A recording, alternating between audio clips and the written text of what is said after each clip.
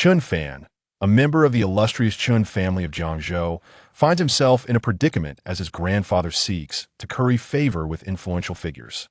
He is compelled to marry the granddaughter of a powerful individual who is already with child, thus relegating Chen Fan to the role of a reluctant benefactor. In a fit of rage, Chen Fan resolutely severs ties with the Chen family. It is at this juncture that the system awakens. On the first day of severing ties, a reward of 1 billion is bestowed upon him. On the second day of severing ties, he is granted a financial skyscraper in the city center. On the third day of severing ties, he receives shares in a 100 billion conglomerate. 3 months later, as Chen Fan basks in his newfound wealth and ascends to the status of the richest individual, the members of the Chen family are filled with regret. They kneel before Chen Fan, weeping and pleading for forgiveness, hoping he will return to the Chen family. Alas, it is far too late. The belated affection holds no value. Chapter 1. On the first day of severing ties, a reward of 1 billion. Congratulations, cousin. You have unwittingly acquired such a beautiful wife. Not only is she stunning, but she also hails from a prestigious family. What a tremendous fortune you have stumbled upon. I am truly envious. Chen Fan had just hurried back from school when his second cousin, Chen Haoyu, approached him with a beaming smile, warmly congratulating him. Chen Fan felt a profound sense of bewilderment. His second cousin, Chen Haoyu, the president of the student council at Jiangzhou University, often opposed him. So why this sudden change in demeanor? Something seemed amiss. Xiao Fan has returned. Prepare yourself, for you are to be engaged the day after tomorrow. At that moment, grandfather Chen Shanhai spoke up. Engaged? Who is getting engaged? Chen Fan asked, utterly perplexed. You are getting engaged. I have found you a perfect wife. You shall be engaged the day after tomorrow, and the wedding will follow in 2 months. Grandfather Chen Shanhai elaborated. Grandfather, Chen Fan immediately sought to protest. The wife I have chosen for you is from the esteemed Su family of Jinling. Upon mentioning the Su family, a look of longing and admiration spread across Chen Shanhai's face. Becoming in-laws with the Su family of Jinling was a dream that would make him wake up smiling. At that moment, footsteps echoed from outside, and a strikingly beautiful young woman, tall and poised, yet bearing an air of sharpness and frivolity, entered, flanked by several attendants. Miss Su has arrived. Upon seeing her, Chen Shanhai immediately greeted her with a beaming smile. The young woman nodded slightly. Let me introduce you, Xiao Fan. This is your fiancée, Miss Su Junyao. Chen Fan gazed at Su Junyao, feeling an unsettling disquiet. It soon became evident why. Su Junyao's abdomen appeared somewhat pronounced.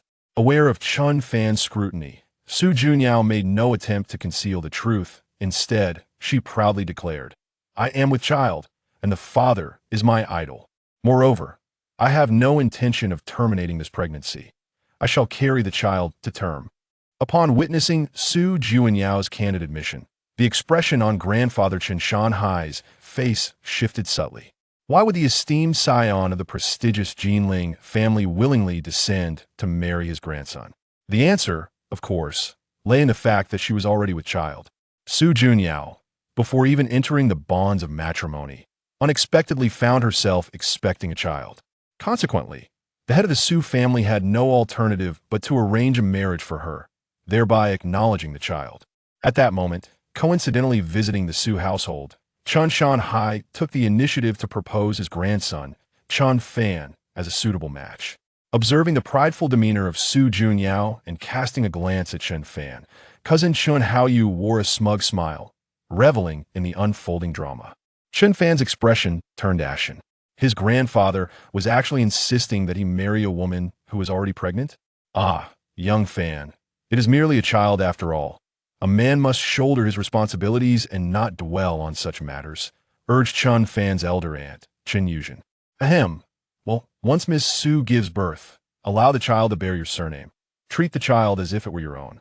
It is not a matter of great consequence, explained grandfather Chen Shanhai to Chen Fan. However, before Chen Shanhai could finish his explanation, Su Junyao let out a cold laugh and disdainfully interjected. How could the child carry his surname? My beloved child should never bear his name. He is unworthy. The child shall bear my beloved's surname. and after our engagement, he shall change his surname to Qin. Furthermore, you shall do as I command without a word of complaint. Although we are engaged, you must not lay a finger on me. I will travel to the capital twice a month to visit my beloved, and you shall have no objections. Su Junyao even laid down numerous stipulations for Chen Fan. Listening to this, even grandfather Chen Shanhai's expression changed. Surely this was excessive. Yet, in pursuit of a union with the Su family, Chen Fan had no choice but to endure this humiliation. Young Fan, the conditions set forth by Miss Su are not insurmountable. You must simply endure, grandfather Chen Shanhai advised.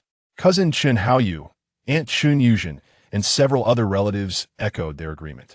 This is a once-in-a-century opportunity, young Fan. You must seize it.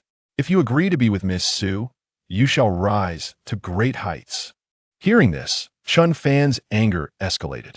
A year prior, his parents had mysteriously disappeared, and since then, he had been subjected to relentless animosity within the Chen family. With his parents gone, Chen Fan cherished familial bonds deeply, tolerating the excessive demands of these relatives time and again, only for them to grow increasingly outrageous, leaving him disheartened. Until today, when they expected him to smile and play the role of a ninja turtle. There is a limit to what one can bear. If it's such a splendid arrangement, why don't you all pursue Miss Su yourselves? Chen Fan confronted the assembly. Chen Fan, how dare you speak like that? Aunt Chen Yuzhen rebuked him angrily. Are you no longer a member of the Chen family? Grandfather Chen Shanhai's countenance darkened as he stated. Chen Fan, if you still consider yourself a member of the Chen family, you must agree to this marriage. Upon hearing this, Chen Fan scoffed. You still consider me a member of the Chen family, while pushing me into a pit of fire? If that is the case, then I shall renounce my connection to the Chen family. From this moment forth, I sever all ties with you. As these words left Chen Fan's lips, the entire Chen family was enveloped in a chilling silence. Chen Fan's declaration to sever ties was unanticipated by all present. Even Su Junyao regarded Chen Fan with an expression of surprise. Chen Fan, what are you saying? If you cut ties with the Chen family, we will reclaim everything. You will immediately find yourself destitute. Without our family, you will become a lowly pauper. The members of the Chen family shouted at Chen Fan. I give you one last chance to retract your words. Otherwise, when you find yourself regretting, impoverished, and seeking to return to the Chen family, it will not be an easy task. Grandfather Chen Shanhai stated coldly. I shall never regret. Chen Fan declared resolutely. With that, he retrieved paper and pen, composing a letter of disavowal and signing his name. Sign it. Upon completion, Chen Fan placed the document before Chen Shanhai. Enraged by his rebellious grandson, Chen Shanhai seized a pen in a fit of fury and inscribed his name. Within 3 days, he will squander all his money and return to us in tears. 3 days? I doubt it will even take 2. When he finds himself penniless, he will undoubtedly kneel and plead for his grandfather's forgiveness. Without our Chen family, his existence will be more miserable than that of an ordinary person, and he will be impoverished. The members of the Chen family spoke with a tone steeped in sarcasm. For them, Chen Fan severing ties with the family was, in fact, an immensely fortuitous occurrence. With Chen Fan's absence, they would no longer have to share the inheritance, thereby ensuring that they would receive a considerably larger sum of money in the future. Folding the document of severance, Chen Fan calmly declared, from this moment forth, I hold no connection to the Chen family. As Chen Fan's words resonated, a mechanical voice echoed within his mind. Ding! On the first day of severance, a reward of 1 billion was granted. Suddenly, his phone vibrated. Chen Fan picked it up and observed the message. Your account ending in 5169 has received a deposit of 1 billion yuan, with a balance of 100,003,317 yuan. Chapter 2. A $1 billion reward. Chen Fan held his breath as he gazed in disbelief. 10 billion. It truly was 10 billion. In an instant, he transformed from a mere college student with a meager sum of over 300 into a billionaire wielding 10 billion in assets. The system is magnificent. Just moments ago, he was contemplating severing ties with the Chen family and seeking part-time work to cover his living expenses. Little did he expect that in the next moment, he awakened the system and directly acquired 10 billion in wealth. What a thrill. Grandfather, since Chen Fan has severed ties with our Chen family, We should reclaim everything he possesses, including his phone, bank cards, and so forth. As for the clothes on his back, let us leave those for him. Lest he ends up on the streets with nothing, suggested his second cousin, Chen Haoyu, with a malicious grin. There's no need for that. Doing so would make our Chen family appear petty. I estimate he doesn't even have 500 in his bank account. Considering his monthly living allowance is only 800, retorted Aunt Chen Yuzhen with a cold laugh. Only 800? At that moment, even Chen Haoyu was taken aback. As a prominent family in Jiangzhou, the younger generation of the Chen family typically enjoyed living allowances of over 100,000, even several hundred thousand. It was shocking to learn that Chen Fan survived on a mere 800 a month, poorer than many university students from ordinary families. How pitiful. Not even 500? Upon hearing Aunt Chen Yuzhen's words, Chen Fan couldn't help but smirk inwardly. If she were to see his current bank balance, he wondered what expression would grace her face. Since you are no longer a member of the Chen family, be gone. Aunt Yuzhen scolded Chen Fan. His abrupt severance of ties had shattered all of Chen Shanhai's prior plans, inciting profound fury within him. Just as Chen Fan was about to leave, a sudden voice interrupted. Stop. Amidst the astonished gazes of those present, Su Junyao, the daughter of the Su family, stepped forward with an enigmatic demeanor. I never expected you to possess such tenacity, severing ties with the Chen family so decisively, Su Junyao remarked, fixating her gaze upon Chen Fan. Here's the deal. If you marry me and satisfy my requirements, it's entirely possible I would truly wed you in the future. I am graciously offering you this opportunity. You should kneel and express your gratitude. Chen Fan's decisive break from the Chen family had elicited a trace of admiration from Su Junyao. Someone like you should remain with your own Chen family. Chen Fan replied coolly. He held no fondness for Su Junyao. Even if he were single, he would not entertain her proposition. Su Junyao's expression turned icy upon hearing his response. This chance I bestow upon you is something countless others would dream of. Although you have severed ties with the Chen family, they were once your relatives, and they likely won't act too harshly. But the Su family is different. Should you dare to defy me, your fate will be dire. Oh, and as for your girlfriend, do you truly believe she is enamored with you as a person? Su Junyao added, her words laced with insinuation. Before she could finish, the system presented a challenge. Challenge. Bring the Su family of Jinling to ruin. Time limit. Within 100 days. Challenge reward. Complete ownership of Lingxiao Capital Group, worth 100 billion, elevating you to billionaire status. Chen Fan was astounded. If he could indeed bring the Su family to ruin, he would acquire the Lingxiao Capital Group, instantly becoming a billionaire. What a splendid task. If you agree, I could even compel the entire Chen family to kneel and apologize to you, making them regret severing ties with you. Su Junyao's voice reverberated once more. Upon hearing her words, Chen Shanhai and the entire Chen family felt their hearts plummet. If Su Junyao truly made such a demand, they would have no choice but to comply. At that moment, the Chen family collectively prayed that Chen Fan would not acquiesce. For doing so would result in a loss of face for all of them. Noticing Chen Fan's hesitation, Su Junyao assumed she had convinced him, her expression radiating triumph. Are you tempted? Tempted?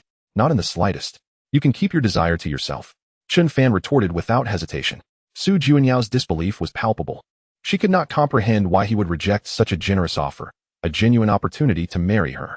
It was incomprehensible. Let the Chen family kneel before me and regret their actions? I can accomplish that without your Su family's help. With that, Chen Fan turned and departed with an air of nonchalance. This fellow possesses some intrigue, Su Junyao mused as she made her way outside. Rest assured, Miss Su. Our Chen family will provide you with a satisfactory response, one of her subordinates assured her. Arrange for me to meet someone, a particularly special woman, Su Junyao commanded. After leaving the Chen family, Chen Fan contemplated hailing a taxi. The lack of a vehicle had proven inconvenient. Previously, he had no car due to financial constraints. However, that had changed. He now had 10 billion in his bank account. Just as Chen Fan was lost in thought, the system chimed in. Ding. Challenge issued. Purchase a luxury car of your own. Challenge time, 3 hours. Challenge reward, 1 top-tier villa in Jiangzhou. Chapter 3. Acquiring Jiangzhou's finest mansion. Buying a car? This task was entirely feasible. Chen Fan's eyes lit up. Coincidentally, he had been contemplating purchasing a vehicle, and now the system had issued such a challenge. What perfect timing. Moreover, acquiring a car would also reward him with a top-notch villa in Jiangzhou. What a lucrative deal.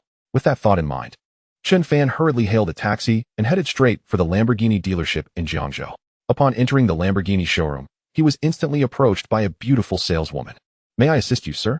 I would like to know what cars are available for immediate purchase. I wish to buy one on the spot, Chen Fan stated. Aware that the system's time limit was only 3 hours. Immediate purchase? We do have a few available. but they require an additional fee, the saleswoman explained. A hint of surprise in her tone. Money is not an issue, Chen Fan replied nonchalantly. What he needed most was time. Very well, please follow me, the saleswoman beamed, her demeanor instantly brightening. Sir, this is our finest available model, the Lamborghini Aventador, commonly referred to as the Lamborghini Bull. She stood before a visually stunning supercar, reverently introducing it. It is Lamborghini's flagship supercar, equipped with a brand new 6.5L V12 engine, boasting a maximum power output of 700 horsepower, featuring a carbon fiber composite monocoque body. No need for further explanation. I'll take it, Chen Fan declared, his words echoing with unrestrained opulence.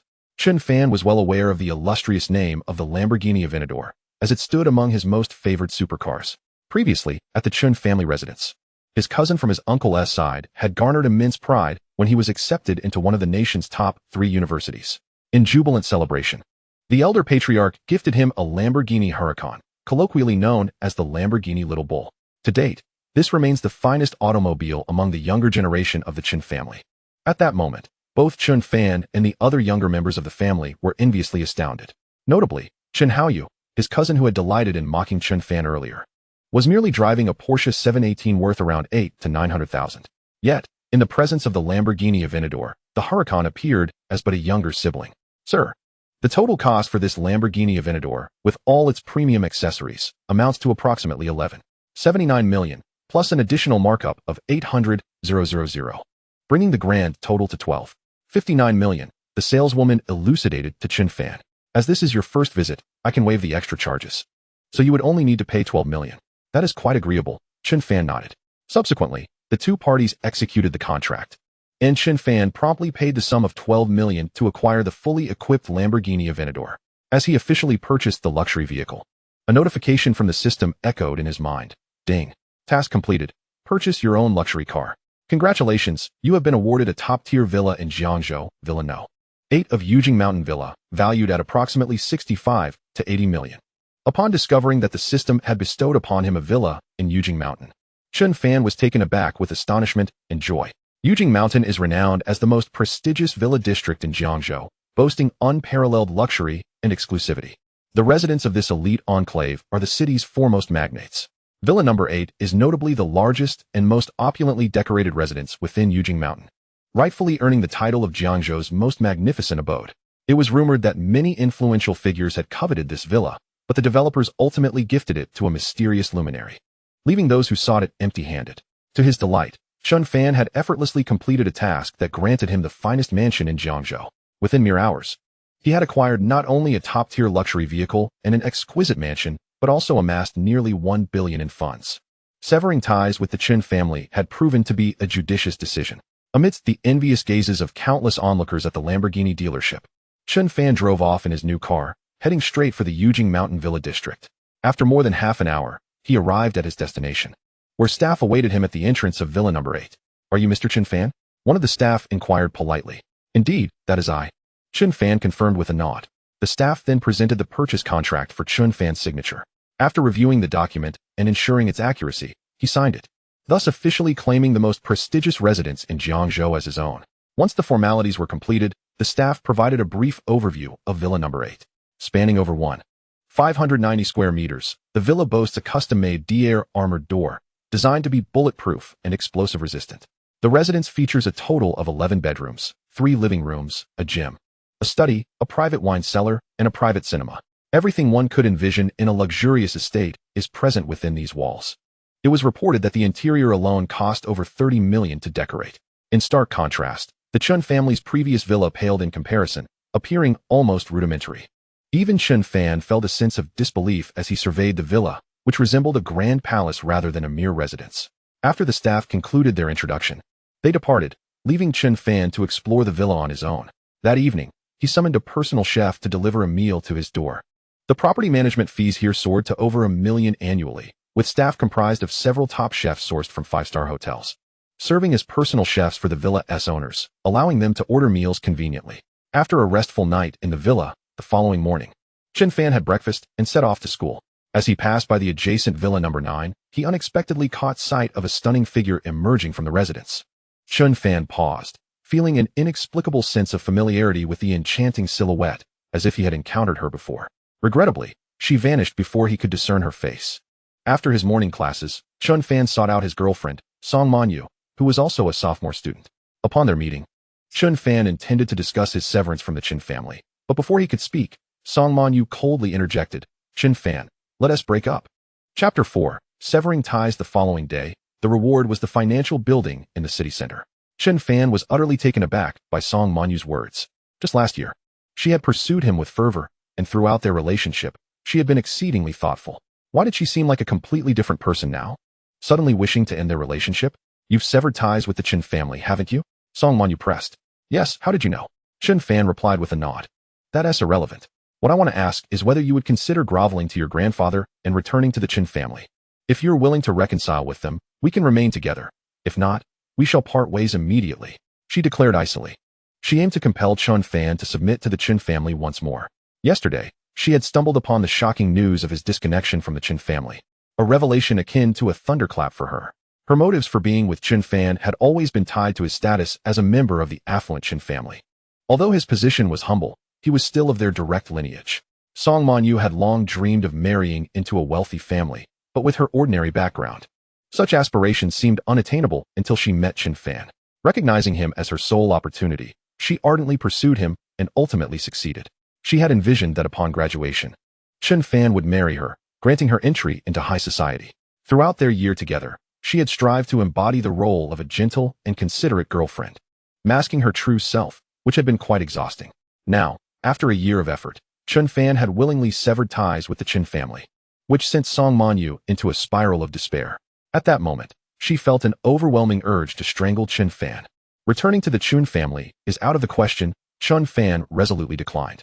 Chen Fan, severing ties with the Chen family is the gravest mistake you will make in your lifetime. Song Manyu could no longer maintain her facade, her voice rising in a furious crescendo. Without the Chen family, you are nothing. You are a worthless failure destined to be a pauper.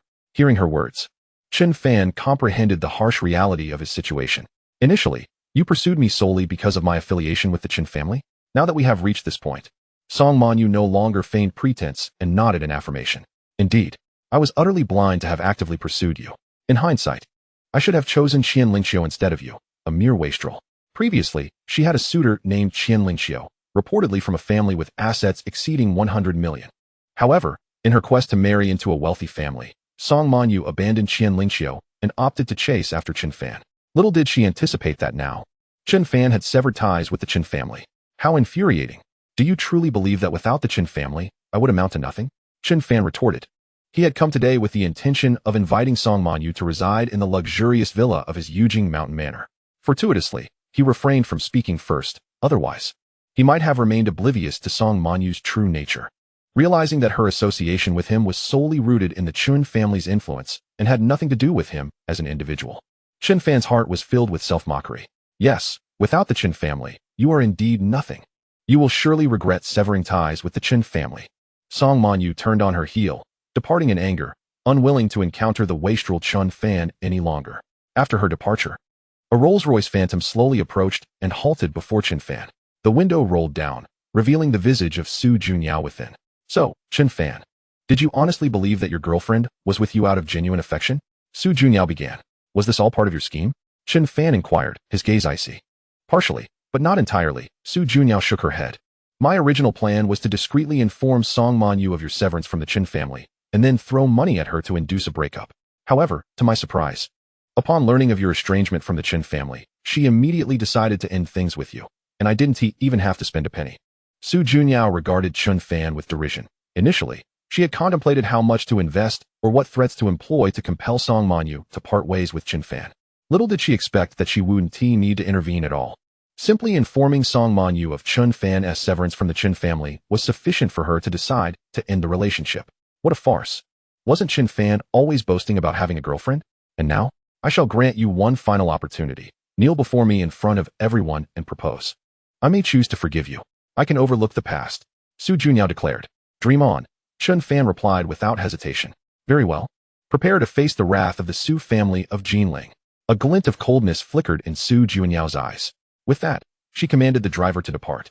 Standing there, Chen Fan remained unfazed. As the saying goes, adversity reveals true feelings. Had he not severed ties with the Chen family, He would not have discovered that Song Manyu's interest in him was purely a consequence of the Chen family's influence. Ending things this way may be for the best. Ding. The system's voice echoed. The day after severing ties, a reward of full ownership of the financial tower in Jiangzhou's city center, valued at 1.3 billion, was granted. At this moment, the reward for his estrangement from the Chen family had arrived, and it was a substantial one, an entire financial tower in Jiangzhou's city center, valued at an astounding 1.3 billion. In an instant, his worth surpassed 2 billion. A few minutes later, Chen Fan unexpectedly received a call from an unfamiliar number. Is this Mr. Chen Fan? I am Sun Junfa, the former owner of the financial tower. You have purchased my building, and I have received the payment. When would you be available to sign the contract? Ah, Mr. Sun, I am free this afternoon. Chen Fan replied, and they agreed to meet at 1 p.m. At 1 p.m., both parties convened in a conference room on the 33rd floor of the financial tower. After exchanging pleasantries, Chen Fan and Sun Junfa signed the contract. Just as Chen Fan was about to tour his new financial tower, a tall figure entered the room. The striking woman possessed exquisite features, her beauty seemingly flawless, with skin as white as jade, long legs, and a graceful figure that exuded an icy elegance, reminiscent of a snow-capped mountain. At that moment, the stunning woman was clad in professional attire, complemented by black stockings, exuding an exceptional aura. Miss Xia has arrived. Let me introduce you. Sun Junfa stood up to present her. This is Ms. Xia Ruoshui, the president of the Xia Group. Xia Ruoshui, the renowned first beauty president of Jiangzhou. Upon hearing Sun Junfa's introduction, Chen Fan raised an eyebrow. The name Xia Ruoshui was known among the elite of Jiangzhou. She had managed the Xia Group, valued at hundreds of billions, at a remarkably young age, earning admiration from countless individuals. This is the new owner of the financial tower, Mr. Chen Fan. Mr. Chen, we have leased the entire financial tower to the Xia Group, led by Ms. Xia. Sun Junfa elaborated. The purpose of today's meeting is to introduce both parties, as henceforth, the rental payments from Ms. Xia will be directed to you. Upon hearing Sun Junfa's explanation, Chen Fan understood. Thus, he exchanged contact information with Xia Ruoshui. Mr. Chen, I must attend a meeting shortly, so I shall take my leave. After sharing contact details, Xia Ruoshui hurriedly departed. Ms. Xia is truly busy. Sun Junfa couldn't help but express. Despite being a woman, her prowess leaves the top tycoons of Jiangzhou feeling inadequate. Within just 2 or 3 years, she has transformed the once dilapidated Xia Group into its current stature. Who else could accomplish such a feat?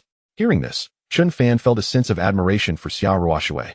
In merely 2 or 3 years, she had elevated a company on the brink of bankruptcy to its present level. Xia Ruoshui's title as Jiangzhou's first beauty president stemmed not only from her figure and looks, but also from her own capabilities. Subsequently, Chen Fan departed the financial tower and returned to school. In the evening, Chen Fan drove back to the villa. As he parked in front of the villa, a white Bentley slowly came to a stop nearby. Moments later, an impeccably beautiful figure emerged from the car. Upon seeing this exquisite figure, Chen Fan was taken aback. This stunning figure was none other than Xia Ruoshui, the first beauty president of Jiangzhou, whom he had encountered earlier that afternoon. What brings Xia Ruoshui to this place? Could it be that she is here to discuss matters regarding the financial tower with him? Chapter 5. Xia Ruoshui takes the initiative to invite Chen Fan, my beautiful president neighbor. On the other side, after stepping out of the car, Xia Ruoshui also noticed Chen Fan standing in the distance, equally surprised. President Xia, I didn't expect to see you again, Chen Fan greeted. Mr. Chen. Xia Ruoshui nodded slightly. President Xia, what brings you here? Chen Fan inquired curiously. Oh, I reside in Villa number 9, Xia Ruoshui explained. Xia Ruoshui lives in Villa number 9. It turns out she is my neighbor. I reside in Villa number 8. Henceforth, we shall be neighbors, Chen Fan remarked. You live in Villa number 8? Xia Ruoshui immediately looked at Chen Fan in astonishment, her expression registering a hint of emotion for the first time. The proprietor of Villa number 8, as legend has it, is a figure shrouded in mystery. Could it indeed be this Mr. Chen? Xia Ruoshui pondered within herself. After exchanging a few brief words with Chen Fan, she retreated to the villa. Once she had laid down her bag, she peered through the window and spotted Chen Fan still lingering in the courtyard. Her curiosity piqued. What manner of identity could this Mr. Chen possess? As dusk descended and after dinner, Chen Fan was engrossed in his mobile device when a notification chimed. Do you have time, Mr. Chen? Shall we take a stroll around the villa district? The message was from Xia Ruoshui. Surprised by this unexpected overture, Chen Fan noted that Xia Ruoshui, known in Jiangzhou for her aloof demeanor, had taken the initiative to invite him, a mere acquaintance, for a walk. This was indeed peculiar. Chen Fan speculated that her reaching out might signal some ulterior motive. Certainly, he replied, intrigued by her intent. 10 minutes later, they met in front of the villa. After a cordial exchange, they began their walk. As the premier villa district of Jiangzhou, Yujing Mountain Villa, nestled at the foot of a mountain, was adorned with lush greenery and breathtaking views. After a brief while, Su Ruoshui got straight to the point. May I inquire how much you spent on acquiring the financial tower? Upon hearing her inquiry, Chen Fan countered, What prompts this sudden curiosity, Miss Su? Mr. Chen, I want to beat around the bush. I wish to purchase the financial tower from you, regardless of your expenditure. I am prepared to offer you an additional 300 million, Su Ruoshui stated forthrightly, given that it was the headquarters of her company. Renting was less reassuring than outright ownership. 2 years prior, her company faced numerous crises, and she could not amass such liquidity. Recently, as her company flourished, she had become too preoccupied to consider this matter until she learned that Chen Fan had acquired the financial tower that very afternoon. Ms. Su, I must apologize, but I currently have no intention of selling the financial tower, Chen Fan replied, shaking his head. Logically, Su Ruoshui's offer was substantial, but the financial tower was Chen Fan's first and sole asset thus far. Selling it would leave him with nothing but funds. That is quite unfortunate, Su Ruoshui remarked, showing signs of disappointment. In that case, if you ever decide to sell the financial tower, would you kindly contact me first? She shifted her approach. Of course. Chen Fan nodded in agreement. As they continued their conversation, an unexpected turn of events unfolded. From around a nearby corner, a ferocious black dog suddenly charged towards them. Barking menacingly, the unleashed beast bore its teeth, barreling directly at Su Ruoshui and Chen Fan. At the sight, Su Ruoshui's complexion drained of color, panic setting in. As she attempted to pivot away, her high heel snapped, causing her to stumble toward Chen Fan. Instinctively, he caught her slender waist, enveloping her in a protective embrace. In that fleeting moment, he experienced an indescribable softness against him. In stark contrast to Su Ruoshui's alarm, Chen Fan remained composed. At the critical moment, he delivered a decisive kick to the advancing dog. The creature yelped in pain, retreating a few steps but continued to bark aggressively at them, unyielding in its hostility. Who dares to harm my son? A portly middle-aged man rushed towards them. You struck my son, he bellowed at Chen Fan. Your son? Chen Fan queried, bemused. Indeed, my son. What of it? The man retorted. Oh, so your son is a dog? Chen Fan replied with a smirk. You. The man erupted in fury. You harm my son, and you will take it to the vet for a checkup. If it has even the slightest injury, you will regret it. Furthermore, you will bow and apologize. The man glared at his dog, threatening Chen Fan with palpable outrage. Sir, it was you who failed to leash your dog. If this escalates, under public safety laws, the responsibility lies with you, Su Ruoshui interjected, regaining her composure as she stepped away from Chen Fan. Huh, what public safety laws? They hold no weight with me. The man exhibited a brazen confidence. Residents of Yujing Mountain Villa were typically affluent, and this man's status likely matched his demeanor. Who are you to threaten me with such laws? He shot back. I am Su Ruoshui, CEO of the Su Corporation, she replied icily. Su Ruoshui. The Su Ruoshui of the Su Corporation? Upon learning her identity, the man's expression shifted, though he maintained his brazen attitude. Huh, others may fear your Su Corporation, but I do not. Today, if this young man does not apologize to my son, this matter is far from over, he asserted defiantly. At this juncture, Su Ruoshui let out a cold laugh. You may not fear me, but do you not fear Mr. Chen? This young man, I care not who he is. Even if he were a deity, he must apologize to my son. The man feigned indifference. Mr. Chen is the owner of Villa No. 8 in Yujing Mountain Villa, Su Ruoshui stated slowly. In an instant, the expression on the man's face froze, his body trembling uncontrollably. He is the fabled owner of Villa No. 8? Chen Fan, confirming the assertion, replied, I am the proprietor of Villa No. 8. Is there a problem? Upon receiving an affirmative response, the man nearly lost consciousness from shock. Mr. Chen, I was in the wrong. I failed to recognize your stature and have offended you. It is all my fault. In the blink of an eye, the man's demeanor underwent a complete transformation as he repeatedly bowed in apology to Chen Fan, exhibiting an extreme humility. Chapter 6, Su Ruoshui's Secret, an Intimate Encounter. The owner of Villa No. 8 is a figure of the utmost distinction, a personage of unparalleled status. Such a person is one whom he could never afford to offend. Faced with the abrupt shift in the portly man's attitude, Chen Fan felt a sense of astonishment. He had not anticipated the owner of Villa No. 8 would command such awe. Just who was the former owner of this esteemed villa? Do I still need to apologize to your son? Chen Fan inquired. Mr. Chen, I was in the wrong. How could I dare ask you to apologize to that creature? It was I who failed to leash my dog, and I have offended you. It is entirely my fault, the man continued, bowing repeatedly in contrition. I bear no grievance. My primary concern is that you startled Ms. Su, Chen Fan remarked, glancing at Su Ruoshui beside him.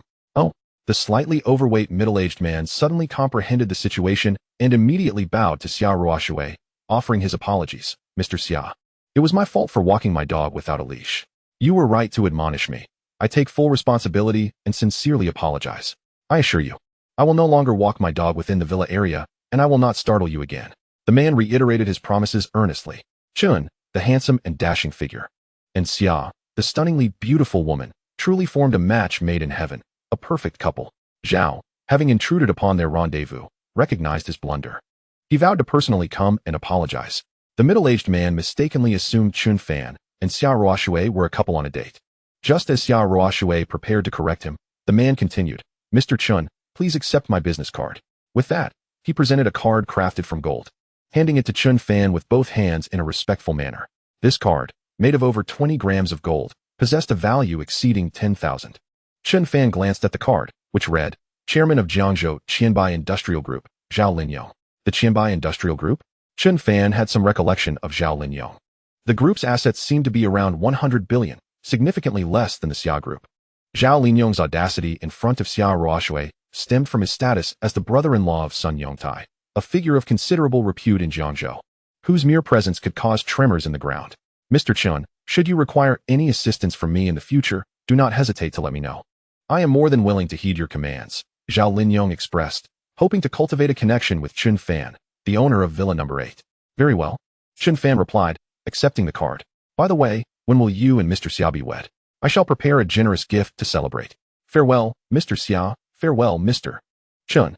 I will not intrude upon your intimate moment any longer. Goodbye. With that, the middle-aged man hastily departed. Once Zhao Linyong and his fierce dog were out of sight, Xia Ruoshui let out a sigh of relief. Mr. Chun, thank you for your help just now, she said. Her eyes filled with gratitude. When the fierce dog had suddenly charged at her, she had panicked, and without Chen Fan's intervention, she might have fallen. Moreover, she was unsure how she would have faced such a formidable creature without him. No need for such formality, Chen Fan replied. Are you perhaps a bit afraid of dogs? Xia Ruoshui's earlier reaction had seemed somewhat exaggerated. She explained, I was bitten by a dog when I was a child, and I've carried that psychological trauma ever since. I'm particularly fearful of large breeds and aggressive dogs. I see. Chen Fan nodded, understanding her plight. Now it makes sense. Mr. Chun, could you please keep my fear of dogs a secret? Xia Ruoshui asked softly. It was rather unbecoming for the president of the Xia Group to be afraid of dogs. And if this information were to leak, it could be quite detrimental. Aside from her family, Chen Fan was the first outsider to be privy to this secret. No problem. Chen Fan assured her. Let us head back, Xia Ruoshui said, turning to leave. However, as she took a step, she suddenly inhaled sharply, tilting her body to the side. Chen Fan quickly grasped her arm to steady her. Miss Xia, what's wrong? He inquired. My heel broke. I think I twisted my ankle, she lamented, glancing at her swollen ankle. Perhaps I should take you to the hospital? Chen Fan suggested. That won't be necessary. I have a first aid kit at home. A little blood circulation ointment should suffice, she replied, shaking her head. In that case, allow me to assist you back, Chen Fan said, supporting her as they proceeded forward. Yet, after just a few steps, Xia Ruoshui's expression grew increasingly pained, making it impossible for her to continue walking. A moment of awkwardness enveloped them. If you don't mind, Miss Xia, perhaps I should carry you back? Chen Fan proposed tentatively. It seemed the best solution. Is that appropriate? Upon hearing Chen Fan's suggestion, Xia Ruoshui's cheeks flushed crimson. She had never been carried by a man before, and the notion made her feel shy. But can you manage the walk back? Chen Fan pressed. Xia Ruoshui fell silent, contemplating her injury. What initially seemed like a minor ailment could worsen if she continued to walk. If it did, she might need an extended period of rest, which could jeopardize her responsibilities at the company. Fine, then I will trouble you, Mr. Chun, she finally conceded, gritting her teeth. With that, she shyly closed her eyes. In a swift motion, Chen Fan lifted the delicate Xia Ruoshui into his arms. A faint, enchanting fragrance wafted into his nostrils. Meanwhile, within Chen Fan's embrace, Xia Ruoshui felt her heart race, her face flushed with warmth.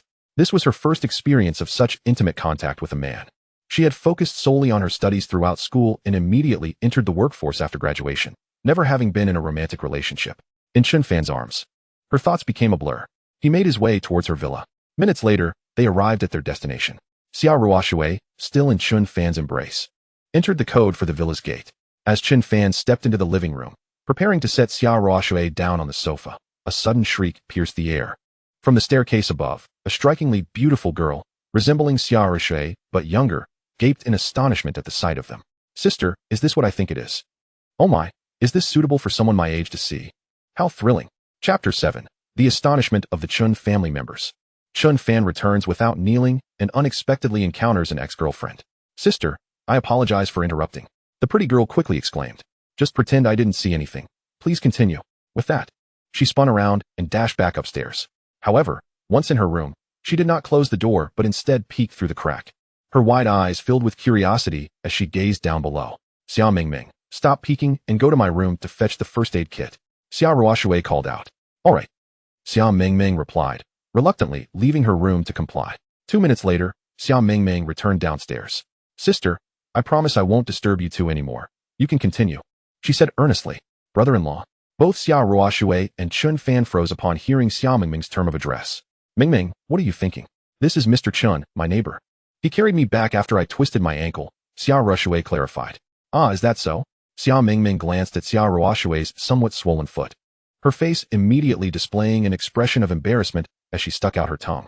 In contrast to the mature and composed Xia Ruoshui, Xia Mingming exuded a more vivacious and playful demeanor. Sister, let me help you apply the medicine. Soon, with Xia Mingming's assistance, Xia Ruoshui managed to apply the ointment on her ankle, feeling a slight improvement. I believe it should be better by tomorrow. It won't hinder my work. Xia Ruoshui sighed with relief. By the way, Mr. Chen, I forgot to introduce you. This is my sister, Xia Mingming. Xia Ruoshui suddenly remembered that she hadn't introduced her sister to Chen Fan, so she spoke up immediately. No wonder I felt she looked somewhat familiar. It seems I've seen her somewhere, Chen Fan remarked. Oh, you've seen me? Xia Mingming looked at Chen Fan with curiosity. Yes, aren't you the belle of Jiangzhou University? Chen Fan nodded. Upon hearing this, Xia Mingming's eyes widened in surprise. Although she wasn't particularly fond of the title belle, it was indeed astonishing that he recognized her. How did you know that? Oh, I am a sophomore at Jiangzhou University, Chen Fan replied. Hearing Chen Fan's words, both sisters were utterly astonished. His response was something they never expected. A sophomore? Mr. Chen, you're so accomplished and yet only a sophomore? That's quite impressive, Xia Ruoshui mused inwardly. She couldn't help but admire Chen Fan, realizing that during her own sophomore year, she was nowhere near as accomplished as he was. So, you're a senior then? Xia Mingming greeted him, surprised to encounter a senior at Jiangzhou University here. After a brief exchange, they exchanged contact information. Thank you so much for tonight, Mr. Chen. Xia Ruoshui said sincerely. If it weren't for you, we would have faced a lot of trouble. After chatting for a few moments with the Xia sisters, Chen Fan took his leave. Meanwhile, at the Chun family villa, several core members of the Chun family had gathered. It's the second day, and that rascal Chen Fan hasn't returned to beg for our forgiveness? Second cousin Chun Haoyu exclaimed incredulously. Chen Fan likely still has 300 or 400 in his bank account. That should sustain him for a few days. It's only been 2 days. It's reasonable he hasn't come back, Aunt Chen Yuzhen interjected. I'm certain that within 5 days, he will be crying and begging for our forgiveness to return to the Chen family, Chen Yuzhen asserted with unwavering confidence. 5 days is too long. I wager it will be 4 at most. That scoundrel Chen Fan dares to sever ties with us. When he returns pleading for our forgiveness, we must humiliate him thoroughly, making him realize that in the Chen family, he is nothing. Indeed, when he was a part of the Chen family, he could still manage somewhat. But now that he has severed ties, he is merely a worthless beggar. When he finds himself destitute, he will understand the value of the Chen family. They all speculated on Chen Fan's impending fall from grace. However, the elderly Mr. Chen was becoming increasingly restless. He had anticipated that Chen Fan would return today, crying and begging for his forgiveness. Yet to his surprise, there had been no word from him. He had promised Miss Su that within 2 months, he would ensure Chen Fan willingly married her. Time was of the essence. This won't do. I need to stir the pot. Haoyu, since you're at Jiangzhou University, tomorrow you should seek out Chen Fan. Chen Shanhai instructed Chen Haoyu. Chen Haoyu paused for a moment. Then realization dawned upon him. Understood, Grandpa. I will certainly take good care of Chen Fan tomorrow. Chen Haoyu nodded, understanding that his grandfather meant for him to create trouble for Chen Fan, pushing him to return to the Chen family. Time flew, and by noon the following day, Chen Fan waited outside the school cafeteria. A few minutes later, Song Manyu and her friend Han Inger approached the cafeteria together. Oh, Manyu, isn't that your boyfriend Chen Fan? Han Inger pointed towards Chen Fan in the distance. Let me correct you. He is my ex-boyfriend. I must have been blind to have dated him, Song Manyu replied sternly. Yes, ex-boyfriend. But what is he doing standing at the entrance of the cafeteria? Surely, he isn't waiting for you? Han Inger speculated. Hearing her friend's words, which echoed her own thoughts, Song Manyu marched up to Chen Fan, her demeanor icy. Chen Fan, we have already broken up. There is absolutely no chance of reconciliation. If you have any dignity left, do not continue to pester me. Unless you return to the Chen family or become a billionaire with assets in the hundreds of millions, we will never be together again. Breaking up and then obstructing me at the cafeteria to seek my forgiveness. What a childish tactic. It's laughable. Song Manyu's words immediately attracted the attention of students entering and exiting the cafeteria. Curious onlookers began to gather. Upon hearing Song Manyu's remarks, Chen Fan could only shake his head in resignation. Why was she so confident? Moreover, he felt a bit embarrassed to admit that he indeed had a fortune in the billions, albeit slightly less, only in the 20s. But that was without accounting for the rewards from severing ties just 3 days ago. Let me clarify. I am here waiting for someone else, not for you. And certainly not to seek your forgiveness. Chen Fan replied calmly. Huh, waiting for someone else? Who else could you possibly be waiting for? Don't deceive yourself. Song Manyu dismissed Chen Fan's words entirely. Just as she was about to continue, a melodious voice interjected. Senior Chen is waiting for me. The next moment, an exquisite figure approached. A girl's voice? Upon hearing someone contradict her, Song Manyu turned her head disdainfully. She couldn't believe that any girl would be willing to dine with someone who had severed ties with the Chen family. Even if there were, they certainly wouldn't compare to her in appearance. However, when Song Manyu turned to see the girl approaching, she was instantly stunned. She could hardly believe her eyes. Not only Song Manyu, but also the others present were left agape upon witnessing the arrival of this stunning girl. Surely, they must be dreaming. The newcomer was none other than the renowned belle of Jiangzhou University, Xia Mingming. Song Manyu's appearance could only be considered that of a class beauty among ordinary girls. Quite pretty, but when placed next to Xia Mingming, she seemed utterly ordinary. Senior Chen, I'm sorry to have kept you waiting. Let us go have lunch together. Xia Mingming said, a hint of shyness in her voice, explaining that she was a few minutes late due to a class running over. Witnessing this scene, the crowd was even more bewildered. What was happening? Why was Xia Mingming, the belle, dining with an apparently unremarkable boy? It was simply unbelievable. It is important to note that although Xia Mingming is merely a freshman, her stunning beauty and vivacious personality have captivated the affections of countless suitors, including various affluent and handsome individuals, as well as the presidents of student unions from other departments. Yet, regardless of their excellence, none have garnered even a modicum of her favor. Thus, it is utterly perplexing that Xia Mingming would agree to dine with a boy. Such behavior is decidedly out of the ordinary. Among those present, the most astonished was undoubtedly Song Manyu. At this moment, she finally believed Chen Fan's earlier assertion that he was not waiting for her, but rather for Xia Mingming. In comparison to Xia Mingming, she felt utterly insignificant. This realization only fueled her anger and disbelief. Just moments after she had taken the initiative to break up with Chen Fan, he was now entangled with the campus belle? How could this be? What capabilities did Chen Fan possess? Could it be that Xia Mingming was unaware of Chen Fan's severed ties with the Chen family? Song Manyu speculated. Yes, it was entirely possible. Just as Chen Fan and Xia Mingming were about to enter the school cafeteria, Song Manyu hurriedly interjected. Xia, you must not be aware that Chen Fan has cut off all connections with the prestigious Chen family. As it stands, he has no ties to them whatsoever. Even if you were to be with him, you could never marry into the Chen family. Song Manyu presented herself as the well-meaning savior, intent on exposing Chen Fan's alleged deceit and rescuing the innocent Xia Mingming from his clutches. Is that so? However, to Song Manyu's astonishment, Xia Mingming remained remarkably composed. I was indeed unaware of any ties between Senior Chen and the Chen family, Xia Mingming replied nonchalantly. Moreover, even if he has severed those ties, why would I care? No one dared to counter her words, for it was rumored that Xia Mingming herself had a formidable background, one that could rival the Chen family. Song Manyu was momentarily rendered speechless. Not everyone shares your perspective. In the end, Xia Mingming delivered a pointed remark to Song Manyu and proceeded to enter the cafeteria with Chen Fan. Left behind, Song Manyu felt as if she could sink into the ground from the embarrassment, her toes curling in frustration. Damn it! Song Manyu clenched her fists, harboring an even deeper resentment towards Chen Fan. She simply could not comprehend why the illustrious campus beauty, who possessed such a formidable identity and background, would associate with Chen Fan. This was abnormal. A wave of jealousy surged from deep within Song Manyu's heart. Surely, Chen Fan must have employed some underhanded means to deceive the kind-hearted Xia Mingming, which explained her steadfast defense of him. No, she must devise a plan to separate Chen Fan and Xia Mingming, to make Xia Mingming see the true nature of this worthless individual. Song Manyu plotted internally. Meanwhile, Chen Fan and Xia Mingming had procured their lunches and settled into a corner. Senior Chen, how did you come to know my sister? After sitting down, Xia Mingming gazed at Chen Fan with her large, curious eyes, embodying the essence of a curious child. Previously, she had taken the initiative to message Chen Fan, inviting him to the cafeteria, motivated by a simple desire to inquire about his relationship with her sister. Although her sister had explained last night that there was no romantic connection between them, Xia Mingming only partially accepted this. She believed her sister's assertion that they were not lovers, yet she doubted that they were merely ordinary acquaintances.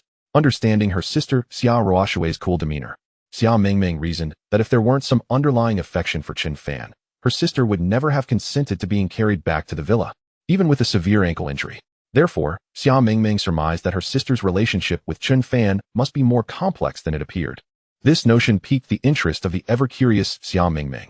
I am the owner of the financial tower in the city center. Your sister's company leases it from me. Chen Fan responded. Xia Mingming posed several questions, but Chen Fan's answers yielded no unexpected revelations. He and her sister indeed seemed like ordinary friends. These two are quite tight-lipped, Xia Mingming mentally noted. However, the more normal they appeared, the more suspicious she became. She resolved not to give up. After their meal, upon learning that Chen Fan had no classes in the afternoon and would return to the villa, Xia Mingming immediately proposed to catch a ride with him. As she wished to visit her sister's home, Chen Fan acquiesced, and Xia Mingming excused herself to retrieve some belongings from her dormitory. With an agreement to meet at the school gate, Chen Fan headed to the parking lot to retrieve his vehicle. As he made his way there, the system's voice echoed in his ear, ding. On the third day after severing ties, reward of 12 shares in the Baishare Group, becoming the third largest shareholder of the Tengfei Group. Chen Fan's eyes lit up. He had not anticipated that just 3 days in, the system would reward him with shares in a billion-dollar group. With this, he had swiftly ascended from being a scion cast aside by a wealthy family to becoming the third largest shareholder in a billion-dollar enterprise. This reward was indeed timely. He was currently in need of assets. The Tengfei Group, one of Jiangzhou's significant corporations, boasted formidable strength, with a market value exceeding 100 billion. The system's reward of 12 shares would conservatively estimate to be worth 12 billion. Coupled with previous assets, his net worth had now soared past 5 billion. In just 3 days, his wealth had skyrocketed from mere hundreds to over 5 billion. Such a pace of growth was astonishing. Previously, Chen Fan had felt at a loss regarding the system's challenge to bring about the downfall of the Su family within 100 days. However, at this rate, it seemed he would achieve that goal far sooner than anticipated. How remarkable! Lost in thought, Chen Fan arrived at the school parking lot, but before he could step inside, an unexpected figure suddenly appeared. Chapter 9, Significant Discovery. The individual was none other than Chen Fan's cousin, Chen Haoyu. As soon as Chen Fan recognized Chen Haoyu, the latter also spotted him. Oh, what a surprise to encounter you here. Chen Haoyu wore a playful smile. Having just returned to school with friends and was about to follow his grandfather's orders to trouble Chen Fan, he was fortunate to run into him at the parking lot, saving him the effort of searching. Brothers, do you know who this is? Chen Haoyu inquired, glancing at his 3 or 4 minions with a smug expression. Isn't this Chen Fan? He's your cousin, right? One of the minions replied quietly. You've got it wrong. This is my former cousin. But the current Chen Fan has voluntarily severed ties with our Chen family.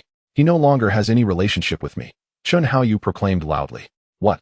He voluntarily cut ties with the Chen family? Is he out of his mind? Right? This kid must be crazy. The minions regarded Chen Fan as if he were a lunatic. They had always dreamed of becoming heirs to a wealthy family. Yet here was Chen Fan, who had willingly distanced himself from wealth and privilege. Who would do such a thing unless they were insane? So, Chen Fan, it's been 3 days since you severed ties with our family. Are you regretting it? Chen Haoyu asked with a smug grin. Regret? Huh. Cutting ties with your family was the best decision I have ever made, Chen Fan replied, equally smiling. In the days following the severance of ties with the Chen family, my net worth has skyrocketed by over 3 billion, and this is merely the 3rd day. The figures will only continue to ascend until I surpass the Chen family, and perhaps even the illustrious Su family of Jinling. Moreover, even if the Su family situation were to remain unchanged, given Chen Fan standing within the Chen family, it is likely he would inherit very little. Take Chen Haoyu, for instance. Despite his current bravado, he is merely an average figure among the younger generation of the Chen family. When the time comes for the division of assets, it is unlikely that Chen Haoyu would receive more than 10 billion at best. Chen Fan, continue to cling to your pride. Chen Haoyu scoffed, utterly skeptical of Chen Fan's claims. The so-called right choice is laughable. Having cut ties with our esteemed Chen family, I doubt you can even muster 1,000. No, not even 500 yuan. You've truly become a pitiable pauper. Chen Haoyu derisively remarked. By the way, Chen Fan, thanks to you, my grandfather gifted me a new car. Behold, my new Maserati Gran Turismo, worth over 2 million. Are you envious? Chen Haoyu boasted, gesturing toward the gleaming sports car parked beside him. Chen Fan cast a fleeting glance at Chen Haoyu's Maserati Gran Turismo, remaining silent as he strode deeper into the parking lot. Isn't it foolish for Chen Fan to sever ties with our family? Chen Haoyu queried his lackeys. Absolutely. Such a level of foolishness is virtually unparalleled in this world. They quickly agreed with him. Now that you've distanced yourself from the Chen family, forget about driving a luxury car worth over 2 million. You'll be lucky to afford a dilapidated vehicle worth 50,000, Chen Haoyu shouted after Chen Fan, mistakenly believing he had intimidated him. However, before his words could dissipate into the air, Chen Fan slid into his Lamborghini, worth over 10 million, parked in the depths of the lot, igniting the engine. Witnessing this spectacle, Chen Haoyu's jaw dropped in disbelief. Is that a Lamborghini Gallardo? He stammered, questioning his own senses. This was a top-tier luxury vehicle with a market price exceeding 10 million, while his Maserati felt utterly inferior in comparison. Gritting his teeth, Chen Haoyu slapped himself hard. The resounding crack echoed as pain surged through his face, dispelling any notion that he was dreaming or hallucinating. If Chen Haoyu was in shock, his lackeys were rendered speechless, utterly dumbfounded. Then, in the midst of Chen Haoyu's astonishment, Chen Fan smoothly drove past him in the magnificent Lamborghini Gallardo. How could this be happening? Chen Haoyu was utterly bewildered. In his mind, severing ties with the Chen family should have led to Chen Fan's downfall, leaving him destitute and struggling. Yet here he was, behind the wheel of a luxury vehicle that even the most accomplished cousin from the Chen family's younger generation did not possess. What was going on? How could Chen Fan flourish outside the Chen family? This was utterly illogical, especially after he had just mocked Chen Fan, flaunting his Maserati. Now, Chen Haoyu felt a burning embarrassment wash over him. His pride had been thoroughly trampled. Rooted in place, Chen Haoyu was engulfed in confusion. While Chen Fan made his way to the school gate to meet Xiao Mingming, and together they headed straight to the villa at Yujing Mountain. During their journey, Chen Fan received a call from Zheng Xingde, the president of Tingfei Group, who congratulated him on becoming their third largest shareholder and extended an invitation for Chen Fan to visit the group for a meeting. Very well, President Zheng. I shall come by tomorrow afternoon, Chen Fan replied thoughtfully. Excellent, Chen, we'll see you then. They agreed on the time and place. After about half an hour, Chen Fan arrived at Yujing Mountain, after parting ways with Xiao Mingming, who went to visit her sister Xiao Ruoshui. Chen Fan parked his car and returned to his own villa. With some time on his hands, Chen Fan decided to delve deeper into his newly discovered system. Moments later, an astonishing revelation dawned upon him. His system appeared capable of upgrading. Instantly, Chen Fan was filled with exhilaration. The prospect of an upgrade was simply marvelous. The current rewards from the system were already quite substantial, but an upgrade would undoubtedly lead to even more formidable rewards. Just as Chen Fan was reveling in this discovery, the system's voice echoed in his mind. Ding. Would you like to initiate upgrade mode? Yes. No. What would happen if I activated the upgrade mode? Chen Fan inquired. Once upgrade mode is activated, the system will issue tasks that, based on their difficulty, will yield varying amounts of experience points in addition to standard rewards. Upon reaching a certain threshold of experience points, the system will upgrade to the next level. Furthermore, following an upgrade, the value of daily rewards and task rewards will multiply, potentially even tenfold. Multiply even tenfold. Chen Fan's breath quickened at the implication. It was worth noting that since severing ties with the Chen family, the system had already been granting him daily rewards exceeding 10 billion. If the system could upgrade, would that not mean daily rewards could skyrocket into the tens of billions? Or even more. This was unfathomably thrilling. Moreover, this was merely a single level upgrade. If he could achieve 2 or even 3 levels, the daily rewards could conceivably surpass 100 billion. With such astronomical rewards, surpassing the Su family of Jinling would be a trivial matter. In fact, it was entirely plausible that within a few years, or even less, he could ascend to the throne of the world's wealthiest individual, becoming the richest man on the planet. But what if, upon initiating the upgrade mode, a task were to fail? Would there be any repercussions? Chen Fan cautiously probed. There will be none, came the reassuring response from the system. In that instant, Chen Fan made his decision. Activate upgrade mode. The prospect of a more exhilarating life lay ahead, and as long as Chen Fan exerted effort, the pace of his financial ascent would be nothing short of extraordinary. At that point, not only would it be feasible to eclipse the Su family, but standing atop the pinnacle of the Daxiao elite would also become a reality. Moreover, even if a task went unfulfilled, the system would impose no penalties. Thus, activating upgrade mode was a venture laden with benefits and devoid of risks. Thankfully, he had discovered the system's upgrade mode today. Otherwise, he would have truly missed a great opportunity. Ding. Upgrade mode activated. Current system level, Level 1, 0, 1500. 1500 experience points required for upgrade to Level 2. The system's voice reverberated once more, confirming the successful activation of the upgrade mode. A mere 1,500 experience points were necessary for an upgrade, which did not seem too daunting. Chen Fan murmured to himself. Currently, as a Level 1 system, he received daily rewards of 10 billion. If he were to ascend to Level 3, Level 4, or even higher, the daily rewards would be unfathomably immense. Chen Fan's heart raced momentarily. At that moment, he received a message. Picking up his phone, he discovered it was from Xia Mingming, who invited him to accompany her to the Xia Corporation, inquiring if he would like to join her. While Chen Fan pondered this, the system's voice suddenly chimed in. Ding. Temporary task released. Agree to accompany Xia Mingming to the Xia Corporation and take the opportunity to visit your financial building. Task duration, 2 hours. Task reward.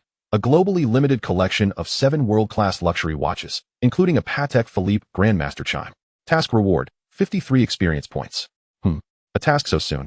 Chen Fan's eyes brightened. He had just activated the system's upgrade mode, and the next moment, a task was issued.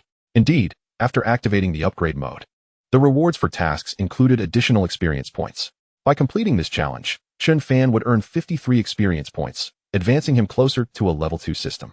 Moreover, the task offered a globally limited collection of the world's finest watches, which greatly intrigued him. As the saying goes, the poor indulge in cars, while the rich adorn themselves with watches. Owning a timepiece befitting his status was, at times, of significant importance. Patek Philippe, the pinnacle of luxury watch brands, is acknowledged as the king of timepieces, a symbol of status and prestige. It is adored by royalty, dignitaries, and billionaires alike, with even the most affordable Patek Philippe watch costing hundreds of thousands. The reward from the system was one of the most coveted timepieces from this illustrious brand. Curious, Chen Fan searched online for the Patek Philippe Grandmaster chime, discovering it was released to commemorate the 175th anniversary of the brand. Although there are a total of 7 pieces, only 6 are available for sale. Hence, it could indeed be considered a globally limited watch of 6 pieces. All right, I shall join you, Chen Fan messaged Xia Mingming. 10 minutes later, he drove to pick her up, heading straight for the Xia Corporation. Meanwhile, Chen Haoyu hurried back to the Chen family home. At that moment, the Chen villa was bustling with the presence of Elder Chen, Chen Yuzhen, and others. How did it go, Haoyu? Is that little brat Chen Fan faring poorly since he left our family? Elder Chen casually inquired upon Chen Haoyu's return. Absolutely. Without our family's support, that little rascal is bound to become more and more destitute, the others chimed in. Hearing this, Chen Haoyu's face turned pale, and his voice trembled slightly as he replied. Grandfather, I have not completed your task. Elder Chen's brows furrowed. Was it truly so difficult to ensure that Chen Fan faced misfortune? Just then, Chen Haoyu stunned the room with his revelation. Grandfather, Chen Fan is not only not destitute, he is living better than ever. I witnessed him driving a Lamborghini worth over 10 million right past me. What? The room erupted in disbelief. Haoyu, are you jesting? Chen Fan drives a car worth over 10 million? Chen Yuzhen questioned incredulously. Yes, I saw it with my own eyes, Chen Haoyu affirmed. In an instant, the Chen family fell into a profound silence. The situation had unfolded in a manner entirely contrary to their expectations. Logically, severing ties with their family should have led Chen Fan to ruin, not to flourish, especially not in a luxury car worth millions. This was unfathomable. The expressions of the Chen family members were filled with shock, confusion, and suspicion. However, none looked more distressed than Elder Chen, who refused to accept Chen Haoyu's words. How could that little brat Chen Fan possibly be thriving? It was utterly illogical. There must be some trickery afoot. In Elder Chen's mind, Chen Fan was the most ordinary and mediocre among the younger generation, destined for no achievements, the least of the Chen family. Thus, he had unhesitatingly sacrificed Chen Fan to forge an alliance with the Su family. Yet now, the news that Chen Fan had acquired a luxury car worth millions contradicted his judgment. No, it could not be. He would not misjudge Chen Fan. He remained steadfast in his belief that Chen Fan would remain unremarkable, achieving nothing. Suddenly, Chen Haoyu spoke again. By the way, grandfather, I heard something else about Chen Fan on my way back. Chapter 11, Elder Chen's malicious scheme. Oh, what is it? Elder Chen asked, intrigued. Grandfather, I heard that Chen Fan had lunch with the campus belle of Jiangzhou University, Xia Mingming. In the cafeteria, Chen Haoyu replied. What? Elder Chen's brow furrowed. As the family members were still in a daze from the revelation of Chen Fan's luxury vehicle, Elder Chen suddenly interjected. What is wrong, father? Chen Yuzhen inquired. I understand why that little brat Chen Fan is able to drive a car worth millions, Elder Chen declared, a knowing look in his eyes. His statement piqued the curiosity of the family members present, who turned their gazes toward him. It's quite simple. Haoyu, the The so-called campus belle you mentioned. Her surname is Xia, correct? Elder Chen looked at Chen Haoyu. Yes. If I'm not mistaken, this campus belle must be the daughter of the Xia Corporation. Elder Chen posited. He had previously heard that the Xia Corporation's owner had 2 daughters. The elder daughter had already taken over the company, while the younger daughter had just started university and was based in Jiangzhou. What? The daughter of the Xia Corporation? Everyone was astonished. Although their Chen family was not inferior to the Xia family's status, when it came to substance, they paled in comparison. The Xia Corporation's ownership would certainly pass to its 2 daughters. In contrast, the Chen family, with its many members, would each receive a meager inheritance after Elder Chen's passing. Grandfather, there seems to be rumors in school that Xia Mengmeng is indeed the Xia Corporation's young lady. Chen Haoyu corroborated Elder Chen's suspicion. I suspect that the luxury car worth millions belongs to the Xia Corporation's daughter. Chen Fan must have somehow befriended her and borrowed the car to flaunt it in front of you. Attempting to prove that he is living better after severing ties with our family, Elder Chen sneered. Yet, the more he does this, the more it indicates that his life has deteriorated since distancing himself from us, relying on charity and pretense to validate himself. How you? Yuzhen, come here. I will teach you how to deal with Chen Fan. Elder Chen's mind was now set on a plan. Chen Haoyu and Chen Yuzhen's eyes sparkled with excitement. They were eager to see Chen Fan's life deteriorate, hoping it would plunge him into such depths of despair that he would be left wandering the streets, barely able to survive, which would bring them immense satisfaction. Now, the old gentleman has devised a plan targeting Chen Fan, and they naturally expressed their wholehearted approval. Thus, the two hastened over to heed the old man's instructions. Meanwhile, Chen Fan and Xia Mengmeng arrived at the Xia Corporation, making their way to Xia Ruoshui's office. Inside the office, Xia Ruoshui was diligently attending to her tasks. At that moment, Chen Fan and Xia Mengmeng entered. Sister, upon entering, Xia Mengmeng immediately enveloped Xia Ruoshui in a warm embrace. Ah, President Chen, Mengmeng, what brings you here? Sister, I had some free time this afternoon, so I came to visit you. Senior Chen wanted to tour the company, Xia Mengmeng explained. President Xia, I recently acquired this building and thought I would take a look since I had some time, Chen Fan added with a nod. Of course, Chen Fan's more significant motivation was to fulfill the system's task, obtain the globally limited Patek Philippe watch, and gain experience points. Oh, I see. Then let me show President Chen around, Xia Ruoshui said as she stood up, just as she was about to personally guide Chen Fan on the tour. A senior executive from the Xia Corporation rushed in, exclaiming, "Not good, President Xia, there's been an incident."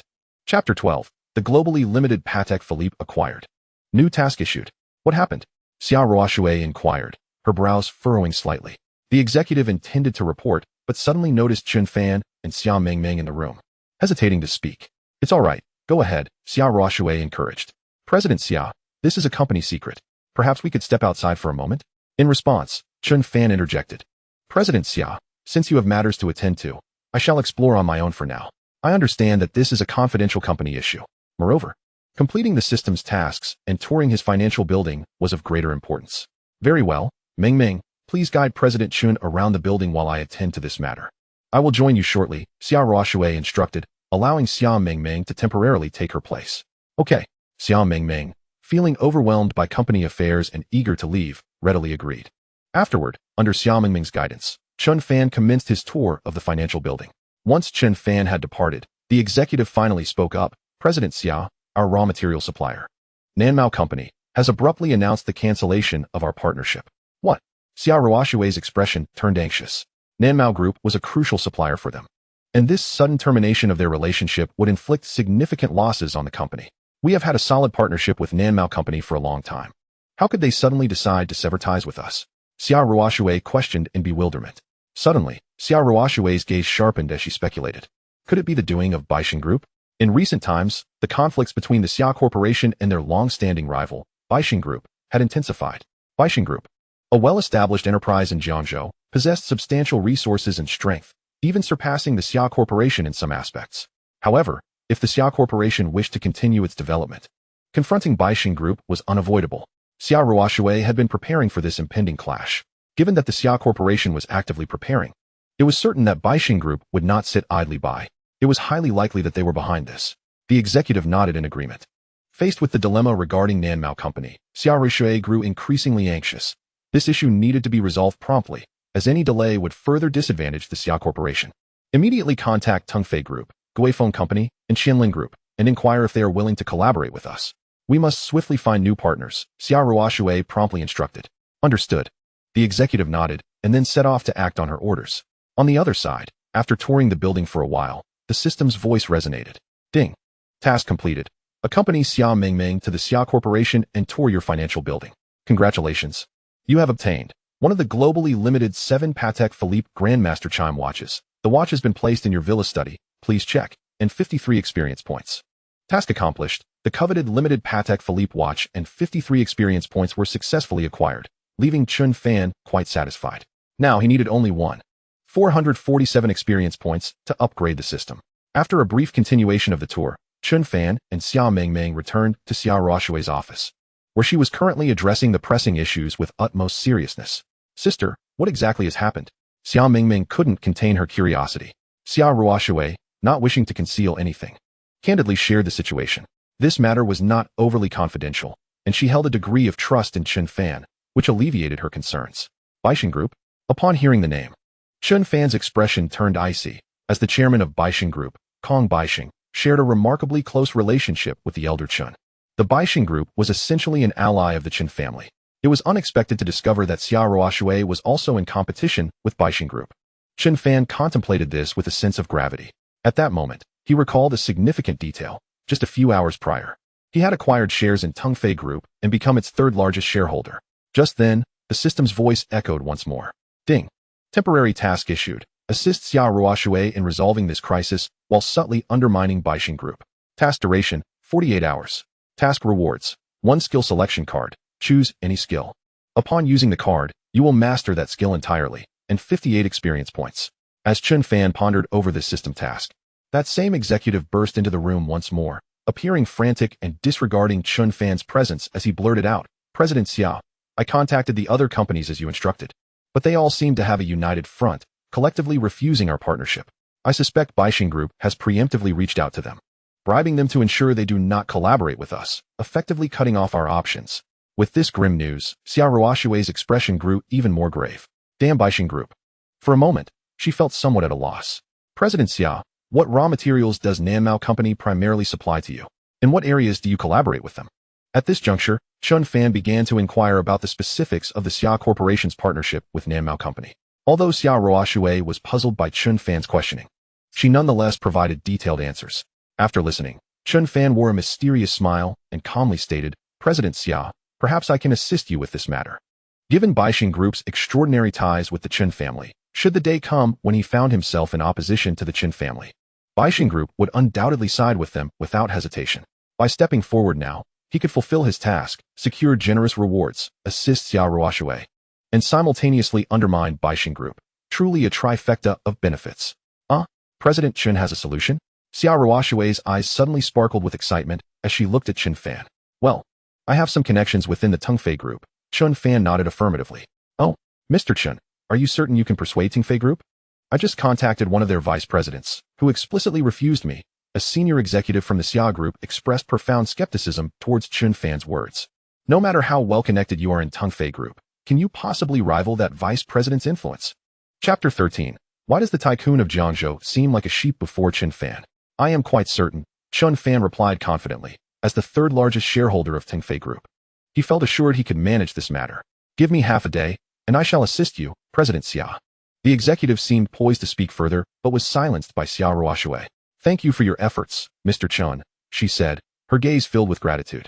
It's a trivial matter, Chen Fan replied calmly, then took out his phone to call the president of Tungfei Group, Zheng Xingde, arranging to dine together that evening. Dinner tonight sounds good? Zheng Xingde immediately agreed. Let us meet at Wangjiang Pavilion at 6. Wangjiang Pavilion, without a doubt, is the most prestigious high-end restaurant in Jiangzhou. All right. Both parties confirmed. Time flew by, and at 6 o'clock in the evening, Chen Fan arrived at Wangjiang Pavilion, gazing at the expansive, antiquated establishment. He couldn't help but feel a sense of nostalgia. Even though he had once been a direct descendant of the illustrious Chen family, he had never dined here. Ironically, it was only after severing ties with the Chen family that he found himself at Wangjiang Pavilion for the first time. As the premier dining establishment in Jiangzhou, the average cost per person, excluding beverages, soared into the tens of thousands, and with drinks included, a single meal could easily reach hundreds of thousands. Such extravagant expenditures were beyond the means of even most affluent individuals. Just as Chen Fan settled in, Zheng Xingde hurried in with 2 vice presidents from Tungfei Group. Upon seeing Chen Fan, the trio was taken aback, They had never anticipated that he would be so young. After a brief moment of astonishment, they enthusiastically greeted him. "Hello, Mr. Chen. You are indeed a promising figure." After the dishes were served and a brief conversation ensued, Chen Fan got straight to the point. "Collaboration with the Xia Group?" Hearing this, Zheng Xingde appeared slightly surprised, but nodded with a smile. "No problem. Collaborating with the Xia Group would be beneficial for us as well." The Xia Group's strength in Jiangzhou was well recognized, and a partnership would undoubtedly favor Tingfei Group, leaving him with no valid reason to decline. However, just as Zheng Xingde was about to agree, the vice president to his left, Zhu Yunjie, leaned in and whispered urgently, "President, you must not agree." Zhu Yunjie was the very vice president who had previously rebuffed the Xia Group's executive. "Why not?" Zheng Xingde inquired, perplexed as to why such a golden opportunity should be dismissed. "We cannot collaborate with the Xia Group. It was explicitly instructed by President Feng," Zhu Yunjie explained. President Feng, the second largest shareholder of Tingfei Group, held more sway than Chen Fan. "What?" Zheng Xingde narrowed his eyes, realizing that both the second and third largest shareholders were involved in this matter. He found himself in a predicament. Should he agree, he would offend President Feng. And should he decline, he would upset Mr. Chen, leaving him caught in a bind. "Is there not an issue that can be discussed openly?" Chen Fan interjected, sensing the tension in the air. "I'm afraid, Mr. Chen, the group cannot accommodate your request." Zhu Yunjie made a direct confrontation. As President Feng's confidant, he showed no fear towards Chen Fan, the third largest shareholder. "Whether the group can agree or not is not for you to decide," Chen Fan replied coolly. Zheng Xingde attempted to mediate, but Zhu Yunjie, with a hint of menace, stated, "President, do not forget that President Feng's shares are nearly on par with those of the first largest shareholder, President Jiang. Should the day come when President Feng acquires additional shares, he could easily become the new largest shareholder, rendering Mr. Chen inconsequential." Zheng Xingde sighed deeply. Zhu Yunjie's argument held merit, and he felt he had no choice but to offend Mr. Chen. At that moment, a sudden exclamation broke through the tension. "Mr. Chen, you are here too." A slightly plump middle-aged man rushed over, grinning as he extended his hand to greet Chen Fan. Upon recognizing this man, Zheng Xingde and Zhu Yunjie's expressions changed dramatically. "Zhao Linyong, what is he doing here?" The rotund man was none other than Zhao Linyong, the arrogant individual Chen Fan had encountered while strolling with Xia Ruoshui at Yujing Mountain Villa. Having confirmed Zhao Linyong's identity, Zheng Xingde and the others immediately rose, respectfully greeting him, "Mr. Zhao." "Good to see you, Mr. Zhao." Yet, Zhao Linyong seemed oblivious to their presence, completely ignoring them as he continued to engage in a somewhat obsequious conversation with Chen Fan. Despite Zhao Linyong's rudeness, Zheng Xingde and his companions dared not utter a single complaint. Setting aside Zhao Linyong's terrifying connection as the brother-in-law of the influential Sun Yongtai in Jiangzhou, his own reputation was enough to intimidate them. As they watched Zhao Linyong fawn over Chen Fan, they were momentarily stunned. Had they truly not misjudged? The notoriously arrogant Zhao Linyong, at this moment, appeared as meek as a lamb before Chen Fan, striving to curry favor. Unbelievable. They couldn't fathom the implications. If even Zhao Linyong was behaving this way, how formidable must Chen Fan's identity be? The more they thought about it, the more they felt a chill of fear. "Mr. Chen, I agree to the collaboration with the Xia Group. Tonight, no one can stop it," Zheng Xingde declared immediately, casting a pointed look at Zhu Yunjie. Observing Zhao Linyong's behavior and recalling how this young man had acquired shares worth billions in their group, Zheng Xingde became increasingly convinced that Chen Fan was extraordinary, prompting him to make a swift decision. In an instant, Zhu Yunjie was left speechless, feeling increasingly restless. "Vice President Zhu, our branch office's performance has been lacking. Why don't you go there for a while?" To demonstrate his sincerity and stance, Zheng Xingde reassigned Zhu Yunjie to the branch office. In comparison to Mr. Chen, the second largest shareholder, President Feng, paled in significance. Even if President Feng were to arrive, he would have to show deference before Zhao Linyong. Gulp. Zhu Yunjie felt his strength wane, collapsing into his chair. His career was effectively over. Zheng Xingde acted decisively, and upon witnessing this, Chen Fan nodded in satisfaction. "It's settled." With that, Chen Fan took out his phone and messaged Xia Ruoshui, instructing her to send someone immediately to sign the contract with Zheng Xingde. Meanwhile, Xia Ruoshui anxiously awaited in her office. "President Xia, try not to hold too much hope. The collaboration with Tingfei Group is highly unlikely." Previously, the senior executive spoke up. "This matter is undoubtedly the handiwork of the illustrious Yum Group.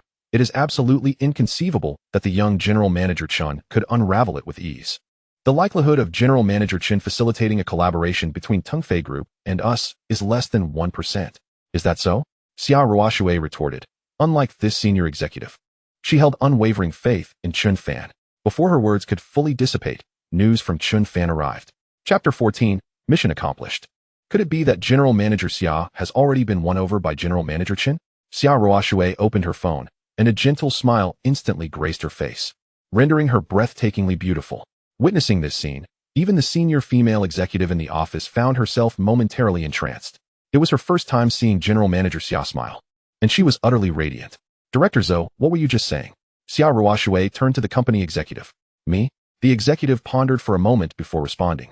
Somewhat bewildered, I mentioned that the possibility of General Manager Chen persuading Tingfei Group to collaborate with us is less than 1%. What's the matter, General Manager Xia? Director Zhou, your prediction was inaccurate. That 1% has indeed materialized. Xia Ruoshui spoke slowly. General Manager Chen has truly accomplished it. What? General Manager Xia? Are you implying that General Manager Chen has convinced Tingfei Group to collaborate with us?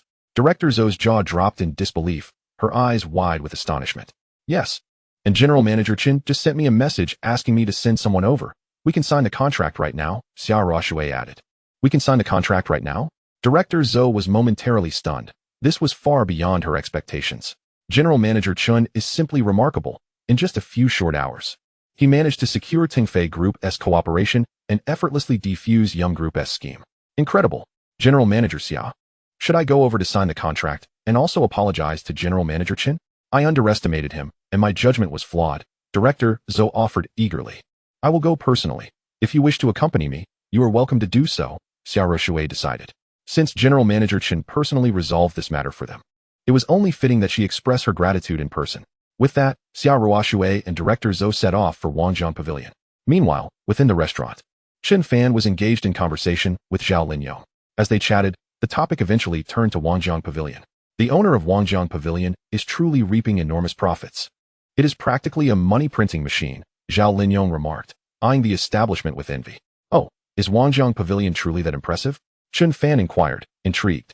In truth, the profits of Wangjiang Pavilion are secondary. What matters most is that it is the premier restaurant in Jiangzhou for significant business banquets and gatherings. The affluent and influential figures of Jiangzhou are drawn here. Over time, many of Jiangzhou's elites and wealthy individuals have become members of Wangjiang Pavilion, amassing a vast network of connections, Zhao Linyong explained. It is this network that he truly covets. Upon hearing Zhao Linyong's words, Chen Fan's eyes lit up, and he began to entertain thoughts about Wangjiang Pavilion. Now that he possessed a system, his assets were growing exponentially each day. Yet he lacked a corresponding network of connections, a significant shortcoming for Chen Fan. If only he could secure Wangjiang Pavilion. Just as Chen Fan and Zhao Linyong continued their discussion, Xia Ruoshui and Director Zhou arrived. Chen Fan introduced both parties, and under the witness of Chen Fan and Zhao Linyong, Xia Ruoshui officially established a long-term collaboration with Tingfei Group, effortlessly alleviating her troubles and dismantling Young Group's plot. At that moment, the system's voice echoed in his mind. Ding. Assisting Xia Ruoshui in overcoming this challenge while indirectly striking a blow to Young Group has been completed. Congratulations. You have received one skill selection card. Choose any skill and master it completely, attaining mastery level. Congratulations, you have gained 58 experience points.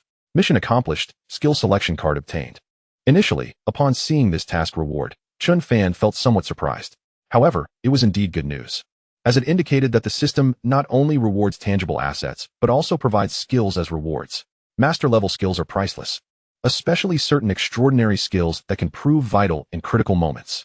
Now that he had completed the task, Chen Fan could freely select a skill of his liking, and the value of this reward was no less than that of a Patek Philippe. As for which skill to acquire, Chen Fan needed to contemplate carefully. Once the contract was signed, Zheng Xingde and Zhao Linyong took their leave. Only Chen Fan, Xia Ruoshui, and Director Zhou remained. General Manager, I sincerely apologize for the earlier situation. Director Zhou spoke earnestly. General Manager, there is something I'm uncertain whether I should inquire about. After a moment's hesitation, Director Zhou couldn't help but ask. Oh, what is it? General Manager, how did you manage to convince Tingfei Group to collaborate with us in such a short span of 3 to 4 hours? Upon hearing this, even Xia Ruoshui turned her gaze towards Chen Fan, her curiosity piqued. The reason is quite simple. I am the third largest shareholder of Tingfei Group, Chen Fan replied nonchalantly. The shareholder of Tingfei Group? General Manager, you are actually a shareholder of Tingfei Group. Director Zhou's expression was one of sheer astonishment, her face filled with disbelief. General Manager, you are impressive. As the hour grew late, just when Director Zhou intended to escort Xia Ruoshui home, she was met with a refusal. No need for that. Director Zhou, you can leave first. I will ride back with General Manager Chen, Xia Ruoshui stated. Huh. Upon hearing Xia Ruoshui's words, Director Zhou stood frozen in shock. What? She couldn't have heard wrong. General Manager Xia is voluntarily choosing to ride back with General Manager Chen. My goodness, something is amiss. As Director Zhou glanced again at Chen Fan and Xia Ruoshui, her face was filled with curiosity and intrigue. In Jiangzhou, General Manager Xia was renowned for her aloof demeanor. She maintained a significant distance even from women, let alone men. Yet now, she was opting to ride back with General Manager Chen. This was certainly out of character for General Manager Xia. No, there is definitely something between these two. Their relationship is likely quite extraordinary. Has General Manager Xia already been won over by General Manager Chen? Oh, if this news were to spread, how many young talents in Jiangzhou would be seething with envy? With this realization, Director Zhou discreetly took her leave, as Chen Fan and Xia Ruoshui exited the restaurant. Chen Fan was just about to head back when Xia Ruoshui expressed a desire for a stroll by the riverside. Wangjiang Pavilion is situated right by the river. General Manager, I truly do not know how to express my gratitude towards you, Xia Ruoshui began. Had it not been for General Manager Chen, she would have faced a tremendous predicament, and the consequences at such a critical juncture would have been dire. I owe General Manager Chen a favor. Henceforth, should you require anything, do not hesitate to seek me out, and I shall never refuse, Xia Ruoshui promised. Chen Fan was momentarily taken aback.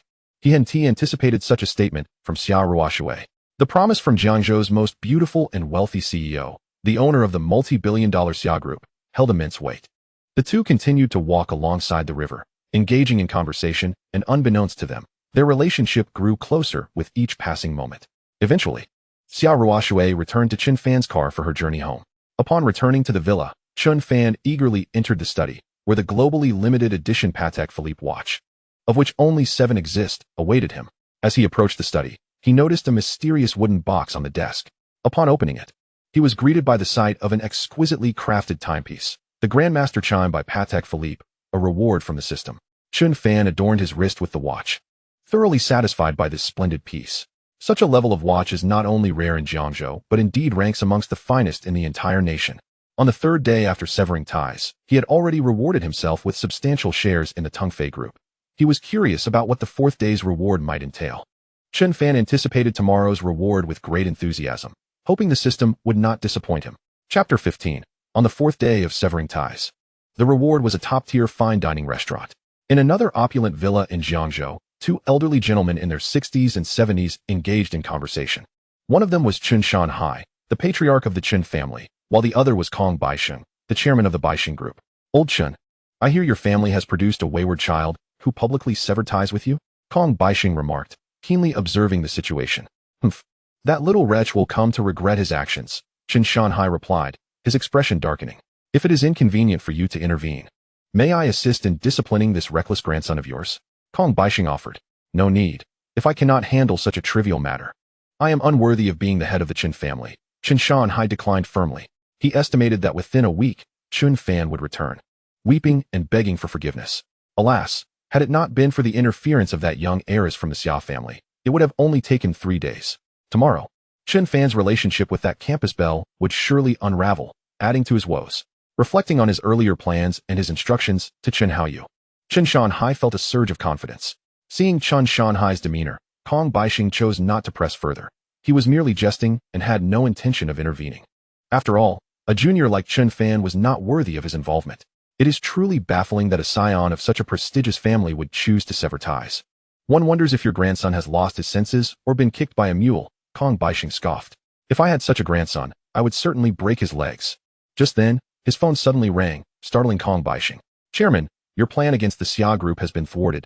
They have found a new supplier, reported the anxious general manager of the Baixing Group. What? How is that possible? Kong Baixing exclaimed, his composure evaporating. He had anticipated that the Xia Group would resolve their issues, as it was merely a matter of finding a supplier, not a monumental crisis. However, he had only finalized a partnership with Nanmao Company a few hours prior, and now the Xia Group had rectified the situation in less than 7 hours? What a farce. Did you not inform other companies to refrain from collaborating with the Xia Group? Kong Baixing questioned sharply. I did, but the Tungfei Group blatantly ignored our directives. The general manager replied, equally exasperated. They dare to disregard our authority? This Tungfei Group must be taught a lesson to understand the consequences of defying the Baixing Group's wishes. Kong Baixing ordered, his face pale with anger. The failure of his plan against the Xia group forced him to reconsider his strategy. Well, old Kong, it seems you two are facing difficulties. Would you like me to lend a hand? This time, it was Chen Shanhai who spoke up. No need. I refuse to believe that I cannot manage the Xia group, Kong Baixing retorted darkly, his resolve hardening. Honestly, should you require assistance, do not hesitate to ask. I too harbor grievances against the Xia group, Chen Shanhai concurred, recognizing their shared interests as allies. Afterward, as Kong Baixing prepared to strategize anew, Chen Shanhai departed. Time flew swiftly, and by noon the following day, just after class, the familiar voice of the system echoed in Chen Fan's mind. Ding. On the fourth day of severing ties, the reward is the ownership of Jiangzhou's premier fine dining establishment, Wangjiang Pavilion, valued at approximately 1 billion. Wait, what? Chen Fan was momentarily taken aback by the system's reward. Is this some kind of joke? Just yesterday, I was contemplating acquiring the Wangjiang Pavilion. And today the system has gifted it to me. An overwhelming sense of joy surged within him. Fantastic. The system is remarkable. With the acquisition of Wangjiang Pavilion, Chen Fan's net worth would increase by over 1 billion, surpassing 46 billion. When combined with his luxury cars, mansions, and the globally limited Patek Philippe, he estimated his worth could reach 47 or 48 billion, just a couple of billion away, and he could break the 50 billion mark. Yet, that was secondary. As Zhao Linyong had mentioned, the true value of Wangjiang Pavilion lay in its extensive network of connections. Now that Chen Fan was the new proprietor, he could inherit this vast network, addressing his shortcomings and enabling him to thrive. Today's system reward was truly exceptional. With a smile, Chen Fan exited the academic building, only to unexpectedly encounter Xia Mengmeng at the entrance. Senior Chen, are you looking for me? Xia Mengmeng approached him. Huh. Chen Fan was perplexed. He had not sought her out. No, he shook his head. Didn't you send someone to inform me that you needed to speak with me? Asking me to come to this building? Xia Mengmeng was equally bewildered. As they stood in confusion, Chen Haoyu approached with a group of followers. He had orchestrated this ruse to expose Chen Fan's callousness in front of Xia Mengmeng. Xia, you have been deceived by Chen Fan, he declared dramatically upon arrival. Excuse me? Xia Mengmeng responded, confused. Chen Fan is a scoundrel who has manipulated your feelings. He is not a good man. Chen Haoyu continued. Xia Mengmeng looked at Chen Fan, bemused, as if questioning what sort of lunatic stood before her. Let him perform. It will be amusing to watch, Chen Fan whispered to Xia Mengmeng, eager to see what Chen Haoyu would conjure up. You accuse me of being heartless? Come, enlighten us on how I am heartless. Chen Fan retorted. Chen Haoyu was poised to follow his script, but upon receiving Chen Fan's challenge, he immediately seized the opportunity to respond. In pursuit of your own interests, you have driven our Chen family to the brink of danger, disregarding familial bonds entirely. What else could you be but heartless? Chapter 16. A chance encounter at Wangjiang Pavilion with a Chen family member. Does Chen Fan deserve to dine here? He speaks the truth. If Chen Fan does not form an alliance with the Su family, should the Su family direct their ire towards them, the Chen family would be the first to suffer. The wrath of the Su family from Jinling is not something a mere minor noble family from Jiangzhou can withstand. Thus, Chen Haoyu cast all the blame squarely upon Chen Fan. Miss Xia, do you not think Chen Fan is devoid of feelings and loyalty? Chen Haoyu turned his gaze towards Xia Mengmeng. What is this talk of pursuing my interests? It is you who wishes to sacrifice my life for your own benefit. To compel me to marry a woman who is already with child in the name of your so-called family interests? Huh, if you are so selfless, why do you not marry her yourself? If you are so noble, would that not resolve the Chen family's crisis? Chen Fan retorted sharply. In that instant, Chen Haoyu found himself at a loss for words. He was not foolish. He would never marry someone like Su Junyao. Upon hearing Chen Fan's words, Xia Mengmeng came to an understanding, especially upon hearing the term alliance, which stirred her emotions further. Is this what you call being devoid of feelings and loyalty? If I were Senior Chen, not only would I sever ties with your Chen family, I would likely set fire to the Chen family. Xia Mengmeng vehemently challenged Chen Haoyu multiple times. Chen Haoyu stood there, stunned. Why is Xia Mengmeng reacting so passionately? This is not what I had anticipated. Senior Chen, your choice to sever ties with the Chen family is indeed the wisest decision. With that, Xia Mengmeng took Chen Fan's hand and departed. Left behind, Chen Haoyu was in a state of confusion. What just transpired? He had intended to disrupt the relationship between Chen Fan and Xia Mengmeng. Yet it appeared he had inadvertently strengthened their bond. He had essentially aided Chen Fan. Infuriating, utterly infuriating. Chen Haoyu seethed with rage inwardly. Meanwhile, Chen Fan had already driven Xia Mengmeng towards Wangjiang Pavilion. He was treating her to lunch. After all, dining at Wangjiang Pavilion as a guest offered an entirely different experience than that of a host. On the way, Xia Mengmeng seemed somewhat despondent.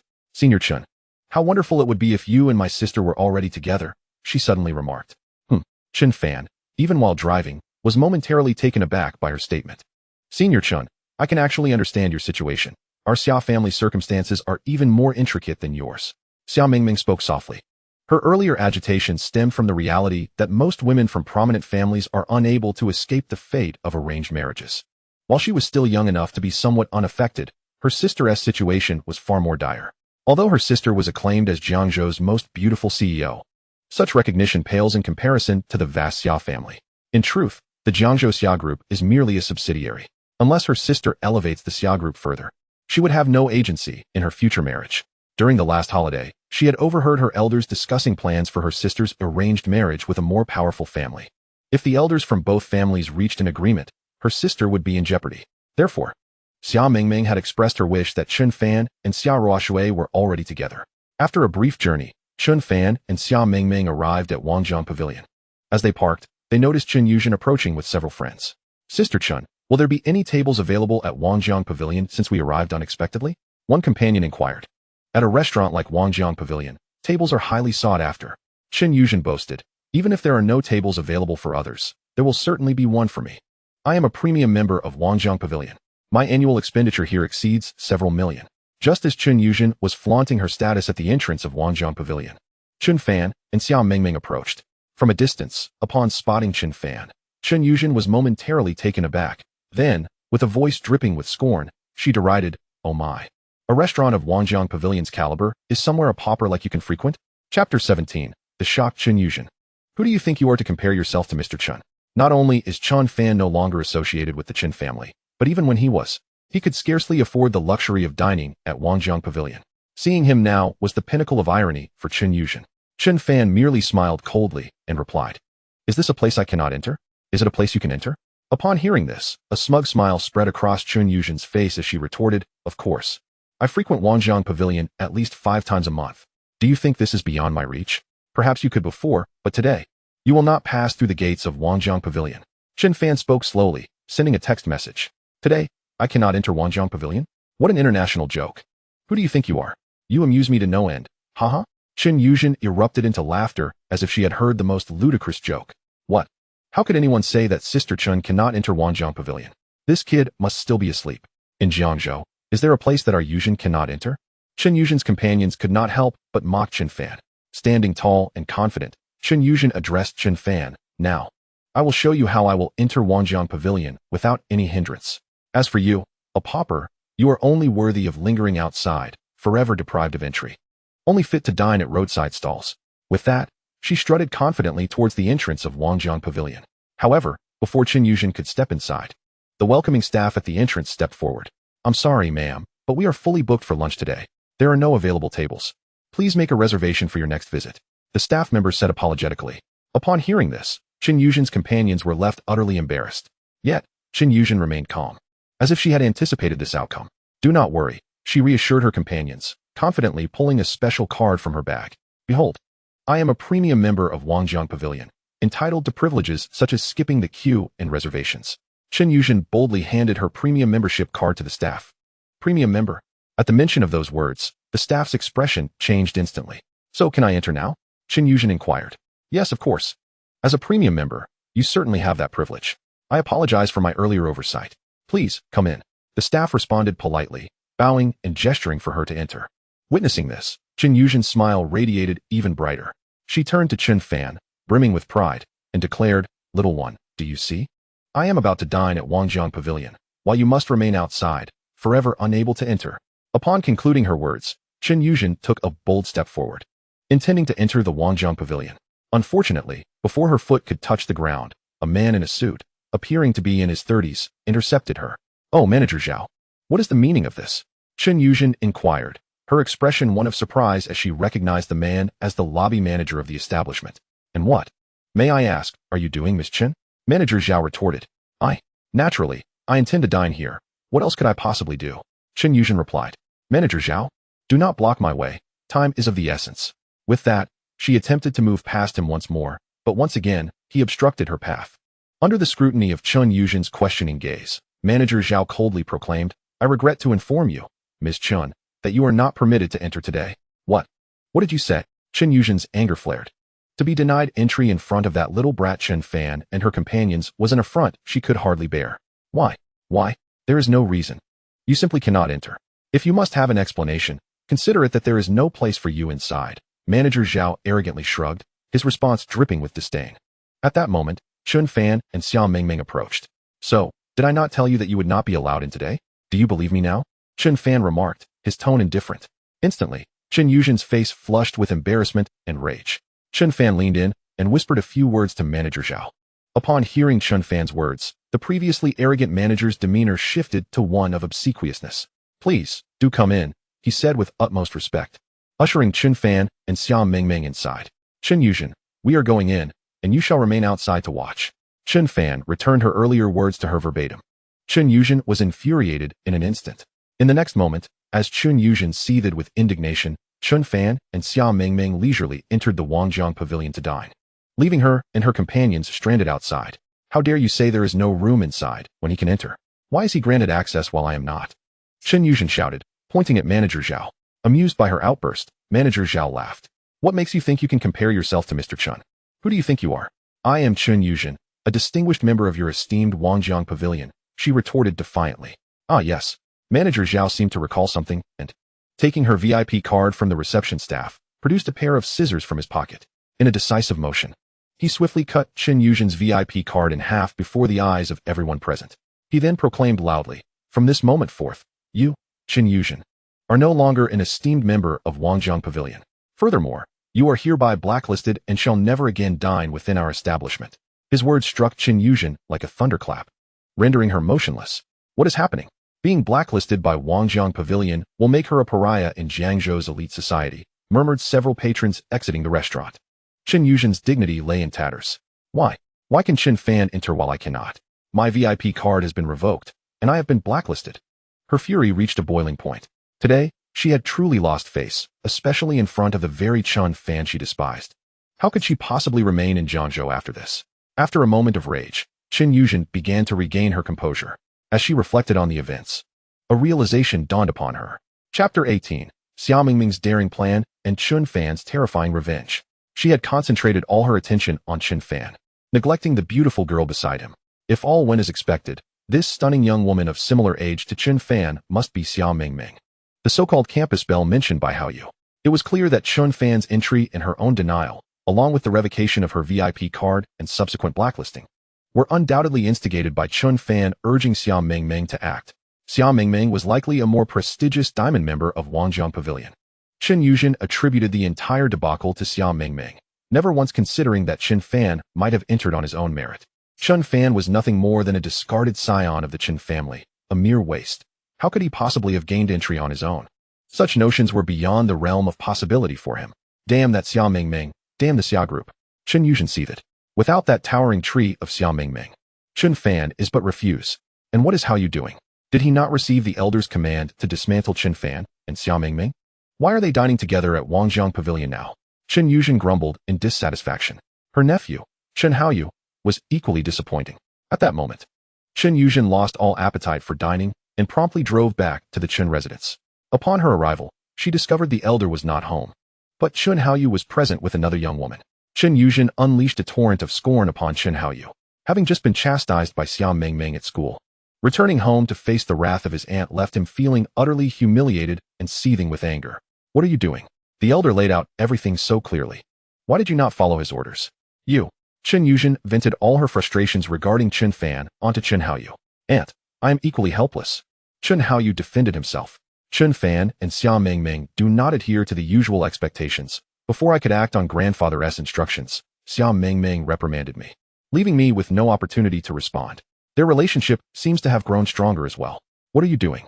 Chen Yuzhen berated him further. Enough, aunt. Hao Yu has his limitations. Let me handle the matter of dealing with Chen Fan, interjected another young woman in her 20s from the living room. Her name was Chen Yitsue, a third-year student at another university in Jiangzhou and the elder sister of Chen Haoyu, making her Chen Fan's former cousin. Within the Chen family, Chen Yitsue surpassed Chen Haoyu in achievements, while Chen Haoyu leveraged the family's name and connections to ascend to the position of student council president. Chen Yitsue had used her family's resources to establish her own personal studio, earning millions annually. Very well, Itsue, you take the lead. You will undoubtedly be able to teach that little scoundrel Chen Fan a harsh lesson. You are the hope of our Chen family. Chen Yuzha nodded, having complete faith in Chen Itsue's abilities. Little did she expect that after being away for just a week, such matters would arise at home. Chen Itsue scoffed. How dare Chen Fan sever ties with the Chen family? Who does he think he is? Previously, Chen Itsue had looked down upon her cousin Chen Fan, barely exchanging a few words with him. Now, however, he audaciously dares to distance himself from them. What a heartless wretch. Just because he has attached himself to a mere heiress of the Xia family, and not even to the renowned beauty and President Xia Ruoxue. Does he truly believe himself invincible? Chen Itsue dismissed Chen Fan entirely. Had he been associated with Xia Ruoxue, she would have turned and walked away without a second thought. As the president of the Xia group, only the old man could contend against them. Their status was simply insufficient. If Chen Fan had indeed managed to align himself with Xia Ruoxue, perhaps he could truly rival the Chen family. Alas, he merely clung to the younger sister, Xia Mingming, who was just a freshman with a bit of money. The notion that Chen Fan could leverage Xia Mingming's influence against the Chen family was nothing short of laughable. How you? This afternoon I will accompany you to your school, Chen Itsue declared. All right, sister, I rely on you to help us regain our family's reputation. Chen Haoyu replied excitedly. He was well aware of his sister's capabilities, and with her intervention, Chen Fan was surely doomed. Meanwhile, Chen Fan and Xia Mingming were dining at the Wangjiang Pavilion restaurant. As they ate and conversed, Chen Fan gained a general understanding of the Xia family's situation. He was astonished to learn that the Xia family was so formidable. From what Xia Mingming indicated, they were likely not inferior to the Su family. Look at them. Both are daughters of prominent families. Just observe how President Xia Ruoxue conducts herself compared to Su Junyao. What a stark contrast. Earlier that day, Xia Mingming had stood up to Chen Haoyu on his behalf and previously assisted him against Song Manyu, for which Chen Fan was immensely grateful. In Jiangzhou, if anything comes up, you and President Xia can count on me, Chen Fan offered. When someone helped him, he naturally wouldn't turn a blind eye if President Xia needed assistance. Thank you, Senior Chen, Xia Mingming nodded. Initially, she held no particular thoughts, but suddenly, she glanced at Chen Fan and recalled her sister's circumstances, which sparked a bold idea in her mind. The more she pondered, the more feasible the plan seemed to her. Of course, this was merely Xia Mingming's notion for the time being. Specifics would depend on future developments. After finishing their meal, Chen Fan and Xia Mingming left Wangjiang Pavilion and returned to campus. Meanwhile, due to Kong Baixing's orders, Baixing Group had already begun devising a terrifying retaliation against Tengfei Group. Those who dared to oppose Baixing Group would undoubtedly face dire consequences. Time flew by, and in the afternoon, Chen Itsue confidently arrived at Jiangzhou University with her brother Chen Haoyu, ready to take action against Chen Fan. Chapter 19. The Chen Siblings Scheme. Is Chen Fan's Patek Philippe fake? As soon as Chen Itsue and Chen Haoyu stepped out of the car, Chen Haoyu's underlings, who had been waiting in the parking lot, rushed over. Brother Yu, I found out that this afternoon, Chen Fan's class and other second-year students are attending a lecture. One of the underlings reported. Excellent. Chen Haoyu nodded in satisfaction. Have you prepared what I asked you to do? Chen Itsue inquired with a knowing look. Don't worry, sister. I've already arranged everything. They'll be here shortly, Chen Haoyu replied decisively. Chen Fan wouldn't escape this time, without Xia Mingming by his side to support him. It would be interesting to see how he would handle the situation. Chen Haoyu chuckled coldly. You're so thoughtful. Sister, it's wise to strike when Xia Mingming is away from Chen Fan. This plan is foolproof. Chen Itsue was pleased with her strategy. Beside her, Chen Haoyu clenched his fists in anticipation. After being thwarted by Chen Fan twice, this time, with his sister's help, Chen Fan was destined to become a laughingstock at Jiangzhou University. On the other side, due to school arrangements, Chen Fan, along with many second-year students, gathered in a large classroom capable of accommodating hundreds for the lecture. Shortly after they entered, Chen Haoyu, Chen Itsue, and a man in his 30s carrying a black briefcase entered through the back door. Chen Itsue exchanged a glance with her brother, and he immediately understood. Making his way towards Chen Fan. Time to execute the plan, he thought. Isn't this Chen Fan? What a coincidence to run into you here. Chen Haoyu feigned surprise. Approaching with an air of incredulity, Chen Fan cast a glance at Chen Haoyu, uninterested in engaging with him. However, the more Chen Fan ignored him, the more Chen Haoyu pressed forward. Wow, Chen Fan, is that a Patek Philippe watch worth hundreds of thousands? How wealthy you are. Chen Haoyu suddenly exclaimed loudly. The mention of a watch worth tens of thousands instantly captured the attention of everyone present. Immediately, countless eyes turned towards Chen Fan and Chen Haoyu. The attendees were all second-year students. For them, a sum of 10,000 was already considerable, let alone tens of thousands, which was an astronomical figure. Thus, the revelation that someone was wearing a watch worth several hundred thousand was impossible to overlook. Wow, wearing a watch worth hundreds of thousands. Impressive. Who is this guy? He must be from the wealthy Chen family. It makes sense he could afford such a watch, people murmured among themselves. But Chen Fan, you've severed ties with the Chen family, even leaving empty-handed. Where did you get the money to buy a watch worth hundreds of thousands? Surely, you're wearing a fake just to show off, right? Chen Haoyu remarked sarcastically. Fake watch. Chen Fan chuckled coldly. The Patek Philippe on his wrist was a limited edition watch. One of only 7 in the world, awarded by the system. How could it possibly be fake? The system had effortlessly rewarded him with items worth billions. How could a mere watch be counterfeit? What? Chen Fan has severed ties with the Chen family? If he is not from a wealthy background. Where did he get the money for such a luxury watch? It must be fake. Yes, it must be a fake. This guy is just trying to show off in front of us, wearing a counterfeit watch. How pathetic. Chen Haoyu's prearranged underlings began shouting in the crowd, deliberately stirring the pot. Upon hearing that Chen Fan was merely flaunting a fake watch, many in the audience were incited by Chen Haoyu's words, joining in to scorn Chen Fan. I'm sorry to disappoint you, but my Patek Philippe is indeed genuine, Chen Fan replied calmly. Is it really authentic? I doubt it. Chen Haoyu shook his head. For a watch of such caliber, we certainly cannot discern its authenticity. Some claim it is genuine, while others insist it is a counterfeit. But how can we ascertain the truth? We are not appraisers. It is difficult to determine who speaks the truth and who does not. The crowd murmured quietly among themselves. In the back of the classroom, upon hearing these remarks, Chen Itsue cast a glance at the man in the suit, signaling that it was his turn to take the stage. The suited man immediately sprang into action, stepping forward and proclaiming loudly, "Please remain calm, everyone. I am a professional watch appraiser. I can authenticate this Patek Philippe right now."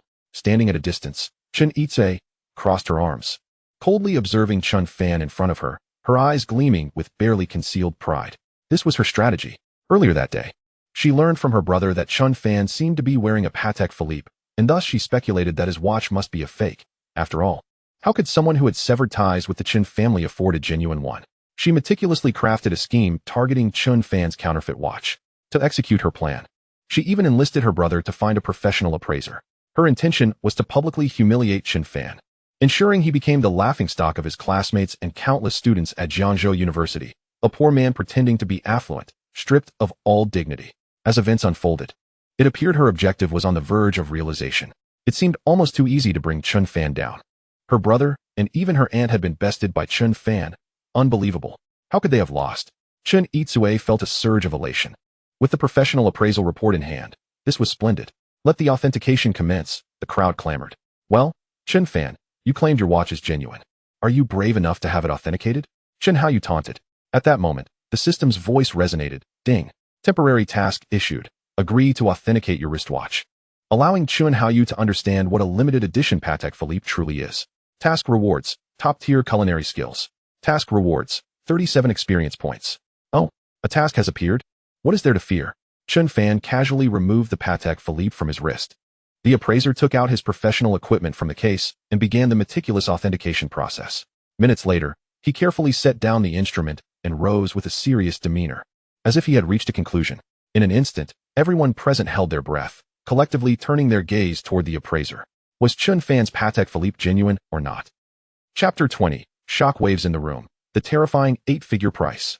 Both Chen Haoyu and Chen Itsue were brimming with confidence, certain that Chen Fan's Patek Philippe was indeed a counterfeit. Otherwise, they would not have gone to such lengths to orchestrate this scheme. Now, they awaited the results from the appraiser they had hired at great expense. Eager to stir the pot and spread the news throughout Jiangzhou University, turning Chen Fan into a figure of ridicule. Stripped of all face and ultimately unable to return to the university. This plan not only aimed to discredit Chen Fan, but also to sever his ties with Xiao Mingming, a strategy that would serve two purposes. However, the reality was that Chen Fan's Patek Philippe was genuine, and indeed, it was a masterpiece among masterpieces. Yet the very next moment, the appraiser's words left Chen Itsue and her brother utterly dumbfounded. It's real? Chen Fan's Patek Philippe is genuine? This must be a joke. How could this be possible? The other attendees, upon learning of the authenticity of Chen Fan's Patek Philippe, were equally astounded. Most had initially believed Chen Fan's watch to be fake, considering its worth was in the hundreds of thousands. Impressive. A sophomore sporting a watch worth hundreds of thousands. How remarkable. The crowd buzzed with admiration for Chen Fan. Are you certain you haven't made an error in your authentication? This watch is genuinely authentic? Chen Haoyu pressed the appraiser. This Patek Philippe is undoubtedly genuine. I can guarantee it 100%, but the appraiser hesitated, his words trailing off. Ultimately, he mustered the courage to politely address Chen Fan. Sir, may I inquire which model of Patek Philippe this is? Having appraised various luxury watches for 7 to 8 years, including pieces ranging from tens of thousands to millions, he found himself at a loss with this particular watch. His ignorance was evident. This is the Patek Philippe Grandmaster chime. Chen Fan casually replied. Oh, the Patek Philippe Grandmaster chime? Wait, what did you just say? The appraiser initially appeared unfazed, but as the realization dawned upon him, his expression shifted dramatically. Is this really the legendary Patek Philippe commemorative watch, limited to just 7 pieces worldwide? He stammered, his voice trembling. For a watch of such prestige, not only he but even his mentor would not have the privilege to see it, making his inability to recognize it entirely understandable. Indeed, Chen Fan nodded calmly. Gasp. The appraiser inhaled sharply, overwhelmed. What? Chen Fan as Patek Philippe ISNT, just any ordinary model? A globally limited watch of just 7 pieces. How extraordinary. Such a watch must be worth far more than hundreds of thousands. Conservatively, it could easily reach into the millions. As for Chun Itsue and her brother, they were equally taken aback. Appraiser, what is the value of such a watch? Someone inquired loudly, curiosity piqued. How much? For a watch of this caliber? It is nearly impossible to estimate without an auction. However, I would conservatively guess it is at least in the 8 figures. The appraiser responded cautiously after a moment's consideration. 8 figures? Millions? Are you serious? The realization struck everyone like a bolt of lightning. My goodness, Chen Fan's watch is worth at least 10 million. In an instant, the atmosphere erupted with excitement. Big shot. You are my idol. Chen Xiao, do you need a lackey? I can be your underling. Chen, are you free tonight? I'd like to treat you to a movie. I'm quite well off. Countless admirers surged toward Chen Fan, their eyes filled with reverence. Chen Fan's reputation skyrocketed to unprecedented heights. Learning the value of Chen Fan's watch, Chen Itsue and her brother felt as though they had been struck by lightning, left speechless. An 8-figure watch. This was terrifying. Such a watch was beyond their grasp. How could Chen Fan possibly possess something so extravagant? Especially upon witnessing that not only had Chen Fan avoided humiliation, but he had also risen to fame, becoming a prominent figure at the university, leaving Chen Itsue and her brother seething with envy. They had unwittingly adorned him in glory. Ding. Task completed. Agree to authenticate your wristwatch, allowing Chun Haoyu to understand what a limited edition watch entails. Congratulations on receiving top-tier culinary skills. Congratulations, you have earned 37 experience points, resonated the system's voice. In an instant, a vast array of synonyms flooded Chen Fan's mind, bestowing upon him masterful culinary skills. Moments later, the professor of the seminar arrived, prompting Chun Itsue and others to reluctantly depart. Following the conclusion of the lecture, throngs of admirers encircled Chen Fan once more, with several bold young women casting flirtatious glances in his direction. After much effort, Chen Fan finally managed to extricate himself from the crowd. With no classes left for the day, he drove back to Yujing Villa. At around 5 or 6 in the evening, a knock echoed through the door. Upon opening it, Chen Fan was greeted by the sight of Xiao Ruoxue. Although clad in a rather ordinary casual outfit, her exquisite beauty remained undeniable. Chen Fan was taken aback by this unexpected visit. Mr. Chun, I would like to invite you over for dinner at my home, Xiao Ruoxue said, a hint of nervousness in her voice. This marked her first time extending such an invitation to a male acquaintance, particularly to her residence, which understandably made her anxious. In an effort to express her gratitude for Chen Fan's assistance in resolving her supplier crisis the previous day, Xiao Ruoxue wished to personally prepare a meal for him. With nothing on his agenda, Chen Fan readily accepted. Half an hour later, he retrieved a fine bottle of red wine from the villa's private cellar and arrived at Xiao Ruoxue's residence. As he knocked on the door, Xiao Ruoxue, wearing an apron, came to greet him. Mr. Chen, welcome. Please have a seat. The dishes will take a little while longer, she said. Chen Fan settled down while Xiao Ruoxue returned to the kitchen. Before long, sounds of clattering utensils emanated from the kitchen. Curiosity piqued. Chen Fan ventured in to find Xiao Ruoxue somewhat flustered. I haven't cooked in years, so I'm a bit out of practice, she admitted, slightly embarrassed. Since I have some time on my hands, allow me to assist you, Chen Fan offered, having just acquired top-tier culinary skills. He was eager to experiment and assess the utility of the system's bestowed talents. Noticing a large Australian lobster that Xiao Ruoxue had purchased, Chen Fan was reminded of the delectable Typhoon shelter lobster he had enjoyed at Wangjiang Pavilion, and an idea sparked in his mind. He began preparing the lobster in the kitchen. A few minutes later, Xiao Ruoxue completed her stir-fried shredded potatoes. Mr. Chun, please give it a try, she said, presenting her first dish with great anticipation. Unfortunately, Chen Fan's hands were preoccupied with the lobster, leaving him unable to accept. It's a bit inconvenient. Perhaps we can save it for later? He shrugged, feeling a bit helpless. Seeing this, Xiao Ruoxue hesitated for a moment before gently feeding him a bite with her chopsticks.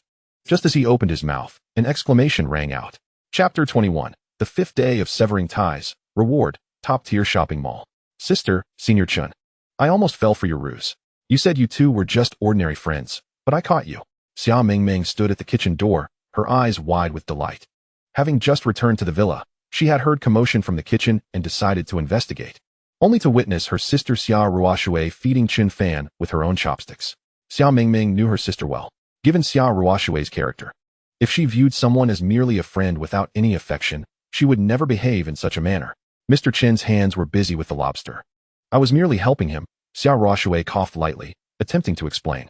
Sister, you needn't explain. I completely understand, Xia Mingming replied with a mysterious smile before departing, leaving the two some privacy. How does it taste? Xia Ruoxue eagerly inquired, watching Chen Fan as he sampled her first dish. It's quite decent. After such a long hiatus from cooking, you've done remarkably well for your first attempt, Chen Fan remarked, suppressing the urge to critique. Really? Xia Ruoxue's excitement was palpable. Promptly, she resumed preparing the second dish. Chen Fan had nearly finished with the lobster, and it was time to officially begin crafting the Typhoon shelter lobster. After about half an hour, both Chen Fan and Xia Ruoxue emerged from the kitchen, each carrying a plate of dishes. Wow! Xia Mingming exclaimed, eager to join in. Mingming, take a guess. Which two dishes did I prepare, and which two did Mr. Chen make? Xia Ruoxue proposed. All right, Xia Mingming replied, picking up her chopsticks to sample a few dishes before quickly making her assessments, correctly identifying each one. Mingming, how did you guess so accurately? Xia Ruoxue asked, puzzled. Sister, it's quite simple. Two of these dishes are rather average, similar to my cooking, while the other two are undoubtedly the best Typhoon shelter lobster and cola chicken wings I've ever tasted. Xia Mingming declared, her reasoning clear. Is the disparity really that significant? Xia Ruoxue asked, astonished, as she picked up her chopsticks to taste the dishes. After trying her own creations, she found them acceptable but unremarkable. However, upon tasting a bite of Chen Fan's Typhoon shelter lobster, her expression froze in awe. Mr. Chen, your culinary skills are truly exceptional. She marveled, her eyes filled with astonishment. Well, it's just passable, Chen Fan modestly replied, having already sampled the dish in the kitchen. It was evident that the system's top-tier skill surpassed even the most accomplished chefs at Wangjiang Pavilion. Mr. Chen, you are incredibly talented, Xia Ruoxue admired him with newfound respect. At such a young age, possessing such remarkable culinary prowess, whoever marries Mr. Chen will certainly enjoy a life of comfort. Unbeknownst to Chen Fan, his standing in Xia Ruoxue's eyes had risen significantly. After an enjoyable dinner at Xia Ruoxue's home, and lingering for a while, Chen Fan took his leave. The following morning, the system's voice chimed in. Ding. Fifth day of severing ties. Reward. 100 ownership of Yongjia Shopping Mall. Oh, Yongjia Shopping Mall. Chen Fan was taken aback by the unexpected reward. Yongjia Shopping Mall is one of the premier shopping destinations in Jiangzhou, renowned for its collection of international luxury brands. To his astonishment, the system had gifted him the entire mall. The mall's value was estimated to be around 4 to 1, 5 billion. In an instant, Chen Fan's net worth surged past 5 billion, soaring to an astonishing 6 billion. To amass such wealth in just 5 days was nothing short of remarkable. A satisfied smile spread across Chen Fan's face. If this pace continued, within a mere 4 days, his fortune would breach the 10 billion mark, elevating him to the ranks of Jiangzhou's elite and making him the youngest billionaire in the region. The mere thought of this prospect sent a thrill through him. Based on his estimates, the total assets of the Chen family amounted to around 40 to 50 billion. If his current trajectory persisted, in just over a month, his wealth could surpass that of the entire Chen family. Should the system upgrade within this month, he might achieve this even sooner, allowing him to eclipse the Chen family's wealth within 2 months, thus positioning him as the new wealthiest individual in Jiangzhou. At that moment, who would be the one filled with regret? Just as Chen Fan was formulating his plans, an unexpected phone call rang through. Is this Mr. Chen Fan? I am the former owner of the Yongjia Shopping Center. The payment has been received. May I inquire when you might be available to sign the transfer contract?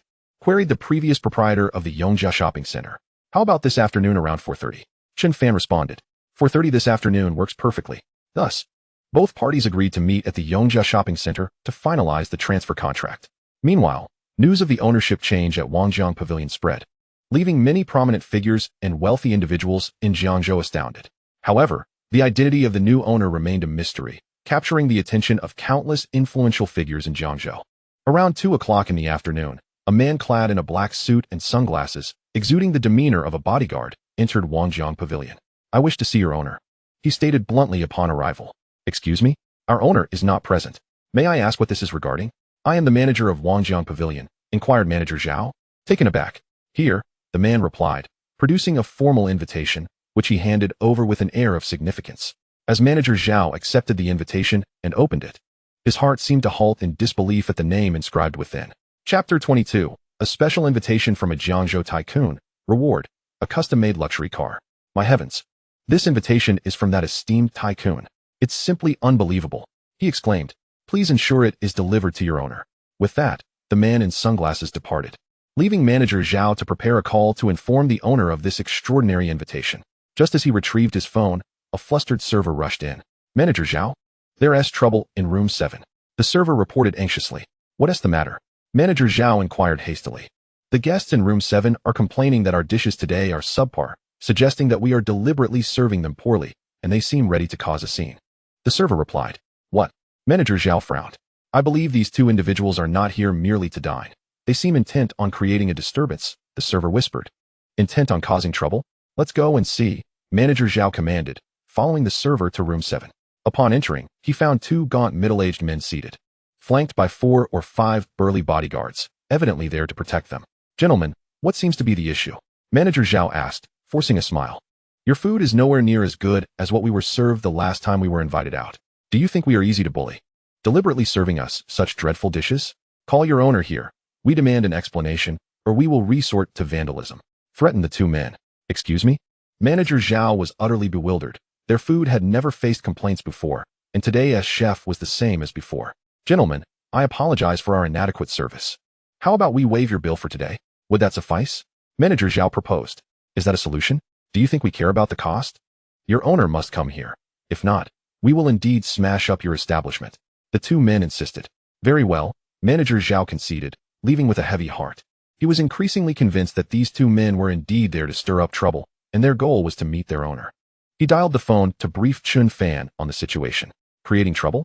Chen Fan raised an eyebrow. Just then, a notification from the system echoed in his mind. Ding. Task assigned. Visit Wangjiang Pavilion to ascertain the intentions of these 2 middle-aged men. Task reward: 1 custom-made Rolls-Royce Phantom. Task reward: 47 experience points. Surprised yet elated by the system's task, Chen Fan had previously contemplated acquiring another luxury vehicle. With only a Lamborghini occupying his vast garage, it felt too empty. Moreover, the Lamborghini could only accommodate 2 passengers, leaving no room for additional company. The prospect of receiving a custom-made Rolls-Royce Phantom as a reward was far more valuable than a standard model, and such bespoke vehicles were often not available for mere financial means. "All right, I will investigate." With his class concluding, Chen Fan set out for the Yongzhou shopping center, deciding to first address the situation at Wangjiang Pavilion. Half an hour later, he arrived at the restaurant, anticipating a potential uproar. Upon his arrival, he gathered over 20 security personnel. Moments later, Chen Fan, accompanied by a substantial security detail, approached room 7. Before he could enter, the raucous voices from within reached his ears. "Where's your owner? Do you dare to believe we won't smash your establishment?" The 2 middle-aged men shouted. Their bodyguards appeared eager for confrontation, ready to wreak havoc. However, before they could utter another word, a commanding voice resonated. "Who dares to threaten my establishment? Let us see if anyone has the audacity." In the next instant, under the astonished gazes of the 2 middle-aged men, Chen Fan marched in, flanked by his security team. Witnessing the overwhelming presence, the bodyguards immediately lowered their heads. Despite their imposing physiques, they could only submit in the face of such overwhelming odds. "Who are you?" one of the men asked. "Me? I am the owner of Wangjiang Pavilion," Chen Fan replied slowly. "You are the owner of Wangjiang Pavilion? This must be a joke." The 2 middle-aged men were taken aback, unable to believe that this young man, seemingly not even 20, could possibly be the owner.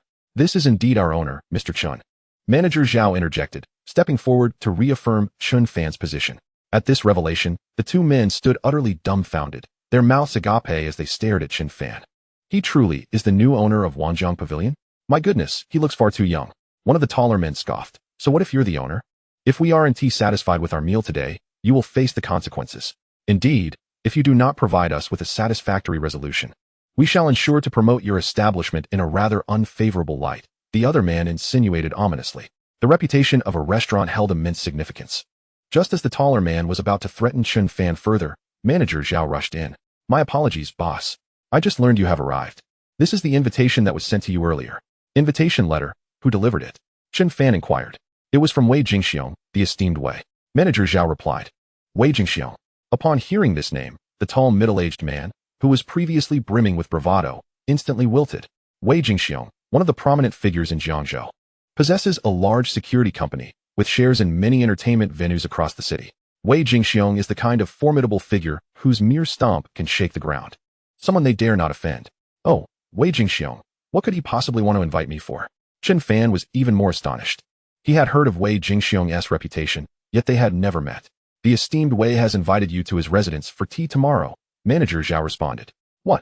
Wei Jingxiong has invited this young man to his home for tea. Holy cow, holy cow. The two middle-aged men seeking trouble turned pale at Manager Zhao's words. Who is Wei Jingxiong? He is a big shot in Jiangzhou. The identity of a guest he personally invites must be significant. Even if not as powerful as Wei Jingxiong, they would certainly be of a similar stature. Otherwise, why would Wei Jingxiong extend such an invitation? The more they thought about it, the more apprehensive the two middle-aged men became as they gazed at Chen Fan, their legs turning to jelly. All right, I understand. Chen Fan nodded. He took the invitation letter and then glanced at the two middle-aged men. In an instant, the two middle-aged men knelt down and revealed the masterminds behind their actions. Chapter 23. Holy cow, what is Chen Fan's bank balance? Mr. Chen, we were wrong. Mr. Chen, to be honest, it was the owner of Zuaxian Lu, Luo Jixin, who paid us to come here and cause trouble for you. Yes. Mr. Chen, we were just doing our job for money. Please do not hold it against us. The two middle-aged men dared not conceal the truth and directly explained their motives to Chen Fan. Zuaxian Lu is the second-ranked restaurant in Jiangzhou, only behind their own Wangjiang Pavilion. Seeing that Wangjiang Pavilion had a new owner during this tumultuous period, the owner of Zuaxian Lu, Luo Jixin, sought to tarnish its reputation, hoping to surpass it and become the #1 restaurant in Jiangzhou. Ideally, after ruining Wangjiang Pavilion's reputation, he could acquire it at a low price. So, it was the owner of Zuaxian Lu, Luo Jixin, who sent you. This answer was within Chen Fan's expectations. Well, they have come to bully him now. Chen Fan sneered. This time, they have picked the wrong target. Manager Zhao, take them directly to the police station. Chen Fan commanded. No, Mr. Chen, we were wrong. Upon hearing Chen Fan's words, the two middle-aged men immediately panicked. Ultimately, they were taken away by the security personnel of Wangjiang Pavilion. Chen Fan opened the invitation letter to confirm it was indeed from the esteemed Wei Jingxiong, and it seemed to be handwritten. Tomorrow? Chen Fan murmured softly. Tomorrow is indeed the weekend. Let us see what unfolds then. Just then, the system's voice chimed in. Ding. Go to Wangjiang Pavilion and see what these two middle-aged men are up to. Task completed. Congratulations. You have received a custom Rolls-Royce Phantom and 47 experience points. The task is complete. A custom Rolls-Royce and 47 experience points are now in hand. Chen Fan checked his total experience points. Current system level, level 1, 195, 1500. He needed just 1305 experience points to level up. That was quite impressive. Chen Fan was very satisfied. He had only activated the system's upgrade mode for 2 or 3 days and had already amassed nearly 200 experience points. He was now close to gathering 1/7 of the experience needed for an upgrade. This progress was indeed rapid. At this rate, even with the most conservative estimate, the system would undoubtedly reach level 2 within a month. By then, the daily rewards from the system would significantly increase, bringing him closer to his goal of stepping on the Su family of Jinling. Zuaxian Lu, Luo Jixin. Chen Fan murmured softly. He had many matters to attend to. Once he dealt with his current affairs, it would be Luo Jixin's turn to face misfortune. Luo Jixin wanted to acquire his Wangjiang Pavilion. Therefore, he would find a way to take over Zuaxian Lu first, repaying in kind. Should any issues arise, contact me immediately. After giving Manager Zhao a few instructions, Chen Fan departed from Wangjiang Pavilion. When Chen Fan arrived at Yongjia Shopping Center, it was around 4 in the afternoon. He had arranged to meet the former owner of Yongjia Shopping Center at 4:30, leaving him a half-hour to spare. Chen Fan decided to take advantage of this half-hour to browse the shopping center. When he left the Chen family, he had only taken a few pieces of clothing, and now he found himself in need of more attire, so he intended to purchase some new items. Chen Fan entered the nearest store and soon selected a large pile of clothing. Just as he was about to proceed to check out, an incredulous voice interrupted. Oh, isn't that Chen Fan? You've severed ties with the Chen family, yet you still dare to shop in such a luxury store? Do you even have money? A young man approached, mocking him. This young man, named Zhu Pingyu, belonged to another prominent family in Jiangzhou, the Zhu family, and had always had a poor relationship with Chen Fan. Although you remain with the Zhu family, what difference does it make since you've cut ties with the Chen family? Chen Fan retorted without reservation. Hearing this, Zhu Pingyu was immediately infuriated. As an illegitimate child, Zhu Pingyu held a low status within the Zhu family, likely no better than when he was with the Chen family. With that, Chen Fan ignored Zhu Pingyu and proceeded to settle his bill. Humph, one piece of clothing here costs tens of thousands, even hundreds of thousands. How can you afford to buy so many? Zhu Pingyu scoffed. Chen Fan had at least picked out over a dozen garments, and the total would conservatively exceed several hundred thousand. Zhu Pingyu couldn't believe that Chen Fan, a discarded young master who had severed ties with the Chen family, could possibly have that much money. Just wait until you can't afford the bill. I want to see how you handle that. Zhu Pingyu trailed behind, eager to witness the spectacle. A few minutes later, the staff finished tallying the total. Sir, your total comes to 1,276,000 yuan. Will you be paying by card, or? The staff member stated. Over $1 million. Zhu Pingyu was taken aback. That's an astronomical sum for just a few pieces of clothing. No wonder it's considered luxury goods. Not to mention Chen Fan. Even he couldn't produce that much money. He was eager to see how Chen Fan would manage to come up with over $1 million to pay.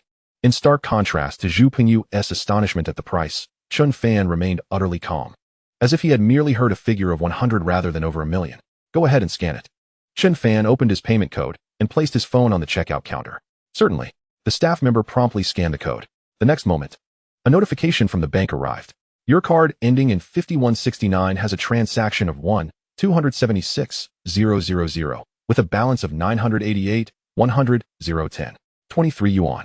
Nearby Zhu Pingyu, who was eagerly anticipating a moment of embarrassment for Chen Fan when he was unable to produce funds, fortuitously caught sight of this text message. In an instant, Zhu Pingyu stood frozen in shock. My heavens, how could Chen Fan's balance possess such an astronomical figure? This balance seems to boast a staggering 8 or 9 digits. If it is 8 digits, that amounts to over 90 million, and if 9, then it surpasses 900 million. In that moment, Zhu Pingyu's heart appeared to halt entirely. To say that 900 million is a fortune is an understatement. Even 9 million would be an immense sum for him. Despite being a scion of the Zhu family, his bank account barely holds a few hundred thousand. Not even enough to cover a fraction of Chen Fan's balance. Not to mention, even the most formidable among the younger generation of the Zhu family possesses only 20 to 30 million at most, which pales in comparison to Chen Fan's wealth. How could Chen Fan possibly have amassed such a fortune? The very thought is utterly terrifying. Standing there, Zhu Pingyu seemed as though struck by lightning, rendered immobile and utterly dumbfounded. Meanwhile, Chen Fan, carrying an array of bags, departed with ease. To him, over $1 million was but a mere trifle. After placing his newly purchased garments into his vehicle, he noted the time was ripe. Chen Fan then made his way to the top floor of the Yongjia shopping center. Moments later, he arrived at the office on the highest level. At this juncture, the former owner of the Yongjia shopping center awaited his arrival. The two exchanged cordial handshakes and engaged in a brief, understated conversation before formally signing the contract. With the stroke of a pen, the Yongjia shopping center, one of the premier shopping venues in Jiangzhou, now belonged to Chen Fan. After concluding this matter, the former owner gathered his belongings and departed, leaving the luxurious office in Chen Fan's possession. Chen Fan sat in the office for a moment, suddenly recalling a significant matter. Chapter 24, Severing Ties. On the 6th day, a reward of a world-class black card awaited. It was time to utilize the skill selection card he had acquired from a previous task. Until now, Chen Fan had yet to decide how to employ this skill selection card or which skill to choose, but inspiration struck him. He contemplated 2 skills, elite combat skills and exceptional financial management skills. The elite combat skills were inspired by today's events at Wangjiang Pavilion.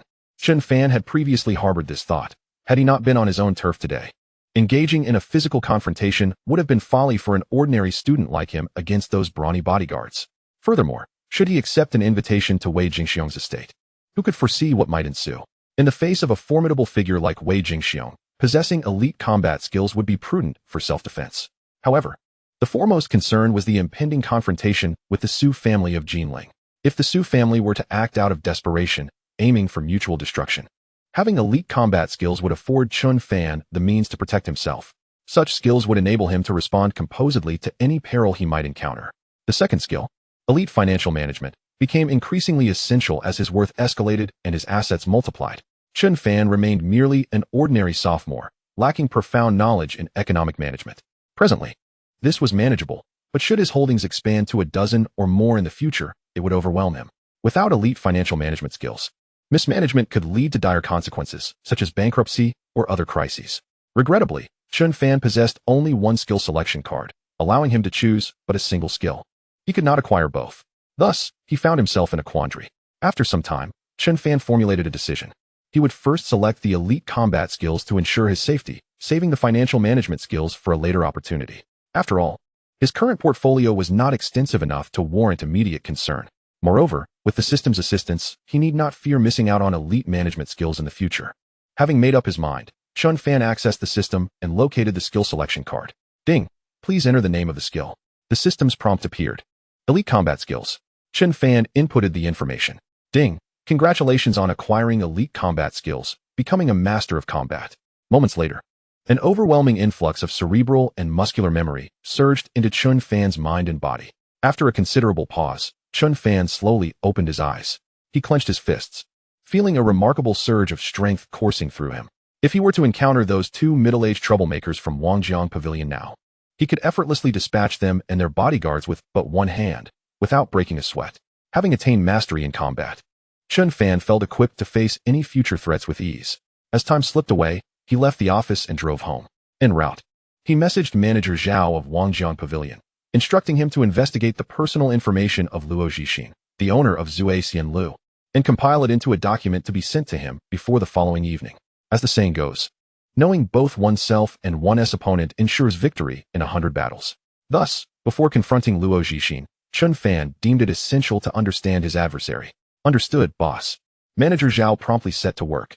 Upon returning home and parking in the garage, Chen Fan spotted a black Rolls-Royce parked in the distance. This was the bespoke Rolls-Royce Phantom he had recently acquired as a reward for completing his task. After securing his vehicle, he stepped out and approached his custom Rolls-Royce Phantom. Filled with a sense of nostalgia, Chen Fan was well acquainted with the Rolls-Royce Phantom. During his time with the Chen family, several key figures, including the third son of the family patriarch, drove the very same model. However, their vehicles could not compare to his. This particular Phantom could purchase several of theirs. Chen Fan opened the door and took a moment to experience the distinction between a luxury business vehicle and a supercar. After admiring his bespoke Rolls-Royce Phantom, he returned to the villa. Time flew by, and the following morning, the system's voice chimed in. Ding! On the 6th day of severing ties. A reward of a world-class black card. One MasterCard black card from the Royal Bank of the Oil Kingdom, now stored in your villa study. Please check. Gazing at the system's reward, Chen Fan was utterly astonished. He had never anticipated that the system would bestow upon him a MasterCard black card from the Royal Bank of the Oil Kingdom today. He had heard of the illustrious reputation of this black card. The MasterCard black card from the Royal Bank of the Oil Kingdom is one of the world's most prestigious black cards, typically held by royalty, billionaires, and the highest echelons of society. Compared to other banks' black cards, this one is particularly unique and rare. More importantly, such a black card cannot simply be acquired with wealth. The Royal Bank of Oil Kingdom's MasterCard Black Card operates on an invitation-only basis. One must be invited by the Oil Kingdom's first group to become the esteemed possessor of this prestigious card, regardless of one's wealth. Without an invitation, ownership remains unattainable. The Royal Bank of Oil Kingdom provides a dedicated service team available around the clock to address any requests from cardholders. More importantly, the Royal Bank's MasterCard Black Card comes without any spending limits. Holders may spend as they please. Additionally, owners of this illustrious card enjoy privileges such as access to global airport lounges and exclusive treatment at the world's top private clubs, making it a symbol of elite status and distinction. If Chen Fan's conjecture is accurate, he should be the first person in the entire Jiangzhou to possess the Royal Bank of Oil Kingdom's MasterCard Black Card. This exceptional black card is so unique that even the wealthiest in Jiangzhou do not possess it. The reward from the system is indeed exceedingly generous. With eager anticipation, Chen Fan hurried to the study in his villa. From a distance, he spotted an exceptionally unique black bank card resting on his desk. Approaching it, he couldn't help but marvel at the opulence of the Oil Kingdom. This Royal Bank of Oil Kingdom's MasterCard Black Card is indeed unlike any other black card. Chapter 25. The collaboration to oust Chen Fan from the Tengfei Group, Chen Itsua's scheme. The edges of this Royal Bank of Oil Kingdom MasterCard Black Card are adorned with gold, and at its center lies a natural diamond. Not to mention the value of the gold embellishments and the diamond itself. Their worth pales in comparison to the prestige represented by the Royal Bank of Oil Kingdom's MasterCard Black Card. Chen Fan was quite pleased with the system's reward today. While he was engrossed in studying the Royal Bank of Oil Kingdom's MasterCard Black Card, on the other side, within the Tengfei Group, the second largest shareholder, Feng Yanli approached the primary shareholder and actual controller, Jiang Hao. Is there something you wish to discuss with me, Mr. Feng? Jiang Hao inquired, his tone laced with a hint of distance upon encountering the unexpected visitor. As the two largest shareholders of the company, their relationship was hardly amicable, especially since Feng Yanli covertly sought to acquire shares from minor shareholders, coveting Jiang Hao's position as the principal shareholder. Mr. Jiang, I propose that we join forces to remove the third largest shareholder, Chen Fan, from all his positions in the company and subsequently expel him. Feng Yanli's voice brimmed with resentment towards Chen Fan. Previously, Mr. Kong from Baixing Group had instructed him to maintain strict control over the Tongfei Group, ensuring that it did not collaborate with the Xia Group. However, Chen Fan interfered, facilitating a long-term partnership agreement between the Xia Group and Tongfei Group. This provoked Mr. Kong's fury, leading him to chastise Feng Yanli, subsequently instructing him to discipline the disobedient Chen Fan. Thus, Feng Yanli humbled himself and sought assistance from his adversary, Jiang Hao. He hoped to reach a consensus to expel Chen Fan from the company, with the alliance of the primary and secondary shareholders of Tongfei Group. Along with some minor shareholders, achieving this goal would be effortless. Expelling Chen Fan from the company? Jiang Hao expressed astonishment at Feng Yanli's request. As long as you agree to collaborate with me, Mr. Jiang, I will heed your directives in the company moving forward. I owe you a significant favor. Feng Yanli adopted a humble stance, appealing to Jiang Hao. Ultimately, after a series of assurances and flattery from Feng Yanli, Jiang Hao consented. We shall convene a board meeting tomorrow to address this matter, Jiang Hao declared. Thank you, Mr. Jiang. Feng Yanli's smile radiated with delight. Expelling Chen Fan would undoubtedly please Mr. Kong and could even earn him Kong's favor. With Kong's backing, usurping Jiang Hao's position would be a mere formality for him. He merely viewed Jiang Hao as a pawn. Tomorrow marked the day Chen Fan would be ousted. For daring to offend him and the Baixing Group, he deserved it. Feng Yanli left the office, thoroughly satisfied. In the office, a cold smile appeared on Jiang Hao's face. In truth, he was more inclined to remove Jiang Hao from the company than Chen Fan. This had been Jiang Hao's aspiration for the past year or two, but unfortunately, their shareholdings were nearly equal, leaving him powerless against Jiang Hao. Jiang Hao's agreement with Feng Yanli was merely superficial. In reality, he harbored another intention. Since Feng Yanli aimed to target Chen Fan, could he not reverse the situation and ally with Chen Fan to expel Feng Yanli from the company? This was not impossible. Of course, this depended on whether Chen Fan possessed some capability and resolve. If Chen Fan lacked such strength, he would have to apologize to him. How he would choose remained to be seen. He decided to consult Chen Fan first. With this in mind, Jiang Hao called his confidant, Zheng Xingde, the current president of Tongfei Group, instructing him to arrange for Chen Fan to join them for dinner that evening to discuss an important matter. A few minutes later, Chen Fan received a call from Zheng Xingde. You wish to treat me to dinner tonight? Chen Fan responded with surprise. Indeed. The more industries one manages and assets one possesses, the busier one becomes. This afternoon, the influential Wei Jingxiong from Jiangzhou had invited him for tea, and now, in the evening, the primary shareholder of Tongfei Group wanted to dine with him to discuss significant matters. All right, I accept. I will see you tonight. Chen Fan agreed.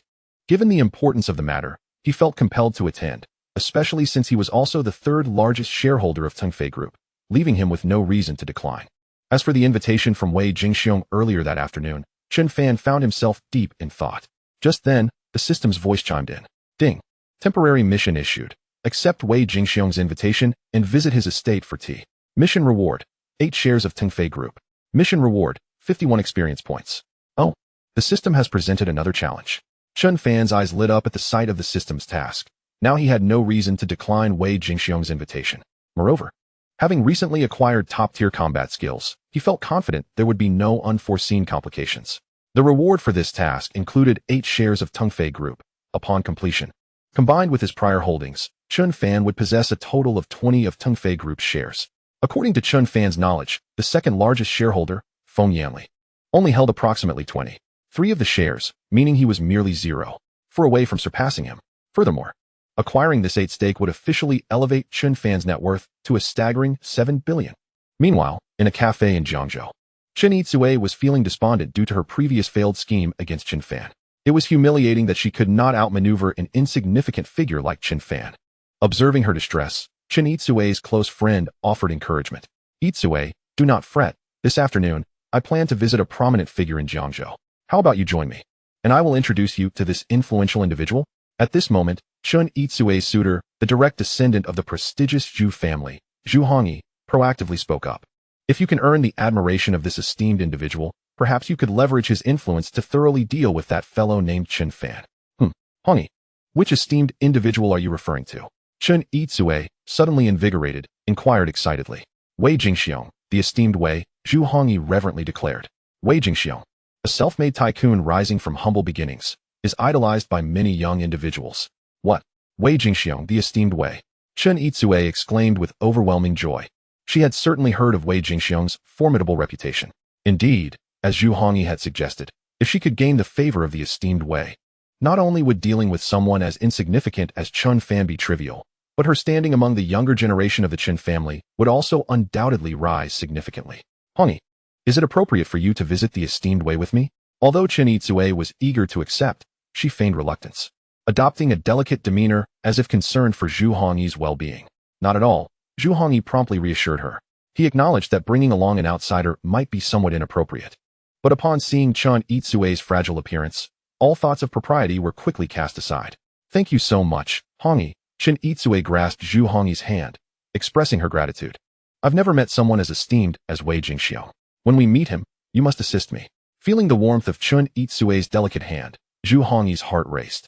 No problem. It's a small matter. I will certainly help you. He nodded vigorously. Time flew by, and in the afternoon, Chen Fan drove his newly acquired custom-made Rolls-Royce Phantom directly to Wei Jingxiong's villa. Meanwhile, Chen Yitsue and Zhu Hongyi were also on their way. Chapter 26. Chen Yitsue. If we cannot meet the esteemed Wei, then Chen Fan surely cannot either. Arriving a bit earlier, Chen Yitsue and Zhu Hongyi reached the entrance of Wei Jingxiong's estate. Zhu Hongyi halted the car, while Chen Yitsue visibly trembled with anxiety, hesitating to exit. After all, Wei Jingxiong was notorious in Jiangzhou for his ruthlessness and formidable presence. With her sudden decision to accompany Zhu Hongyi, she couldn't help but wonder how the esteemed Wei would react upon seeing her. If he were displeased, the consequences were unpredictable. The more she pondered, the more apprehensive she became. Yitsue, do not burden yourself with concerns. I am quite familiar with the esteemed Wei. When we meet, I will surely speak highly of you, and he will surely hold you in a favorable light. In that case, dealing with Chen Fan will be but a trivial matter. It is merely a matter of a word from the esteemed Wei, Zhu Hongyi comforted. Indeed, Chen Yitsue nodded, feeling reassured at the mere thought of reprimanding Chen Fan. Her greatest desire was to teach him a lesson so severe that he would kneel in submission to the family, marrying the heiress of the Su family from Jinling. Her grandfather would undoubtedly look upon her with new respect, granting her greater influence within the Chen family, thus illuminating her future. Chen Fan was merely a stepping stone in her ascent. He had to be dealt with. Taking a deep breath, Chen Yitsue and Zhu Hongyi stepped out of the car. As a prominent figure in Jiangzhou, Wei Jingxiong had many enemies, and thus several bodyguards were stationed at his estate. Wei Jingxiong approached the head of the bodyguard team and politely stated, "Greetings. Please inform the esteemed Wei that Zhu Hongyi from the Zhu family's third generation has come to pay his respects." The Zhu family descendants? Wait here. The head bodyguard surveyed Zhu Hongyi before entering the estate to convey the message. Must we really wait for an announcement? Chen Yitsue expressed her disappointment, as she had hoped Zhu Hongyi would be able to enter directly to meet the esteemed Wei. It's merely a formality. The esteemed Wei will undoubtedly see me, Zhu Hongyi assured confidently. While Zhu Hongyi and Chen Yitsue awaited, a brand new Rolls-Royce Phantom slowly pulled up beside them. To Chen Yitsue's utter astonishment, an unexpected individual elegantly emerged from the luxury vehicle. Chen Fan had arrived. A new Rolls-Royce Phantom? Chen Yitsue gazed at Chen Fan's new car in disbelief, envy coursing through her veins. Such a high-caliber luxury vehicle was only owned by a select few uncles in their family. It was beyond the reach of the younger generation. To her shock, despite severing ties with their family, Chen Fan had not only avoided destitution, but had soared to great heights, donning a Patek Philippe worth millions and driving a Rolls-Royce worth millions. This was even more impressive than the achievements of Chen Jianshu, the most esteemed among their younger generation. A good-for-nothing living off others, Chen Yitsue spat, her jealousy and resentment towards Chen Fan boiling over. Lacking any other means to disparage him, she could only resort to the notion of him being a parasite. After all, in her and the eyes of the rest of the Chen family, Chen Fan's current status was solely due to his dependence on the Xia family's fortune. What? This Rolls-Royce Phantom was acquired through his parasitism? Zhu Hongyi, puzzled by Chen Yitsue's remarks, questioned. Driving a mere Bentley Continental worth 3 to 4 million. He was astonished that the forsaken scion of the Chen family now owned a Rolls-Royce. Indeed, not only this Rolls-Royce, but his Lamborghini and the Patek Philippe he wears were all obtained through his parasitic lifestyle. Chen Yitsue, gritted her teeth in disdain. What? Zhu Hongyi could no longer contain his astonishment, feeling an overwhelming sense of envy towards Chen Fan. To thrive through such means, owning a Rolls-Royce, a Lamborghini, and even a Patek Philippe was nothing short of exemplary. In an instant, Zhu Hongyi found himself admiring Chen Fan. Brother, how did you achieve this? I, too, would like to learn. After all, living off others is truly delightful. Yet, in front of Chen Yizue, Zhu Hongyi had to maintain a facade of disdain for Chen Fan. Indeed a good-for-nothing, Zhu Hongyi remarked, though in his heart, he wished to proclaim Chen Fan as extraordinary. Chen Fan, is this really a place you should be? Chen Yizue taunted loudly. Why can you come, but I cannot? Is this your home? Chen Fan retorted coldly. You're probably here to visit the esteemed Wei, but unfortunately, someone like you, a forsaken scion of the Chen family, is not someone the esteemed Wei would entertain. Zhu Hongyi chimed in to curry favor with Chen Yizue. To be frank, I have long been acquainted with Hongyi and the esteemed Wei. The bodyguards have already gone in to announce our arrival. We shall soon meet the esteemed Wei, while you, Chen Fan, can only stand there forlornly at the entrance, forever barred from entry. Chen Yizue gloated. Just then, the head bodyguard who had gone inside to announce their arrival returned. See, Chen Fan, we are about to go in. Chen Yizue adjusted her attire, linking arms with Zhu Hongyi as they prepared to enter Wei Jingxiong's estate. Our boss has stated that he has important matters today and will not meet with any guests. The bodyguard's words left both Chen Yizue and Zhu Hongyi dumbfounded. Not meeting any guests? They cannot see the esteemed Wei. Zhu Hongyi stood there in a daze, while Chen Yizue's face flushed with embarrassment to the extreme. Having just boasted in front of Chen Fan, she now had to endure the humiliation of being unable to enter and meet the esteemed Wei Dalao. Chen Fan, too, would not have the privilege. Chen Yizue consoled herself in silence. Meanwhile, Chen Fan stepped forward, approaching the head of the bodyguard team. I wish to see Wei Jingxiong, the esteemed Wei Dalao, he declared. Upon hearing Chen Fan's request, the bodyguard captain's demeanor shifted to one of impatience. Had he not just stated that their boss was not receiving any guests today? Was this young man seeking trouble for himself? Chen Yizue, standing nearby, gloatingly murmured, anticipating the moment when Chen Fan would be dismissed by the captain. Just as the captain was about to reprimand Chen Fan, the latter produced an invitation from his pocket and handed it over. Upon examining the invitation, the bodyguard captain's expression changed dramatically. It's you? He exclaimed, his tone instantly transforming to one of utmost respect. Please. In the next moment, under the astonished gaze of Chen Yizue and Zhu Hongyi, the bodyguard captain respectfully ushered Chen Fan inside. Chapter 27. Several billion is indeed not a lot. It is merely a day's yield. How could this be? How did Chen Fan manage to enter?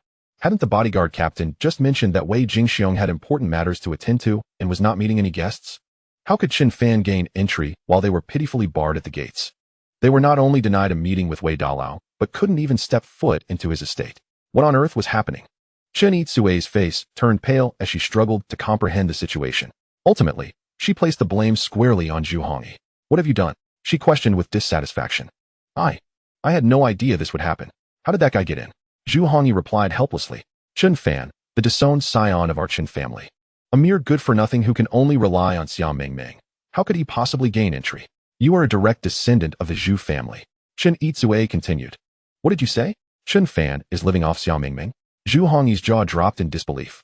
He had met Xiao Mingming, the beautiful heiress of the Xia group, who far surpassed Chen Yizue in appearance. Initially, when Chen Yizue accused Chen Fan of living off an elderly woman, Zhu Hongyi had thought she meant a senior citizen. Now, however, he realized that Chen Fan was benefiting from a young, attractive woman with a significant background. This kind of dependency was far too enticing. If he could enjoy the same privileges as Chen Fan, he would even consider severing ties with the Zhu family. Who asked you that? I meant, how did you manage to get in? Chen Yizue snapped. Damn it, Chen Fan is truly a model for our generation, an idol, a true deity, Zhu Hongyi exclaimed. But at that moment, he was too wrapped up in his admiration for Chen Fan to heed Chen Yizue's words. Zhu, did you hear what I said? You were supposed to meet Wei Jingxiong, yet here we are, barred at the entrance. Chen Yizue chided again. Stop cursing at me. Not being able to meet Wei Dalao is not my fault. If you're capable, go see him yourself. Zhu Hongyi retorted impatiently. What kind of attitude is that? Chen Yizue was taken aback. Zhu Hongyi was her suitor. How dare he speak to her like that? What do you mean what kind? Just leave. I don't want to see you anymore. I'm waiting here for my idol to come out. I want to be his little brother. Zhu Hongyi gazed adoringly at Chen Fan's retreating figure within the estate. At that moment, his admiration for Chen Fan reached its zenith. He yearned to be Chen Fan's follower. If he could learn even a fraction of Chen Fan's prowess, he he would consider it a worthwhile endeavor. You. Chen Yizue was infuriated, her face burning with shame. First, she was humiliated by Chen Fan, and now her admirer spoke to her in such a manner. Her pride was shattered. Just wait. In a fit of anger, she hailed a taxi and left. Left behind, Zhu Hongyi eagerly awaited his idol, Chen Fan. Inside the estate, under the guidance of the bodyguard captain, Chen Fan made his way further in.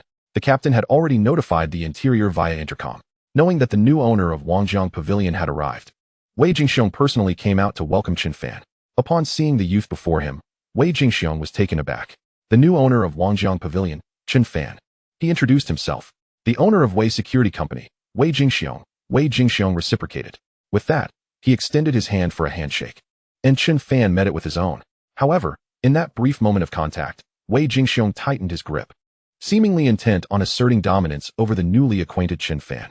To be frank, Wei Jingxiong's invitation to Chen Fan, or more accurately, his invitation to the new owner of Wangjiang Pavilion, was not driven by goodwill. As a significant figure in Jiangzhou, he had his sights set on Wangjiang Pavilion. Securing this premier restaurant would greatly benefit his business ventures. Today, he had invited Chen Fan not merely out of courtesy, but to gauge his capabilities. If Chen Fan lacked substance, Wei Jingxiong had plans to take action. As Wei Jingxiong exerted pressure, Chen Fan maintained a calm expression, matching the force applied by Wei Jingxiong. Despite Wei Jingxiong's formidable reputation and prowess earned through years of struggle, he was no match for Chen Fan, a master of combat. Reflecting on his earlier decision to prioritize honing his combat skills, Chen Fan felt it was a profoundly astute choice. As soon as Chen Fan applied his strength, Wei Jingxiong sensed something was amiss. Unwilling to concede defeat, Wei Jingxiong pushed harder, but no matter how much effort he exerted, he found himself gritting his teeth. His body slightly trembling, unable to overcome Chen Fan's strength. Chen Fan, however, stood unaffected, as if the contest held no significance. Mr. Chen, your strength is astounding, I concede. Wei Jingxiong finally admitted, unable to bear the strain any longer. He had underestimated this Mr. Chen, setting aside other matters. This young man's skill and strength were nothing to scoff at. Upon hearing Wei Jingxiong's admission, Chen Fan released his grip. The first round was won by Chen Fan. Please. Wei Jingxiong gestured, inviting Chen Fan further inside. At that moment, in the living room, a gentleman with silver-rimmed glasses and an elegant demeanor was present. Allow me to introduce my assistant, Mr. Lu Zhen, Wei Jingxiong stated. Chen Fan had heard of Mr. Lu, although he was referred to as an assistant. He was more akin to Wei Jingxiong's strategist. Chen Fan and Mr. Lu exchanged nods in acknowledgement. Once seated, Wei Jingxiong prepared to formally probe Chen Fan. The previous exchange had merely been an appetizer. What lay ahead was the main course. Mr. Chen, what are your thoughts on this estate? Wei Jingxiong inquired. Quite impressive. Chen Fan nodded, acknowledging that Wei Jingxiong's estate was indeed commendable. Given the opportunity, he too aspired to acquire a grand estate in the future. Mr. Chen, you flatter me. My estate is rather ordinary and not particularly expansive. I intend to acquire all the land within a 2-kilometer radius to facilitate the expansion of my estate. Wei Jingxiong interjected. By the way, Mr. Lu, how much would it cost to purchase the surrounding 2 kilometers? Wei Jingxiong turned his gaze towards Mr. Lu. It's estimated to be in the tens of billions. Mr. Lu calculated. Just tens of billions? A mere trifle, merely a few months' profit for our group. Wei Jingxiong boasted extravagantly. Beside them, Chen Fan remained silent, internally scoffing at the notion of tens of billions being trivial, as it constituted merely a day's earnings for him. Noticing that Chen Fan seemed unfazed by his financial prowess, Wei Jingxiong shifted his approach. Chapter 28. The arrogant, yet deferential tycoon of Jiangzhou. By the way, Mr. Lu, how is my application for the MasterCard Black Card progressing? Wei Jingxiong once again looked towards Mr. Lu. Boss, it has been under review for nearly half a month now. I believe it should be nearing completion. Given your stature, there should be no issues with the application being approved. Mr. Lu concurred, fully aware of his boss's intentions, as these were the very tests he had previously suggested to Wei Jingxiong. That's satisfactory. Wei Jingxiong nodded approvingly before turning to Chen Fan. Mr. Chen, have you ever applied for a MasterCard Black Card? However, before Chen Fan could respond, his phone rang suddenly. Upon checking, he saw an unfamiliar number and answered the call with curiosity. May I speak with Mr. Chen Fan? A middle-aged man's voice resonated from the other end. This is Chen Fan. Who is this? Esteemed Mr. Chen Fan, I am one of the representatives of the Royal Bank of Oil Nation in the domestic sector. As you have become a holder of our MasterCard Black Card, the bank has appointed me as your personal banking steward. The man introduced himself. Oh, so you are the steward assigned to me by the Royal Bank of Oil Nation, Chen Fan acknowledged, comprehending the man's identity. What? Nearby, upon hearing Chen Fan's statement, both Wei Jingxiong and Mr. Lu's expression stiffened. Hadn't they recently researched various types of black cards? They were well aware of the Royal Bank of Oil Nations profile. Black cards vary in prestige, and the Royal Bank of Oil Nations card is among the most elite. In contrast, the card Wei Jingxiong had applied for could only be classified as mid-tier, utterly incomparable to that of the Royal Bank of Oil Nation. Such world-class black cards are predominantly by invitation only, making personal applications impossible. Why then was the Royal Bank of Oil Nation appointing a steward for Chen Fan? Did he have some significant collaboration with them? Wei Jingxiong and Mr. Lu found themselves perplexed. On the other end of the line, the man assured, "Yes, Mr. Chen. Feel free to contact me with any requests you may have. Our bank will do its utmost to fulfill any demands you express." After a brief conversation, Chen Fan hung up the phone. Observing this, Wei Jingxiong eagerly inquired, "Mr. Chen, what connection do you have with the Royal Bank of Oil Nation that they would assign you a steward?" "It's simply because I am a holder of their black card. There's nothing particularly special about it," Chen Fan replied nonchalantly. "What?" Wei Jingxiong could no longer contain himself, while even the typically composed Mr. Lu appeared taken aback. "Mr. Chen is a black card holder of the Royal Bank of Oil Nation." Wei Jingxiong was utterly astonished. "Is that really not something special? That is extraordinarily remarkable. A black card holder of the Royal Bank of Oil Nation is likely a rarity not only in Jiangzhou but perhaps across the entire Zhonghai province." Yet here was Mr. Chen, casually revealing his status as such, an identity of immense significance, setting aside the fact that his own MasterCard black card had yet to be approved. Even if it were, it would pale in comparison. Instantly, a sense of shame washed over Wei Jingxiong as he recalled his earlier attempts to flaunt his wealth before Chen Fan. How laughable. To be a black card holder of the Royal Bank of Oil Nation, Chen Fan's financial capacity must be unfathomably vast. Wei Jingxiong reflected deeply. Perhaps it would be best to abandon the matter regarding Wangjiang Pavilion. A black card holder of the Royal Bank of Oil Nation is certainly not someone to provoke lightly. Wei Jingxiong exchanged a knowing glance with Mr. Lu, who understood the implication. However, he was still reluctant to concede defeat. Ultimately, Mr. Lu made a decision. He would make one final attempt to gauge Chen Fan's true capabilities. "Mr. Chen, the boss is particularly grateful for your visit to the estate. May I inquire where you reside?" "We hope to pay you a visit in the future, Mr. Chen," Mr. Lu inquired with polite formality. Naturally, he dared not directly ask about Chen Fan's wealth or influence. Thus, he sought to glean insights through indirect inquiries. "I reside in Villa Number 8 at Yujing Manor," Chen Fan replied casually. Villa Number 8 at Yujing Manor. The faces of Wei Jingxiong and Mr. Lu paled. They had heard tales of the enigmatic figure who owned Villa Number 8, a person of immense mystery. To think that the illustrious individual was none other than Mr. Chen standing before them. Astonishing. Mr. Chen resides in Yujing Manor, truly commendable for one so young, Mr. Lu expressed with newfound reverence. At that moment, he cast aside any thoughts of testing Chen Fan further. The owner of Villa Number 8 at Yujing Manor, a holder of the Royal Bank of Oil Nation's black card, was not someone he could afford to probe further. "Mr. Chen is indeed remarkable," Wei Jingxiong could not help but comment. Chen Fan's dual identities were a source of envy for him. No longer could Wei Jingxiong afford to underestimate Chen Fan. He personally poured tea for Chen Fan, abandoning any semblance of superiority, adopting a demeanor of equality. Suddenly, the system's voice chimed in, "Ding. Accept Wei Jingxiong's invitation to visit his estate for tea. Congratulations. You have acquired 8 shares of Tungfei Group. The acquisition contract has been placed in your villa study. Please check. Congratulations, you have gained 51 experience points." With the completion of the task, Chen Fan now owned 20 of Tungfei Group, a fifth of the company. As the task concluded, his net worth successfully surpassed the 7 billion mark. It was clear that he was not far from achieving billionaire status. Following this, Chen Fan conversed with Wei Jingxiong for a while longer, who warmly invited him to dinner that evening. "I regret to inform you, Boss Wei, that I have other commitments tonight," Chen Fan replied apologetically. He had plans to meet with Zhang Hao, the largest shareholder of Tungfei Group, who seemed to have significant matters to discuss. "What a pity. I hope next time, Mr. Chen will accept my invitation for dinner," Wei Jingxiong expressed with a hint of disappointment. As Chen Fan was preparing to depart, Wei Jingxiong took the initiative to add Chen Fan's contact information. Wei, a figure of considerable influence in Jiangzhou, expressed that should Mr. Chen require any assistance in the future, he could reach out to him. Wei Jingxiong made a deliberate effort to befriend Chen Fan, evidently desiring to cultivate a closer relationship. "Thank you, Boss Wei," Chen Fan replied with a courteous demeanor. Acknowledging the man's politeness, one must never underestimate the influence wielded by a prominent figure from Jiangzhou. Ultimately, Wei Jingxiong personally escorted Chen Fan out of the estate. Just as Chen Fan stepped beyond the gates, a sudden shadow lunged at him. Chapter 29, A Dimensional Strike? At that moment, both Chen Fan and Wei Jingxiong braced themselves for what they presumed to be an assassin's attack, only to witness a comical scene unfold. Idol, my idol. I can hardly believe I am finally seeing you. The shadow, having dashed forward, fell to the ground, clutching Chen Fan's leg with unabashed excitement. Upon recognizing the plump figure who had latched onto Chen Fan's leg, Wei Jingxiong exclaimed, Zhu Hongyi? Hello, boss Wei. Zhu Hongyi turned to greet Wei Jingxiong, yet remained clinging to Chen Fan's leg. Zhu Hongyi, are you from the illustrious Zhu family?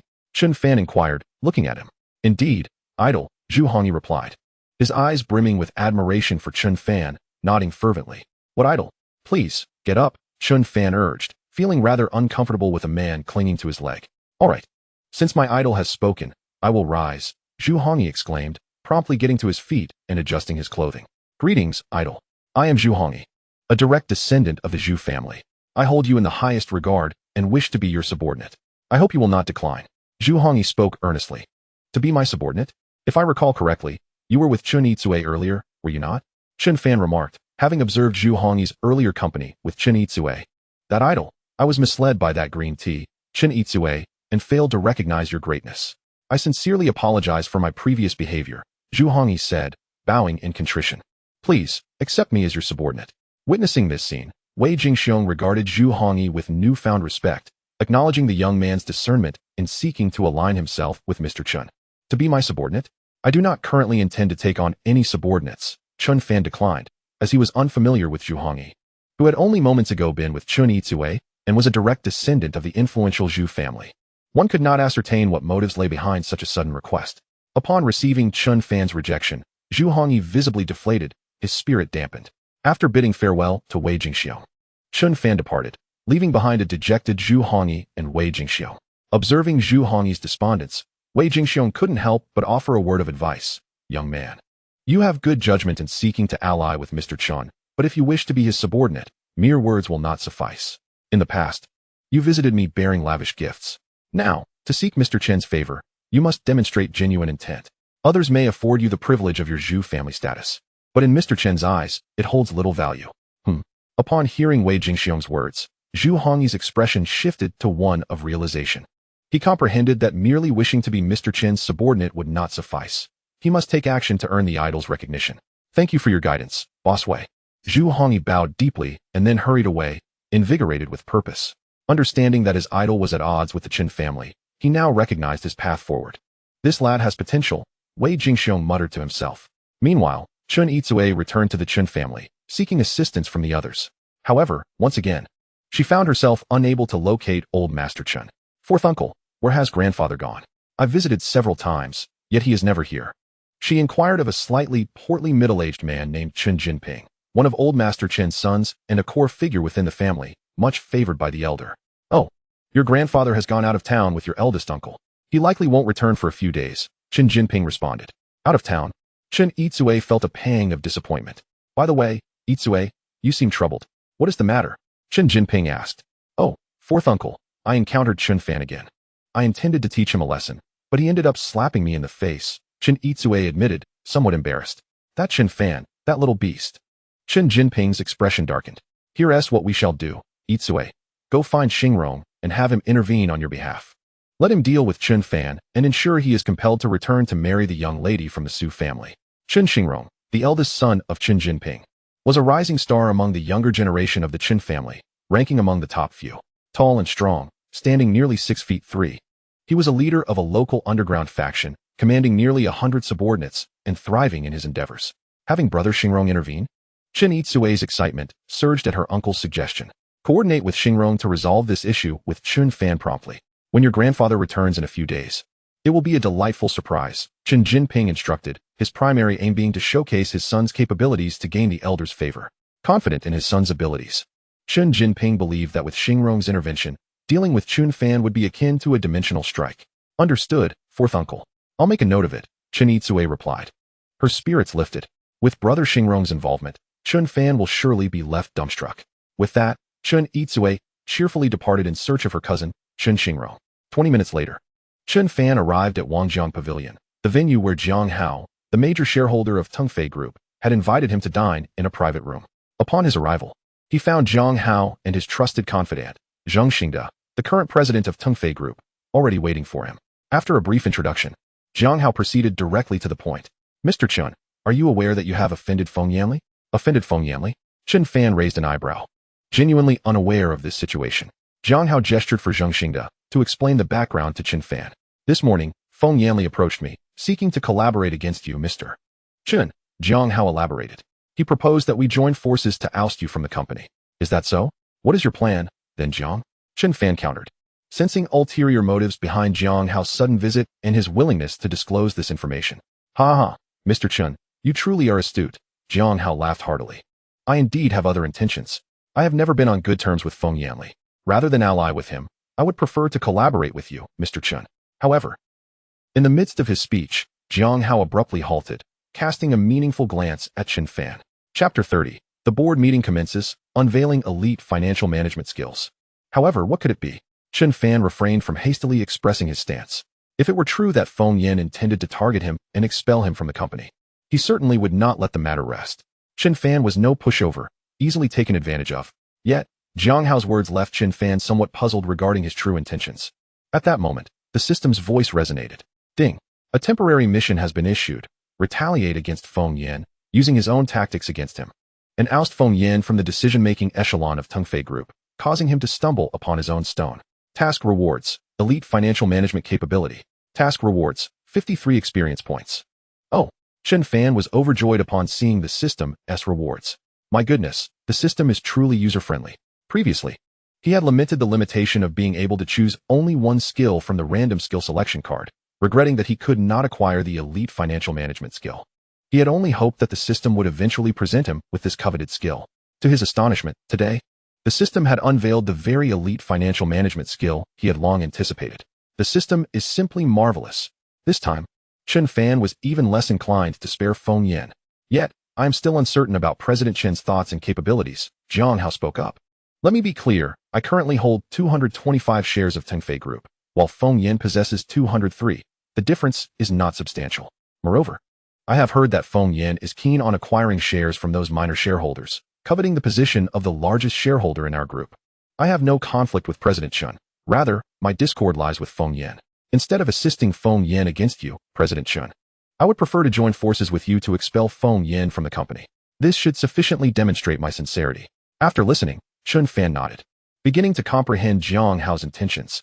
Of course, I have conditions as well, which I hope President Chen will agree to, Jiang Hao added. Jiang Hao's assertion was within Chen Fan's expectations. After all, why would anyone assist him without conditions? When we team up to oust Feng Yan from the company, I will also dismiss all of Feng Yan's loyal subordinates. At that time, Feng Yan and his confidants will vacate their positions within the company, and I will arrange for my people to take over, Jiang Hao stated directly. To become one of Feng Yan's confidants undoubtedly means being part of the upper echelons of Tengfei Group. Jiang Hao intended to seize this opportunity to install his own loyalists in these pivotal positions, thereby facilitating his control over Tengfei Group. I hope, at that juncture, President Chen will support me during the board meeting. I agree, Chen Fan nodded. He had no interest in these positions. Even without Jiang Hao's suggestion, he would not interfere. President Chen is indeed straightforward, Jiang Hao exclaimed with delight, rising to shake Chen Fan's hand. Excellent. May our collaboration be fruitful. Chen Fan also stood, and the two parties reached an accord.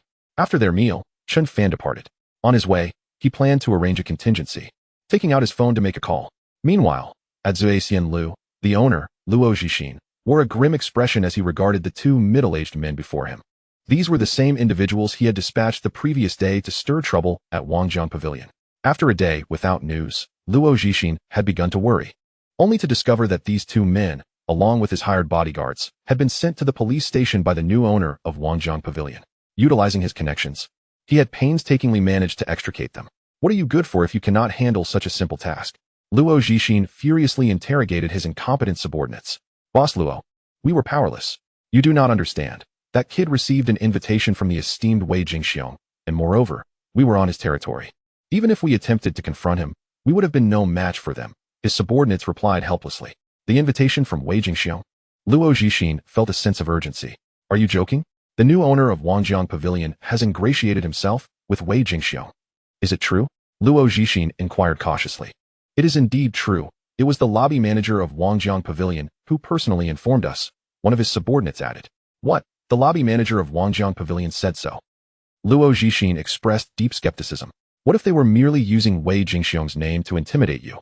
Did you see Wei Jingxiong's subordinate deliver the invitation in person? Luo Zhixin countered. Well, no, the subordinate shook his head. Damn it, you fools have been deceived. In a fit of rage, Luo Zhixin lunged forward, kicking his incompetent subordinates several times. He speculated that the so-called invitation from Wei Jingxiong was merely a ruse concocted by the new owner of Wangjiang Pavilion to intimidate his subordinates, leveraging Wei Jingxiong's reputation to assert authority. Indeed, these fools had fallen for it. But boss, what if it is true? We cannot afford to take that risk. One subordinate replied. Luo Zhixin composed himself, acknowledging the point. Even if the possibility was only 1 in 10, it was a risk they could not take. After all, offending a figure like Wei Jingxiong could spell disaster for them. Someone, prepare my vehicle. We are heading to Fengxiao Villa District, Luo Zhixin commanded loudly. He had reached this point with the backing of powerful allies. Now faced with such a situation, Luo Zhixin had no choice but to seek out his benefactor, Fan Hongkai, the chairman of the Fan Group in Jiangzhou. He was a figure of equal stature to Wei Jingxiong. The driver went to prepare the vehicle, while Luo Zhixin reluctantly retrieved a brocade box from his safe. When seeking assistance, he knew he could not go empty-handed. If he were not so fearful of the new owner of Wangjiang Pavilion and his ties to Wei Jingxiong, he would not have sought out Chairman Fan. With Chairman Fan's support, he would have no fear of Wei Jingxiong.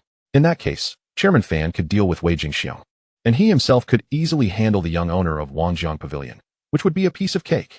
A few minutes later, Luo Zhixin made his way directly to Fengxiao Villa District. A new day dawned, and at 9 in the morning, Chen Fan set off, heading straight for Tungfei Group. Meanwhile, the spirited Feng Yan had already arrived early at Tungfei Group, preparing to participate in the board meeting. Today was the day he would expel Chen Fan from the company. Fulfilling the demands of General Kong Baixing, he had contacted General Kong yesterday, and Kong had assured him that if he could teach Chen Fan a lesson and remove him from the company, he would assist Feng Yan in becoming the largest shareholder of Tungfei Group. Today was the day he would step on Chen Fan and soar to new heights. The more he thought about it, the more excited Feng Yan became, his body trembling with anticipation. Just then, one of Feng Yan's confidants approached, whispering a few words in Feng Yan's ear. In an instant, Feng Yan's expression fell. Chapter 31. Unexpected Events. Are Chen Fan and company at a disadvantage? Is what you said true or false? Feng Yanli asked solemnly. Of course it is true, I replied with utmost certainty. Last night, Zhang Hao and Chen Fan dined together at Wangjiang Pavilion. This information was relayed to me by the driver I bribed, Zheng Xingde. Feng Yanli's confidant nodded with confidence. Damn it, Feng Yanli exclaimed, slamming his hands on the table, overwhelmed by anger.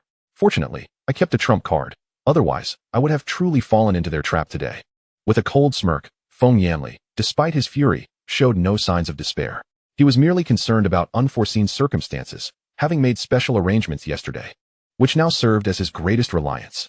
That scoundrel Zhang Hao actually sought out Chen Fan. Feng Yanli couldn't help but sneer. At such a crucial moment, Zhang Hao discreetly approached Chen Fan for dinner. What could be the intention behind that? It was evident that Zhang Hao intended to rebel, forming an alliance with Chen Fan to conspire against him. Alas, no matter what agreement Chen Fan and Zhang Hao reached, it would ultimately amount to nothing. The final victor would still be me, Feng Yanli declared confidently. These two are merely jesters. Come, let us make some preparations, he commanded, and with that, Feng Yanli departed with his confidant to make further arrangements against the alliance of Chen Fan and Zhang Hao. As time passed, by 9:30 a.m., the grand conference room of Tungfei Group was filled with shareholders and senior executives. Zhang Hao was the first to arrive, followed closely by Feng Yanli and his subordinates. Upon seeing Zhang Hao, a peculiar smile flickered across Feng Yanli's face, yet he refrained from direct confrontation. So, how is it, President Zhang? Has everyone arrived? Feng Yanli inquired. Most have arrived. Only a few shareholders and executives are unable to attend due to other commitments, Zhang Hao responded. Feng Yanli scanned the room and nodded in satisfaction. A few absentees were inconsequential.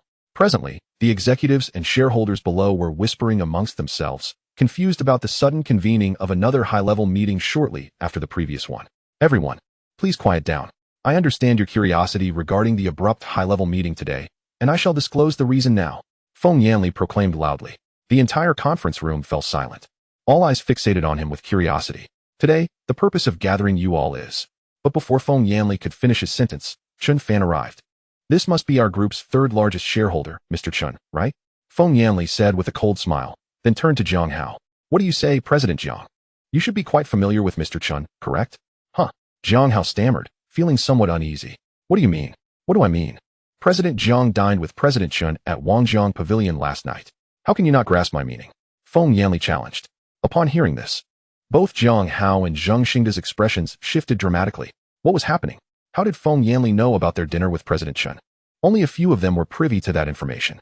Meanwhile, Chen Fan remained composed, showing no signs of panic upon being exposed by Feng Yanli. His arrangements from last night appeared to be exceedingly prudent in hindsight. Jiang Hao, do not think that by allying with Chen Fan, you can confront me. You are not even remotely qualified to challenge me. Feng Yanli declared arrogantly. Today, I have summoned everyone here to expel Chen Fan from the company's decision-making body. Feng Yanli announced loudly. Upon hearing this, the entire conference room erupted in commotion. To expel the third-largest shareholder from the company was no trivial matter. Had it not been for the fact that Feng Yanli, the second-largest shareholder, was the one making such a claim, they would have deemed it impossible. To expel me from the company? I believe it is you, Feng Yanli, who will be expelled today. Chen Fan stepped forward, confronting Feng Yanli head-on. If Feng Yanli sought to expel him, he, too, wished to see Feng Yanli gone. This was a task assigned to him by the system. Chen Fan's words sparked another wave of murmurs throughout the room, and eventually, all eyes turned toward Jiang Hao, with the second and third largest shareholders at odds. It was crucial for Jiang Hao, the largest shareholder, to choose a side. I support President Chen's proposal to remove Feng Yanli from the company's decision-making body and to cease his involvement in any company affairs, Jiang Hao declared without hesitation. So what if Feng Yanli discovered him? It was anticipated that Jiang Hao would side with Chen Fan, given the notorious discord between him and Feng Yanli. Just as many believed Feng Yanli was destined for defeat, he burst into a maniacal laugh. You think you can expel me from the decision-making body and the company with just you two? Do you possess that capability? Jiang Hao, you hold 22.5 of the company as shares, while this Chen Fan only has 12. Together, you barely amount to 34.5, not even half. Yet you dare to dream of expelling me? Keep dreaming. 34 may 5th not be enough to surpass 50, but you only possess 23. What qualifications do you have to be so arrogant? Jiang Hao retorted. What qualifications do I have to be arrogant? Let me enlighten you. Feng Yanli suddenly turned to the other shareholders present and asked loudly. I announce the expulsion of Chen Fan from the decision-making body and the company. Who is in support? Several minor shareholders immediately stood up in support. Seeing this, Jiang Hao scoffed. These individuals were merely Feng Yanli's lackeys, and their combined shares amounted to a mere 2.7, hardly significant. At that critical moment, however, the fourth largest shareholder, the typically neutral Feng Lei, unexpectedly stood up. I support Mr. Feng's proposal to expel Chen Fan from the company. Feng Lei held a substantial 10 of the company's shares, making his support quite significant. Jiang Hao was momentarily taken aback. When had Feng Yanli managed to sway Feng Lei, the neutral party? Nevertheless, even with Feng Lei's backing, Feng Yanli's faction only held 33 of the shares, still less than theirs. Just as Jiang Hao was about to breathe a sigh of relief, something even more unbelievable occurred. I also support Mr. Feng in expelling Chen Fan from the company. Me too, I support Mr. Feng. Soon, two other relatively significant shareholders, Meng Dong and Dong Ziyun, stepped forward to express their support for Feng Yanli. The combined shares of Meng Dong and Dong Ziyun amounted to a staggering 12.1. With their endorsement, Feng Yanli's shares surged to 45.1, directly overwhelming Chen Fan and Jiang Hao. In an instant, the tide had turned. Chen Fan and Jiang Hao found themselves in an absolute disadvantage, caught in a precarious situation. Chapter 32. The Turnaround. Tongfei Group's new largest shareholder is Chen Fan. Jiang Hao was thrown into a panic. This was a dire situation. You. Jiang Hao glared furiously at Meng Dong, Dong Ziyun, and the others. These individuals, typically neutral within the company, had refrained from participating in his ongoing struggle with Feng Yanli. Otherwise, Jiang Hao and Feng Yanli would not have been locked in a stalemate for so long. Yet now, these three neutral parties had all chosen to side with Feng Yanli. Why? Jiang Hao felt a sense of despair wash over him. He and Chen Fan had suffered a devastating defeat. With the support of these shareholders, Feng Yanli's control over the Tongfei Group would be significantly bolstered, leaving Jiang Hao and Chen Fan in dire straits. In stark contrast to Jiang Hao's outrage, Feng Yanli was exceptionally elated, grinning radiantly. This was his trump card, the reason he remained unperturbed despite learning of Chen Fan and Jiang Hao's alliance. He was brimming with confidence. With the backing of Dong Ziyun and the others, he felt invulnerable against the likes of Chen Fan and Jiang Hao. As for how he managed to win over these long-standing neutrals, the answer was simple: the assistance of the Kong Group. Without their aid, he would have struggled to sway these obstinate neutral parties. Armed with the support of these three shareholders, Feng Yanli was fully confident in vanquishing Chen Fan and his allies. Chen Fan, prepare to be ousted from the company, Feng Yanli declared, his excitement and smugness scarcely concealed in his gaze. Ousted from the company? On what grounds? Chen Fan replied calmly. Did Feng Yanli possess a trump card that he did not? You only hold a mere 451 shares, far from the majority. I wonder from where your confidence springs. Chen Fan countered. Do we lack support? It sounds as if you possess a majority. Feng Yanli derided. Apologies. But we indeed do have that support. With that, Chen Fan casually tossed several contracts onto the table. Just yesterday, I personally acquired 112 shares of Tycoon Group. Consequently, I now hold a total of 232 shares, making me the largest shareholder of Tycoon Group. Chen Fan began to elaborate. Yesterday, Chen Fan had completed a system task, earning 8 system shares. Concerned about potential complications today, he had contacted his dedicated butler from the Royal Bank of Petroleum to assist him in acquiring approximately 3 more shares of Tycoon Group. Additionally, Chen Fan sought to test the bank's claim of being able to fulfill all client requests. Indeed, the Royal Bank of Petroleum did not disappoint. Within a couple of hours, the butler informed Chen Fan that they had located 2 minor shareholders willing to sell their combined 32 shares. That very night, Chen Fan met with them and formally signed the acquisition contracts, effortlessly becoming Tycoon Group's new largest shareholder. This was why many shareholders were absent today. They had already sold their stakes to Chen Fan, now holding 232 shares of Tycoon Group. Combined with Jiang Hao's 225 shares and an additional 61 shares from Jiang Hao's loyalists, Chen Fan had surpassed the crucial 50 threshold. The revelation sent shockwaves throughout the room. What? President Chen acquired 112 shares. My heavens, who could have imagined that he would emerge as the largest shareholder? The crowd buzzed with disbelief. The outcome far beyond their expectations. At that moment, even Jiang Hao was taken aback. Chen Fan's maneuver had caught him off guard. Within a single day, Chen Fan had acquired 112 shares, overtaking him to become the new largest shareholder. Previously, Jiang Hao had played mind games with Chen Fan, trying to impose various conditions to place his loyalists within the company. Now, all of that had been in vain. As for Feng Yanli, upon hearing Chen Fan's announcement, he was left utterly speechless, his expression one of shock. No, this cannot be real. Feng Yanli shouted in disbelief. The shareholders of Tycoon Group had always been obstinate, unwilling to part with their holdings. Otherwise, he would have surpassed Jiang Hao long ago. You must be deceiving me, Feng Yanli insisted, approaching the table and trembling as he picked up the share acquisition contracts that Chen Fan had discarded. Each word was scrutinized, but with every passing moment, Feng Yanli's complexion grew increasingly ashen, particularly upon realizing that the final signatures were flawless. After perusing the documents, he found no discrepancies whatsoever. Frozen in place, he was left in a state of shock. Chen Fan gradually stepped forward, positioning himself at the center of the conference room, and addressed the assembly, his voice resonating with authority. As the new largest shareholder, I propose we expel Feng Yanli from the company's decision-making body. Who is in favor? After a moment's hesitation, Jiang Hao took the lead, declaring, I agree. Although Chen Fan had surpassed him to become the new largest shareholder, Jiang Hao preferred to ally with Chen Fan over Feng Yanli. Having struck a deal with Chen Fan the previous day, he believed that even amidst unexpected developments, Chen Fan would still afford him some respect. Conversely, if Feng Yanli triumphed, Jiang Hao feared he would be marginalized, ultimately facing expulsion from the decision-making body himself. I also concur. I too support President Chen's proposal, chimed in Jiang Hao's loyalists. With this, Chen Fan's backing surpassed the critical 50 threshold. The 3 larger shareholders who had previously pledged allegiance to Feng Yanli exchanged glances, and ultimately, Dongxian spoke first. I retract my earlier statement. I too am willing to endorse President Chen's proposal. So am I. I likewise support President Chen. Now, it was impossible to impede Chen Fan. Feng Yanli had lost. The conditions set forth by Feng Yanli and his supporters were now rendered meaningless, and it would be wiser for them to act as fence-sitters, currying favor with Chen Fan. With their backing, Chen Fan's support soared to over 70, sealing Feng Yanli's complete defeat.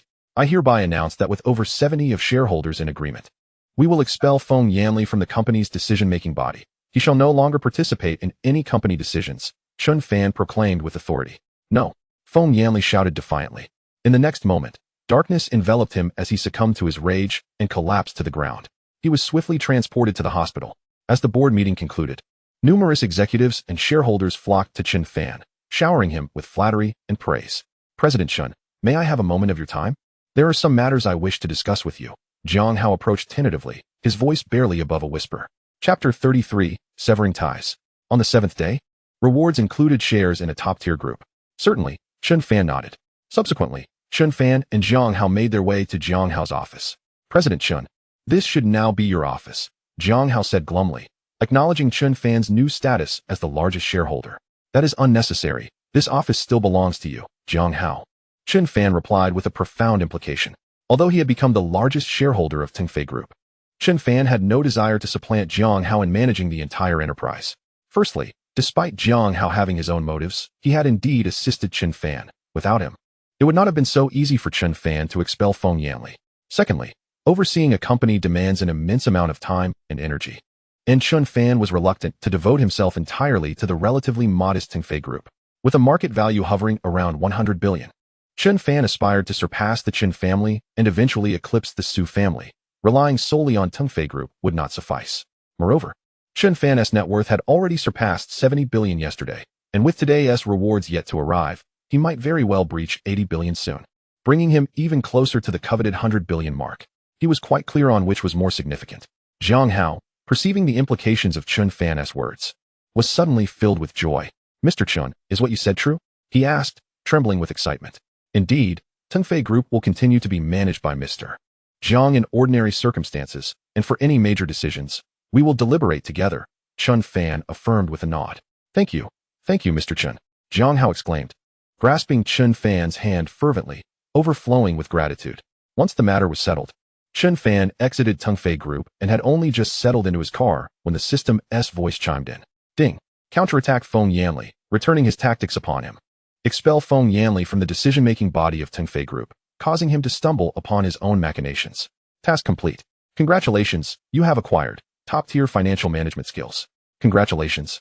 You have gained 53 experience points. With the completion of the task, a torrent of profound knowledge surged into Chen Fan's mind. Moments later, having absorbed the information, Chen Fan possessed top-tier financial management capabilities, elevating himself to the status of a financial master. Not only that, but this task also granted him 53 experience points. Chen Fan glanced at the system. Current system level 1, 303, 1500. He had already amassed over 300 points, constituting 1/5 of the total required for system advancement.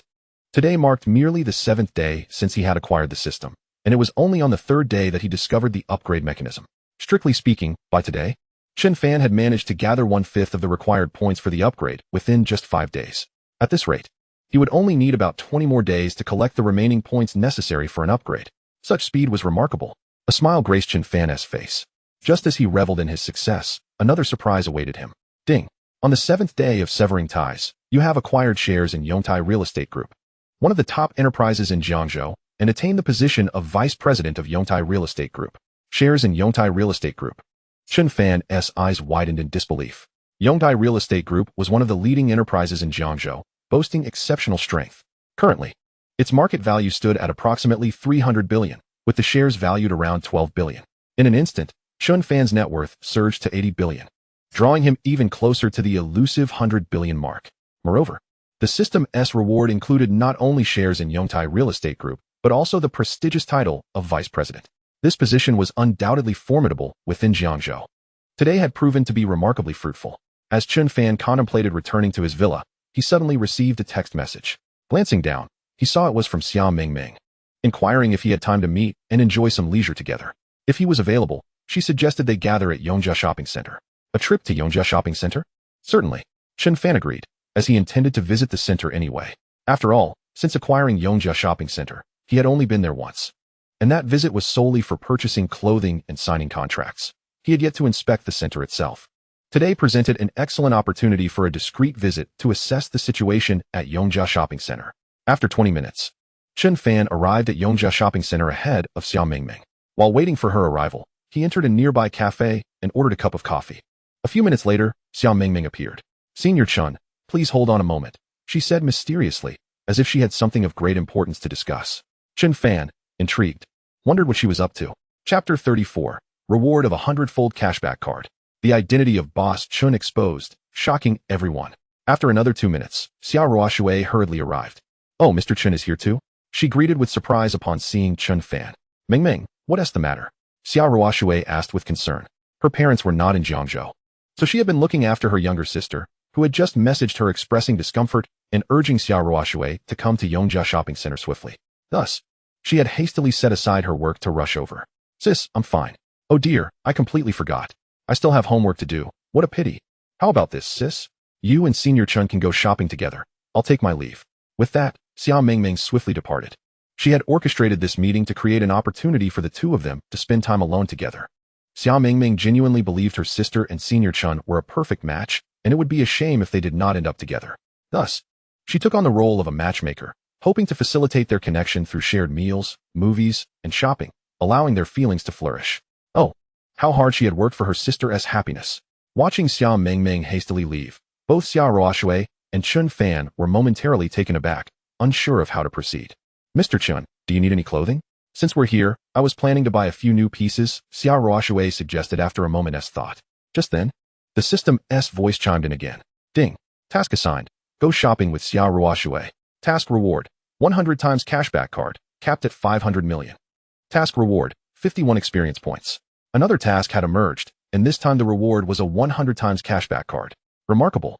This meant that by spending a mere 5 million, he could receive a staggering 500 million back, netting him a profit of 495 million. The magnitude of this cashback was astounding. This reward was exhilarating. Chen Fan had recently purchased over 3% of Tongfei Group's shares, costing him over 3 billion. Completing this task would instantly boost his liquid assets by nearly 500 million, bringing him even closer to the 100 billion threshold. I'm all in. Let us go take a look together, Chen Fan nodded. His primary intention for visiting was to discreetly assess Yongjia Shopping Center's operational status. As for the purpose of his entry, it mattered little. Of course, if he stumbled upon suitable clothing, he would not hesitate to make a few purchases. Moreover, there are still system tasks to attend to. With that, Chen Fan and Xia Ruoshui entered the Yongjia Shopping Center. They browsed through several stores and eventually paused at a spacious luxury boutique. Xia Ruoshui expressed her admiration for a few garments in the store. Mr. Chen, what do you think of this coat? I believe it would suit you splendidly. As she selected clothes for herself, she also took note of the men's section nearby. Upon spotting a black coat, she could not help but voice her thoughts. With that, Xia Ruoshui took the coat down, eager for Chen Fan to try it on. Just as he received it and was about to try it on, a flamboyant young man, accompanied by his girlfriend, strode in. All customers in this store need to leave. My girlfriend wishes to choose some clothes. The young man, clad in ostentatious attire, declared arrogantly upon entering. The staff, caught in a dilemma, exchanged glances with the store manager, who, unable to intervene, merely nodded. Consequently, the staff began ushering people out. Approaching Chen Fan and Xia Ruoshui, they asked them to step outside temporarily. Chen Fan, visibly displeased, questioned, is this fellow a VIP member of your establishment? How does he possess such privileges? I was just about to try on some clothes. What a buzzkill. No. He is Su Zhouquan, the son of Su Li, the vice president of Yongjia Shopping Center. Here, he is akin to a little tyrant. No store dares to defy his commands, the staff replied helplessly. There was a renowned restaurant that offended Su Zhouquan, and it closed down shortly after. It is rumored that he orchestrated it. Upon hearing this, Chen Fan furrowed his brow. He had not anticipated that his discreet visit would yield results so swiftly. A mere vice president's son dared to act with such impunity in Yongtai Shopping Center? Even his father did not wield as much influence as Su Zhouquan. It was no wonder that business at Yongjia Shopping Center had been declining in recent years. The internal management was indeed lacking. Previously, Chen Fan had no ties to Yongjia Shopping Center, so it did not concern him. But now, as its owner, he could not turn a blind eye. If this continued unchecked, Yongjia Shopping Center would inevitably face closure. What gives you the authority to have all the customers expelled for your sole convenience? Chen Fan confronted Su Zhouquan, refusing to indulge his arrogance. Oh, we have a rebel here? Su Zhouquan sneered at Chen Fan's defiance. The authority comes from my father, doesn't that suffice? My father is the vice president of Yongjia Shopping Center, and I can do as I please. Su Zhouquan boasted with palpable arrogance. How dare you oppose my boyfriend on his territory? You must be out of your mind, his girlfriend chimed in, equally smug. Your boyfriend's territory? Your father is the vice president of Yongjia Shopping Center, right? Well then, from this moment on, he is dismissed from his position. Chen Fan retorted coldly, asserting his dominance. Hearing the staff's attitude, it was evident that Su Zhouquan had been running rampant in Yongjia Shopping Center for quite some time. As the vice president's father, Su Li must have been aware, yet he allowed his son to behave in such a manner. In that case, there was no reason for this vice president to remain in his position. Why retain someone so ineffectual who had accomplished nothing? From this moment on, my father is dismissed. Who do you think you are? Su Zhouquan laughed heartily, as if he had heard the most ludicrous joke. Who am I? I am Chen Fan, The new owner of Yongjia Shopping Center, Chen Fan, replied nonchalantly. At this proclamation, the atmosphere fell into a profound silence. The new owner of Yongjia Shopping Center. Gasps of astonishment filled the air as everyone turned their wide eyes toward Chen Fan. Su Zhouquan, in particular, was left momentarily speechless. He recalled his father's mention of a new owner, but had forgotten the name. Could it truly be this young man? Humph, trying to intimidate me? Do you think I've been scared easily? Su Zhouquan scoffed, unconvinced that this younger man could possibly be the legitimate owner of Yongjia Shopping Center. He promptly called his father to verify. Son, what is it? Came Su Li's languid voice over the phone, as he relaxed in his office, sipping tea and enjoying music. Dad, I'm at Yongjia Shopping Center, and some kid is daring to impersonate the new owner. You need to send someone to apprehend him. Su Zhouquan reported indignantly. What? Daring to impersonate our Yongjia Shopping Center's owner? That's a death wish. Su Li responded with a cold chuckle. All right, I'll dispatch someone immediately to apprehend that brat. He agreed without a second thought. Before Su Li could send someone, he casually asked, by the way, what is the name of this imposter? His name is Chen Fan. Dad, that kid is called Chen Fan, Su Zhouquan replied nonchalantly. What? The cup in Su Li's hand slipped, shattering on the floor. You said the name of the person impersonating our Yongjia Shopping Center's owner is what? Chapter 35. The distance to break through the 100 billion fortune. Only one last step remains. Su Li asked cautiously. Chen Fan, why? Su Zhouquan replied indifferently. Chen Fan. That person is called Chen Fan. Su Li abruptly rose, his face paling in shock. That is our Yongjia Shopping Center's new owner, not an imposter. Where are you right now? Su Zhouquan relayed his location. 3 minutes later, Su Li hurriedly arrived, visibly flustered. From a distance, he spotted Chen Fan standing there, his expression cold and detached. Boss, why didn't you notify us of your arrival? Su Li rushed over, wearing a fawning expression as he addressed Chen Fan. The onlookers in the store were left dumbfounded. It turned out this young man was indeed the owner of Yongjia Shopping Center. I didn't inform you, so you could witness this scene, Chen Fan replied coldly. Expressing his disdain for Su Li, fool, what are you still standing there for? Get over here. Su Li reprimanded his son sharply. Su Zhouquan, trembling, approached immediately. What are you waiting for? Apologize to the boss. Su Li demanded, attempting to rectify his earlier mistake. No need for apologies. I've already informed HR. You can pack your things and leave Yongjia Shopping Center, Chen Fan ordered.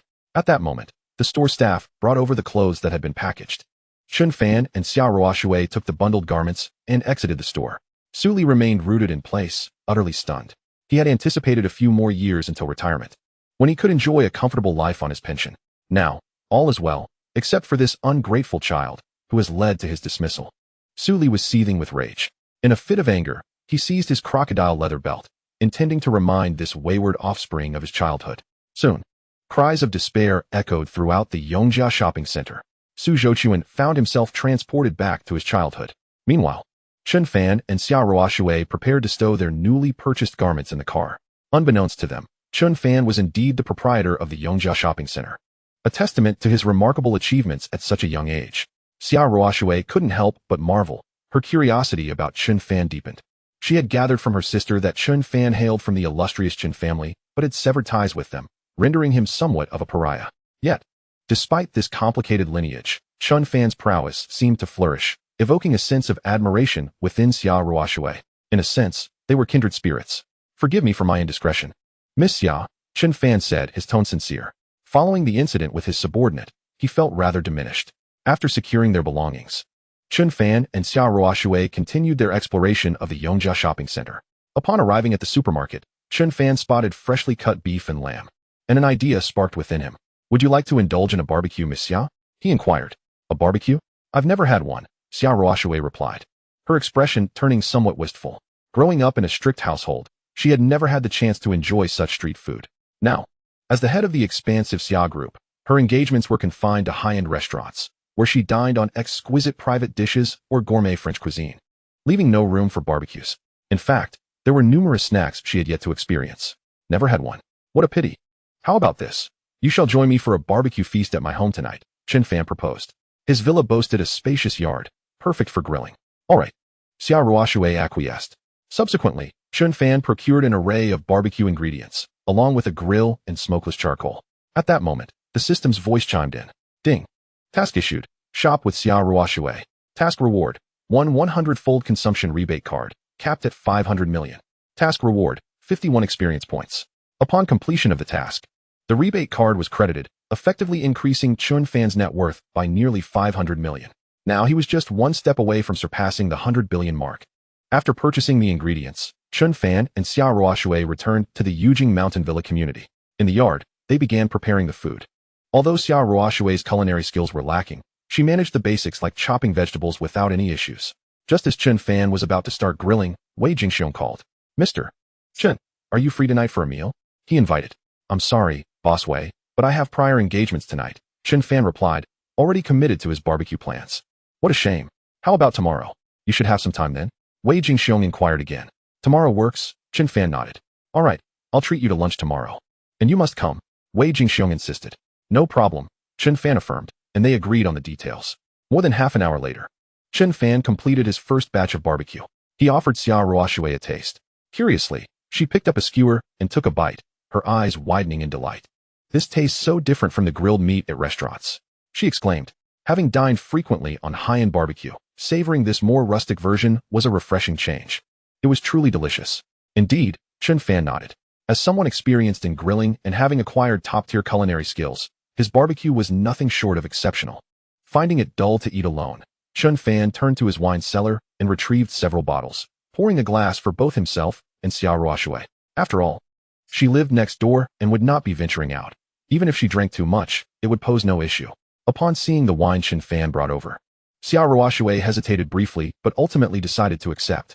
Her tolerance for alcohol was notably poor. She typically abstained during social gatherings. However, with Chen Fan personally serving her, and the pressures from work weighing heavily on her, she thought, just a little won't hurt. After sipping a glass, her complexion flushed. With the alcohol taking effect, the usually reserved Xia Ruoshui transformed into quite the chatterbox.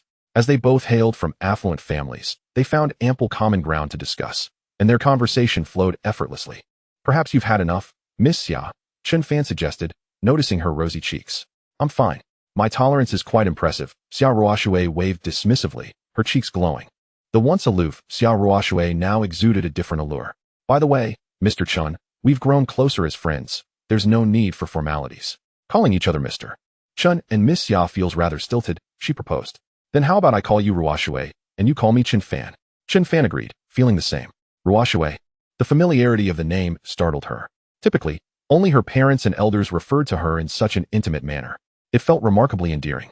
Had it been any other man addressing her thus, she would have been offended and walked away. Yet, for some inexplicable reason, she felt no resistance to Chen Fan's usage of it.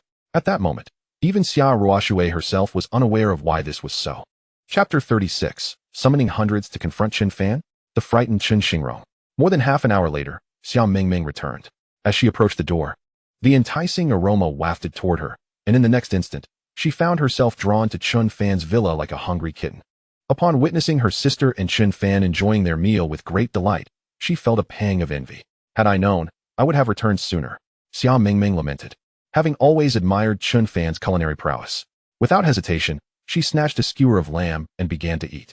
After a while, she inadvertently overheard Chen Fan address her sister as Ruoshui, to which she responded with a warm acceptance, devoid of any irritation. Xia Mingming's eyes lit up. Wow. Has Chun Shuozhang and my sister's relationship progressed so rapidly? This seems to indicate that my plan has succeeded. Given the success of her current scheme, she felt compelled to orchestrate another. At this rate, if everything went smoothly, it wouldn't be long before her sister and Chen Shuozhang would solidify their relationship. Xia Mingming contemplated this as she finished her meal. Afterward, she and Xia Ruoshui departed. Chen Fan quickly tidied up and retired for the night, eagerly anticipating the arrival of the following day. Currently, his net worth stood at over 80 billion, with just a few more billion needed to breach the 100 billion threshold. If fortune favored him, the rewards awaiting him could very well crown him as Jiangzhou's youngest billionaire. How could he not feel exhilarated? The following morning, after class, Chen Fan drove away from the school. Upon witnessing this, Chen Haoyu hastily called his sister, Chen Itsue. Chen Fan has left the university, he informed her. All right, I understand. Chen Itsue nodded in response. After hanging up, she turned to the tall, robust young man beside her. Xingrong, Chen Fan has already departed from Jiangzhou University. This towering youth was Chen Itsue's eldest cousin, Chen Xingrong, the firstborn son of her uncle Chen Jinping. Currently, Chen Xingrong was thriving in Jiangzhou, being one of the leaders of an underground faction, commanding nearly 100 subordinates. Very well, Chen Xingrong nodded. He then sent a message to his underlings, instructing them to follow Chen Fan's vehicle. With Xingrong taking charge this time, there was no way Chen Fan could escape. Chen Yizue excitedly remarked that to deal with Chen Fan, Xingrong had summoned no fewer than 20 to 30 subordinates, ensuring their success was practically guaranteed. In the eyes of Chen Yizue and her father, Chen Xingrong's intervention against Chen Fan was akin to a dimensional strike. Chen Fan had no chance of resistance whatsoever. Xingrong was indeed their beacon of hope. Of course, those previous tactics were far too laborious. It's better to act directly. Truth emerges under the might of a fist. Chen Xingrong clenched his massive fists, his gaze fierce as he declared. This time, he intended to subdue Chen Fan with sheer force, compelling him to return home and bow to their grandfather in apology. Before long, Chen Xingrong received word from his underlings. Boss, that kid has gotten out of the car at Tan's Cuisine. He seems to be going in for a meal, one of his subordinates reported. Tan's Cuisine, renowned in Jiangzhou, was a private dining establishment, not open to the public, catering solely to its members, a prestigious restaurant in the region. That brat still has the leisure to dine at Tan's Cuisine? Soon enough, I'll have him searching for his teeth. With that, Chen Xingrong waved his hand, leading the 30-odd subordinates he had prepared into a grand march. A mere 10 minutes later, Chen Xingrong, accompanied by Chen Yizue and his subordinates, stormed into Tan's Cuisine. At that moment, a follower who had been tailing Chen Fan approached and informed Chen Xingrong of Chen Fan's location within a private room. Without hesitation, Chen Xingrong charged inside, kicking the door open with force. Inside the room, Chen Fan was engrossed in his phone, having just received a message from Wei Jingxiong, stating he would be delayed by half an hour due to some matters. Chen Fan, at last, I found you, Chen Xingrong exclaimed, his smile twisted into a menacing grin. What do you want with me? Chen Fan retorted. What do I want? Naturally, to beat you. Chen Xingrong replied. If you know what is good for you. Return home now, kneel and apologize to grandfather, rejoin the Chen family, and then welcome the young lady from the Su family. I might let you off the hook. If you refuse, don't blame me for being ruthless. He flexed his fists, preparing for a confrontation. Return to the Chen family? Dream on. Chen Fan countered defiantly. Chen Fan, I never expected you to still be so stubborn. Xingrong, teach him a lesson. Chen Yizue fanned the flames from the side. Very well. Chen Xingrong commanded his subordinates to hold back for the moment. He wished to personally educate this impudent cousin of his. Approaching Chen Fan, he swung his massive fist with ferocity, aiming a powerful strike. Just as Chen Xingrong believed his strength and skill would easily overwhelm Chen Fan, an unexpected occurrence transpired. Chen Fan suddenly sprang to his feet, evading Xingrong's punch with a swift sidestep. In a flash, Chen Fan seized Chen Xingrong's arm and, with a powerful twist, sent him crashing to the ground with a resounding thud. Chen Xingrong screamed in agony. Witnessing this spectacle, everyone present was left dumbfounded. What was happening? Beside them, Chen Yizue was equally stunned. This was not how the script was supposed to unfold. It was supposed to be Xingrong who brought Chen Fan to his knees. Yet now it was the towering Xingrong who lay sprawled on the floor. Chen Xingrong's subordinates rushed to help him up. Damn it! Chen Xingrong struggled to rise. His face twisted in rage. He could scarcely fathom how he, standing at nearly 6 feet 3 inches and weighing over 200 pounds, had been taken down by Chen Fan in a single encounter. He found himself utterly outmatched. Is this your confidence? Chen Fan gazed at Chen Xingrong. The top-tier combat skills he had acquired from the system were proving remarkably effective. Chen Fan, I didn't realize you were this formidable. I underestimated you, Chen Xingrong admitted, still maintaining a semblance of confidence. I may not be able to defeat you, but I still have my brothers, right? Do you think they will allow you to strike me? Not a chance. His subordinates shouted in unison. At Chen Xingrong's signal, the 20 to 30 men he had brought surged into the spacious private room, surrounding Chen Fan in a protective barrier of bodies. He may not be able to match Chen Fan individually, but with so many subordinates at his disposal, he was determined to teach Chen Fan a lesson. Attack! A furious Chen Xingrong, now consumed by rage, commanded his men to unleash their fury upon Chen Fan. Let us see who dares to move. However, before Chen Xingrong's words could fully escape his lips, a commanding voice echoed from behind. Fuming, Chen Xingrong turned to confront the source of the interruption, eager to discover who dared oppose him. Yet, upon recognizing the newcomer, his expression shifted to one of sheer horror. Chapter 37. Discovering the secret of the Chen family. Chen Fan's plan against the Chen clan. At this moment, the individual entering the private room was none other than Wei Jingxiong, a prominent figure in Jiangzhou. Boss Wei, Chen Xingrong stammered, his voice trembling. Given that he was merely one of the leaders of a local underground faction, even the head of their organization would show deference to Wei Jingxiong. Are you all intent on demolishing my restaurant? Wei Jingxiong's voice was frigid as he inquired. What did you say? Chen Xingrong and his associates were momentarily taken aback. Your restaurant? Chen Xingrong queried in astonishment. Boss Wei, you own this Tan's cuisine? Indeed. Wei Jingxiong confirmed with a nod. It was precisely for this reason that he had previously considered absorbing Chen Fan's establishment, Wangjiang Pavilion, but upon learning Chen Fan's identity, he had reconsidered his approach. I'm sorry, Boss Wei, it's my fault. We will take this kid outside to resolve this, Chen Xingrong hurriedly interjected, attempting to forcibly remove Chen Fan from the premises. Preposterous. What Chen Xingrong never anticipated was that his words would only serve to enrage Wei Jingxiong further. You dare lay a hand on my guest? You have quite the audacity. A terrifying smile flickered across Wei Jingxiong's face. Few dared to behave so insolently in all of Jiangzhou. What? What do you mean, Boss Wei?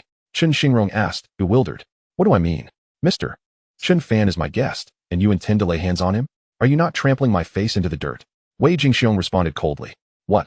Chen Fan is Boss Wei's guest. What an absurd joke. What status does Chen Fan possess to be dining with a powerful figure like Wei Jingxiong? Boss Wei Chen Xingrong wished to provide an explanation, but was abruptly halted by Wei Jingxiong. Have your superior speak with me. You are not yet worthy, Wei Jingxiong commanded. Recognizing his lack of standing to engage in dialogue with Wei Jingxiong, Chen Xingrong reluctantly reached out to his superior, Bai Lingyuan. Upon learning that Chen Xingrong had offended Wei Jingxiong, Bai Lingyuan hurriedly made his way here. Get out, Wei Jingxiong bellowed, chastising Chen Xingrong's subordinates. Faced with the ire of a prominent figure in Jiangzhou, Chen Xingrong's men dared not defy him. They quickly exited, clearing the space. My apologies, Mr. Chen. I was delayed by an urgent matter. To have such an incident transpire in my restaurant is unacceptable. Rest assured, I will provide you with a satisfactory resolution.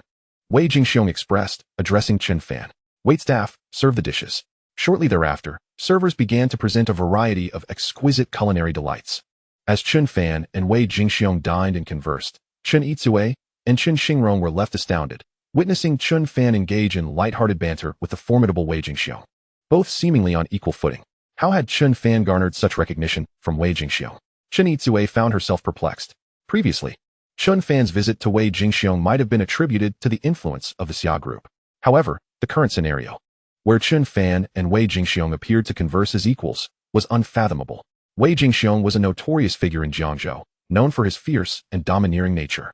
Even if Chen Fan had a special relationship with Xia Mingming, it would not suffice to earn Wei Jingxiong's regard. At this moment, Chen Yizue was compelled to acknowledge that Chen Fan's ability to stand alongside Wei Jingxiong was solely his own achievement. But why was this so? How could a scion who had severed ties with the Chen family be on par with Wei Jingxiong? Chen Yizue racked her brain in confusion. As for Chen Xingrong, he was rendered utterly speechless.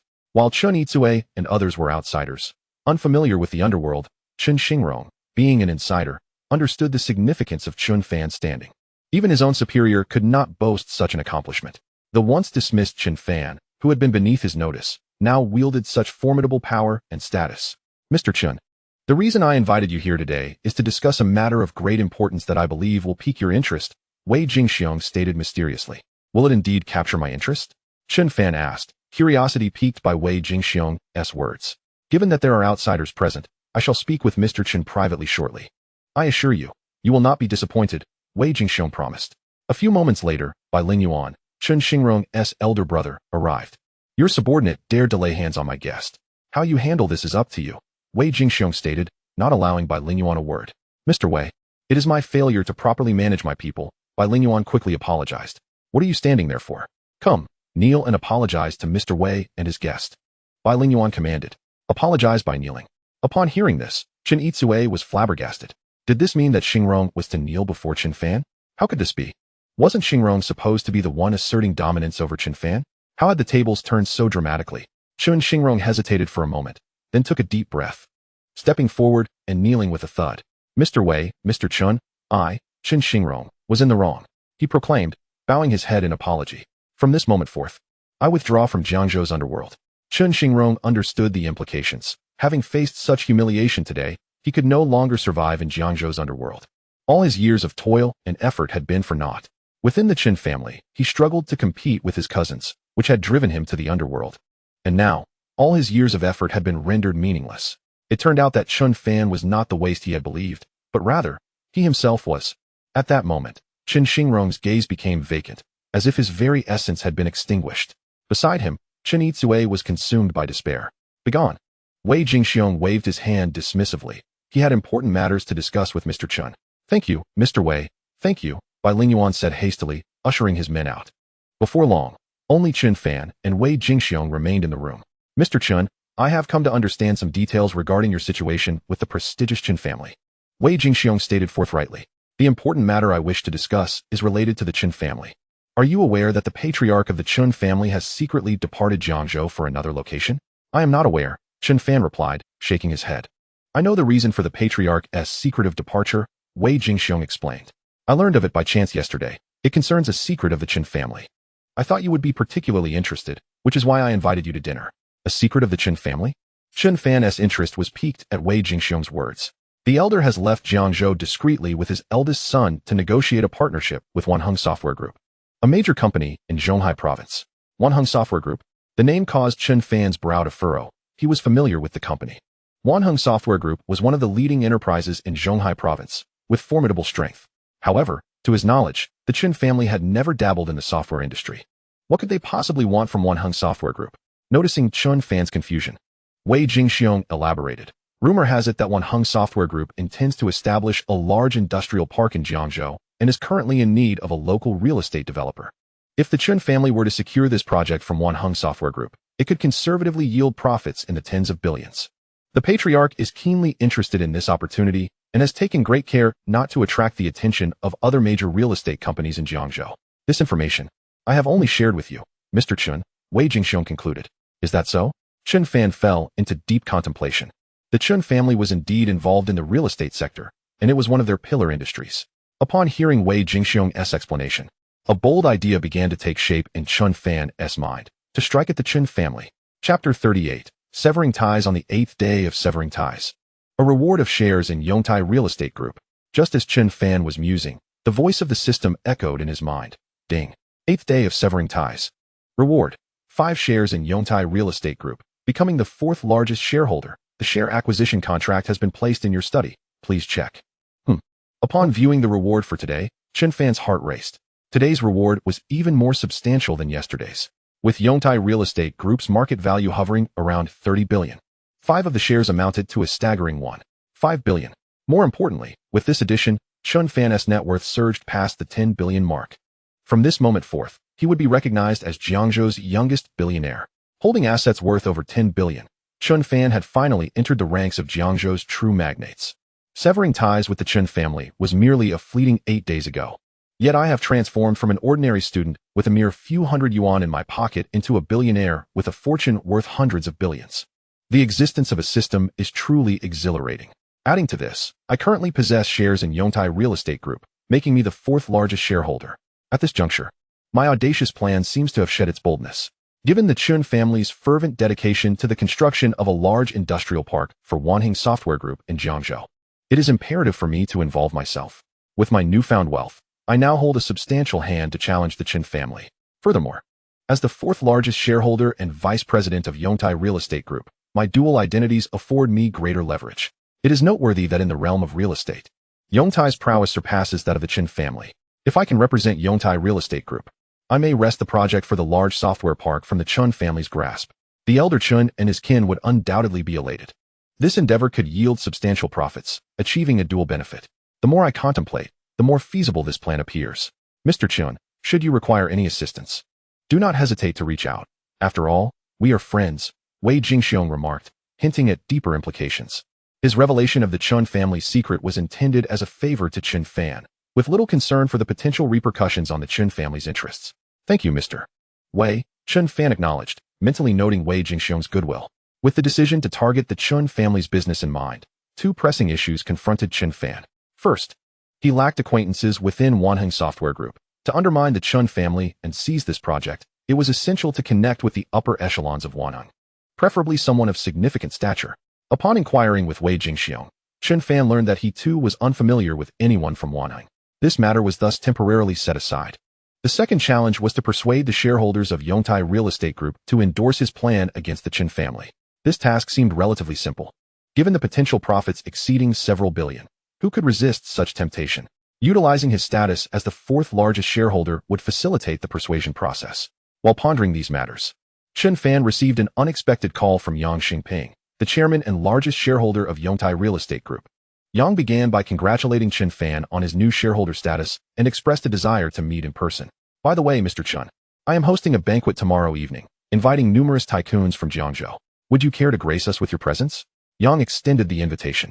Certainly, Chen Fan replied, eager to discuss his plans against the Chen family with Yang. Excellent. I will send an invitation to you shortly.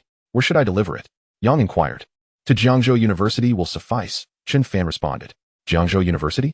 Ah, I see you are still a student. Yang expressed his surprise upon learning of Chen Fan's academic status. You are quite young and ambitious, Mr. Chen, Yang added, impressed. After enjoying a meal, Chen Fan departed. During the afternoon break, he received Yang's invitation. Upon glancing at the card, which read inviting Mr. Chen and his companion, he paused, realizing he had no companion. However, attending alone should pose no issue. After his classes concluded, Chen Fan returned to his villa. That evening, Xiao Ruoshui brought him some fruit. When she looked at him again, she appeared slightly embarrassed. Chen Fan. I hope I didn't embarrass myself last night after drinking too much. No, not at all, Chen Fan replied, recalling how endearing a slightly tipsy Xiao Ruoshui had been. The contrast between her intoxicated self and her usual demeanor was striking. Did you receive an invitation from Chairman Yang as well? Xiao Ruoshui asked, noticing the invitation he had casually set aside. You were invited too? Chen Fan inquired. Yes, but I have no male companion, so I thought I wouldn't go, she explained, feeling the hassle of unwanted suitors looming if she attended alone. I have no female companion either. Why don't we attend together? Chen Fan suggested. Xiao Ruoshui's eyes brightened at his proposal. All right, she agreed, feeling relieved that attending with a male companion like Chen Fan would likely deter any bothersome admirers. As they conversed, Chen Fan suddenly recalled his interest in Wanheng Software Group and asked Xiao Ruoshui if she had any connections there. To his astonishment, her casual inquiry yielded an unexpected revelation. Wanheng Software Group? Yes, we hold some shares in it, Xiao Ruoshui stated. What? Chen Fan exclaimed, taken aback. He was aware of the Xia family's formidable reputation, but he had not anticipated their influence extending even to such a colossal entity as Wanheng Software Group. One of the vice presidents there is my cousin, Xiao Ruoshui continued. Why do you suddenly inquire about Wanheng? She asked. Well, Chen Fan elaborated on his plan to undermine the Chen family and seize the project from them. Let me contact my cousin, Xiao Wenyu, to ascertain the situation at Wanheng Software Group, Xiao Ruoshui offered, eager to assist Chen Fan after he had helped her previously. She took out her phone and dialed her cousin's number. Ruoshui, what prompted you to call me? A woman's voice soon echoed from the other end. It was Xiao Wenyu.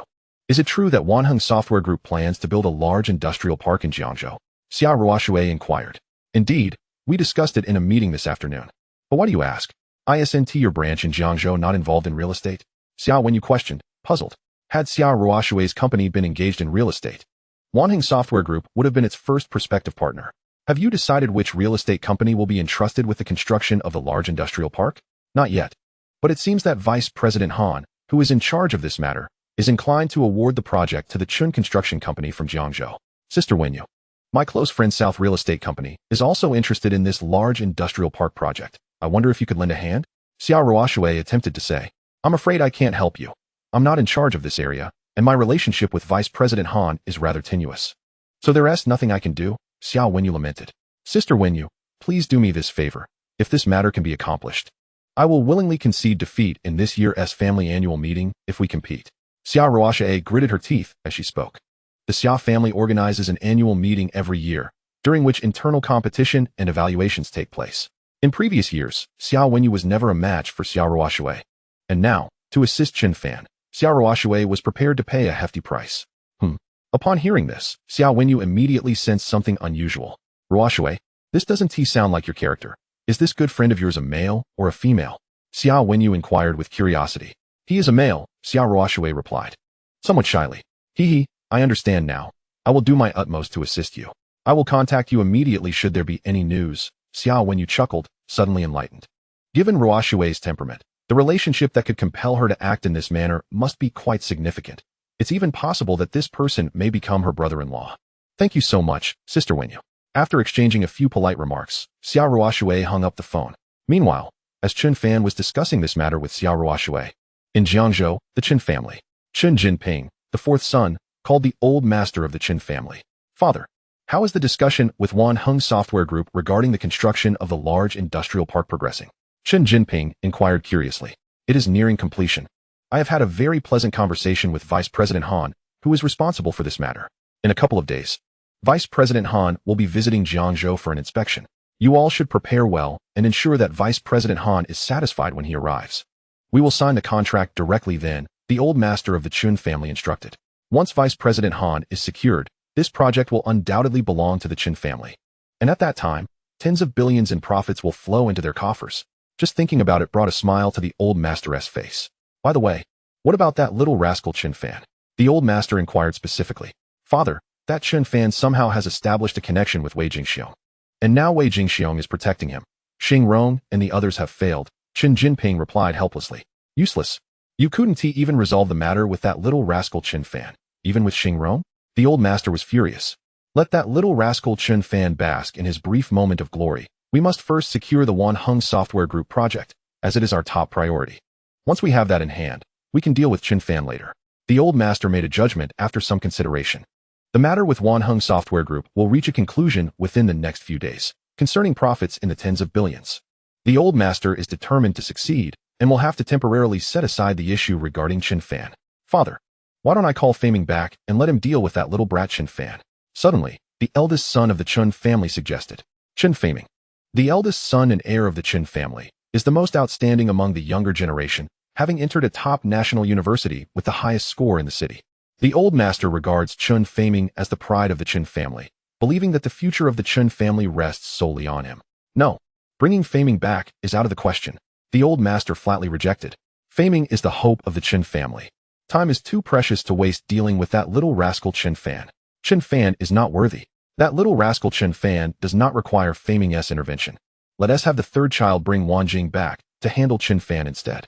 After a moment's hesitation, the old master decided that Chen Wanjing should take action. Chen Wanjing is, within the Chen family, second only to Chen Faming and ranks as the second in the younger generation. If Chen Wanjing were in other prestigious families in Jiangzhou, her excellence would easily place her at the top among the youth. However, Chen Faming's presence has overshadowed her brilliance. Yes, father, Chen Jinping nodded. After hanging up the phone, Chen Jinping reached out to Chen Wanjing. On the other side, upon receiving the call and realizing it was a directive from her grandfather, Chen Wanjing, who originally did not wish to participate, had no choice but to oblige. She would return to Jiangzhou in a couple of days to deal with Chen Fan. Time passed slowly, and the next day at noon, just after Chen Fan finished class, the system's voice echoed in his mind. The reward for the 9th day of severing ties has arrived. This reward far exceeded Chen Fan's expectations. Chapter 40. On the 9th day of severing ties, becoming a major shareholder in a 30 billion group. Ding. On the 9th day of severing ties. Rewarded with 5 of Yongtai Real Estate Group, becoming its 3rd largest shareholder. Seeing today's reward, Chen Fan was instantly overjoyed. Another 5 of Yongtai Real Estate Group shares. How wonderful. Compared to other rewards, the shares of Yongtai Real Estate Group are far more advantageous at this time. With this additional 5, Chen Fan now possesses 14 of Yongtai Real Estate Group, smoothly becoming the 3rd largest shareholder. This significantly increases his chances of persuading the other shareholders of Yongtai Real Estate Group, thus enhancing the likelihood of successfully countering the Chen family. Moreover, the 5 shares of Yongtai Real Estate Group are worth a staggering 1.5 billion. Coupled with his own assets, Chen Fan's net worth has now surpassed 11.5 billion. Ideally, the subsequent rewards will also consist of shares from Yongtai Real Estate Group, propelling him to become the largest shareholder. Chen Fan said with anticipation, to become the largest shareholder of a 30 billion group. Just the thought of it sends excitement coursing through him. At that point, confronting the Chen family will become significantly easier. In the afternoon, Luo Zhixin, the owner of Zuaxian Lu, once again sought out his benefactor, Fan Hongkai, the owner of Fan's Group. Today he received news that Wei Jingxiong and Chen Fan had dined together at Tan's Cuisine yesterday. Luo Zhixin has now confirmed that the relationship between Chen Fan and Wei Jingxiong is indeed extraordinary. Had he known this earlier, Luo Zhixin would not have targeted Wang Jianggo. However, what's done is done, and it's too late to say anything. To protect himself, Luo Zhixin could only ask his benefactor Fan Hongkai to intervene. Xiao Luo, your vision is quite myopic. A mere small restaurant owner has thrown you into disarray. Fan Hongkai expressed his disdain. You are mine, broaden your perspective a bit. What does it matter if the owner of Wang Jianggu has a close relationship with Wei Jingxiong? In my eyes, that Chen Fan is nothing at all. Fan Hongkai regarded Chen Fan, the small restaurant owner, with utter contempt. Wang Jianggu is worth at most 1 billion, hardly worth mentioning. Tonight, I shall attend a soiree hosted by a prominent figure. How about this? I shall take you along, allowing you to broaden your horizons and gain some insight. Instead of perpetually viewing a mere restaurant's small proprietor as a formidable adversary, Fan Hongkai is in high spirits today and intends to offer some guidance to Luo Zixin. Really? Thank you, Mr. Fan, thank you. Luo Zixin exclaimed, elated and instantly invigorated. If he could seize this once-in-a-lifetime opportunity to network with influential individuals, he could easily dismiss that so-called Chen Fan. With a mere utterance, Chen Fan would be reduced to a quivering wreck, yielding the coveted Wangjiang pavilion to him, begging him to accept it. In the evening, Chen Fan received a call from Xia Ruoshui. Tonight, she donned an exquisite black evening gown, revealing her porcelain shoulders and collarbone, an embodiment of beauty and grace. Upon first laying eyes on Xia Ruoshui, Chen Fan was momentarily stunned. After half an hour, they arrived at the estate of Yang Xingping, the largest shareholder of Yongtai Real Estate Group. Chen Fan instructed Xia Ruoshui to enter first while he sought a parking spot, as the guest list for tonight was extensive and parking was scarce. As Xia Ruoshui stepped out of the car and entered the estate, the atmosphere ignited with excitement upon the arrival of Jiangzhou's most beautiful CEO. Instantly, numerous affluent individuals and magnates approached her. President Xia, I presume you have yet to find a partner for the evening? Let me accompany you, a tall and handsome young man boldly offered. Hearing this, several men nearby bristled with indignation, as they, too, had similar intentions, yet had not yet voiced them. However, upon seeing the striking countenance of this tall gentleman, their resentment dissipated. He was Qian Bowen, the scion of the prestigious Qian family, the most promising heir among the younger generation, destined to lead the family in the future. No, I already have a partner, Xia Ruoshui declined decisively, well aware that Qian Bowen was among those she found distasteful. A partner? I don't see one. Qian Bowen scanned the vicinity, still pursuing Xia Ruoshui. President Xia, are you merely feigning to have a partner to reject me? Surely, you must reconsider. Qian Bowen pressed on relentlessly. Who says Ruoshui lacks a partner? At that moment, a calm voice interjected. To everyone's astonishment, Chen Fan approached. Xia Ruoshui naturally linked her arm with his, affirming to the crowd that Chen Fan was indeed her partner. Qian Bowen and the other men gazed at Chen Fan with envy and jealousy, their eyes nearly bulging with disbelief. Until now, Xia Ruoshui had never been linked to anyone romantically in Jiangzhou, attending various events solo without a partner. Why, then, did this unexpected companion suddenly appear? Qian Bowen felt even more awkward than the others. What did you just call President Xia? He incredulously inquired, struggling to comprehend the intimacy of Chen Fan's address. Ruoshui? Is there a problem? Chen Fan calmly retorted. Ruoshui. The crowd gasped at the familiarity with which he addressed her. If it were anyone else, President Xia would have long since walked away, yet here she was, still linked to this fellow, seemingly accepting the endearing moniker. This indicated that their relationship was indeed extraordinary. Had the renowned beauty of Jiangzhou finally found a partner? In an instant, jealousy surged among the onlookers, lamenting the fortune of this lucky young man.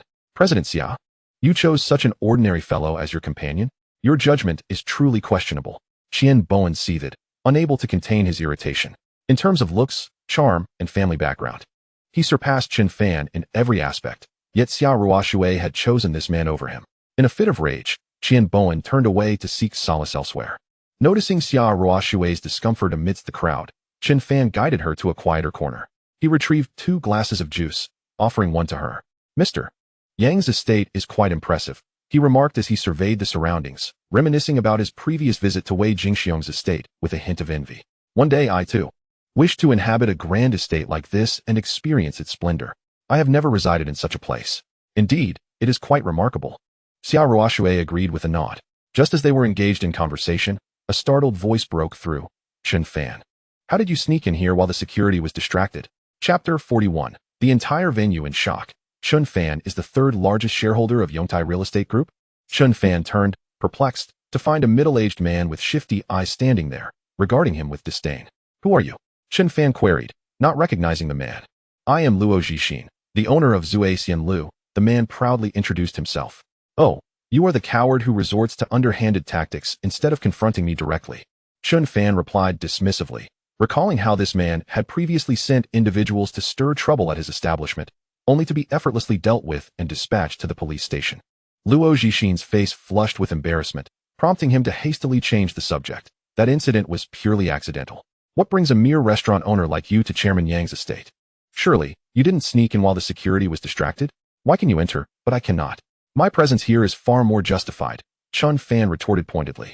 In terms of renown, strength, and reputation, Chen Fan's Wangjiang Pavilion could easily overshadow Luo Zixin's Zhuai Lu.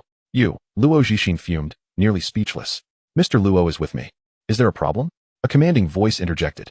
It was Fan Hongkai, chairman of the Fan Group, striding confidently towards them. Mr. Fan, this is the owner of Wangjiang Pavilion. Chen Fan, whom I mentioned earlier, Luo Zhixin, whispered to Fan Hongkai. So this is him? Fan Hongkai remarked, glancing between Chen Fan and Xia Ruoshui. His expression one of surprise. He had not anticipated that this fellow had become Xia Ruoshui's partner. TSK, so young and already living off a woman's success.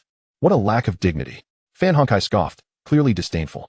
It turned out that this young man was merely a small restaurant owner, reliant on Xia Ruoshui.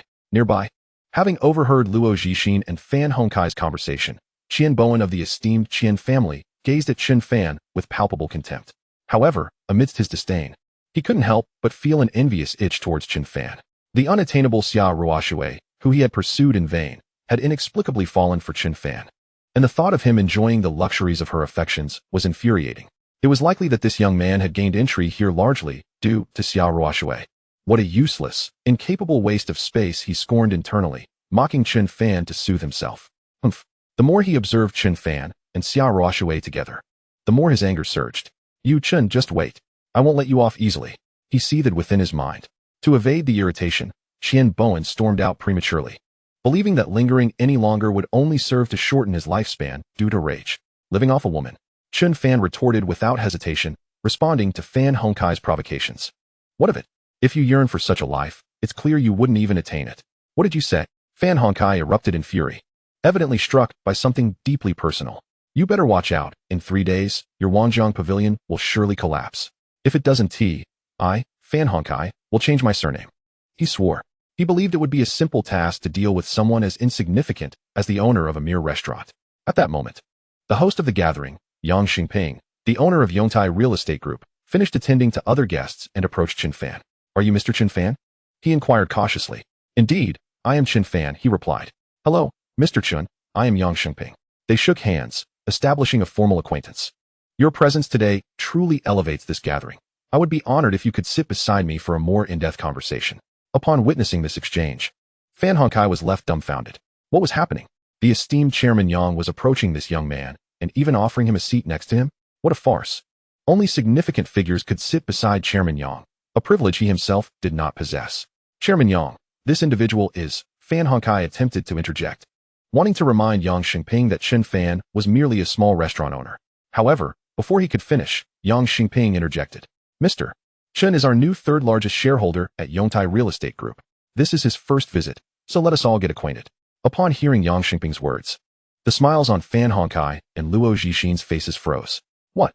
Did Chairman Yang just say that Chen Fan is the third-largest shareholder of Yongtai Real Estate Group? My heavens! Chen Fan possesses such an alarming identity. This revelation was enough to make even Fan Hongkai think twice before crossing him. Noticing the peculiar looks exchanged between Chen Fan, Fan Hongkai, and Luo Zhixin, Yang Xingping inquired, did something happen before I arrived? Nothing much, just that Mr. Fan here threatened that my Wangjiang Pavilion would close within 3 days, Chen Fan casually remarked, genuinely curious about the source of Fan Hongkai's audacity. Fan Hongkai, now visibly unsettled, internally lamented his misfortune. What? Yang Xingping's eyes gleamed with a cold light. Chen Fan had become their group's third-largest shareholder, and Yang Xingping had specifically invited him to foster a relationship. Yet, to his dismay, Chen Fan had just been threatened by Fan Hongkai upon his arrival. Fan Hongkai, it seems inviting you was indeed my gravest error, Yang Xingping stated coldly. I had no idea he was a major shareholder in your Yongtai Real Estate Group.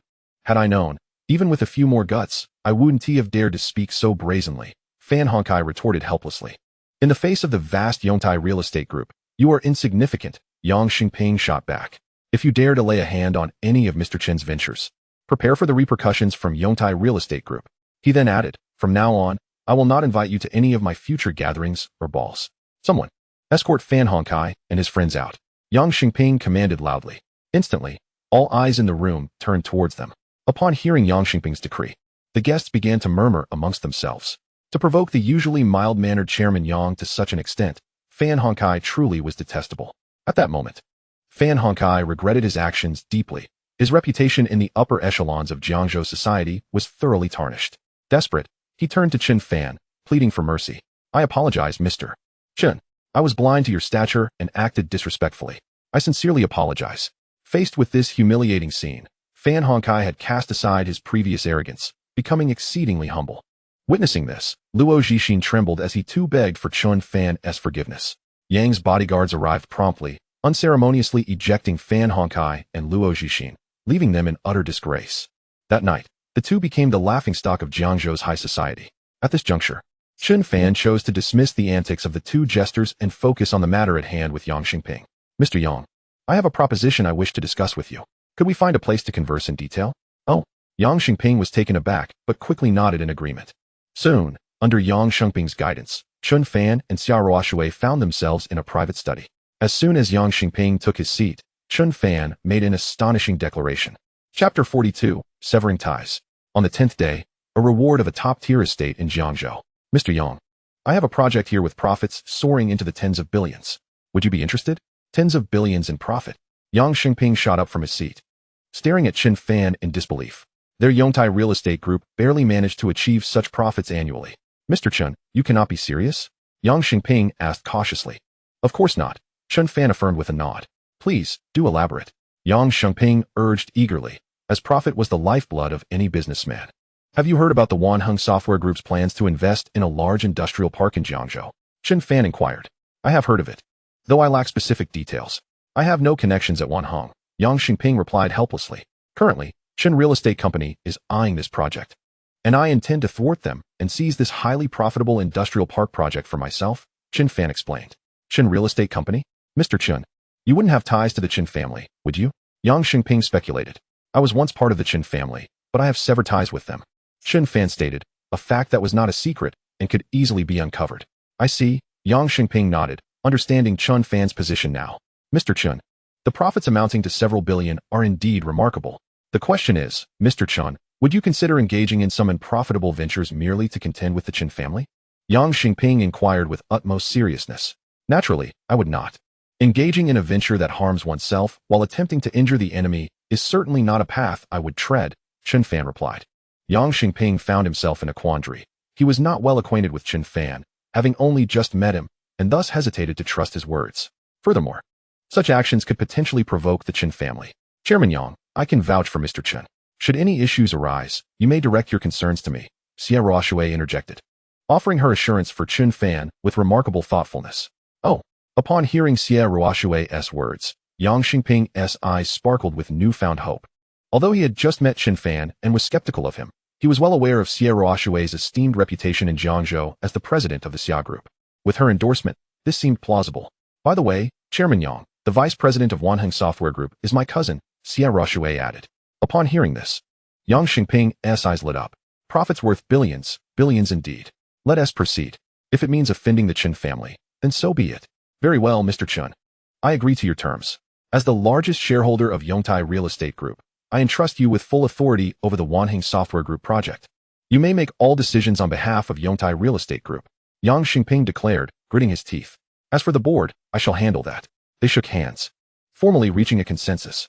With his objectives achieved, Yang Xingping would manage the board, leaving the remainder to the Wanheng Software Group. Chen Fan began to formulate his thoughts. In Jiangzhou, among the affluent Zhu family, last time at Wei Jingxiong's manor, the immensely admiring Zhu Hongyi, who wished to acknowledge Chen Fan as his elder brother, was pacing in the courtyard. He still could not devise a plan to earn the recognition of his idol. At that moment, Zhu Hongyi's elder sister, Zhu Yao, emerged with a bag in hand. Sister, what are you doing out so late? Zhu Hongyi asked, bewildered. Oh, my close friend Chen Wenjing is returning to Jiangzhou by plane today. I'm going to the airport to pick her up, Zhu Yao explained. Your friend Chen Wenjing? Isn't she from the illustrious Chen family? Sister, I want to accompany you, Zhu Hongyi proposed. He was seeking ways to curry favor with his idol, who had severed ties with the Chen family, and Chen Wenjing's standing within the Chen family seemed quite significant. Perhaps she could provide some valuable information. What do you intend to do? Zhu Yao rejected him. Sister, I implore you, Zhu Hongyi hastily pleaded. Ultimately, after Zhu Hongyi's relentless entreaties, Zhu Yao reluctantly acquiesced. Zhu Hongyi drove directly to Jiangzhou Airport. After waiting for a while at the airport, Chen Wenjing emerged, dragging her suitcase. Chen Wenjing and Zhu Yao met and chatted for quite some time.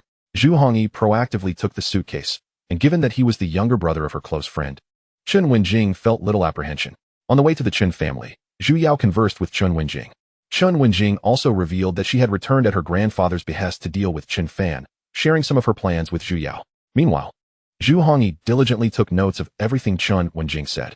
Humph, you think you can deal with my idol? Tomorrow, I shall inform him of your plans. Zhu Hongyi thought cynically. The following morning, Chen Fan had no classes. Shortly after waking, the system's voice suddenly rang out. Ding! On the 10th day of severing ties. Reward, a top-tier manor in Jiangzhou, location, Jiangzhou Dan District. Huh. Surprised by the system's reward, Chen Fan felt a surge of delight. Just yesterday, he had expressed envy towards Yang Xingping and Wei Jingxiong's manors, wishing to acquire one for himself. To his astonishment, the system rewarded him with a manor today, and a top-tier one at that. The system truly is remarkably considerate. He was exceedingly pleased. Receiving such delightful news right after waking made for a splendid day. A faint smile graced Chen Fan's face. After a light meal, he set out in his car, heading straight to his manor as per the system's provided address. 40 minutes later, Chen Fan arrived at his destination. Upon gazing at the building before him, he was utterly astounded. Is this truly my manor?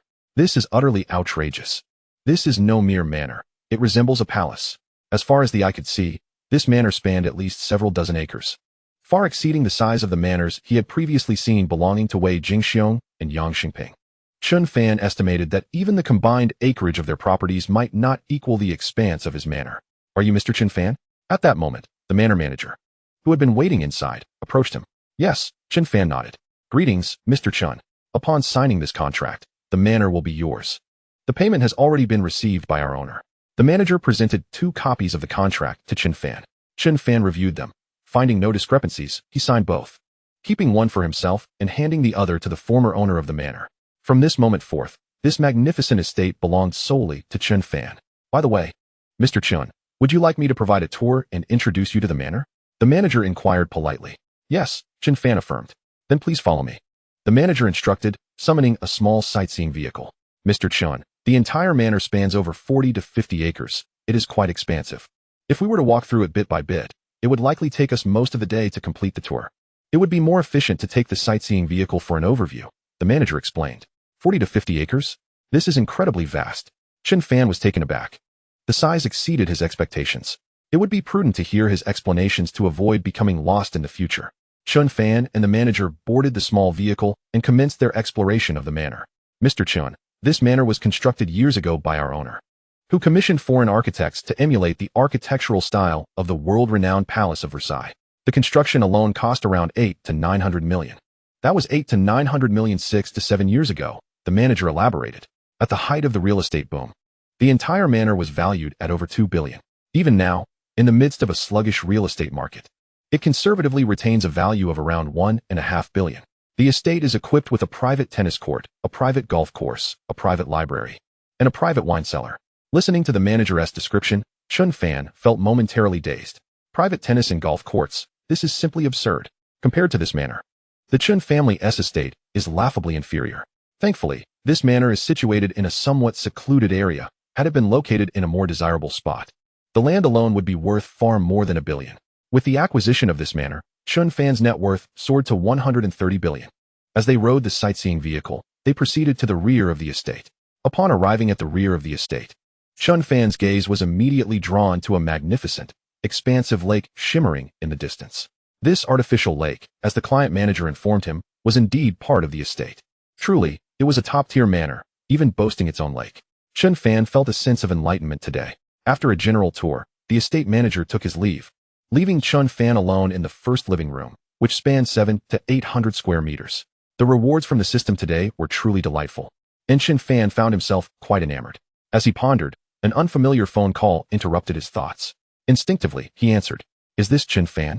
I am Zhu Hongyi, the chubby fellow who wished to acknowledge you as my boss in front of the Wei family's estate, came the voice on the line. Oh, it's you. What can I do for you? Chen Fan inquired. Well, Brother Fan, I have obtained some intelligence regarding the Chen family that I wish to report to you. Zhu Hongyi proceeded to relay all he had heard about Chen Wenjing's plans from the previous night. Chen Wenjing has returned? Chen Fan raised an eyebrow. Chen Wenjing was one of the few individuals in the Chen family with whom he maintained a cordial relationship. During his senior year in high school, she had even tutored him, proving to be quite remarkable within the family. Brother Fan, there's something I'm uncertain about whether to say. Zhu Hongyi hesitated before continuing. Oh, what is it? I sensed from Chen Wenjing's tone yesterday that she seems to admire your decisiveness in severing ties with the Chen family. While conversing with my sister, it appeared she too was compelled to oppose you. Zhu Hongyi explained. Chen Fan nodded, not particularly skeptical of Zhu Hongyi's words. Previously, during his time with the Chen family, their relationship had been amicable. More significantly, their circumstances within the family were not drastically different, though her excellence afforded her considerably better treatment. In the eyes of the old patriarch, only Chen Fan, whom he regarded as the Chen family's prodigal son, was deemed a true grandson. Others were of little consequence. Even a granddaughter as capable as Chen Wenjing likely held value solely in terms of potential marital alliances. After Zhu Hongyi concluded, a scheme began to take shape in Chen Fan's mind. Chen Wenjing was also an astute individual, well aware of her standing within the Chen family. If he could sway her to his side, it would undoubtedly deliver a significant blow to both the Chen family and the old patriarch. Moreover, retaining Chen Wenjing within the family would render her a ticking time bomb, posing an even greater threat to them. The impact of winning her over would far surpass any advantage gained from merely undermining her plans. With these thoughts in mind, Chen Fan resolved to give it a try.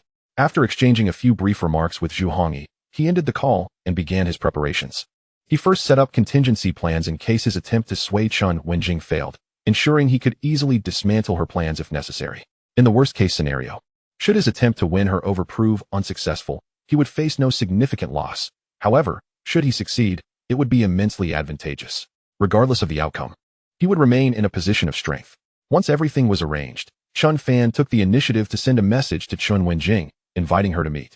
On the other end, upon receiving his message, Chen Wenjing felt a twinge of curiosity. After a moment's hesitation, she ultimately agreed. Having once considered her cousin unremarkable, she now found herself intrigued by him. In truth, had it not been for the old patriarch's orders, she would have been reluctant to take action against Chen Fan. She had heard that his current life surpassed anything he had experienced while with the Chen family, even befriending influential figures like Wei Jingxiu. She was curious about how he had managed such a transformation. Half an hour later, the two met at a cafe in Jiangzhou. Upon seeing Chen Fan again, Chen Wenjing was momentarily taken aback. The Chen Fan of now seemed a world apart from the Chen Fan of before. He had once been quite ordinary, but now exuded an air of calm confidence, a quality that stemmed from possessing ample self-assurance. Just as Chen Wenjing prepared to greet him, Chen Fan unexpectedly spoke. "Do you wish to sever ties with the Chen family?" Taken aback by his question, Chen Wenjing felt a ripple of emotion stir within her once tranquil heart. Ever since her mother's passing, she had harbored little affection for the Chen family. Maintaining her composure, she paused briefly before responding with a slight smile. "I lack your resolve and strength, however." As she sat down, a glimmer of respect for Chen Fan shone in her eyes. "My fifth uncle and aunt were kind to me before their disappearance, and although they are now missing, I cannot be ungrateful. The old patriarch specifically summoned me to deal with you, and I have formulated a detailed plan." Chen Wenjing hesitated, but ultimately chose to be candid with Chen Fan. "I do not wish to confront you, but if I fail to comply, the old patriarch will undoubtedly punish me. Here's what we can do. Let us pretend to be adversaries, enact a performance, and conclude it in a stalemate. This way, you will suffer no losses, and I can report back to the old patriarch. What do you think?" Chen Wenjing's proposition was fraught with risk. If the old patriarch discovered her intentions, she would be finished. The fifth uncle and aunt she referred to were Chen Fan's parents, who had mysteriously disappeared a year prior. Chen Fan, along with the Chen family and even the police, had searched extensively, yet they had found no trace of them, as if they had vanished from the face of the earth. Ever since acquiring the system, Chen Fan had discreetly dispatched individuals to seek out his parents. But to no avail. A shadow of melancholy crossed his face. His parents loved him dearly, and he would never relent in his quest to find them. It was precisely due to the absence of his parents' protection that Chen Fan's status within the Chen family had fallen to the lowest tier over the past year. Regaining his focus, he turned his attention back to Chen Wenjing, sensing a considerable likelihood of swaying her. "You must understand what kind of person Chen Shanhai is. And you know that we are of little importance in his eyes. Only Chen Fan is regarded as his true grandson." Upon hearing Chen Fan's name, Chen Wenjing's emotions wavered. Were it not for Chen Fan, she would have been the foremost individual among the younger generation of the Chen family and would not find herself in such an awkward position.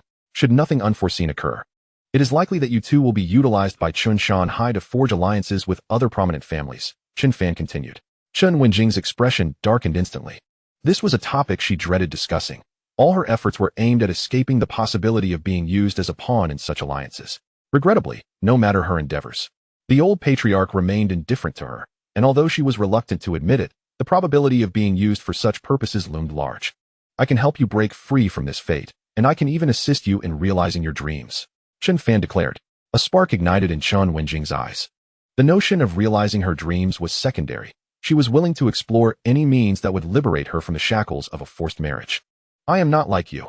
I lack the audacity and strength to sever ties with the Chen family, Chen Wenjing replied with a sense of resignation. Upon hearing of Chen Fan's bold decision to cut ties with the Chen family and reject marriage, she had once been filled with excitement and had wished to emulate him. Upon reflection, even if she were to sever ties with the Chen family, it is unlikely that she could escape the clutches of the old patriarch, alone. She could not contend with the vast power of the Chen family. Today, should she detach herself from the Chen family, it would likely not be long before she succumbed to their influence. As long as you align yourself with me, I can offer my assistance, Chen Fan proposed. Chen Wenjing felt a flicker of temptation, yet her rationality swiftly suppressed this impulse. She was unaware of Chen Fan's capabilities and could not ascertain who might emerge victorious in a confrontation with the Chen family. If she were to agree to Chen Fan's proposition, distancing herself from the Chen family only to find that they ultimately triumphed, what then would become of her? In order to contemplate a rebellion against the Chen family, she needed first to witness Chen Fan's strength. Thank you for your kindness. I will consider it, Chen Wenjing replied, neither accepting nor rejecting his offer. I shall disclose a piece of information. The old patriarch has been absent from Jiangzhou in recent days, currently negotiating projects with Wanheng Software Group. In 2 days, at the invitation of the old patriarch, Vice President Han of Wanheng Software Group will discreetly arrive in Jiangzhou. The old patriarch has orchestrated everything. Once he secures Vice President Han, the project from Wanheng Software Group will undoubtedly belong to the Chen family. Chen Wenjing lowered her voice, revealing a significant secret to Chen Fan. As a gesture of goodwill. Oh, Chen Fan raised an eyebrow, recognizing the unexpected boon of Chen Wenjing's intelligence. A strategy to strike at the Chen family and seize the Wanheng Software Group project materialized in his mind. Ah, Wenjing, you have returned to Jiangzhou. Just then, an exuberant voice interrupted. A young man with dyed blonde hair approached, his face alight with excitement and greed as he gazed at Chen Wenjing. Seeing this blonde youth, Chen Wenjing felt an overwhelming headache. His name was Sun Yuanxiu, the son of the influential figure Sun Yongtai in Jiangzhou, and one of her admirers. The reason she was reluctant to remain in Jiangzhou and to encounter the loathsome Sun Yongtai was precisely due to him. Sun Yuanxiu's reputation in Jiangzhou was notoriously vile. Step aside and let me take your place, Sun Yuanxiu commanded Chen Fan arrogantly, before once again pestering Chen Wenjing, much to her annoyance. Just as Chen Fan intended to speak, he received a call from another neighbor, Zhao Linyong, whom he had met at Yujing Mountain Villa. Hello, Shenzong. My brother-in-law wishes to meet you, Zhao Linyong explained. Today, after visiting his brother-in-law, he had unexpectedly mentioned Chen Fan, which piqued his brother-in-law's interest in meeting him. After this, Zhao Linyong handed the phone to his brother-in-law. Is this Shenzong? Hello, I am Sun Yongtai, came the voice on the other end. Upon hearing this voice, a peculiar expression crossed Chen Fan's face. Ah, Vice President Sun, greetings, he replied cordially. Are you deaf, boy? I commanded you to vacate your seat. Did you not hear me? Sun Yuanxiu, seeing Chen Fan still seated, spoke with brazen audacity. You are still on the phone? First, relinquish your seat. Let that person you are speaking with wait. Sun Yuanxiu's commanding tone was relentless. What? Are you sure you want this person I am speaking with to wait? Chen Fan inquired seriously. Absolutely, Sun Yuanxiu replied without hesitation. Very well, then speak to him yourself. As long as he agrees, I shall promptly vacate the seat for you. Chen Fan smiled amiably as he handed the phone to Sun Yuanxiu. Sun Yuanxiu, not one to be polite, seized the phone and imperiously commanded, Hey, I am looking for this kid regarding something. Your matter can wait. Chapter 45, The Terrifying Task Reward, the astonished Chen Wenjing upon witnessing Chen Fan's power. On the other end of the line, Sun Yongtai had intended to make small talk with Chen Fan when he suddenly heard someone daring to speak to him in such a manner, igniting his fury. Who was this person? He was a significant figure in Jiangzhou, and many wealthy individuals and influential figures treated him with utmost respect. No one had ever dared to insult him. Now, someone had the audacity to disrespect his son. This Chen Fan had some nerve. Wait a moment. That voice was distinctly different from Chen Fan's. But why did this second voice sound so familiar? Suddenly, Sun Yongtai realized. Hey, did you not hear me speaking? Get out of my way. Seeing that the person on the other end remained silent, Sun Yuanxiu grew impatient. You little brat, say that again. Once more? I shall say it. Did you hear me, brat? Get out of my way. And who the hell are you to call me a little brat? Sun Yuanxiu remained defiantly arrogant. Who am I? I am your father. Sun Yongtai roared, his anger boiling over. I am your father. And you are still my son. Damn it, Sun Yuanxiu blurted out instinctively. However, as soon as the words left his mouth, he froze. Wait. The voice on the line did indeed sound remarkably like his father, Sun Yongtai. Is that you, Dad? Sun Yuanxiu stammered, his voice trembling. Who else could it be? Sun Yongtai was so enraged he could hardly breathe. Is it really you, Dad? Sun Yuanchu's expression twisted into one of disbelief. Meanwhile, Chen Wenjing, upon hearing Sun Yuanchu's address to the person on the other end of the line, was left utterly astonished. The individual on the other end was none other than Sun Yuanchu's father, the prominent figure in Jiangzhou, Sun Yongtai. Just moments ago, she had been oblivious to the unfolding drama, but now, reflecting on it, she realized a grand spectacle had just taken place. As for Chen Fan, he could hardly contain his amusement. Stifling his laughter was a formidable challenge. The recent exchange had been nothing short of spectacular. Encountering a son like Sun Yuanchu, Chen Fan felt a momentary pang of sympathy for the influential Sun Yongtai. What on earth are you doing right now? Sun Yongtai quickly regained his composure, prioritizing the more pressing matter at hand. This phone call, as his brother-in-law had mentioned, was from the mysterious owner of Villa 8 in Yujing Mountain Villa, and now it was in his son's possession. Moreover, his son had just arrogantly claimed he was trying to engage with this individual, instructing him to step aside. This indicated that his son was provoking the enigmatic owner of Villa 8, which was a far more serious issue than the matter of how his son addressed him, one that could not be resolved lightly. What am I doing? Sun Yuanchu appeared bewildered. I was just telling a kid to get lost so I could get closer to Chen Wenjing. Sun Yuanchu's explanation was muddled and unclear. Get lost? You mean that kid? He wouldn't be the owner of this phone, would he? Sun Yongtai inquired cautiously. Yes, why do you ask? 2 seconds later, Sun Yongtai received the answer he had dreaded to accept. Really? The son has indeed clashed with the owner of Villa number 8 at Yujing Mountain. And he was exceedingly arrogant, even going so far as to tell Mr. Chen to get lost? What an insufferable brat. Is it that you cannot feel at ease unless you stir up trouble every single day? Just as Sun Yuanchu was in a state of bewilderment, Sun Yongtai's furious voice echoed. What? What happened? Sun Yuanchu was utterly confused. The owner of this phone was a formidable figure whom I had hoped to befriend. And now look what you've done, my dear son. Sun Yongtai gritted his teeth. He had intended to foster a relationship and expand his network. But thanks to his good-for-nothing son, he was now at odds with his own objective. What? The owner of this call is a prominent individual? Upon hearing his father's words, Sun Yuanchu's expression transformed into one of astonishment. When he cast another glance at Chen Fan, it was filled with awe and trepidation. Huh. Beside him, Chen Wenjing was equally taken aback upon hearing Sun Yuanchu's words and witnessing his expression. Sun Yuanchu's remarks were undoubtedly influenced by his father. And who was Sun Yuanchu's father? A significant figure in Jiangzhou. To Sun Yongtai, Chen Fan was considered a big shot, causing Chen Wenjing to feel increasingly restless. She had indeed heard rumors of Chen Fan's rise, even noting his favorable relations with Wei Jingxiong, who was merely an ordinary big shot in Jiangzhou. However, Sun Yongtai's status eclipsed that of Wei Jingxiong. Now that even Sun Yongtai referred to Chen Fan as a prominent figure, it implied that Chen Fan's identity and strength were far beyond her initial assumptions. In that moment, Chen Wenjing's resolve wavered. Perhaps Chen Fan truly possessed the ability to defeat the Chen family. Father, what should I do now? Sun Yuanchu inquired. What do you think? Sun Yongtai snapped in anger. In the next instant, Sun Yuanchu abruptly clung to Chen Fan's leg, weeping profusely. Big shot. I was blind to have offended you. Please do not take it to heart. I was wrong. I was wrong. At this moment, Chen Fan picked up the phone once more. Sun Yongtai's apologetic voice came through. Mr. Chen, I sincerely apologize. I have not disciplined my son properly and allowed such a ruffian to emerge. Please do not be angry. It is all my fault. I will certainly come to apologize in person, so let us not hold this reckless child against each other. Being clung to by a grown man in broad daylight was quite distasteful to Chen Fan. He waved his hand, and Sun Yuanchu felt as if he had been granted amnesty and turned to leave. However, just as he was about to turn away, Chen Fan called out to him. There is one more thing. Please, do tell. I am all ears, Sun Yuanchu replied, not daring to show any disrespect. Do not persistently pursue Chen Wenjing any longer, and never appear before her again, understood? Chen Fan commanded. Understood, understood.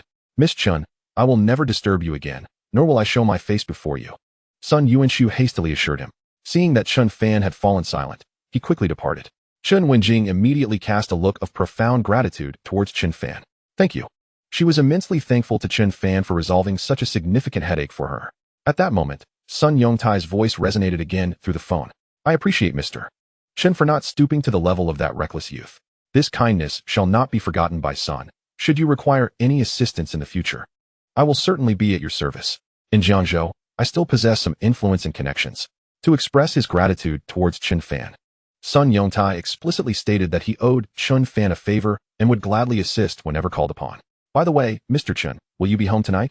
I would like to personally come over and apologize. Sun Yongtai inquired. Just as Chen Fan was about to respond, the system's voice chimed in. Ding. Task issued. Accept Sun Yongtai's request for an in-person apology.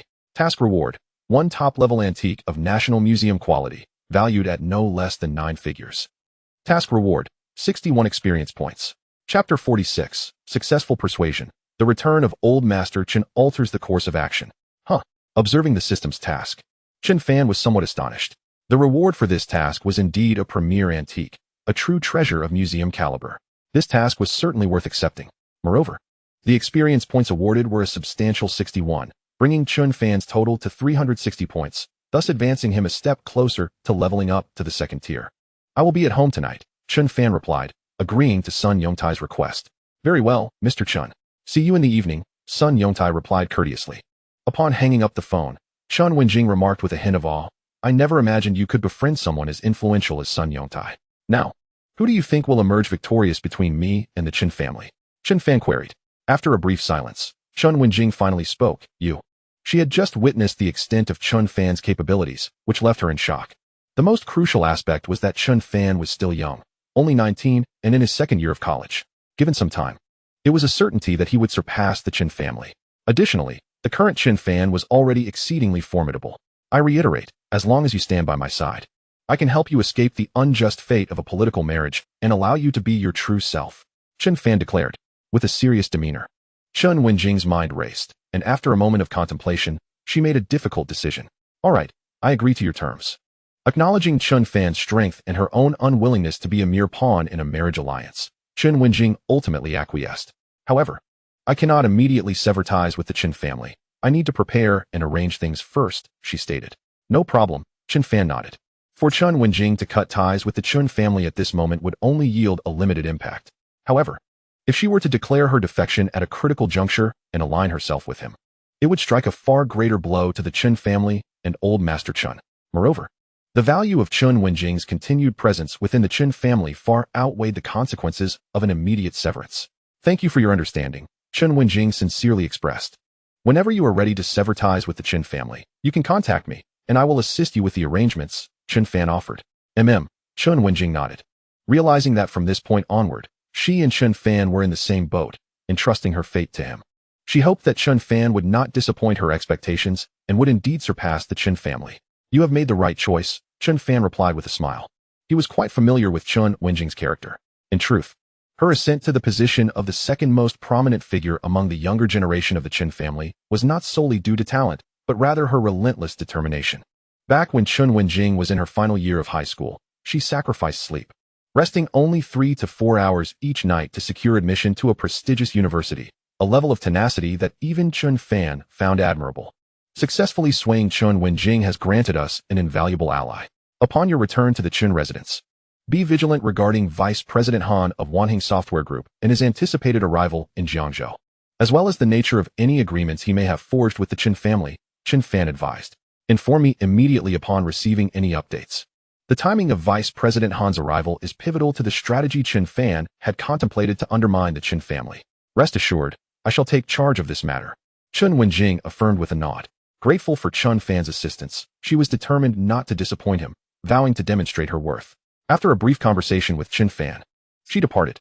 However, upon her return to the Chen household, she was taken aback to discover that the patriarch, Chen Shanhai, along with the eldest member of the Chen family, had already returned from Wanheng Software Group. This unexpected turn left not just Chen Wenjing, but the entire family in a state of surprise. Father, did you not say you would return with Vice President Han in 2 days? What accounts for your sudden arrival? Chen Yuzhen inquired, bewildered. There has been a change of plans, prompting my early return, the elder stated sternly. We no longer need to wait 2 days. Vice President Han will quietly arrive in Jiangzhou tomorrow afternoon. Have you prepared the location I instructed? Chapter 47. An unexpected turn of events. A major shift at Wanheng Software Group. Do not worry, father. I have secured one of the most prestigious tea houses in Jiangzhou, Tinjiula, for our meeting. We can converse in detail there, Chen Yuzhen replied. Tinjiula, indeed a fine establishment, the elder expressed his satisfaction. With the venue arranged, the remaining task was to ensure the necessary funds to gain Vice President Han's favor. Unbeknownst to them, Chen Wenjing had overheard their conversation and discreetly conveyed the altered plans regarding Vice President Han's visit and the details about Tingyula to Chen Fan. Upon receiving Chen Wenjing's message, Chen Fan was momentarily taken aback. The Chen family's sudden change of plans could have led to complications had he not successfully aligned with Chen Wenjing. With the news in hand, Chen Fan began to strategize. As the evening progressed, a knock on the door interrupted his thoughts. Rising to answer, he discovered a man of commanding presence, despite his casual attire, accompanied by Zhao Linyong, standing at the threshold. "Mr. Chen, allow me to introduce my brother-in-law, Sun Yongtai." Zhao Linyong beamed as he facilitated the introduction. "Brother-in-law, this is Chen Fan, the gentleman I mentioned." "Mr. Chen appears remarkably youthful," Sun Yongtai remarked, his astonishment evident as he regarded Chen Fan. "Greetings." They exchanged pleasantries, marking the commencement of their acquaintance. Chen Fan invited them into his villa. After engaging in a brief exchange of niceties, Sun Yongtai candidly addressed the matter concerning his son, extending his apologies to Chen Fan. To express his contrition, he presented a modest gift, urging Chen Fan to accept it. Producing a document from his bag, he placed it before Chen Fan. Upon glancing down, Chen Fan's gaze sharpened as he noted the words voluntary transfer agreement for shares of Tingyula emblazoned on the cover. Not only Chen Fan, but even Sun Yongtai's brother-in-law was taken aback, having never anticipated such a generous offering from his sibling-in-law. "I trust Mr. Chen is familiar with Tingyula," Sun Yongtai initiated. "Indeed. I have heard of it," Chen Fan nodded. It was particularly timely, as Chen Wenjing had just informed him that the clandestine meeting between the Chen family and Vice President Han was to take place at Tingyula. Realizing that Chen Fan was acquainted with Tingyula, Sun Yongtai continued, "To be candid, Tingyula is among my concealed assets. In Jiangzhou, we hold considerable influence. Here lies the contract for a 30 share of Tingyula, awaiting your signature, Mr. Chen. Should you consent, you will become one of its co-owners," Sun Yongtai proposed, presenting a gift that exceeded Chen Fan's expectations. Tingyula is renowned in Jiangzhou, valued at no less than 300 to 400 million. Thus, a 30 stake would approximate a worth of around 100 million. "This may be inappropriate," Chen Fan hesitated. "Why should it be? This is merely a token of goodwill from me. I implore you not to decline. Once accepted, we shall jointly oversee Tingyula and collaborate on any arising matters." Sun Yongtai insisted with a smile. In fact, he had prepared 2 gifts, the other being the key to a Rolls-Royce Cullinan valued at around 8 to 9 million. Sun Yongtai had initially intended to offer the luxury vehicle if he found Chen Fan unimpressive. However, after their interaction, he recognized Chen Fan's potential and deemed him worthy of the Tingyula shares. Observing his brother-in-law's generosity, Zhao Linyong couldn't help but marvel at his audacity. One must wonder how a man can attain such stature in Jiangzhou. His foresight and boldness far surpass those of ordinary individuals. How many would willingly part with a 100 million yuan greeting gift? At this moment, Chen Fan comprehended Sun Yongtai's intentions. He sought to solidify their relationship and expand his network through the shares of Tingyula. "Very well, I extend my gratitude to you, Mr. Sun," Chen Fan acquiesced. As the saying goes, one does not strike a smiling face. Given Sun Yongtai's earnest overtures, it would be impolite to refuse. Moreover, becoming a co-owner of Tingyula would significantly aid his endeavors to undermine the Chen family, especially with their clandestine plans involving Vice President Han's meeting at the very venue he was now associated with. Thus, his assent to co-ownership not only enhanced his own influence, but also fostered a mutually beneficial alliance with Sun Yongtai. With Chen Fan's acceptance, Sun Yongtai beamed with satisfaction. They exchanged contact information and agreed to meet for tea in the future. After a brief stay, Sun Yongtai departed. Once he left, Chen Fan resumed his preparations for the impending confrontation with the Chen family. The suddenness of the developments had left him somewhat flustered. Shortly after Sun Yongtai's departure, a notification from the system chimed in. "Ding. You have fulfilled the request to visit Sun Yongtai and extend your apologies. Task completed. Congratulations on receiving a rare treasure. A Ru-Kiln sky blue glazed sunflower basin. The artifact has been placed in your study. Please check. Congratulations on acquiring 61 experience points. A Ru-Kiln sky blue glazed sunflower basin? My goodness, the system has rewarded me with a Ru-Kiln piece. How extraordinary!"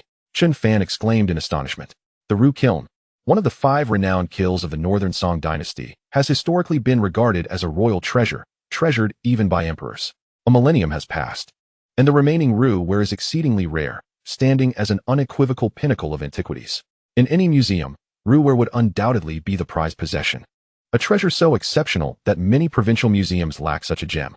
Yet now, the system has unexpectedly rewarded Chen Fan with a piece of Ru-ware, igniting an overwhelming sense of excitement within him. Eagerly, Chen Fan hurried to his study.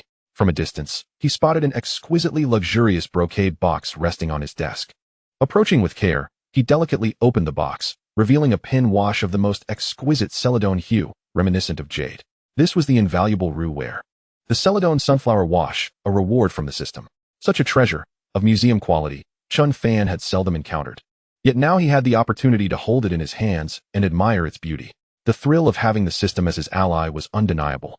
Gently lifting the Ru ware, Chen Fan scrutinized it, increasingly astounded by the ancient artisan's unparalleled craftsmanship. It was simply breathtaking.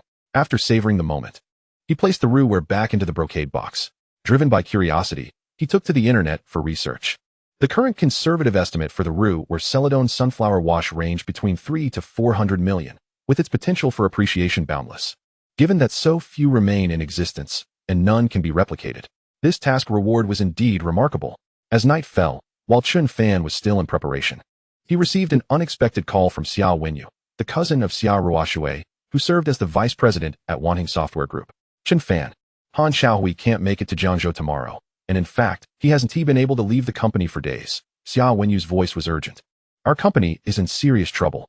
On the 11th day of severing connections, the reward was the finest hotel in Jiangzhou. Han Xiaohui was the vice president lured to Wanting Software Group by Old Master Chen. What is happening? Chen Fan asked, taken aback. Well, just now. The company was suddenly attacked by a mysterious hacker organization, leading to a significant leak of confidential information. The chairman hastily gathered all of us executives to address this crisis. After a moment's contemplation, Xia Wenyu divulged the company's secret to Chen Fan. I estimate it will take at least 4 to 5 days to resolve this situation. During this time, the chairman has mandated that all executives must remain vigilant at their posts, prohibiting anyone from leaving. Therefore, Han Xiaohui will certainly not be able to come to Jiangzhou. Chen Fan nodded, recognizing this unexpected turn as fortuitous news. With Han Xiaohui unable to come tomorrow, the tight timeline would have hindered Chen Fan's preparations, reducing his chances of success.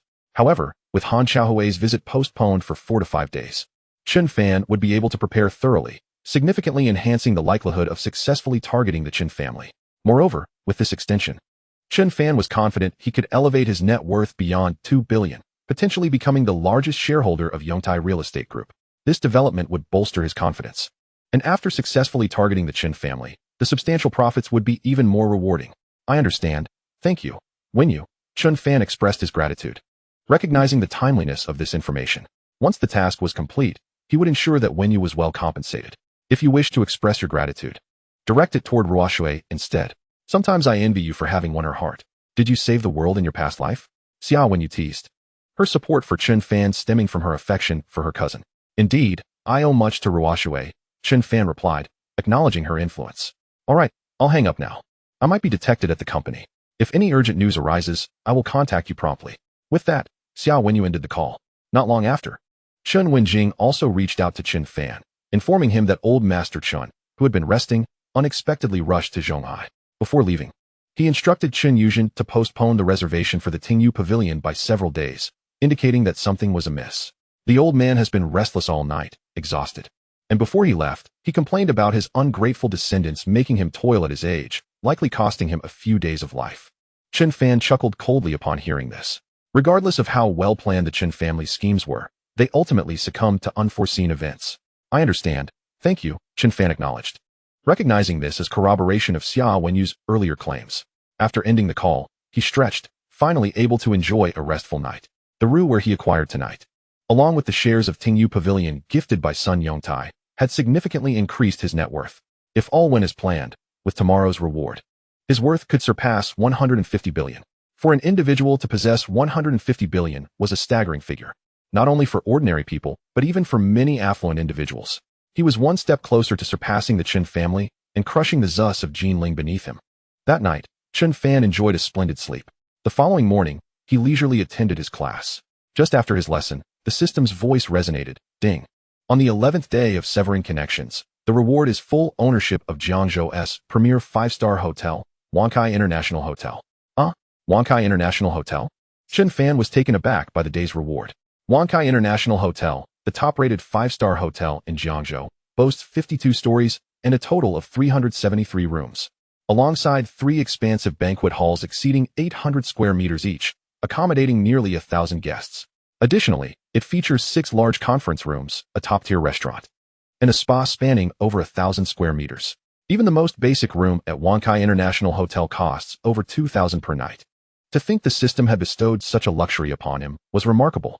From what Chen Fan knew, the hotel's valuation was approximately 13 to 14 billion. Regrettably, it fell just short of the threshold needed to breach the 150 billion mark. Chen Fan lamented slightly. Just then, he received a call from Yang Xingping, the chairman of Yongtai Real Estate Group. Chen, do you have time this afternoon? I've discussed our plans to compete for the Wanheng Software Group project with them, and some other major shareholders wish to meet you for a detailed discussion, Yang Xingping explained. But don't worry. I've already conveyed most of what they wanted to say. You just need to show up and have a brief chat. Just as Chen Fan was about to respond, a notification from the system interrupted him. Ding. Task issued. Head to Yongtai Real Estate Group and persuade the other shareholders. Task duration, 5 hours. Task reward, 2 luxury residential buildings, valued at approximately 300 million. Task reward, 53 experience points. Upon viewing the system's task, Chen Fan was suddenly filled with elation. The system was truly considerate. He had just lamented that he was merely a fraction away from surpassing a net worth of 150 billion.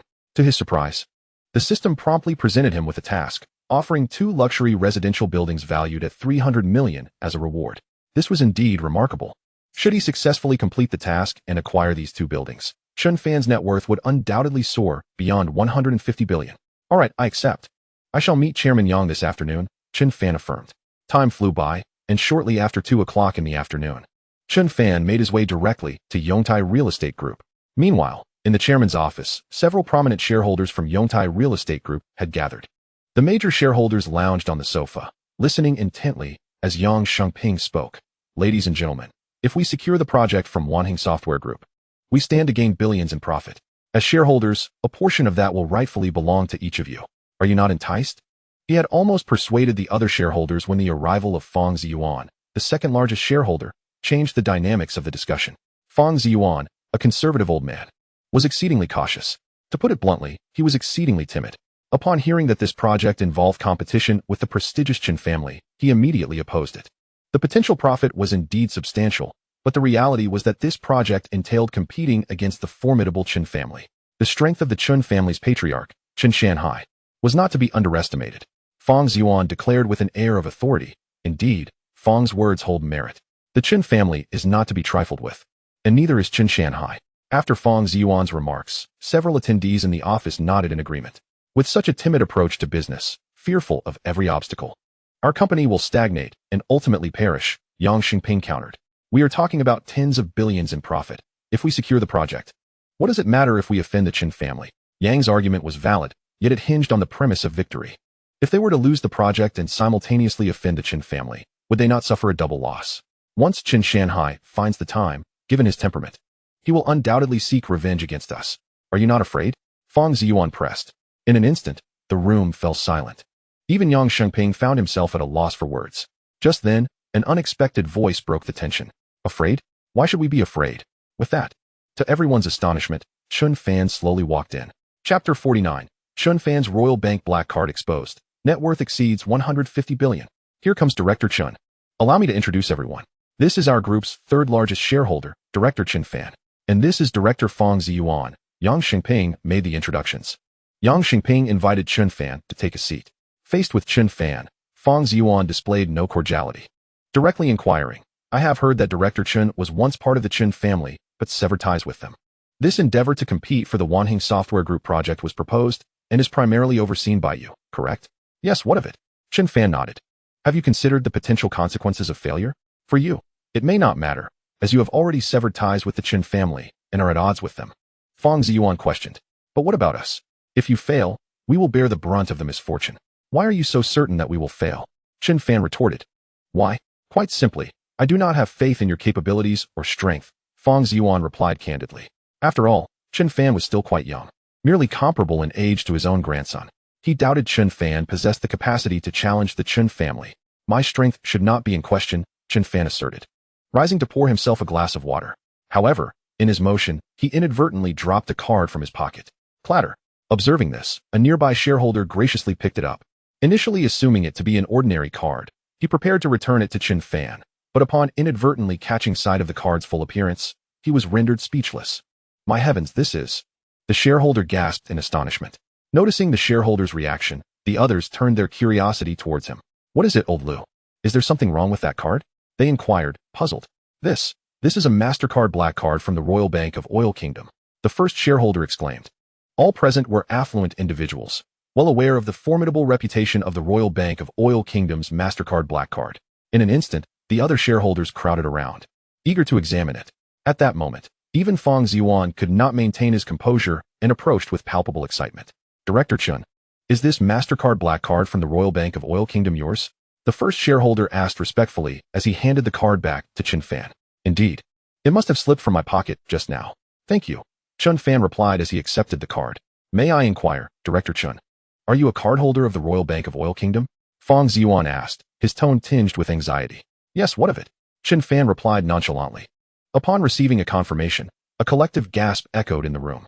My goodness, Director Chen is actually a cardholder of the Royal Bank of Oil Kingdom's Black Card. In all of Jiangzhou, aside from Director Chen, I doubt anyone else possesses such an elite card. No wonder Director Chen exuded such confidence. He indeed had the means to confront the Chen family. Director Chen, I support your plan to challenge the Chen family. I concur. The shareholders voiced their agreement unanimously. At that moment, even Feng Ziyuan could not help but sigh. The younger generation is formidable. I have been short-sighted. I too support Director Chen, Feng Ziyuan stated, now regarding Chen Fan with a newfound respect, devoid of the previous disdain and skepticism. Consequently, all shareholders of Yongtai Real Estate Group consented to Chen Fan's plan to challenge the Chen family. The system's voice then chimed in, ding. You have successfully convinced the other shareholders at Yongtai Real Estate Group. Task complete. Congratulations on receiving 2 luxury residential buildings, valued at approximately 300 million. Congratulations on receiving 53 experience points. With the task completed and the acquisition of the 2 buildings valued at 300 million, Chen Fan's net worth instantly surpassed 150 billion. In addition, he gained 53 experience points. Currently, Chen Fan had accumulated 413 experience points, nearing 1/3 of the requirement for leveling up. Once he reaches 1,500 experience points, his system would successfully upgrade to level 2. At that point, daily rewards would significantly increase, conservatively estimated at tens of billions. As he contemplated this, Chen Fan's heartbeat quickened with anticipation. One must find a way to upgrade promptly. Chen Fan eagerly plotted. Having successfully persuaded the other shareholders, the matters concerning Yongtai Real Estate Group were now thoroughly resolved. Upon leaving this place, Chen Fan stealthily ventured to an extraordinarily special location. Chapter 50. The 12th Day of Severing Ties. Reward. A premier international golf course. The place Chen Fan arrived at was none other than the Listening Rain Tower. Subsequently, a clandestine meeting between the Chen family and Vice President Han of One Hung Software Group was scheduled to take place here. At this moment, Chen Fan had already become one of the proprietors of Listening Rain Tower. Upon his arrival, he immediately summoned the manager. As one of the central aspects of his plan revolved around this very establishment, he instructed the manager to make special arrangements and particularly emphasized that news of his presence must be kept strictly confidential, especially from the Chen family members. Rest assured, Mr. Chen, I shall arrange everything immediately. By tomorrow afternoon, it should be settled, and you can come by to inspect the progress. As for your arrival, I will ensure absolute discretion, the manager assured repeatedly. Very well, I will come to check in the next couple of days, Chen Fan replied before departing. The following morning, the system's voice resonated, ding. The 12th day of severing ties. Reward. Ownership of Jiangzhou's largest international golf course, Guanshan International Golf Course, 100 ownership. Oh. Chen Fan was somewhat taken aback upon viewing today's reward. Guanshan International Golf Course was the largest and most prestigious golf course in Jiangzhou, without a doubt. With a vast expanse of land, it featured an 18-hole championship standard with a par of 72. Furthermore, it served as the preferred leisure venue for numerous dignitaries and affluent elites in Jiangzhou. While Chen Fan had only heard of it before, he had never set foot in Guanshan International Golf Course until now, and astonishingly, he had now ascended to the role of its owner. More importantly, the total value of Guanshan International Golf Course was approximately 1.7 billion. With this acquisition, Chen Fan's net worth was now perilously close to 17 billion. In just a few days, he anticipated reaching a net worth of 20 billion. Once I achieve a net worth of 20 billion, I will be ever closer to surpassing the Chen family and stepping over the Su family of Jinling. Chen Fan expressed with immense anticipation. At noon, as Chen Fan prepared to go out for a meal, he suddenly recalled, doesn't Wankai International Hotel feature a high-end restaurant? He had just acquired Wankai International Hotel and had yet to visit. It was the perfect opportunity to dine at the hotel's upscale restaurant, sample the cuisine, and assessed the hotel's overall condition. With this thought, Chen Fan drove his Rolls-Royce Phantom straight to Wankai International Hotel. Upon arriving at the hotel lobby, Chen Fan spotted a familiar figure arguing with the hotel manager from a distance. This familiar figure was none other than Xia Ruoshui. Chen Fan approached, perplexed, and asked Ruoshui, "What happened?" Chen Fan. Upon seeing him, Xia Ruoshui appeared equally bewildered. "The Wankai International Hotel breached our contract, so I came to discuss the matter." "Breach of contract?" Chen Fan raised an eyebrow. "What is the situation?" "Well, tomorrow, under the arrangement of the Xia family, several representatives selected from other companies will be visiting the Jiangzhou branch of the Xia Group for a 3-day tour and learning session. I had booked several rooms at Wankai International Hotel for them a week ago, but now the hotel staff informs me that my reservation has failed and there are no available rooms left." Xia Ruoshui explained, visibly distressed. "With the upcoming holiday, hotel rooms are in high demand, especially 5-star accommodations, and I need dozens of rooms at once. It's too late to book now," she lamented. "I apologize, Miss Xia, but this is entirely the fault of our intern. They failed to report your reservation, leading to this issue. We have since dismissed the intern," the hotel manager explained. "An intern yet again?" Both Xia Ruoshui and Chen Fan were taken aback by this excuse. "Can we not constantly place the blame on interns? Could an intern truly be responsible for such matters? Are you certain it was the intern's fault and not yours?" Chen Fan challenged the lobby manager. Seeing such an incident occur in his own hotel, Chen Fan could not remain a passive observer. "What is wrong with that?" the lobby manager stammered. Determined, Chen Fan pressed further, "Then you must provide me with an explanation." "I've already apologized to you, Miss Xia. What more do you want? Do not be unreasonable," the lobby manager retorted, shifting blame back onto Xia Ruoshui. Xia Ruoshui was left incredulous. "I merely asked for an explanation, and yet this is how you respond. Bring your hotel's general manager to me." At that moment, a commanding voice cut through the tension. Chen Fan stepped forward. "Who are you to demand our general manager? Why should I heed your words?" The lobby manager arrogantly scoffed, dismissing Chen Fan as an inconsequential passerby. "Because I am the owner of Wankai International Hotel," Chen Fan replied coolly. As soon as the words left his mouth, the room fell into a profound silence. "What?" The formerly arrogant lobby manager turned pale, his mind racing. Had he misheard? The man before him claimed to be the owner of their hotel. The lobby manager pinched himself hard, the sharp pain jolting him to reality. This was no hallucination. "You truly are our owner?" the lobby manager asked, his voice trembling with fear. "Indeed. Do you require proof?" Chen Fan countered. "And no, that won't be necessary. Please, wait a moment while I summon the general manager," the lobby manager stammered, panic evident in his demeanor. 3 minutes later, the hotel general manager arrived before Chen Fan, his demeanor exceedingly deferential. Chapter 51. Looking for your sister? "Your sister is here with me at the hotel." Upon arrival, the hotel general manager, Dong Zhengliang, respectfully addressed him. "Hello, Mr. Chen. I am the general manager of the hotel." "Manager Dong, are you aware of the reservation made by Ruoshui a week ago for several rooms?" Chen Fan inquired directly. Dong Zhengliang blinked, momentarily confused. "Who is Ruoshui?" Upon noticing Xia Ruoshui beside Chen Fan, he suddenly realized. "Oh, the boss is referring to President Xia." "No, wait. The boss addressed President Xia as Ruoshui. How intimate. Could it be that the boss shares a special relationship with Jiangzhou's most beautiful president?" "I'm not aware," Dong Zhengliang replied. "I swear, he is typically swamped with a myriad of tasks to manage. Matters as mundane as room bookings can be handled through established protocols, rendering his involvement unnecessary." A week prior, Ruoshui had arranged for dozens of rooms to be reserved at our hotel, set for check-in tomorrow. Yet today, she was abruptly informed of an issue with the reservation, and the lobby manager hastily shifted all blame onto an intern. "Is that even plausible?" Chen Fan retorted. "An intern? Absolutely not. Booking dozens of rooms in one go constitutes a significant transaction, one that an intern would certainly lack the authority to execute." Dong Zhengliang replied with conviction. "Very well, conduct a thorough investigation into this matter in my presence. Uncover any hidden truths and identify if anyone has been orchestrating behind the scenes," Chen Fan commanded. He harbored suspicions that this situation was far from straightforward. Ruoshui is the president of the illustrious Xia Group, a formidable figure in Jiangzhou, without external influence. Even with 100 times the audacity, that lobby manager would not dare to act in such a manner. If you cannot elucidate this matter, then your position as general manager will be rendered moot. "Yes, boss, I will ensure the truth is brought to light," Dong Zhengliang responded, invigorated by the urgency of the task. He then turned his meticulous gaze upon the lobby manager. "If you fail to furnish me with a clear answer, your dismissal will be the least of your concerns."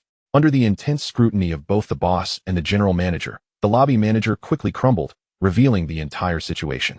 It turned out that Ruo Shui's reservations had indeed been successful, but yesterday, a sudden order from Manager Huang at the hotel's upper echelons mandated the cancellation of all rooms reserved by Ruo Shui, leading to the current predicament. Was it Huang Li's directive? Dong Zhengliang inquired, his brow furrowing. It was. Bring Huang Lu to me immediately. Minutes later, realizing the gravity of the situation, Huang Lu confessed everything. He had encountered Kong Junpeng, the grandson of the chairman of Baixing Group, at a club yesterday. Kong Junpeng had fortuitously learned of Ruo Shui's reservation of dozens of rooms at Wankai International Hotel, and recognizing the significance of such a booking, he sought to complicate matters for Ruo Shui by inciting Huang Lu to cancel the reservations. Why would Kong Junpeng resort to such measures? Dong Zhengliang asked, perplexed. Kong. That rascal claimed that the Xia Group dared to compete with their Baixing Group, and this hotel room was merely a temporary measure to extract some interest. Eventually, they would make the Xia Group pay a heavy price. Huang Lu recounted Kong Junpeng's words verbatim. It is indeed the machinations of Baixing Group. Upon hearing this revelation, Chen Fan and Ruo Shui exchanged glances, surprised yet not bewildered. Baixing Group, is it? Very well. In your efforts to curry favor with Kong Junpeng, you have committed acts detrimental to the hotel's interests. Effective immediately, you are both dismissed from the hotel, and we shall engage legal counsel to pursue action against you. Dong Zhengliang announced. What? No, please, General Manager, boss, don't sue us. Huang Lu and the lobby manager immediately panicked, pleading for mercy. Ultimately, the two were forcibly escorted out by the hotel security. Boss, I will promptly arrange for those rooms to be rebooked for President Xia. Dong Zhengliang quickly set to work. As he was rebooking the rooms, Chen Fan's phone rang. It was Xia Mingming calling, and he answered. Senior Chen, I haven't been able to reach my sister. Her phone isn't answering. Have you seen her? Xia Mingming inquired. Looking for your sister? She's currently in a hotel room with me. Chen Fan replied casually. As soon as he spoke, he realized the misstep in his wording. On the other end of the line, Xia Mingming's mouth dropped open in shock, her mind momentarily blank. My sister is in a hotel room with Senior Chen? Oh no, this call seems to have been ill-timed. Senior Chen, I'll hang up now. You and my sister can carry on. Xia Mingming stammered, at a loss for words. Seeing this, Chen Fan quickly attempted to clarify. You misunderstood. What I meant was, but before he could finish, Xia Mingming had already hastily disconnected the call. Ruo Shui, I didn't articulate that clearly. Your sister has likely misconstrued the situation. Please clarify it with her when you return, Chen Fan said apologetically. It's all right, Ruo Shui replied, bemused. In no time, the rooms were successfully arranged. The situation was handled adeptly, and had it not been for my presence today, it might have been left unresolved. You need to exercise greater vigilance in the future, Chen Fan instructed. Yes, boss, I will enhance the hotel's management moving forward, Dong Zhengliang assured him. After dismissing Dong Zhengliang, Chen Fan turned to Ruo Shui. Ruo Shui, you probably haven't eaten yet. Shall we have lunch at the hotel restaurant and discuss the Baixing Group issue? Certainly. Ruo Shui agreed. The two proceeded to the hotel's upscale restaurant, dining while conversing. That Baixing Group. Just recently, they incited shareholders from Fading Group to unite against me in an attempt to oust me from the management. Chen Fan lamented, having lacked the time to settle that score. Now, they seek to stir trouble for Ruo Shui in my own hotel. Their audacity knows no bounds. The Baixing Group possesses substantial resources and is not to be underestimated. Ruo Shui cautioned. Together, we shall not falter. I refuse to believe we cannot dismantle the Baixing Group. Chen Fan asserted. Their repeated provocations against both Ruo Shui and myself are intolerable. Do they think they can bully us without consequence? Subsequently, Chen Fan and Ruo Shui discussed the specifics of the situation. This matter requires a measured approach, taking one step at a time. Ruo Shui should gather comprehensive information regarding Baixing Group, and then we can delve into further discussions. After their meal, Ruo Shui hurried back to the company, while Chen Fan, having no classes in the afternoon, intended to return to the villa. However, as soon as he entered the vehicle, he received a message from Zhu Hongyi. Zhu Hongyi invited Chen Fan to join him and several friends for a round of golf. Just as Chen Fan finished reading the message, the system notification chimed. Chapter 52. Reward, a world-class supercar, flaunting as a top golf club member? Ding. Task issued. Take a break and accept Zhu Hongyi's invitation to play at the golf course. Task duration, 3 hours. Task reward, 1 world-class supercar, Aston Martin 177. Task experience points, 57. Upon seeing this task, Chen Fan felt a surge of excitement. If you were to ask him what he desired most at this moment, it would undoubtedly be upgrading the system to level 2.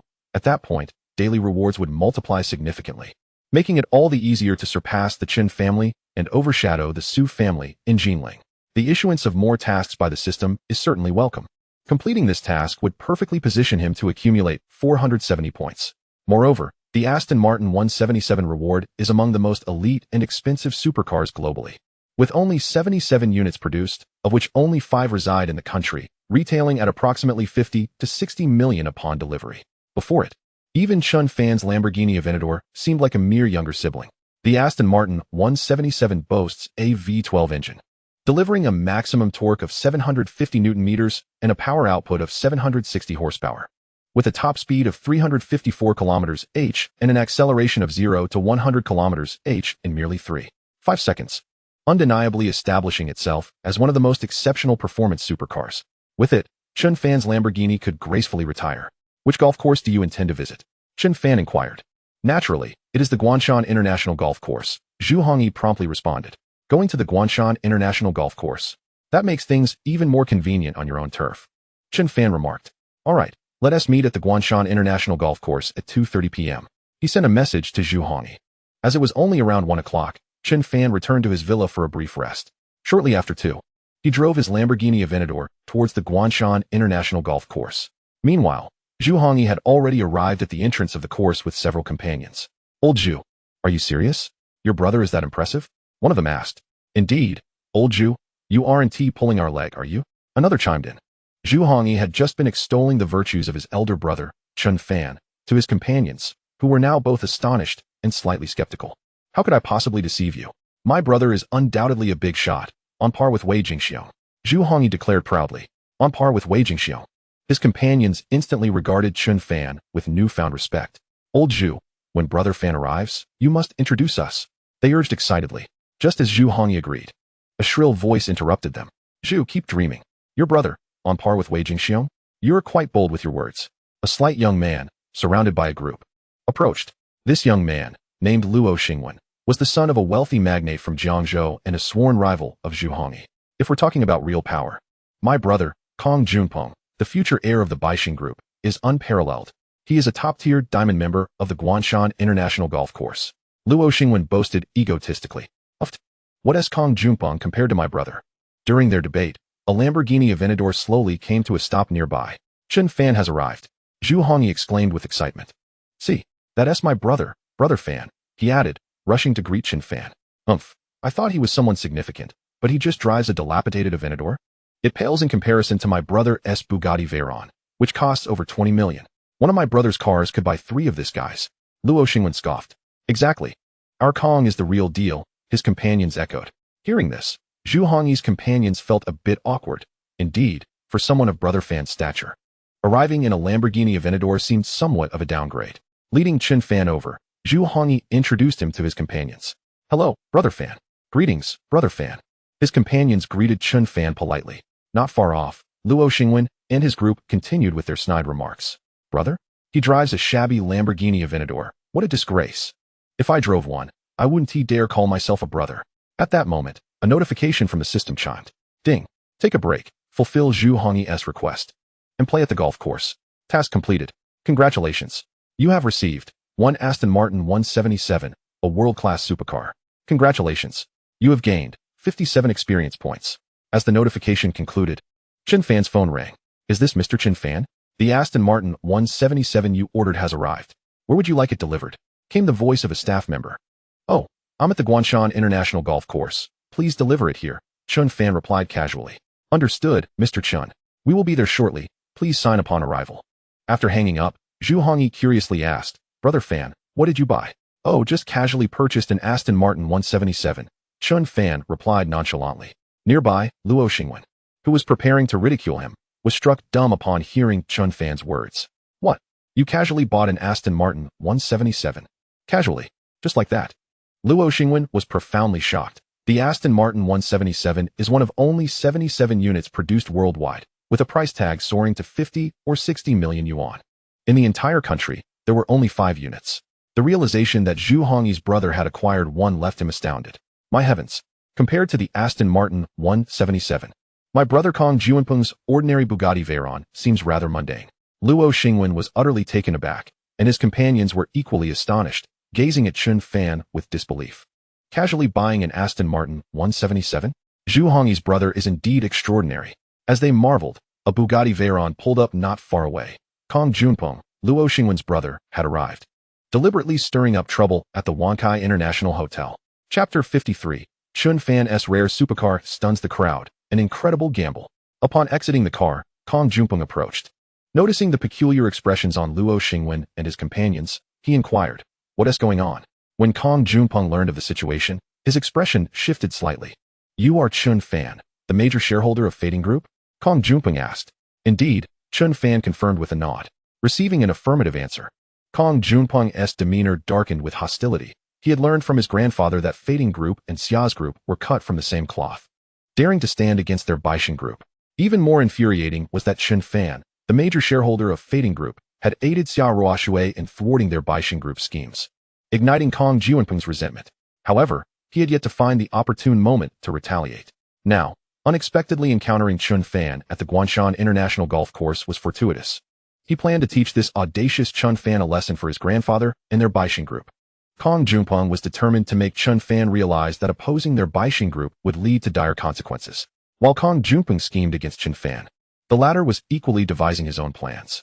"Where is the Aston Martin 177 you mentioned?" Kong Junpeng inquired. "The Aston Martin 177 is a rare gem, with only 5 residing within the entire nation. To be frank, I yearn to expand my horizons. However, the truth is that a young man named Chen Fan has claimed to have acquired one, though we have yet to lay eyes on the actual vehicle." As explained by Luo Xingwen. "What? Just this kid's word, and no car in sight?" Luo Xingwen scoffed. "I could just as easily boast about owning one of the 5 globally limited Pagani Huayras, who can't blow their own trumpet, claiming to have an Aston Martin 177. Now that's audacity." With unwavering conviction, Luo Xingwen remarked, "There are only 5 Aston Martin 177s in the entire country. Not only is Jiangzhou a mere 2nd or 3rd tier city, but even the whole of Zhonghai province lacks one. This kid is undoubtedly trying to pull a fast one. He could never have purchased an Aston Martin 177. Upon hearing their elders' words, Luo Xingwen and his companions suddenly understood. Indeed, how could a supercar of such elite stature ever grace a city like Jiangzhou? Their elder was astute, having seen through the young man's deception in an instant. They began to mock Chen Fan in unison. Who does he think he is, claiming to have an Aston Martin 177? Kong Junpeng was about to add his own taunt when, from a distance, a tow truck began to approach, revealing a brand new Aston Martin 177 on its flatbed. Witnessing this spectacle, Kong Junpeng, Luo Xingwen, and the others were left utterly dumbfounded. Could it truly be that Chen Fan had indeed purchased an Aston Martin 177? No, that was impossible. Kong Junpeng muttered to himself, desperately trying to reassure his own disbelief. 2 minutes later, the tow truck came to a gradual halt before the onlookers. An Aston Martin representative stepped out and politely inquired, "May I ask if Mr. Chen Fan is present? Your Aston Martin 177 has arrived." In that instant, Kong Junpeng felt a rush of embarrassment wash over him. Just moments ago, he had confidently claimed that Chen Fan was merely boasting, and now, turning around, he discovered that Chen Fan had indeed acquired the legendary supercar. In that moment, Kong Junpeng was consumed with jealousy, nearly drooling at the thought. A supercar of this caliber was unattainable not just for him, but even for the creme de la creme of the younger generation from affluent families. Chen Fan had become the first among Jiangzhou's youth to possess such a treasure. "I am Chen Fan," he declared, stepping forward to accept the Aston Martin 177. As the car descended from the tow truck and parked beside him, he marveled at its stunning beauty. Wow, it's truly magnificent, living up to its reputation as a world-class supercar. No wonder it's dubbed the suit-clad thug. It exudes both elegance and charisma. Brother Fan is incredible. Zhu Hongyi and others rushed over, filled with curiosity. Even Kong Junpeng and Luo Xingwen found it hard to control their legs, yearning to admire this extraordinary supercar up close. Alas, they could only gaze enviously from afar. "Brother Fan, may we take a look inside?" Zhu Hongyi asked excitedly. "Of course," Chen Fan replied, tossing the car keys over. "Thank you, Brother Fan. You're amazing." Zhu Hongyi and his friends were thrilled, while Luo Xingwen and his companions seethed with jealousy, lamenting why Zhu Hongyi's leader was so impressive, while their own leader paled in comparison. Kong Junpeng's face darkened, as he too coveted the Aston Martin 177. Suddenly, an idea struck Kong Junpeng. He could devise a plan that would serve 2 purposes: teach Chen Fan a lesson, and perhaps even claim the Aston Martin 177 for himself. "Chen Fan, do you dare to wager with me?" Kong Junpeng challenged. "Oh, what kind of wager?" Chen Fan inquired. "We're already at Guanshan International Golf Course, so naturally, we shall compete in golf. Best 2 out of 3, to see whose skills reign supreme." As for the stakes, let us wager your Aston Martin 177 against my Bugatti Veyron. If I win, the Bugatti becomes yours. If you lose, the Aston Martin is mine. What do you say? Kong Junpeng proposed. Are you kidding me? Your Bugatti Veyron can't even compare to my brother's Aston Martin 177. Plus, how many years have you had that Bugatti? Zhu Hongyi was the first to rebut. What's the matter, are you afraid? A real man wouldn't refuse. Kong Junpeng taunted. Fear? Not at all. However, the stakes seem rather trivial, Chen Fan replied. Let us raise the ante. Let us each put up 500 million. If you win, not only will I hand over 500 million, but the Aston Martin 177 too. If you lose, you owe me just 500 million. The moment these words left his lips, the atmosphere fell into a stunned silence. 500 million as a wager? My heavens, what a staggering gamble. Zhu Hongyi and the others looked at Chen Fan with awe. Their leader's audacity was truly remarkable. Chen Fan echoed Kong Junpeng's earlier challenge. So what do you say? Are you a man or not? Don't back down. Chapter 54, Rewarding Top-Tier Skills. Chen Fan's astonishing maneuver. Just as Chen Fan finished speaking, the system's voice rang in his ears. Ding. Task assigned. Find a way to persuade Kong Junpeng to agree to the 500 million wager. Task reward, top-tier golf skills. Task reward, 50 experience points. Chen Fan was taken aback by the system's sudden challenge. It seemed like a delightful bonus. He had always been confident in his golfing abilities, having grown up alongside his father, an avid golfer. Unfortunately, the costs at Guanshan International Golf Course were exorbitant, and given their family's standing, Chen Fan and his father had rarely visited. Now, with the system presenting this task and offering top-tier golf skills as a reward, it was fortuitous. Originally, he had an 80 to 90 confidence level, and with the top-tier skills, victory was all but assured. What had started as a casual outing had now transformed into a lucrative opportunity. Moreover, the challenge came with an additional 50 experience points, bringing Chen Fan's total to an even 520 experience points. As he contemplated the system's task, the eyes of everyone in the vicinity were fixed on Kong Junpeng, particularly Luo Xingwen and his peers. Their leader was prepared to wager 500 million along with an Aston Martin 177, while their own leader only needed 500 million. Would he dare to accept? Under the scrutiny of so many, Kong Junpeng felt the pressure mounting. 500 million was an immense sum for him. Although he was part of the Baixing Group, all his funds barely amounted to 70 or 80 million. 500 million would require him to write an IOU. However, if he won, he would not only claim the coveted Aston Martin 177, but also walk away with 500 million. 500 million, what a fortune. If I could obtain that 500 million, it would undoubtedly elevate my father and grandfather's perception of me, and I would no longer be regarded as the prodigal son they often lament. More importantly, I possess unwavering confidence in my golf skills. My proficiency even surpasses that of certain professionals. Should I agree? Faced with the tantalizing prospect of 500 million and an Aston Martin 177, my resolve began to waver. What is the matter? Are you afraid? Let us sweeten the wager. The loser must declare themselves a mere jester, unworthy of comparison, and post a video online to that effect. Upon seeing Kong Junpeng hesitate, Chen Fan stoked the flames further. At this juncture, Kong Junpeng was genuinely tempted. Such a scenario would allow him to prove to his father and grandfather that he was neither wasteful nor inept. Defeating Chen Fan, who had eluded both his father and grandfather's discipline, would surely earn him newfound respect from his grandfather. Very well, I accept. Ultimately, Kong Junpeng gritted his teeth and acquiesced. A true man indeed. A smile spread across Chen Fan's face. Let us formalize our wager. Zhu Hongyi procured paper, ink, and a seal. Chen Fan drafted the terms of their bet, inscribing all the conditions discussed, and they both signed and sealed it. The wager was officially in effect. Simultaneously, the system's voice echoed. Ding. Find a way to secure Kong Junpeng's agreement to the 500 million wager. The task is complete. Congratulations on acquiring top-tier golf skills. Congratulations on gaining 50 experience points. A wave of substantial memories flooded Chen Fan's mind. From this moment forth, he was a master of golf. Concurrently, he had amassed sufficient points, now exceeding a third of what was required for a level up, with just over 900 experience points needed to elevate the system to level 2. Let us proceed. Subsequently, both parties entered the Guanshan International Golf Course, arriving at a section of the greens. The Guanshan International Golf Course featured a standard 18-hole, par 72 layout. Completing all of it would be a waste of time. How about we simplify matters and directly compete over 3 par for holes? Suddenly, Kong Junpeng proposed. Playing all 18 holes would be too time-consuming. He was eager to win against Chen Fan, claim the 500 million and the Aston Martin 177, then return home to bask in his father and grandfather's praise. Why complicate things? A par 4 means starting from the tee box and finishing the hole in 4 strokes. The total length of a par 4 is 300 meters, requiring 4 consecutive strokes to hole out. If one can achieve it in 3 strokes, they score 1 point. Conversely, if it takes 5 strokes, they would score 1 point. And so on. Unlike other sports, in golf, a lower score is preferable. Very well. Chen Fan nodded, agreeing to Kong Junpeng's proposal. This would expedite the match. In the first round, Kong Junpeng commenced.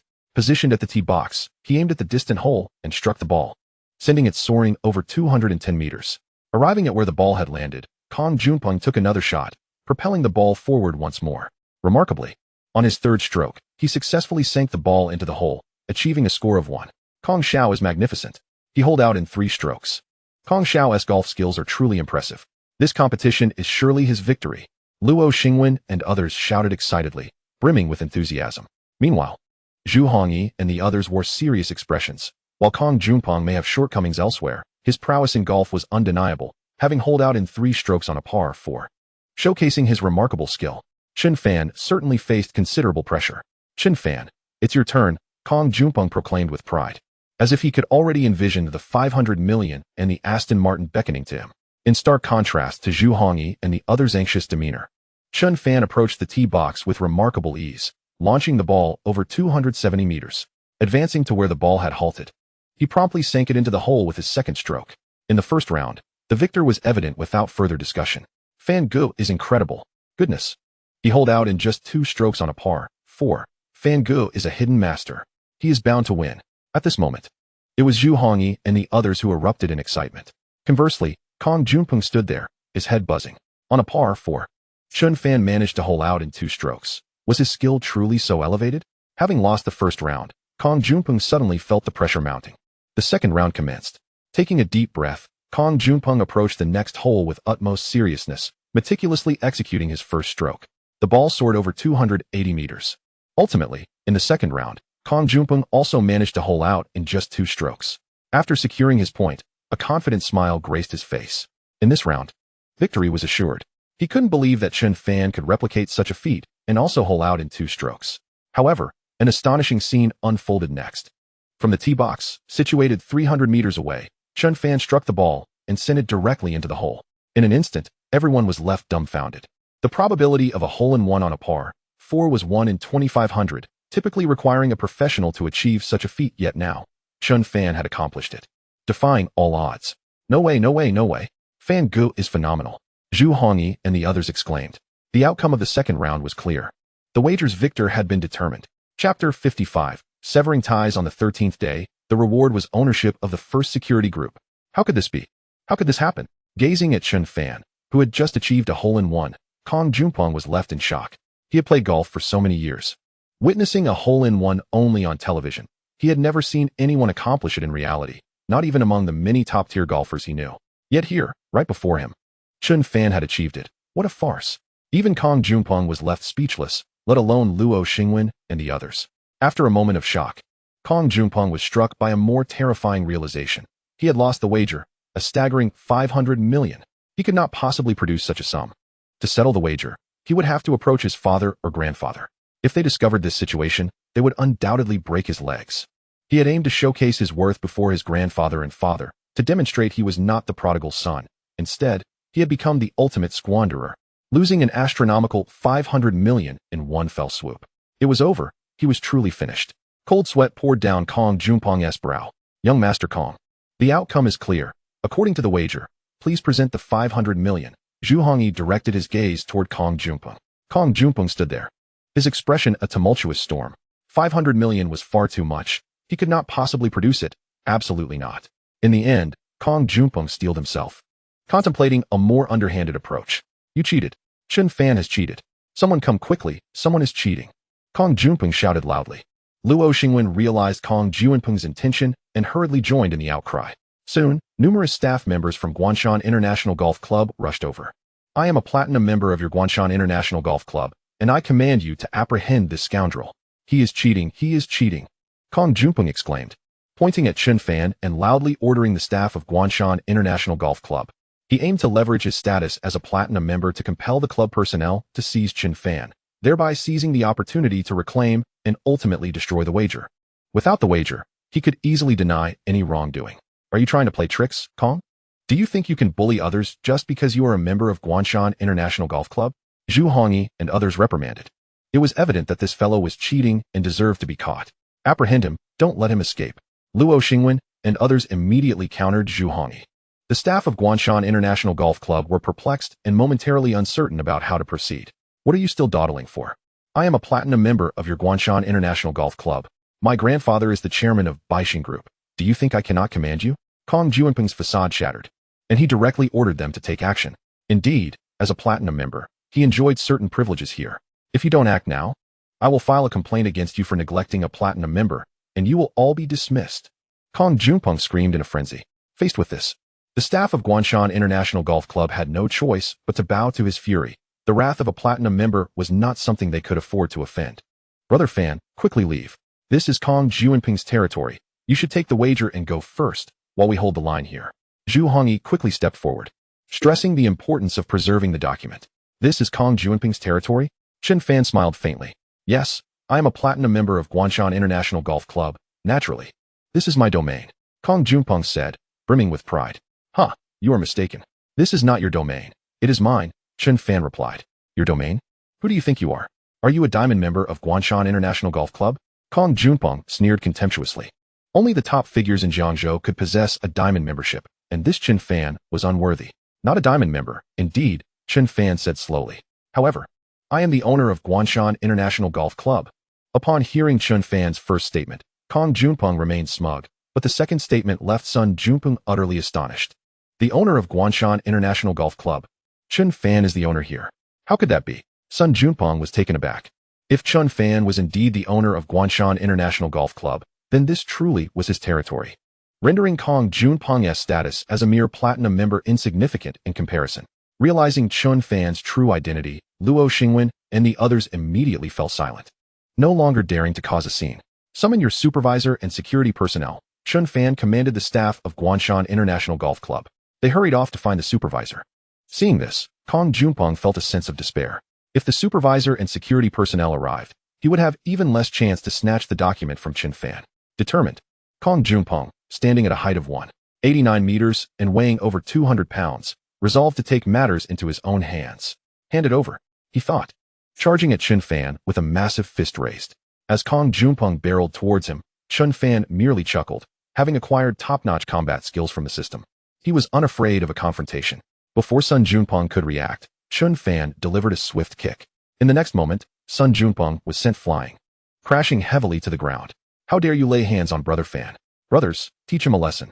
Seeing this, Zhu Hongyi rushed forward, leading his companions to encircle and pummel Sun Junpeng.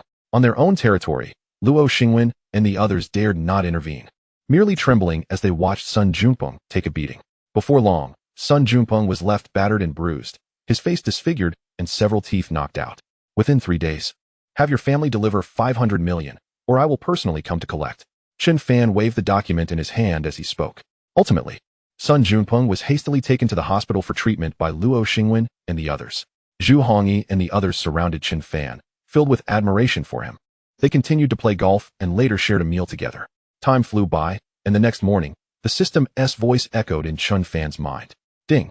On the 13th day of severing relationships, reward, ownership of the #1 security group in Zhonghai Province, Jiuxiao Security Group. Chapter 56, The Terror of Jiuxiao Security Group. Seeking opportunities to find missing parents. What kind of company is Jiuxiao Security Group? Chen Fan had never heard of it before. However, being ranked first among all security groups in Zhonghai Province indicated its exceptional status. With a sense of curiosity, Chen Fan searched online for information regarding Jiuxiao Security Group. Established for over a decade, the company primarily engaged in asset protection, personal protection, armed protection in high-risk areas, and overseas security, among other services. When prominent figures and wealthy individuals in Zhonghai Province sought bodyguards, Jiuxiao Security Group was their first choice. Each member of Jiuxiao Security Group was meticulously selected, demonstrating exceptional skills. Moreover, Jiuxiao Security Group boasted 3 elite special teams, composed of top-tier retired special forces personnel hired at great expense. Each team consisted of 20 to 30 members, possessing astonishing strength. These 3 teams were the reason Jiuxiao Security Group held the top position in Zhonghai Province. Furthermore, Jiuxiao Security Group's operations extended beyond domestic borders. showcasing its robust foundation. The more he learned, the more excited Chen Fan became. The stronger Zhou Security Group's capabilities, the greater the advantage for him. Currently, he had acquired ownership of Zhou Security Group 5, and if one day he could possess 100 ownership of Zhou Security Group, transforming it into his personal domain, that would be even better. He hoped the system would grant him that opportunity. Now, Chen Fan was considered part of the upper echelons of Zhou Security Group, wielding a degree of influence within the company. Suddenly, an idea struck him. Could he utilize the special teams of Zhou Security Group to investigate the whereabouts of his parents? The individuals he had previously dispatched for the investigation were merely ordinary people. They would undoubtedly pale in comparison to the battle-hardened elite retired special forces of Zhou Security Group. Since acquiring the system, Chen Fan had never forgotten the search for his parents, who had been missing for an entire year with no leads, even from the police. At this point, Chen Fan realized he could no longer rely on others. If he wanted to find his parents, it might only be possible through his own efforts. Upon acquiring a partial ownership stake in the Zhou Security Group, Chen Fan felt confident that this endeavor would prove fruitful. Following his acquisition, several contacts from the upper echelons of the Zhou Security Group appeared on his phone. Contemplating this, Chen Fan directly dialed the president of the Zhou Security Group. Once the call connected, Chen Fan introduced himself. Welcome, Mr. Chen, to our Zhou Security Group. The president warmly congratulated him. After exchanging pleasantries, Chen Fan proposed that he wished to select a few individuals with exceptional reconnaissance skills from the Group S3 specialized teams to assist him with some matters. The president expressed surprise at Chen Fan's request. Is there a problem with this arrangement? Chen Fan inquired. Mr. Chen, while utilizing ordinary bodyguards is no issue, those 3 specialized teams are of utmost importance to the company. Allocating them for the exclusive service of the company's higher-ups is, strictly speaking, against protocol. The president of Zhou Security Group replied with a hint of resignation. However, since you have approached me, I shall endeavor to assist you with this request. After a moment's hesitation, the president consented. Thank you, Chen Fan replied courteously. Regrettably, he currently held only a mere 5 of Zhou Security Group, which was insufficient. If he were to possess over 50, or even 30 to 40, matters would be considerably easier. If he could secure full ownership of Zhou Security Group, his ambitions would become far more attainable. Chen Fan silently hoped that the system would provide him with additional shares of Zhou Security Group in the future. Mr. Chen, you are too kind. I shall devise a plan and contact you promptly once it is finalized, the president assured. Oh, thank you. After a brief exchange, both parties ended the call, leaving Chen Fan awaiting news from the president of Zhou Security Group. During midday, as Chen Fan concluded his class, Zhu Hongyi was already waiting in the parking lot. Upon seeing Chen Fan, Zhu Hongyi approached him, curiosity evident in his tone. Brother Fan, has the 5 billion from Baixing Group arrived? Chen Fan shook his head. It has been nearly an entire day. Do you think Baixing Group might renege on the deal? Zhu Hongyi speculated. That seems unlikely. Baixing Group certainly values its reputation. However, they won't easily part with the funds. Extracting that 5 billion from them will not be straightforward. Chen Fan reflected swiftly. What should we do then?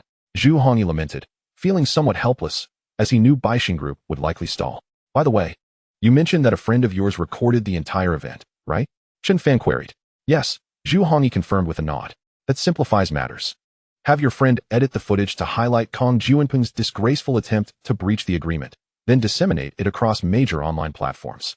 Enlist all your friends and subordinates to share it as well, Chen Fan instructed. In due time, the video revealing the chairman of Baixing Group's grandson, Kong Juanping, attempting to renege on the wager was uploaded online, prompting Zhu Hongyi to immediately leverage his connections to circulate the footage. Gradually, the elite circles of Jiangzhou became aware of the incident. Meanwhile, at Baixing Group, Chairman Kong Baixing glared furiously at his wayward grandson. At that moment, Kong Juanping's face was swollen and bruised, presenting a rather comical sight. Were it not for his wife's intervention, Kong Baixing would have undoubtedly inflicted further punishment upon his disobedient descendant. Look at what you've become. You must seek revenge for Juanping, his wife implored, her heart aching for their grandson. Revenge is indeed necessary. Anyone daring to oppose Baixing Group will face dire consequences. However, at this juncture, the priority is recovering the 5 billion from this prodigal son, Kong Baixing declared angrily. Forcing him to relinquish such a sum without reason would indeed sting, particularly as it would benefit their adversary. As Kong Baixing pondered how to reclaim the 5 billion from his notoriously frugal grandson, Kong Juanping's father arrived. Father, look at this, he said, handing Kong Baixing his phone. Upon viewing the footage of his grandson's disgraceful behavior, Kong Baixing's expression turned grave. Where did you find this? He demanded. knowing that the shame was not only on his grandson but reflected upon Baixing Group as a whole. I stumbled upon it on social media, his son replied. What? On social media? If I can see it, then surely other wealthy individuals in Jiangzhou have seen it as well. Kong Baixing was now utterly unsettled. In a fit of rage, he kicked Kong Junpeng several times, who cried out in pain. Any thoughts of delaying or evading the debt were now futile. The situation required immediate resolution, or he would become the laughingstock of Jiangzhou's elite. He still cared about his reputation. Father, what should we do? Kong Junpeng's father asked anxiously. After a moment of contemplation, Kong Baixing's lips curled into a sinister smile. I have a plan. What is it? Kong Junpeng's father inquired, unable to contain his curiosity. With a mysterious smile, Kong Baixing did not respond verbally, but instead took out his phone and dialed a number. Just wait for the good news, he said. Determined to seize this opportunity to ensure that Chen Fan would also be left in disgrace, a target of ridicule for many. Later that afternoon, feeling fatigued from a lengthy class, Chen Fan returned to his estate to rest. Recently, he had been residing there. However, as he arrived at the estate, he unexpectedly noticed a Rolls-Royce Ghost parked at the entrance, and a remarkably refined gentleman was surveying the surroundings. Chen Fan parked his vehicle aside and stepped out. Are you Mr. Chen? The gentleman inquired upon spotting him. And you are? Chen Fan responded. I am Zhang Hanru. Here at the invitation of Chairman Kong Baixing to discuss the matter of the wager, the gentleman introduced himself. Zhang Hanru. Chen Fan recognized the name. Zhang Hanru was one of the prominent figures in Jiangzhou, known for his humility, extensive connections, and excellent reputation, often serving as a mediator in significant situations. It was unexpected that Kong Baixing had summoned Zhang Hanru this time. Clearly, Chen Fan's strategy of having Zhu Hongyi disseminate the video had borne fruit, as Kong Baixing could no longer remain passive. As they walked toward the estate, Zhang Hanru remarked, to be frank, offending Chairman Kong is not a wise course of action. Is that so? Chen Fan replied, intrigued. Mr. Chen, youthful and impetuous as he may be, must recognize the formidable presence of Chairman Kong, who has navigated the waters of Jiangzhou for years and is not to be trifled with. Offending him could lead to severe repercussions. These sentiments were sincerely expressed by Zhang Hanru, who, having concluded his own remarks, proceeded to relay the specifics on behalf of Chairman Kong. The latter has consented to provide Mr. Chen with the sum of 500 million, albeit with one stipulation. Zhang Hanru articulated this condition. Chairman Kong requires Mr. Chen to record a video asserting that the breach of contract by Kong Junpeng was entirely provoked by Mr. Chen's provocations, suggesting that the video released was a malicious edit. Zhang Hanru unveiled Kong Baixing's terms. Should Mr. Chen acquiesce, the funds would be transferred today, granting Chairman Kong a semblance of dignity while bestowing Mr. Chen with financial gain. Chen Fan scoffed, reflecting on the shrewd calculations of Kong Baixing. He had won his wager with Kong Junpeng and, without obligation to concede to any terms, was poised to receive the 500 million. Yet now, Kong Baixing sought to compel him to declare that the video was a malicious distortion, shifting the blame and public scrutiny entirely onto him. Such a maneuver would preserve Kong Baixing's reputation at the expense of his own. Inform Kong Baixing to indulge in his fanciful dreams. I shall not entertain any of his conditions. Chen Fan replied unequivocally. As they entered the estate's drawing room, Zhang Hanru remarked, Mr. Chen, Chairman Kong's conditions may be somewhat stringent. However, they are negotiable. Perhaps we can advocate for more leniency. He added, to sever ties with Chairman Kong or engage in a relentless feud is hardly a prudent course of action. Zhang Hanru spoke candidly. Those who had opposed Kong Baixing in the past had seldom fared well, with bankruptcy often being their best outcome. Mr. Chen's youth and insufficient foundation rendered him ill-equipped to challenge Kong Baixing at this juncture. Perhaps in a few years, he could vie with Baixing Group on more favorable terms. Zhang Hanru's latter remarks were sincere, for in his subconscious, he believed that Chen Fan, not yet 20, lacked the depth and strength to compete with Kong Baixing. A confrontation between Chen Fan and Kong Baixing was destined for defeat. While Zhang Hanru was speaking, Chen Fan removed his jacket and leisurely settled onto the sofa. As Zhang Hanru contemplated further comments, he suddenly noticed the exquisite Patek Philippe watch adorning Chen Fan's wrist, his eyes widening in astonishment. Mr. Chen, is that? He stammered. What am I watch? Chen Fan inquired, puzzled. Could it be the legendary Patek Philippe Grandmaster chime, one of only 7 in the world? Zhang Hanru asked, his voice trembling with excitement. At that moment, his address to Chen Fan shifted to a more respectful tone. Indeed, Chen Fan affirmed, slightly elevating his regard for Zhang Hanru, who was the first non-expert to recognize the exceptional value of his watch. My goodness, Zhang Hanru gasped, his mind reeling with disbelief. Such a caliber of timepiece was rare not only in Jiangzhou but throughout the entirety of Zhonghai province, and perhaps even within the whole country. Owning such a globally limited edition watch had long been a dream for Jiang Hanru, a dream now seemingly unattainable. Yet here was this youthful Mr. Chen, not yet 20, possessing one. Mr. Chen, your refusal of Kong Baixing is indeed justified. Were I in your position, I would also reject him. What status does he have to impose conditions upon you? At that moment, Jiang Hanru no longer underestimated Chen Fan, nor did he doubt his depth and capabilities. The possession of such a prestigious timepiece positioned Chen Fan beyond the reach of Kong Baixing, who was insignificant in comparison. Thank you, Mr. Chen, for broadening my horizons. Should you require my assistance in Jiangzhou in the future, do not hesitate to ask. Jiang Hanru promptly shifted his allegiance, standing firmly by Chen Fan's side. With matters thus settled, Jiang Hanru took his leave, respectfully exchanging contact information with Chen Fan before exiting the estate. Upon leaving, Jiang Hanru immediately dialed Kong Baixing. In the villa, Kong Baixing, seeing Jiang Hanru's call, eagerly answered. Brother Jiang, has the matter been resolved? He inquired with great anticipation. Surely, with Brother Jiang's involvement, there should be no issues, right? Although 500 million is a considerable sum, the humiliation of Chen Fan in Jiangzhou would be well worth it. It's not resolved. I will no longer be involved. In the future, should there be any matters concerning Mr. Kong, do not contact me. Jiang Hanru's voice, icy and detached, rang out over the phone. Before Kong Baixing could respond, Jiang Hanru hung up and promptly blocked him. Kong Baixing was left in stunned silence, bewildered by the sudden turn of events. Had his well-laid plans unraveled so swiftly? Meanwhile, observing that Kong Baixing still clung to his ambitions, Chen Fan decided to stoke the flames further by sharing the video. Moments later, even Jiang Hanru shared Kong Juanping's video, making his stance clear. As a well-known mediator in Jiangzhou, with a broad network, Jiang Hanru's endorsement prompted many local magnates and tycoons to share the video as well, leading to a swift deterioration of Baixing Group's reputation. In the villa, despite Jiang Hanru's failure, Kong Baixing remained resolute, unwilling to concede defeat to Chen Fan. However, he soon received further bad news from Kong Juanping's father, who cautioned that if the situation escalated, their reputation would suffer irreparable damage. Sigh, just pay Chen Fan the money. Kong Baixing exhaled heavily, feeling the weight of the world on his shoulders. In this confrontation, Baixing Group had suffered a devastating defeat. Yet, this was merely the first round against Chen Fan. Do not bask in your victory too soon, Chen Fan. Winning the first round does not guarantee ultimate triumph. Very well. Kong Juanping's father reluctantly agreed. 2 hours later, at Jiangzhou University, after class, Chen Fan was preparing to leave the teaching building and return to the estate when he unexpectedly encountered his ex-girlfriend, Song Manyu, who had approached from the opposite side. Knowing that Chen Fan had severed ties with the Chen family and thus lost her chance to marry into wealth, Chen Fan, she exclaimed, momentarily taken aback.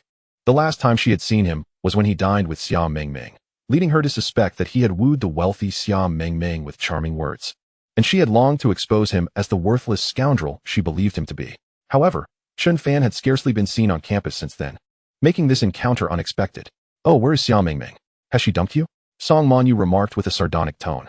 Previously, Xia Mengmeng had left her utterly humiliated, and Song Manyu harbored profound resentment towards Chen Fan. Upon encountering him this time, she was determined to unleash her pent-up animosity through biting sarcasm. With a cold smirk, Chen Fan dismissed any inclination to engage in trivial banter with Song Manyu. I have previously stated that severing ties with the Chen family was the gravest error of your life. How does it feel to be devoid of the Chen family's support? You are now left with nothing, reduced to a state of utter destitution, I presume. Song Manyu retorted. Without the Chen family, you, Chen Fan, amount to nothing. Relying solely on yourself, you shall find no favorable outcome. Were I in your position, I would promptly return to the Chen family and plead for their forgiveness, regardless of the humiliation I might endure. Faced with the ignorance of Song Manyu, Chen Fan could no longer contain himself.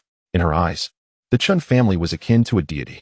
Yet, unbeknownst to her, Chen Fan had gradually begun to regard the Chen family with indifference, recognizing it merely as a small, affluent family in a second or third-tier city. His ambition now lay in trampling the top-tier families of Jinling beneath his feet. With that declaration, Chen Fan strode toward the exit. Provoked by his assertion that she was a frog at the bottom of a well, Song Manyu, infuriated, pursued him, intent on retaliating. However, as she stepped outside, she was taken aback by the sight of a luxury car worth millions parked before Chen Fan. Moments later, Kong Juanping's father emerged from the vehicle. Chen Fan, here is a check for 500 million. Upon disembarking, he directly handed a check to Chen Fan. The revelation momentarily stunned Song Manyu. What? 500 million? This mysterious individual is giving Chen Fan 500 million. Is he now worth such a fortune? For her, this sum represented an astronomical amount. At that moment, a flicker of regret coursed through Song Manyu's heart, contemplating her separation from Chen Fan. Had she not ended their relationship, would she not have been entitled to half of that 500 million? Chen Fan examined the check and confirmed its authenticity. Here is the receipt, Kong Juanpeng's father stated. Once the money was secured, the receipt lost its significance, and Chen Fan handed it over. Kong Juanpeng's father tore the receipt in half and, casting a cold glance at Chen Fan, proclaimed, Chen Fan, in our initial confrontation, you emerged victorious. But do not revel in your triumph. This is merely the beginning. Soon, you shall comprehend the consequences of offending the Baixin Group. Consequences? You believe you possess the capability to bring about the downfall of the Baixin Group? Chen Fan retorted calmly. Just wait, Chen Fan. Kong Juanpeng's father shot back with a menacing warning before turning to leave. Chen Fan nonchalantly tucked the check into his pocket and departed with a sense of flair. Meanwhile, Song Manyu stood rooted in place, her emotions a tumultuous mix, uncertain of her thoughts. On his way home, Chen Fan received a message from Wei Jingxiong, inviting him to visit as he had some matters to discuss. Just as Chen Fan was about to respond, the system's voice interrupted him. Ding. Task issued. Accept Wei Jingxiong's invitation and visit him. Task reward. 1 globally top-tier motorcycle, valued at 9 figures. Task reward. 58 experience points. Chapter 59. Nothing extraordinary. I merely acquired ownership of the Jiuxiao Security Group. A motorcycle worth over 100 million? Intrigued by the system's task rewards, Chen Fan was momentarily taken aback.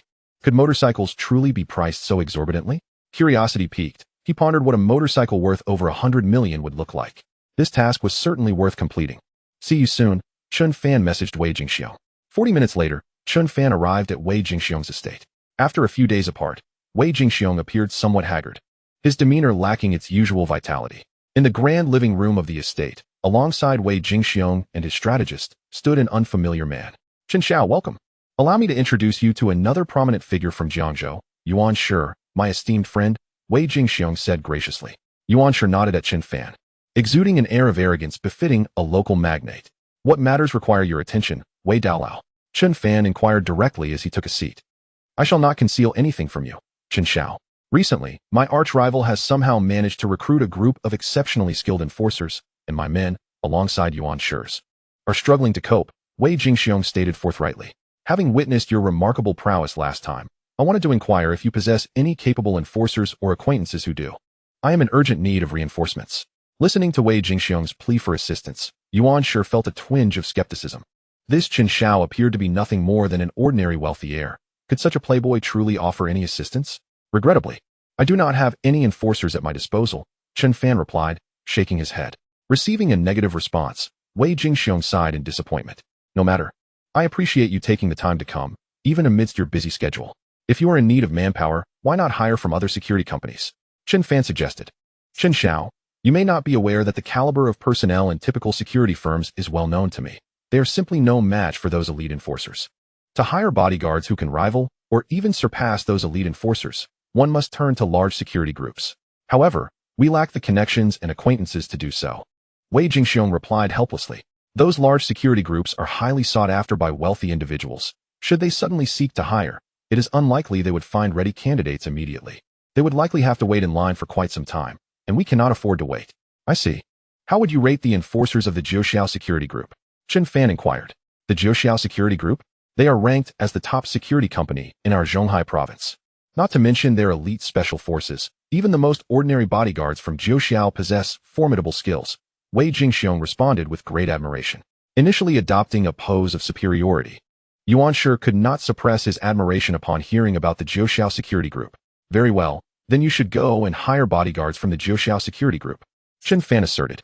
Chen Xiao, it is not that we do not wish to, we desperately want to. Even hiring an ordinary bodyguard from the Jiuxiao Security Group would easily overpower the elite enforcers of our rivals, Wei Jingxiong lamented.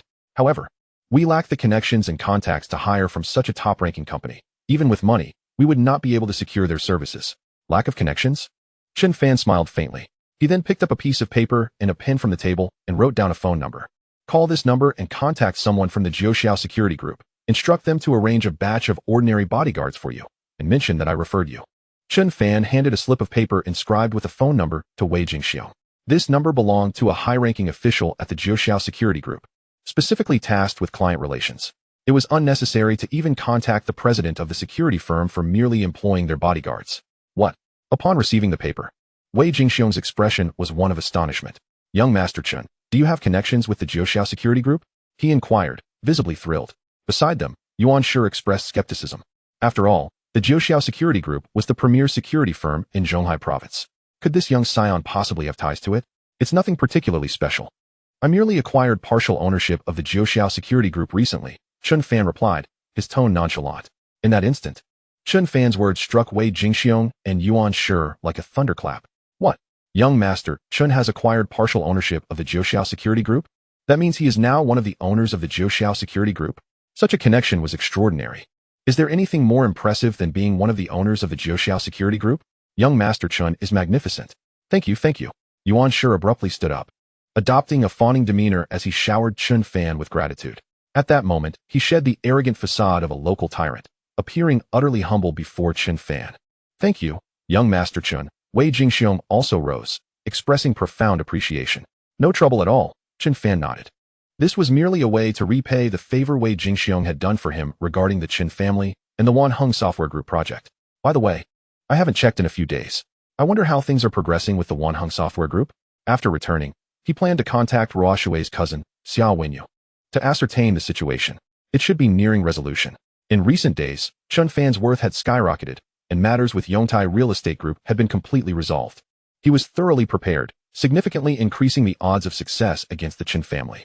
If the hacker crisis at the Wanheng Software Group had been resolved, Vice President Han would likely come to Jiangzhou to collude with the Chen family. It was time for him to take action against them. As Chen Fan departed from Wei Jingxiong, the system's voice resonated in his mind. Ding. Completing the task of accepting Wei Jingxiong's invitation to visit him. Congratulations. You have received one Neiman Marcus motorcycle, the world's most luxurious and expensive motorcycle, valued at 350 million, now placed in your villa garage. Please check. And 58 experience points. Staring at the notification of task completion and the reward of this globally unparalleled motorcycle, Chen Fan was momentarily stunned. Goodness, a motorcycle worth 350 million. Surpassing even my Aston Martin 1-77. This is outrageous. Chapter 60. The moment to officially strike at the Chen family has arrived. Chen Fan's scheme unfolds. Chen Fan was eager to see what a motorcycle valued at over 300 million looked like. As he pondered this, he hastened towards his residence at Yujing Mountain Villa. After a 20-minute journey, he arrived at his destination and finally laid eyes on the Neiman Marcus motorcycle. The Neiman Marcus motorcycle, produced by Neiman, is a limited edition of only 45 units worldwide and the only super motorcycle legally allowed on the road, capable of reaching speeds of up to 300 km/h. Initially, when the Neiman Marcus motorcycle was released, it was not so exorbitant, merely in the tens of millions. However, over time, its value soared. Recently, one sold at auction for 350 million. Chen Fan's Neiman Marcus motorcycle was black and incredibly striking. It was a refreshing change after being tired of supercars. After admiring his Neiman Marcus motorcycle for a moment, Chen Fan returned to the villa to attend to business matters. He called Xiao Wenyu to inquire about the developments at the Wanheng Software Group. I was just about to contact you. I estimate the situation should be resolved tonight. After several days of urgent overtime, the boss will grant all senior executives a day off tomorrow, Xiao Wenyu informed him. I suspect that Vice President Han Chaohui will head to Jiangzhou tomorrow afternoon or evening to conspire with the Chen family, so be cautious. Understood. Chen Fan felt exhilarated. Tomorrow was the day he would strike at the Chen family, seizing the Wanheng Software Group project, which the Chen patriarch deemed indispensable. It promised to be a spectacular day. He was curious about how the Chen family and the old patriarch would react to losing the project. Let us proceed according to our plan, Chen Fan directed. All right, Xiao Wenyu nodded in agreement. After hanging up, Chen Fan reclined comfortably on the sofa. All his strategies had been laid out, and preparations at Tingyu Tower were complete. They were merely waiting for the Chen family and that Vice President Han to take the bait. Time flew by, and the next morning, Chen Fan attended class as usual. He rode his newly acquired Neiman Marcus motorcycle straight to Jiangzhou University. Upon arriving at the university parking lot, he found it completely full. After searching for a while, he finally spotted a spot. Hey, kid, park your piece of junk further away. You scratched my Ferrari. Can you afford to pay for it?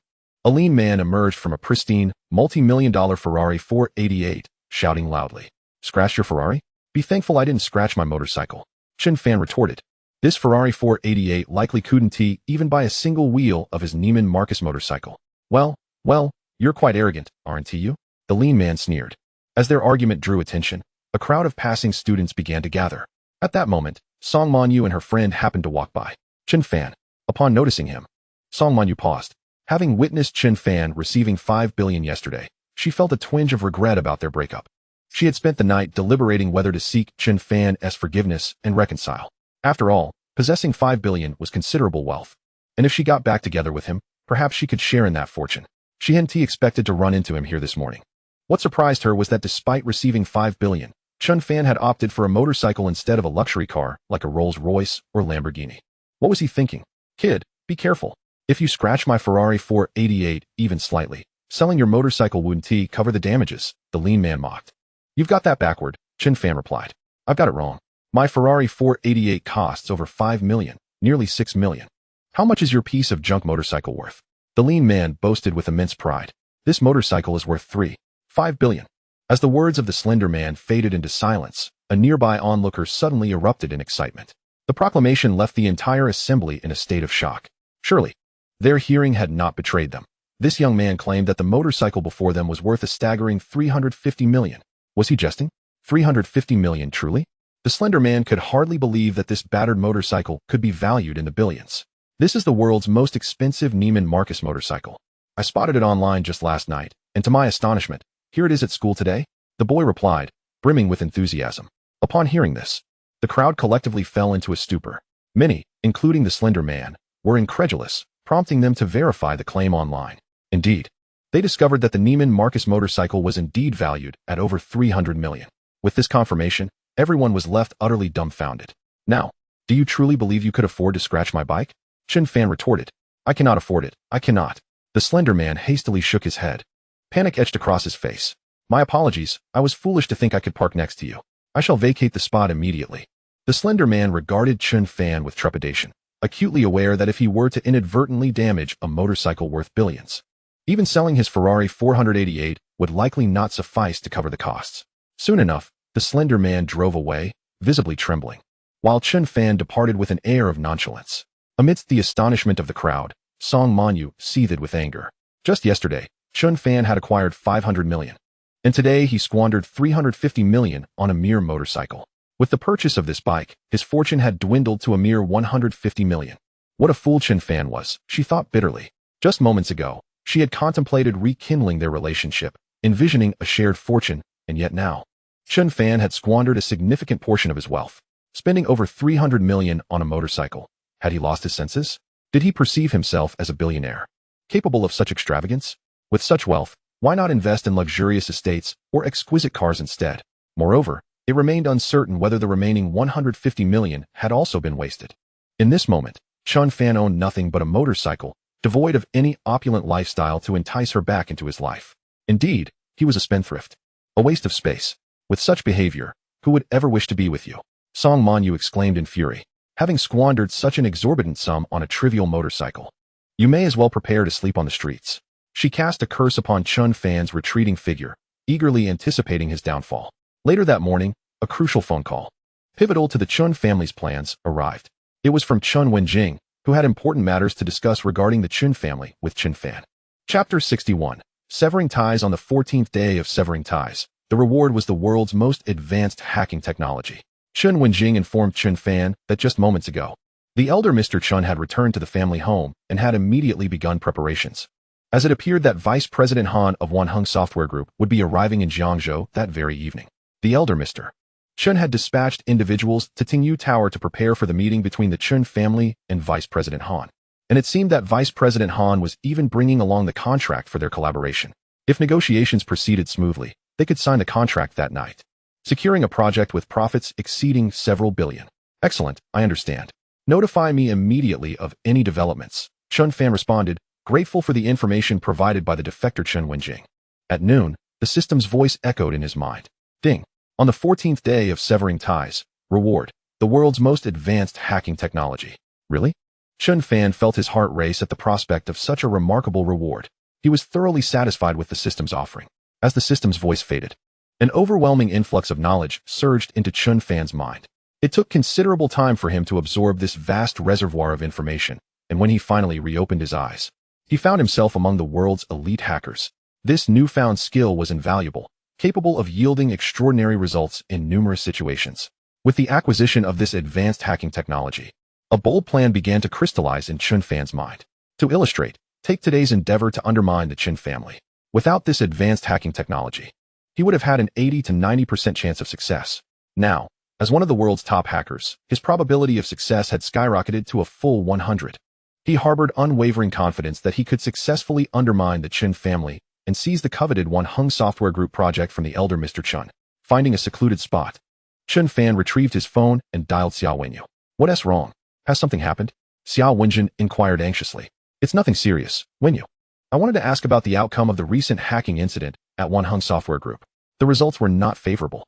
Our network security experts are quite average. They've only managed to minimize the losses. Even so, it was a significant setback that left our boss quite irate. He wishes to retaliate, but regrettably, we have no idea who the perpetrator is." Xiao Wenyu responded with resignation. "Wenyu, please speak with your boss and inform him that I possess a method to identify the hacker responsible for the attack on your group. And I can even assist you in locating their whereabouts," Chen Fan declared. As one of the world's elite hackers, this task would be a mere trifle for him. The attacker was likely a capable hacker, but certainly not among the very best. No top-tier hacker would stoop to targeting the relatively modest Wanheng Software Group. In Jiangzhou and Zhonghai, Wanheng Software Group was indeed formidable, yet when compared to those conglomerates with assets in the tens of trillions, it paled in significance. Surpassing the Chen family and trampling the Su family of Jinling was merely Chen Fan's short-term objective. With the system at his disposal, his long-term ambition was to one day rise to, or even surpass, those super conglomerates with assets in the tens of trillions, becoming a man at the pinnacle of global success. Of course, this ambition was grand, and its realization would require a step-by-step approach. However, as long as the system could continue to upgrade incrementally, Chen Fan was confident that this goal would ultimately be achieved. On the other end of the line, Xiao Wenyu could not help but inquire, "You cannot be serious. Even our company's network experts, who earn near 10 million annually, cannot identify the hacker, let alone locate their whereabouts. Are you truly capable of this?" "I assure you, I am not jesting. I am entirely serious," Chen Fan replied solemnly. "Sister Wenyu, after meeting your boss, you should proceed accordingly." Chen Fan divulged his plans to Xiao Wenyu. "Isn't this a bit too risky?" Xiao Wenyu was taken aback. "For Ruo Shui's sake, I will indulge in this madness with you." Ultimately, gritting her teeth, Xiao Wenyu acquiesced to Chen Fan. Such a course of action bore considerable risk. Had it not been for Ruo Shui's close relationship with Chen Fan and the possibility of him becoming her brother-in-law, she would have categorically refused him. If Chen Fan's plan were to come to fruition, successfully targeting the Chen family would merely be a trivial matter. Furthermore, even the owner of Wanheng Software Group would owe Chen Fan a significant favor. In the afternoon, Chen Fan returned to the villa to prepare for his new scheme. Meanwhile, back at the Chen residence, Elder Chen wore a broad smile, exuding joy. After laboring for so long, the project with Wanheng Software Group, which he deemed essential, was finally within his grasp. Faced with the imminent prospect of billions in profit, it was impossible not to feel elated. "By the way, how has that little rascal Chen Fan been lately?" Elder Chen casually inquired. "Father, we've all been quite busy lately, preparing to secure the Wanheng Software Group project. Wen Jing has been assisting with family matters and hasn't he had time to tend to Chen Fan?" Chen Yuzhen replied helplessly. "Well, it's fortunate that today we are finalizing the Wanheng Software Group project," Elder Chen nodded. "Once today's affairs are settled, we must address that little rascal Chen Fan. It has been over 10 days. We need to act quickly to avoid drawing the Su family's ire. Yuzhen, come with me. Let us review tonight's arrangements." Elder Chen continued to make preparations for his meeting with Vice President Han. Around 6 o'clock in the evening, at the airport, Vice President Han Zhaohui of Wanheng Software Group successfully arrived in Jiangzhou. For the sake of confidentiality, as the head of the Chen family, Elder Chen could not attend personally, nor could his eldest son, who was destined to be the future head. Thus, Elder Chen dispatched his daughter Chen Yuzhen and granddaughter Chen Wenjing, two unassuming women, wearing hats and sunglasses to meet him. "Greetings, Vice President Han. I am Chen Yuzhen from the Chen family, sent by my father to welcome you." She introduced herself upon their meeting. "I have brought the collaboration documents from Wanheng Software Group. As long as your father's terms meet my satisfaction, we can promptly sign the contract and hand the project over to your Chen real estate company," Han Zhaohui stated. "That is splendid. The Chen family will certainly not disappoint you," Chen Yuzhen assured him. "Please," she gestured, leading the way with Han Zhaohui closely following and Chen Wenjing trailing behind. Having met with Han Zhaohui, Chen Wenjing took the opportunity to send a text message while the two in front were distracted. The next moment, Chen Fan received the message. "Sister Wenyu, how did it go?" he inquired. "Rest assured, I have acted as you instructed. Everything is proceeding as planned, Xiao Wenyu replied. Seeing this, Chen Fan sprang into action. The spectacle was about to commence. Meanwhile, elder Chen Shanhai, along with his second son Chen Min and fourth son Chen Jinping, anxiously awaited at Tingyu Tower. Father, what are the odds you can persuade Vice President Han? Chen Jinping asked curiously. What odds? 100% of course, Elder Chen confidently declared, tapping the prepared documents on the table. They had prepared extensively for this day, there was no doubt. He had thoroughly researched Vice President Han's preferences. 100%? That's fantastic. Chen Jinping and the others exclaimed, elated at the prospect of billions in profits soon to be theirs. Moreover, this opportunity to align with the vast Wanheng Software Group could potentially elevate the Chun family to the pinnacle of Jiangzhou's elite. This ambition was not solely theirs, but also the lifelong aspiration of the elder. Was it not for this very reason that he had endeavored to ingratiate himself with the Su family of Jinling? To secure a position that would allow the Chun family to ascend to the status of Jiangzhou's foremost family? Not only were Chen Jinping and the others contemplating this, but Elder Chen himself was also envisioning the prospect of becoming the first family in Jiangzhou. After tonight's events were concluded, persuading Vice President Han and securing the Wanheng Software Group project, he would promptly turn his attention to dealing with that little rascal Chen Fan. Rumor had it that Chen Fan had been quite active lately, forging connections with influential figures in Jiangzhou and growing close to the Xia family. The Chen family had simply lacked the capacity to confront Chen Fan until now. But once today's affairs were settled, it would be time for Chen Fan to lament. He envisioned a timeline of 1 week, no, 5 days, to bring Chen Fan to ruin, leaving him penniless and adrift, only to return to the Chen family on his knees, admitting his faults, and then joyfully marrying into the Su family. He was determined to cling to the Su family's grand legacy, for it was the only path to becoming the foremost family in Jiangzhou. Father, Vice President Han has arrived. Chen Min rushed upstairs to report. Moments later, led by Chen Yuzhen and Chen Wenjing, Vice President Han ascended to the second floor of Tingyu Tower to meet the Chen family. Welcome, welcome. Vice President Han. Elder Chen greeted obsequiously. Head of the Chen family, it is good to see you again. Now that we are on your turf, we can have a proper discussion. Han Zhaohui nodded. They took their seats. I have limited time. Let us get straight to the point, Han Zhaohui stated directly. Certainly. With that, Elder Chen slid a document across the table to Han Zhaohui. Vice President Han, this is the purchase contract for a top-tier estate in Zhonghai province. I have already paid for it, 17 billion. As soon as you sign, the estate will belong to you, Elder Chen explained. Bribing Vice President Han could not be done directly with cash, as it would easily raise suspicions. Elder Chen had learned of Han Zhaohui's fondness for luxury homes, and thus he had specially acquired this estate to cater to his tastes. A top-tier estate in Zhonghai province? Han Zhaohui's interest was piqued immediately. The Chen family head had presented him with a substantial gift right off the bat. His efforts in Jiangzhou had not been in vain. If Vice President Han fancied it, he could reside there. If not, he could sell it. Excellent. Han Zhaohui nodded, though he remained non-committal. However, relying solely on this estate seemed insufficient. Vice President Han, please take a look at this, Elder Chen said, placing a second substantial gift before Han Zhaohui. This gift consists of several photographs? What do you mean by this? Head Chen, Han Zhaohui queried, puzzled. I have heard that you appreciate artworks by renowned artists. Within that estate, I have stored a collection of paintings by the illustrious Qi Baishe and Zhang Daqian. These artworks are valued at around 3 billion. Elder Chen smiled as he elaborated. Is this genuine? Han Zhaohui could hardly contain himself, hastily grabbing the photographs. He indeed possesses a profound admiration for the artworks of renowned figures, particularly those of Zhang Daqian. Rest assured, Vice President Han, these more than 10 pieces of calligraphy and paintings were acquired from an auction, accompanied by authentication certificates issued by top-tier experts in the country, confirming their authenticity. Old Master Chen guarantees this. It took him quite a while to meticulously search for these exquisite pieces. They are simply splendid. Look at this painting. It is ethereal and vibrant, absolutely flawless. Vice President Han's voice trembled with excitement. Receiving this artwork, valued at 300 million, brought him greater joy than a direct gift of 5 to 6 billion. Observing this, Old Master Chen and the other members of the Chen family beamed with delight. They had hit the nail on the head with their gift. This was of paramount importance. The combined worth of these two grand gifts amounted to a staggering 20 billion. Old Master Chen refrained from further commentary. 20 billion was no small sum. Chen family head. I truly appreciate these two gifts. However, the project concerning our Wanheng Software Group is of utmost importance, with substantial profits. I must seek out a suitable real estate developer, Han Zhaohui elaborated, passionately emphasizing the significance of their project and the profits it could yield. A discerning observer would immediately recognize Han Xiaohui's intent. He sought additional funds. Faced with Han Xiaohui's insatiable greed, Old Master Chen gritted his teeth and decided to unveil the true centerpiece of the discussion. Vice President Han, I have a special document here, Old Master Chen began. This pivotal document was the most valuable and unique among the 3 gifts.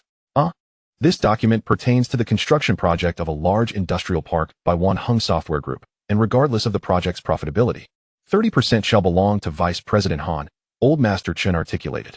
In essence, the profits from this project would be divided between the Chen family and Vice President Han in a 70-30 split. The larger the project, and the more capital invested, the greater the profits for both the Chen family and Vice President Han, Old Master Chen hinted. To put it plainly, he hoped Vice President Han could further maneuver within the Wanheng Software Group to expand the project's scale. This way, the profits for the Chen family would rise. And by offering a portion of those profits to Han Xiaohui, they could secure his dedication to the project. Upon hearing Old Master Chen's words, Han Xiaohui's eyes sparkled with excitement. The profits represented by this contract were indeed formidable, and he quickly grasped the deeper implications of Old Master Chen's proposition. Old Master Chen was the first to sign the document on behalf of the Chen family, then handed it to Han Xiaohui. Once Han Xiaohui signed, the 70-30 split would be established. Vice President Han, please, he prompted. Good. Han Xiaohui eagerly inscribed his name. After signing, Han Xiaohui solemnly retrieved another document from his briefcase. Witnessing this, Old Master Chen and the other members of the Chen family widened their eyes in astonishment. What could this document be? Welcome, Chen Real Estate Company. To become a partner of our Wanheng Software Group, Han Xiaohui declared with a beaming smile. In an instant, Old Master Chen and the other members of the Chen family were overwhelmed with excitement. Suddenly, amidst this crucial moment, a series of unexpected applause erupted. The next second, to the astonished and bewildered gazes of the Chen family, Chen Fan forcefully pushed open the door to the private room. Chapter 63. Chen Fan unveils his trump card. Stunning the Chen family. Upon seeing Chen Fan, the Chen family was momentarily dumbfounded. Hadn't they reserved the listening rain tower? How did Chen Fan manage to enter? Chen Fan, who allowed you to come here? Indeed, you have severed ties with our Chen family. This is a private gathering of our family, and you have no right to be here. Begone. The members of the Chen family anxiously reprimanded Chen Fan, determined to keep their dealings with Vice President Han a secret from outsiders. Leave. Old Master Chen scolded sternly, ignoring the Chen family's protests. Chen Fan turned his gaze towards Han Xiaohui. I am a representative of Jiangzhou Yongtai Real Estate Group, and I am here to discuss the large industrial park project of Wanheng Software Group with Vice President Han. Chen Fan introduced himself. Hearing this, the Chen family felt a twinge of panic, as if they sensed Chen Fan was aware of something. Moreover, when did he become a representative of Yongtai Real Estate Group? In the private room, only Old Master Chen and Han Xiaohui were truly startled. However, both were seasoned enough to quickly regain their composure. Oh, I didn't expect this gentleman to also have an interest in our Wanheng Software Group's project, Han Xiaohui remarked, adopting a demeanor of utmost fairness. Now, Chen family head, why don't you and this gentleman compete a bit? I am already aware of the conditions offered by your Chen Real Estate Company. They are quite impressive and suitable for our Wanheng Software Group. What advantages does your Yongtai Real Estate Group have? Meanwhile, Old Master Chen's eyes glimmered with a chilling intensity as he regarded Chen Fan. This little wretch had previously severed ties with their family in front of the Su family's heiress, causing his plans to curry favor with the Su family of Jin Ling to crumble. Now, he dared to represent some Yongtai Real Estate Group and compete against them, positioning himself in opposition to the Chen family. This little wretch was utterly despicable. At this moment, Old Master Chen harbored an intense loathing for Chen Fan. However, despite his anger, Old Master Chen remained confident about securing the Wanheng Software Group project. His earlier sincerity had not gone unnoticed by Vice President Han. He could hardly believe that this little wretch, Chen Fan, could represent Yongtai Real Estate Group and offer greater profits. The Wanheng Software Group project was destined to belong to the Chen family. What was Chen Fan, after all, to dare compete with them? Just wait, Chen Fan. Once today's events conclude and the Chen family has the capacity to address you, it will be your downfall. Old Master Chen coldly observed Chen Fan's performance. Advantages? The advantage lies in the fact that our Yongtai Real Estate Group excels in both strength and the quality of projects, far surpassing that of Chen Real Estate Company. Chen Fan asserted. Is that all? Han Xiaohui inquired. Indeed. Unlike the Chen family, I will not resort to bribery to secure the Wanheng Software Group project. Chen Fan stated bluntly. Instantaneously, the expressions of the Chen family and Vice President Han shifted dramatically. How did you come to know this? Old Master Chen asked, bewildered. How could this little wretch possibly know of their bribery? How do I know? Quite simply, because I am the owner of Listening Rain Tower, Chen Fan replied nonchalantly. At that moment, everyone present was left speechless. By the way, everything you discussed earlier, I overheard, Chen Fan added with a smile. Chen Fan did not reveal Chen Wenjing's identity, as it was not yet time for her to fully confront the Chen family and align with him. Chen Wenjing's continued infiltration within the Chen family would still yield significant advantages. For now, targeting the Chen family's One Hung Software Group project was merely Chen Fan's first step. He had even more surprises in store for Old Master Chen and the Chen family. Chen Wenjing's continued presence within the Chen family was akin to a ticking time bomb, poised to create even more chaos. Now is not the time to detonate. Rather, it would be far more effective to wait for a more pivotal and significant moment. Old Master Chen glared furiously at his daughter, Chen Yuzhen.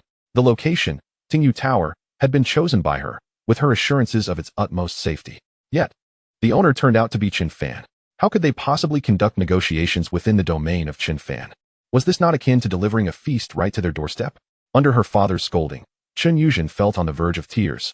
The situation was truly beyond her control, for she had no inkling that this was Chen Fan's territory. That detestable Chen Fan. Even if you overheard us. What of it? We have already reached an agreement with Vice President Han, Old Master Chen declared confidently. He cast a glance at Han Chaohui, signaling that there was no cause for concern. This was Jiangzhou, their family's stronghold, and even if someone were to overhear, he would manage the situation. Indeed, I hereby announce that Chen Real Estate Group will become a partner of One Hung Software Group.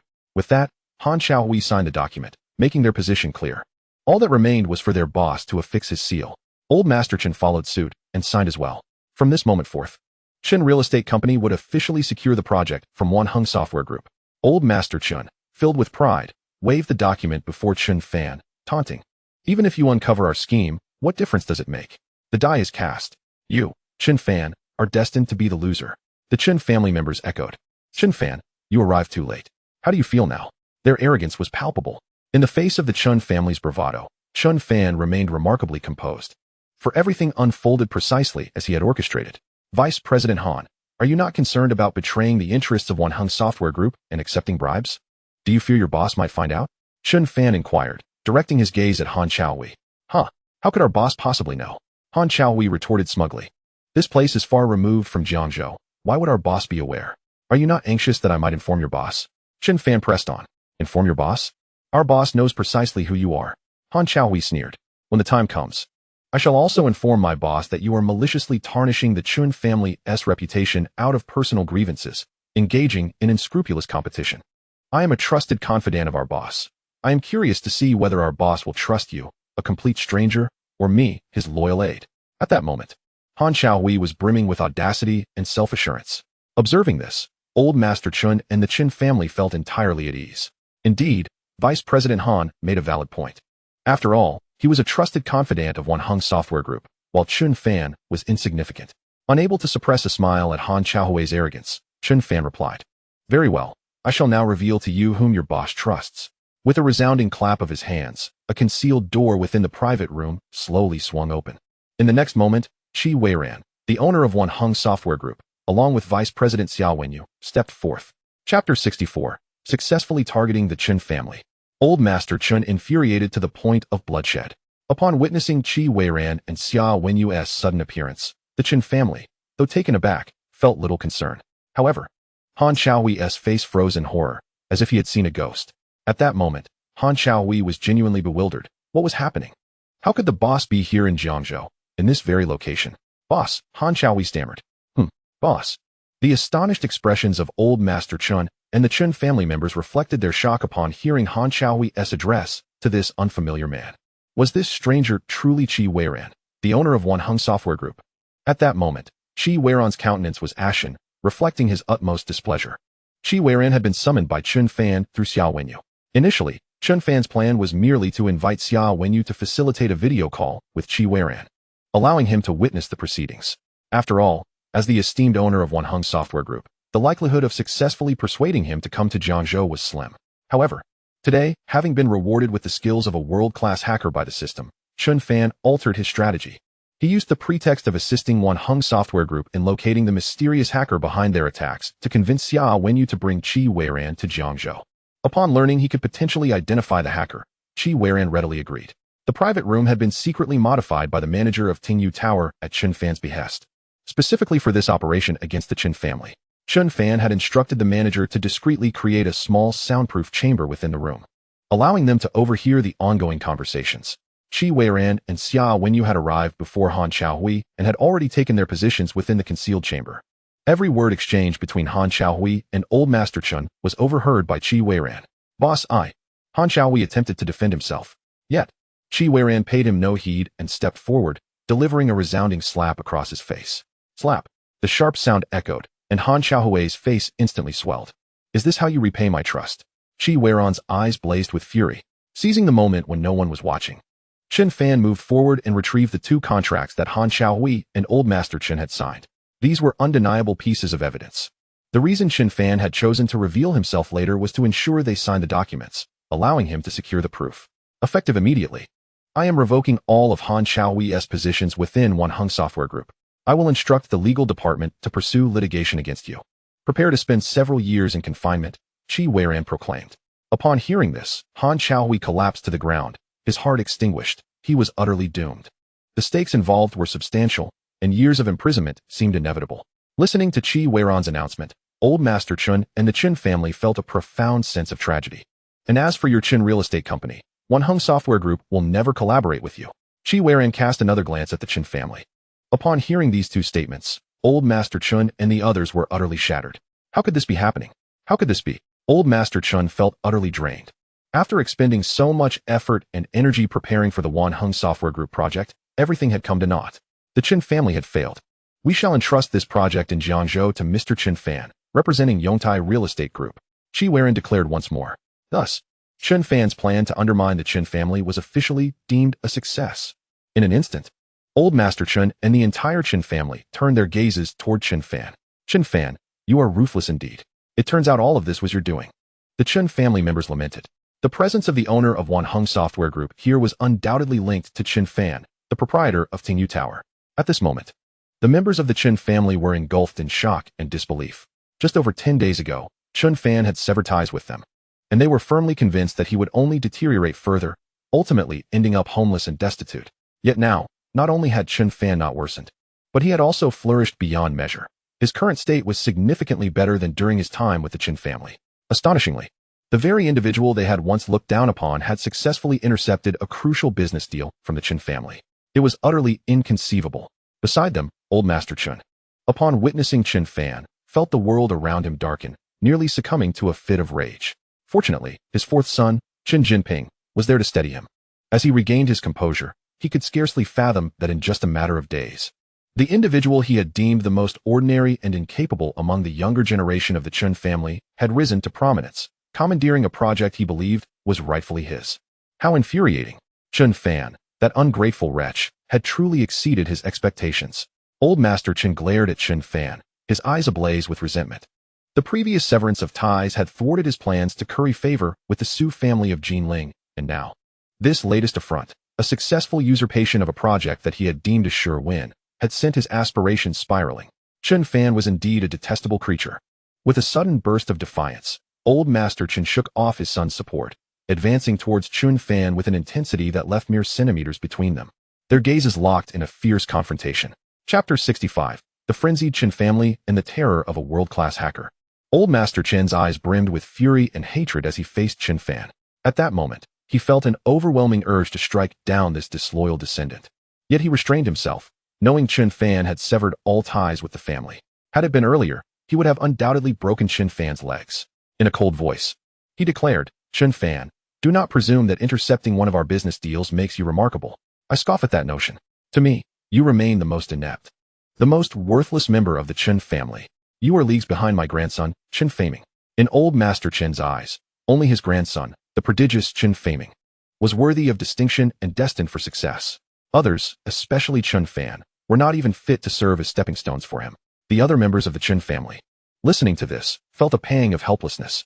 Although the elder spoke harshly, in reality, given Chen Fan's current achievements, he was likely not far behind Chen Faming. Had Chen Fan still been part of the family, they would have boasted 2 remarkably gifted young individuals. Yet now that Chen Fan had severed ties, he was their adversary. The more accomplished he became, the deeper their loathing. Chen Wenjing, Observing the merciless old Master Chen felt a swirl of complicated emotions. At that moment, she was somewhat relieved that she had chosen to side with Chen Fan, seizing the opportunity to take control of her own fate. Given the elder's domineering nature and favoritism towards Chen Fan, no matter how exceptional her performance, it would ultimately be for naught. She would merely be used to facilitate a marriage, her final worth drained away. Yet she was unwilling to accept such a fate. Before fully severing ties with the Chen family, she intended to reap some benefits from her previous contributions. Today, the Chen family had only suffered a minor setback. Barely a scratch, while Chen Fan had provoked their ire. Old Master Chen spoke icily. Chen Fan, you are doomed. Although you have succeeded this time, it does not guarantee future triumphs. We shall not let you escape unscathed. Prepare to face the unrelenting wrath of the Chen family. The members of the Chen family were nearly frenzied. Chen Fan, with a cold sneer, found their indignation amusing. It was as if they believed that had today's events not transpired, they would coexist peacefully with him. They did not wish to let him go. Yet he had no intention of sparing the Chen family either. Today's strike against their project was merely the first step in teaching them a lesson. Indeed, this incident had merely dealt a blow to their pride, resulting in some loss of effort and energy, but their assets remained largely intact. The Chen family was far from defeated. However, as their conflict escalated in the future, it would not be so benign. That would be the moment when the Chen family truly felt the sting of loss and suffering. Just wait. With a fierce glare directed at Chen Fan, Old Master Chen led the family away. Throughout the entire ordeal, neither Chen Fan nor Chen Wenjing exchanged a single word or glance. She had concealed her intentions well. The Chen family might have been arrogant, but Chen Wenjing continued to remain embedded within their ranks, poised to provide herself with invaluable information and insight into their situation. When this ticking time bomb eventually detonated, it would undoubtedly offer them a grand surprise. As the Chen family departed, Chen Fan, Qi Weiran, the owner of One Hung Software Group, and Xia Wenyu ascended to a private room on the third floor to discuss matters. Thank you, Mr. Chen, for helping me uncover a traitor within the company, Qi Weiran expressed, his voice laced with regret. He had placed his trust in Han Jiahui, considering him a confidant. Now that trust had been betrayed, and he was resolute not to let Han Jiahui escape unpunished. As for our collaboration with One Hung Software Group, we can finalize the contract tomorrow, Qi Weiran stated. His gratitude towards Chen Fan was one aspect, but on the way here, he had already investigated the strength and reputation of Yongtai Real Estate Group. Qi Weiran was assured of Yongtai's robust capabilities and commendable reputation, especially regarding their project quality. Very well, Chen Fan nodded. Given the substantial profits from this project, as one of the major shareholders of Yongtai Real Estate Group, he naturally stood to gain a significant share. Mr. Chen, I heard from Vice President Xia that you could assist me in locating the hacker who attacked our One Hung Software Group. Is that true? After some pleasantries, Qi Weiran cut straight to the point, as this was his primary concern during his visit to Jiangzhou. Indeed, Chen Fan replied with a nod. For someone of his caliber, regarded as a world-class hacker, this was a trivial task. Please provide me with the specifics of the situation, he added as he took a seat and began to speak. All right, here's how it unfolded a few days ago, Qi Weiran hurriedly recounted. Upon hearing the details, Chen Fan immediately identified a potential lead. The mysterious hacker extorted a substantial sum of money. Where did you transfer that payment? The other party instructed us to deposit the funds into a special overseas account. But despite my efforts, we couldn't uncover any information, Qi Weiran lamented. Your inability to trace it does not mean I cannot, Chen Fan asserted. Provide me with that bank account. Since the hacker demanded payment, even if the account was peculiar, this mysterious figure would eventually need to transfer the funds. With that as a basis, it would be possible to uncover the hacker or someone very closely associated with him. Understood, Qi Weiran replied. Chen Fan opened the specially prepared laptop and began his operations. As time passed, just a few minutes later, Chen Fan suddenly exclaimed, I found it. Chapter 66. Cousin urges Xia Ruoxue to take initiative and turn the tables on Chen Fan. The prowess of this enigmatic hacker is indeed remarkable, exhibiting a level of caution that is quite extraordinary. The funds were laundered through numerous convoluted transactions before ultimately being transferred to his account. He is concealed in this very location. Chen Fan pointed to a specific spot on the computer screen as he spoke to Qi Weiran. Indeed, the most perilous locations often harbor the greatest security, Chen Fan reflected. Realizing that the address he had uncovered was less than a kilometer from the headquarters of One Hung Software Group. Truly, a case of darkness beneath the lamp. We've found it already? Qi Weiran glanced at his Vacheron Constantine watch, astonished that it had only been 6 or 7 minutes since they began. Was Chen always this efficient? The cybersecurity experts in his company, with salaries in the millions, had spent 2 or 3 days without a single lead. Yet here was Chen Fan, having pinpointed the hacker in mere moments. Was Chen Fan's ability truly so formidable? Beside him, Xiao Wenyu was equally taken aback. Chen Fan had managed to locate the hacker so swiftly? She had anticipated a wait of 1 or 2 days for results. Initially, when collaborating with Chen Fan, her support was solely due to her regard for Xiao Ruoshui. She held little hope. Yet, against all odds, Chen Fan succeeded, even managing to oust Han Jiaowei, a person with whom she had a strained relationship. In a sense, Chen Fan had aided her as well. Now, he had found the hacker responsible for causing chaos at Wanheng Software Group in just a few minutes. Goodness, Chen Fan's capabilities are astounding.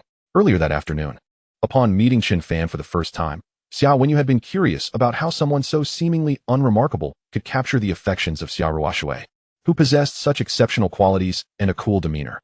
Now she understood. Chen Fan's strength, decisiveness, and undeniable charisma were indeed captivating. I surmise that this is a small hacker team, rather than an individual, Chen Fan deduced. Qi Weiran promptly noted the address before reaching out to his contacts, alerting friends at the police department to apprehend the perpetrators. Even at this moment, he felt slightly dazed, harboring a flicker of doubt regarding the accuracy of Chen Fan's findings. Moreover, Qi, I must alert you to a matter of great importance. There is a mole within Wanheng Software Group. They are colluding with external parties to siphon your company's secrets, Chen Fan stated. Given Wanheng Software Group's stature, their cybersecurity ought to be formidable. Thus, the ease with which the attackers succeeded suggests the presence of an insider. I understand now. Thank you, Chen. Qi Weiran's realization dawned upon him, and he immediately identified several individuals who could be suspects. Half an hour later, Qi Weiran received confirmation that a small hacker team had indeed been apprehended at the specified location, and it appeared they were responsible for the breaches against Wanheng Software Group. Qi Weiran felt invigorated. Chen Fan's address had proven correct within mere minutes. In that instant, his admiration for Chen Fan soared to new heights. Ecstatic, Qi Weiran grasped Chen Fan's hand fervently. Thank you, Chen. I am immensely grateful. He had felt stifled by the situation for so long, and at last, Chen Fan had provided a resolution. Chen, I owe you a significant favor. Should you need anything from me in the future, do not hesitate to ask. Within my capacity, I shall not decline. You're too kind, Qi. Chen Fan nodded in satisfaction, recognizing the value of this connection and the favor he could later call upon in dealing with the Su family from Jinling. As for the Chen family, Chen Fan could handle that singularly. He had not forgotten the system's long-term mission to bring the Su family to ruin, a task that promised a reward of a staggering 100 billion. With over 10 days already lapsed, he was keen to expedite his efforts. After confirming with Qi Weiran about signing the contract at Yongtai Real Estate Group the following morning, Chen Fan arranged for him to stay in the finest suite at Wankai International Hotel for rest. Chen Fan and Xiao Wenyu then departed, heading towards Yujing Mountain Villa. As it was a rare opportunity for Xiao Wenyu to visit Jiangzhou and meet with her sister, Xiao Ruoshui. After more than half an hour, the Xia sisters reunited. While they engaged in conversation, Chen Fan took a moment to step aside and call the president of Jiuxiao Security Group. He was eager to inquire about the progress of his request. Locating a few reconnaissance experts from the special forces of Jiuxiao Security Group would expedite the search for his parents, who had been missing for a year. Chen Fan yearned to know their whereabouts. Upon connection, the president of Jiuxiao Security Group expressed regret, informing Chen Fan that they were still attempting to make progress. However, the stubborn old guard on the board was resistant, using the company's regulations as an excuse to deny cooperation. It's a pity, Chen. You currently hold a 5 stake in the group. If you had 15 or even 20, those old-timers would not dare refuse you, the president lamented. 15 or 20%. Chen Fan furrowed his brow. This might seem a daunting task to others, yet for him, it was not entirely out of reach. System. I hope to receive a larger share of Jiuxiao Security Group in the upcoming rewards, he silently wished, hoping for the system's benevolence to heed his request. Thank you, President Zheng. Chen Fan expressed his gratitude, acknowledging the assistance he received. Meanwhile, while Chen Fan was engaged in discussions with the president of Jiuxiao Security Group, Xiao Wenyu quietly conversed with Xiao Ruoshui. Ruoshui, to be honest, I am somewhat envious that you have found someone like Chen Fan. What? A faint blush crept across Xiao Ruoshui's cheeks. Chen Fan is indeed quite charming, especially with his impressive actions tonight, Xiao Wenyu remarked with admiration. If he were not yours, I might have made my move already. When will you bring Chen Fan home to meet uncle and aunt? Upon hearing this, Xiao Ruoshui clarified their relationship, noting that they were not officially together yet. She merely harbored feelings for Chen Fan. Ruoshui, this seems to be your first stirrings of affection. Do not let it slip away. If you miss this chance, you may find yourself regretting it, Xiao Wenyu advised sagely. Moreover, if you truly like Chen Fan, it would be wise to take the initiative. Secure him before another woman does. They say a woman chasing a man is like a veil between them. With your beauty and perfect figure, it should be an easy feat. Listening to her sister's words, Xia Ruoshui fell into contemplation, pondering her next steps. At that moment, she received a message from her company, informing her of an important social engagement scheduled for the following evening, which required her attendance. However, it seemed that an unwanted suitor would also be present. Chen Fan, are you free tomorrow evening? Xia Ruoshui inquired. Tomorrow evening? Yes, I am free. What is up? Chen Fan replied, nodding affirmatively. Could you accompany me to a gathering tomorrow evening? There is someone rather unpleasant attending, Xia Ruoshui inquired with anticipation. Before her words could fully resonate, the system's voice chimed in, ding. Task issued. Accept Xia Ruoshui's invitation. Task reward. Ownership of the Jiuxiao Security Group 4. Task reward. 53 experience points. Ah! Chen Fan exclaimed in surprise upon seeing the task rewards. Just moments after he had fervently wished for something. The system had presented him with a new task, the reward being the ownership of the Jiuxiao Security Group 4. The system truly exhibited remarkable human-like qualities. It was indeed impressive. On the 15th day of severing ties, the reward was precisely what Chen Fan had yearned for. No problem, Chen Fan affirmed to Xia Ruoshui. Wonderful. Xia Ruoshui beamed at his agreement. That night, Xiao Wenyu stayed over at Xia Ruoshui's place, while Chen Fan returned to his own home next door. With time still on his side, Chen Fan retreated to his study, where he found a blackboard and meticulously wrote down all the assets of the Chen family in Jiangzhou that he was aware of. Simultaneously, he documented his own holdings. After the events of the night, the Chen family would undoubtedly seek to retaliate against him fiercely. Thus, Chen Fan resolved to take preemptive measures. He needed to carefully consider which company or asset of the Chen family he would target. This time, the confrontation with the Chen family would not merely involve a slap in the face. It would be a serious blow that would leave them reeling. Time flew by, and the next morning, Chen Fan made his way to the Yongtai Real Estate Group. Before long, Qi Weiran, the head of Wanheng Software Group, and Xiao Wenyu arrived. The two parties formally signed a contract, establishing a partnership. Nearby, several shareholders of Yongtai Real Estate Group, who had not held high hopes, exchanged glances filled with disbelief. They reflected on their age, lamenting how Chen, the young prodigy, had successfully snatched a monumental project worth billions from the Chen family in such a short span of time. Truly impressive, they murmured among themselves. Mr. Chen, if the opportunity arises, I look forward to collaborating again, Qi Weiran remarked, sidestepping the president of Yongtai Real Estate Group to extend his hand to Chen Fan. Welcome, Chen Fan responded politely. I appreciate your timely actions last night, Mr. Chen. Should you need anything, do not hesitate to reach out to me. I consider you a friend, he added. With the contract signed, the details were left to the employees of both sides. After Qi Weiran departed, the shareholders of Yongtai Real Estate Group began to curry favor with Chen Fan. Just as Chen Fan exited Yongtai Real Estate Group, the system's voice echoed once more, ding. On the 15th day of severing ties, reward, ownership of Jiuxiao Security Group 6. Again with the ownership of Jiuxiao Security Group, and this time it's 6.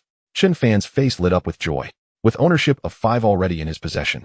This new acquisition, alongside the task of accompanying Xia Ruoshui tonight, would grant him complete ownership of Jiuxiao Security Group 15. According to the president of Jiuxiao Security Group, there was no way the antiquated members could refuse his request thereafter. Moreover, with the addition of Jiuxiao Security Group 6, Chen Fan's net worth officially surpassed the 20 billion mark. Remarkably, it was still only the 15th day since he had received the system, and he had already achieved such a milestone. The system had set a long-term challenge of 100 days, with 85 days remaining. Surpassing the Zus of Jinling and bringing them to ruin seemed like a foregone conclusion, as long as he completed his long-term task. A staggering reward of 100 billion awaited him, a dual fortune indeed. While Chen Fan reveled in his good fortune, the Chen family was engulfed in gloom, their expressions darkened. Particularly, the elder Chen was preoccupied with devising a way to discipline the audacious Chen Fan. Suddenly, Chen Yuzhen rushed in, flustered, and said to the elder Chen, Father, someone from the Zus of Jinling has arrived. What? The Zus are here. The elder Chen's demeanor shifted to one of panic. During this time, he had been preoccupied with the affairs of Wanheng Software Group and had scarcely dealt with Chen Fan. Now, not only had he failed to fulfill his promise to Miss Su, but he also watched as Chen Fan's power grew. The arrival of the Zus could only mean trouble for him. Quickly, please. The elder Chen rose hastily. Moments later, a man in his 30s entered. Allow me to introduce myself. I am Su Qingxian, a direct descendant of the Su family of Jinling. Once inside, the man introduced himself. Greetings, Mr. Su. Please take a seat, the elder Chen offered, attempting to curry favor as he gestured to the chair he had occupied moments earlier. I shall refrain from sitting. I happened to be passing through Jiangzhou and was asked by Junyao to check on how your family is handling the matter regarding Chen Fan, Su Chengxian stated coldly. If it were not for Su Juanyao's insistence, he would not have deigned to visit such a small place as Jiangzhou, feeling it beneath him. The elder Chen found himself at a loss for words. What? A junior who has severed ties with your family for over 10 days. And you still haven't resolved the issue? Su Chengxian inquired angrily. You still dare to call yourselves a prestigious family? A family so inept that it cannot handle even one abandoned junior, and yet you presume to be a noble house. Su Chengxian berated them. Faced with the scion of the esteemed Su family of Jinling, the elder Chen, though seething with anger, could only endure and smile. For he sought the Su family's support to challenge the position of Jiangzhou's foremost noble house. Such was the plight of lesser families. Rest assured, Mr. Su. There was a minor issue previously, but I assure you, it will not be long before we can deal with Chen Fan and ensure he is overjoyed to marry Miss Su, the elder Chen promised hastily. You better hurry. Juanyao's pregnancy is starting to show. If this drags on, and her condition becomes obvious, it will be your family that suffers shame, but it will be we, the Zus, who will lose face. Su Chengxian retorted. I will give you half a month. If you cannot resolve this matter by then, step aside and let me handle it. In truth, if all else failed, he could consider another suitor for marriage.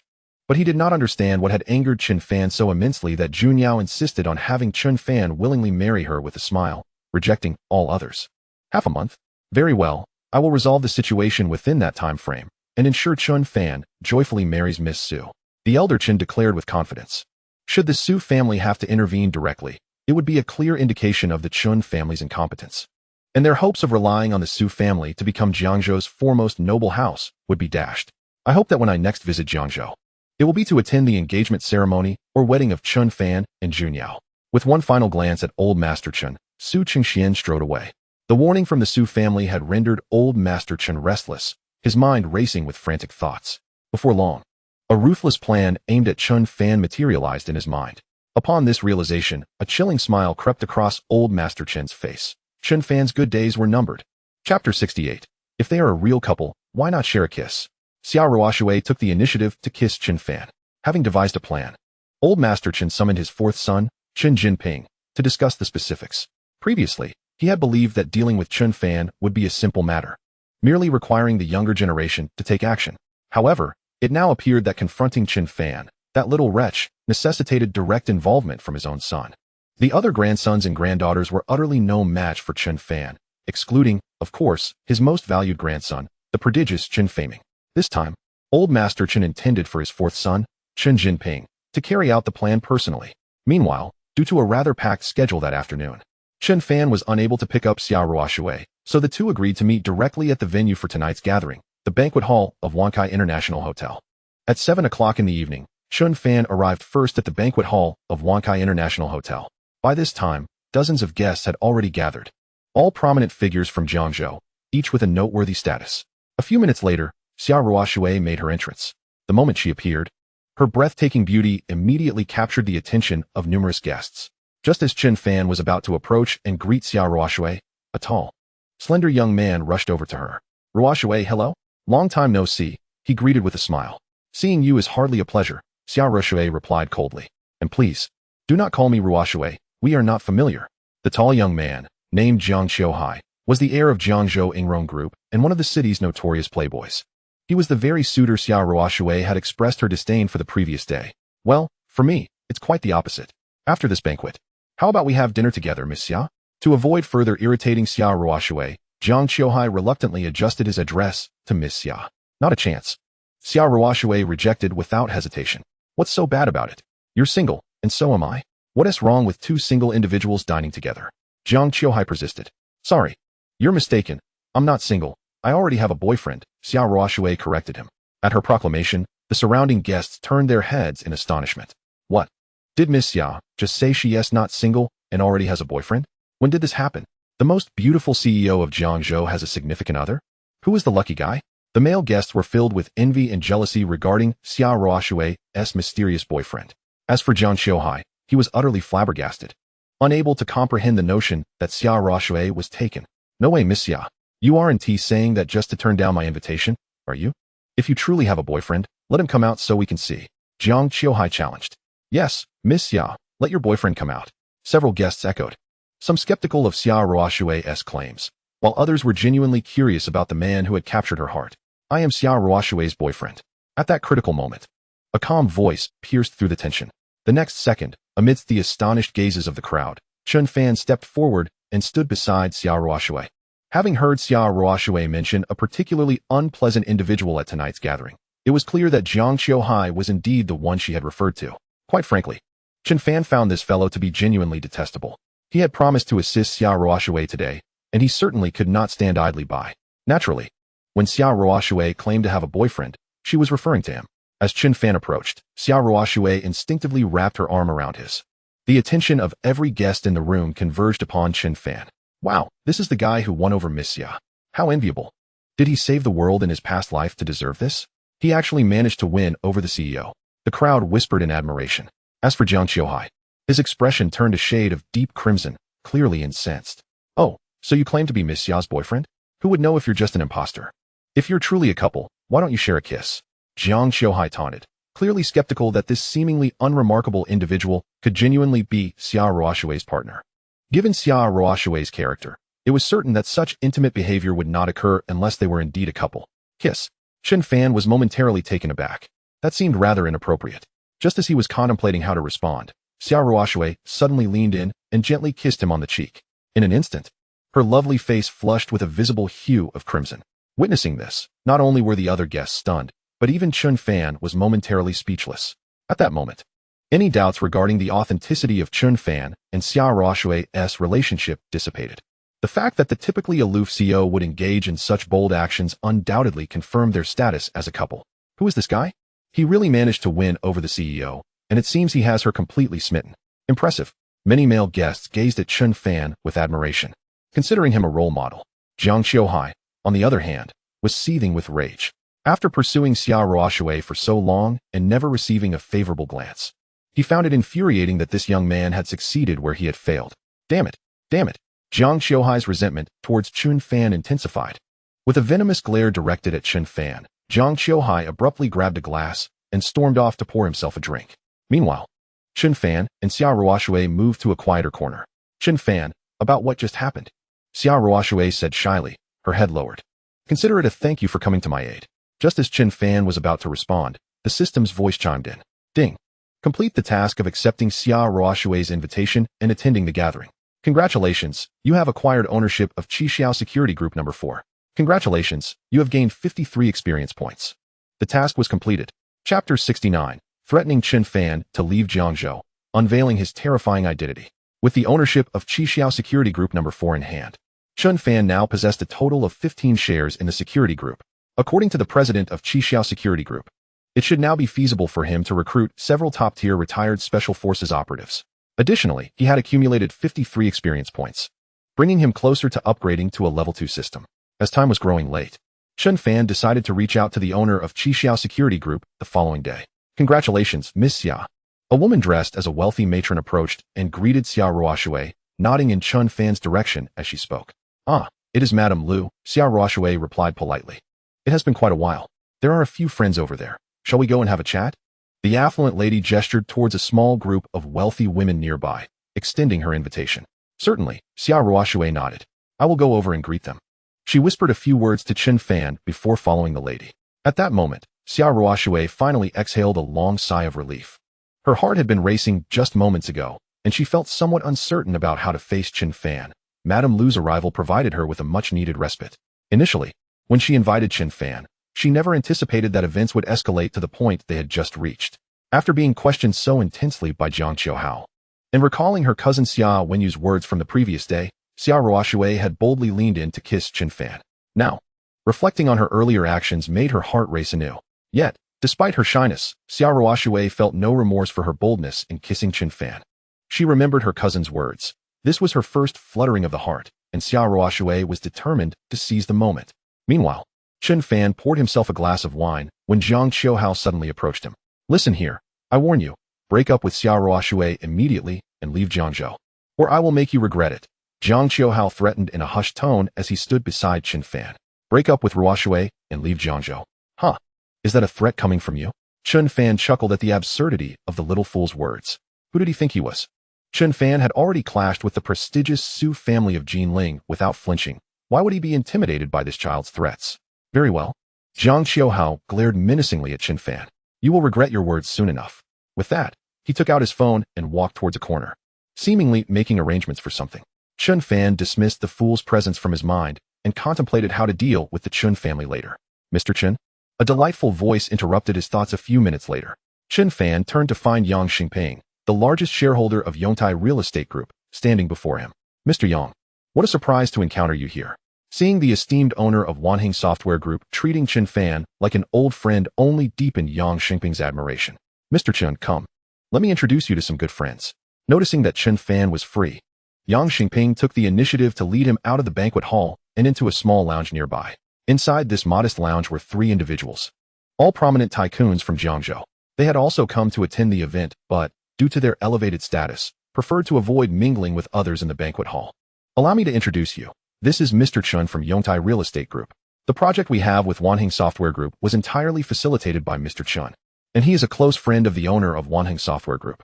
Upon entering, Yang Xingping earnestly introduced Chen Fan. Upon hearing this, the atmosphere in the lounge shifted dramatically. The man before them, Mr. Chen, was a close acquaintance of the owner of Wanheng Software Group. How impressive. To have such a connection indicated that Mr. Chen was undoubtedly a person of considerable stature. Greetings, Mr. Chen, they all said, suddenly eager to ingratiate themselves. Mr. Chen, let me introduce you. This is Mr. Li, the chairman of Tongfu Company, and this is Mr. Jiang Maochong, the owner of Ingrong Group. Yang Xingping continued with the introductions. Among them, Jiang Maochong was the most obsequious toward Chen Fan, almost to the point of sycophancy.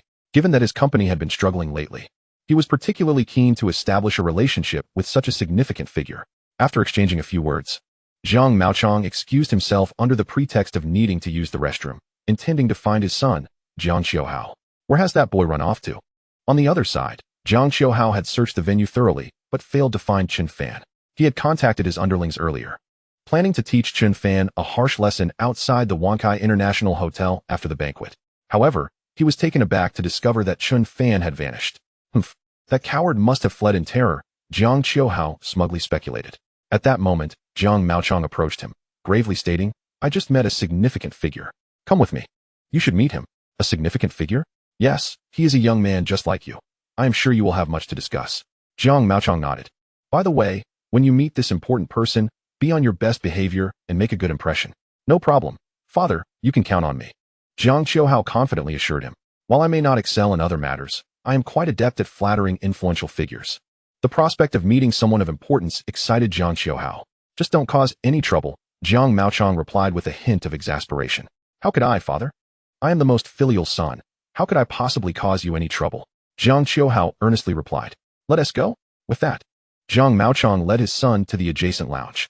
Upon entering, Jiang Maochong immediately approached Chen Fan with utmost respect.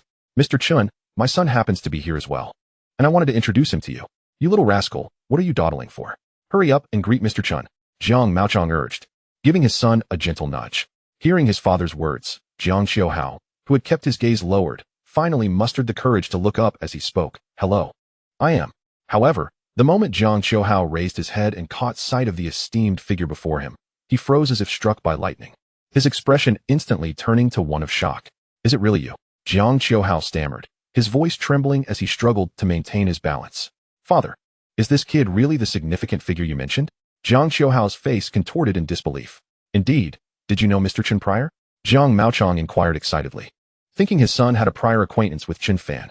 We just met, not long ago. He even told me to get out of Jiangzhou, Chen Fan casually remarked. Upon hearing this, Jiang Maochong was momentarily taken aback. The others in the room exchanged incredulous glances, bemused by the audacity of Jiang Qiuhao, who had dared to tell Mr. Chen to leave Jiangzhou. Jiang Maochong felt a wave of anger rise within him, realizing that his son, who had so confidently assured him of his good behavior, had indeed stirred up immense trouble. Did you truly say such a thing to Mr. Chen? Jiang Maochong gritted his teeth and inquired of his son. Father, Zhang Qiuhai found himself at a loss for words. Observing his son stammering, Jiang Maochong immediately grasped the situation. In a fit of rage, he swiftly delivered a resounding slap to his son's face, causing it to swell instantly. You insolent wretch, how dare you speak to Mr. Chen in such a manner? Who do you think you are? Enraged, Jiang Maochong approached and kicked his son several times with great force. Unable to contain his fury, He removed his leather shoe and began to strike this ungrateful child mercilessly. Please stop, father. Don't hit me. Jiang Qiuhai cried out in agony. For his father's shoe was crafted from genuine crocodile leather, and each blow was excruciating. After a prolonged assault that left Jiang Qiuhai battered and bruised, Jiang Maochong finally ceased his punishment. Mr. Chen, it is my failure to discipline him, my fault entirely. Jiang Maochong bowed deeply to express his contrition. I shall take this wayward child home immediately and administer family discipline. Jiang Maochong declared. Family discipline? No, father, please. Upon hearing those words, Jiang Qiuhai panicked, desperately pleading for mercy. Having said that, Jiang Maochong intended to take his son away when Chen Fan interjected. Do not let me see him in Jiangzhou again. Do you understand? Chen Fan wished to avoid the presence of this clown, especially for Ruo Shui's sake. Understood, Mr. Chen. I will ensure this wretched child is sent away from Jiangzhou immediately and never returns, Jiang Maochong promised fervently. Subsequently, Jiang Maochong forcibly escorted his son away. Chen Fan and Yang Xingping conversed briefly before returning to the banquet hall. Where have you been? Xia Ruoshui approached with curiosity. Ruoshu, you will never have to encounter that disgusting Jiang Qiuhai in Jiangzhou again, Chen Fan assured her. Xia Ruoshui's eyes sparkled with delight. Her heart warmed by his concern for her. When she looked at Chen Fan again, her gaze softened further. Thank you, Xia Ruoshui smiled at Chen Fan, her beauty captivating. After lingering for a while, they decided it was time to leave together. As they descended the elevator of the Wankai International Hotel, engaged in cheerful conversation, a middle-aged woman nearby was taken aback. Swiftly, she pulled out her phone and secretly snapped a photo of Xia Ruoshui and Chen Fan. Previously, Xia Ruoshui had reserved dozens of rooms at the Wankai International Hotel to accommodate representatives from the Xia family, sent from various companies. This middle-aged woman was one of them, and also a member of the Xia family. Among the younger generation of the Xia family, Xia Ruoshui was a standout, attracting much attention, especially regarding her future marriage. She had just witnessed Xia Ruoshui leaving with a young man, laughing together, and as someone experienced, she could tell their relationship was not simple. Thus, she took the photo, which could prove to be quite significant. To her surprise, this trip to Jiangzhou yielded unexpected gains. The middle-aged woman gazed at the photo, a peculiar smile of deep significance gracing her lips, as she planned to use it to stir up some intrigue. The competition within the Xia family was fierce. Time flew by, and the next morning, Zheng Qinzhou, the president of the Jiuxiao Security Group, summoned the few opposing old-timers to his office. Gentlemen, it's merely a matter of reallocating a few personnel from the Special Operations Team. This is inconsequential. The Team's operations will not be significantly affected, Zheng Qinzhou stated, siding with Chen Fan. Absolutely not. This is non-negotiable. It violates company policy. The old-timers collectively shook their heads. Zheng Qinzhou, exasperated, found himself at an impasse. Just then, Chen Fan called in. Mr. Chen, we are discussing this matter, but unfortunately, these senior executives remain opposed, Zheng Qinzhou lamented. Opposed? Zheng, put me on speaker. I would like to speak with them, Chen Fan replied. Zheng Qinzhou activated the speakerphone. Mr. Chen, we have no choice. This is company policy. We cannot breach company regulations. Before Chen Fan could speak, the old-timers had already firmly stated their stance. Then why was it acceptable for President Wang to temporarily reassign 6 or 7 personnel from the Special Operations Team 6 months ago, without any objections from you? Zheng Qinzhou questioned, having discovered this through investigation. Who is President Wang? He alone possesses 12 shares of Jiuxiao Security Group. In contrast, Mr. Chen, you hold only 5 shares. And your authority does not match that of President Wang. The hypocritical old-timers responded without a hint of shame. Let me clarify. I currently possess 15 shares of Jiuxiao Security Group. A calm voice came through the phone. Upon hearing this, the old-timers fell silent, caught off guard. Wait, wasn't it just 5 yesterday? How did Mr. Chen suddenly acquire 15 shares today? 5 and 15 represent entirely different tiers of authority. Gentlemen, do you have any further objections? Chen Fan inquired. At this moment, the old-timers' attitudes underwent a complete transformation, expressing their agreement wholeheartedly. Observing their fickleness, Zheng Qinzhou scoffed, thinking to himself how predictable their behavior was. Rest assured, Mr. Chen, I will select a few personnel immediately and dispatch them to Jiangzhou. You will meet them by noon tomorrow, Zheng Qinzhou assured him. Excellent, thank you. Zheng, Chen Fan replied, satisfied as he ended the call. It was Saturday, and still early. The day's rewards had yet to arrive. Chen Fan eagerly anticipated what splendid rewards awaited him. Just as he was about to delve into the structure of the Chen family's business in his study, an unwelcome piece of news arrived. Chapter 71, a new special task, reward, becoming the largest shareholder of Jiuxiao Security Group. Mr. Chen, I have heard through the grapevine that Baixing Group is preparing to take decisive action against Fading Group in a few days. A senior executive from Fading Group informed Chen Fan. Taking decisive action against Fading Group? Chen Fan's brow furrowed at the news. Are you certain? There's about a 60 to 70 chance. This is what I've heard, the Fading executive replied. Understood, Chen Fan nodded, noting this development. However, an unsettling feeling lingered within him. Baixing Group was a significant company, and their intent to target him was within his expectations. Yet, such matters are typically confidential. How could an ordinary senior executive from Fading Group be privy to this information? The secrecy seemed inadequate. Chen Fan couldn't shake the feeling that something was amiss. Sensing that Baixing Group was up to something sinister. Contemplating, Chen Fan dialed the number of Wei Jingxiong, the influential figure in Jiangzhou.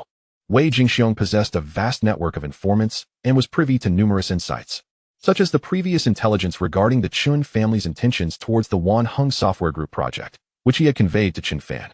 Upon the call connecting, Chen Fan requested Wei Jingxiong to assist him in investigating a matter. Rest assured, President Chen, I shall take care of it. I will start gathering information immediately. And as soon as I have news, I will inform you without delay, Wei Jingxiong responded without hesitation. He held considerable gratitude towards Chen Fan for facilitating a connection with the Jiuxiao Security Group, which had resolved a significant dilemma for him. Investigating matters related to Baixing Group was a minor issue for him. In Wei Jingxiong's memory, a close friend of his brother happened to be a vice president at Baixing Group, allowing him to leverage this connection to gather information. Meanwhile, at Baixing Group, the owner, Kong Baixing, and his son, Kong Haikong, were engaged in a discussion. Has the news leaked? Kong Baixing inquired. Don't worry, father. I have discreetly informed several individuals about our intention to take decisive action against Chen Fan's Fading Group in the coming days. Kong Haikong assured him with a nod. At this point, Chen Fan is likely already aware and may be frantically preparing countermeasures at Fading Group. With this confirmation, a smug smile spread across Kong Baixing's face. Well done. Our strategy against Fading Group is merely a ruse to mislead Chen Fan. Our true target is the Yongtai Real Estate Group. Fading Group was insignificant. Targeting it held little value. If they were to deal with Chen Fan, it was essential to strike at the more substantial Yongtai Real Estate Group. By leaking this information intentionally, Chen Fan would undoubtedly focus all his energy on Fading Group. When the time came, they would strike Yongtai Real Estate Group unexpectedly, catching Chen Fan utterly off guard. Without any preparation, his defeat would be inevitable. Father, your strategy of diversion is truly brilliant. It will undoubtedly confuse Chen Fan. Kong Haikong remarked with admiration. We must expedite our preparations. Once everything is in place, we will suddenly strike Yongtai Real Estate Group. Even if we can't bring it to bankruptcy, we can inflict significant damage, Kong Baixing instructed. With a market value of 300 billion, Yongtai Real Estate Group was not to be underestimated. Kong Baixing knew he had to prepare thoroughly to confront it. By the way, how secure is our plan regarding Yongtai Real Estate Group? He asked cautiously. To catch Chen Fan off guard, the confidentiality of their intentions was paramount. Rest assured, father. Apart from us, only a few vice presidents in the company are aware, and they are all trusted allies, Kong Haikong confidently guaranteed. That's reassuring, Kong Baixing nodded in approval. Chen Fan, go ahead and labor away at futile endeavors. In a few days, you shall find yourself in a pitiful state. A shadowy smile deepened on Kong Baixing's face. After concluding his conversation with Wei Jingxiong, Chen Fan was at home when a sudden knock echoed through the villa. Upon opening the door, he found Xia Mingming standing there. Senior Chen, it's been several days since we last met. Do you have time this weekend? Xia Mingming inquired suddenly. What about this weekend? Chen Fan asked. My sister hasn't had a weekend off in ages. If you have time, how about we go out and have some fun together? Xia Mingming explained. In truth, her ulterior motive was to play matchmaker, seeking to foster a connection between Chen Fan and her sister. She aimed to create more opportunities for her sister and Chen Fan to spend time together, while also allowing her sister to unwind a bit. Just as Xia Mingming finished speaking, the system's voice chimed in. Ding. Special task released. Agree to go out with Xia Mingming and enjoy a pleasant weekend. Task duration, 48 hours. Task reward. Ownership of 12 of Jiuxiao Security Group, becoming the top-ranking boss of Jiuxiao Security Group, and assuming the role of the new president of Jiuxiao Security Group. Task reward, 67 experience points. Wow. Chen Fan's eyes lit up upon seeing this special task. Indeed, this is a special task. The system has generously rewarded me with ownership of 12 of Jiuxiao Security Group. How splendid. Currently, he possessed 15 ownership of Jiuxiao Security Group, ranking fourth within the organization. With this new reward, he could ascend to become the top figure in Jiuxiao Security Group, directly assuming the role of the new president. Such a reward was extraordinarily generous.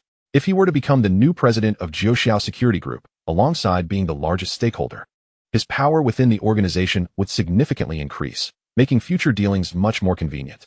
Moreover, this special task posed no difficulty. It merely required him to go out and enjoy himself, which was rather easy, albeit time-consuming. When compared to the ownership of 12 of Jiuxiao Security Group and the title of new president, the mere 48 hours seemed trivial. The system was indeed considerate, having heard his previous prayers and swiftly elevating him to the foremost position in Jiuxiao Security Group within a day or two. The system is magnificent. Chen Fan felt a surge of joy. I have time, he confirmed to Xiao Mingming. That's wonderful. Additionally, I would like to ask you for a favor, Xiao Mingming replied. Her excitement palpable. Yet, in the midst of her enthusiasm, she suddenly spoke with a hint of mystery. Chapter 72, becoming the second largest shareholder of Yongtai Real Estate Group and the bet with Xiao Mingming.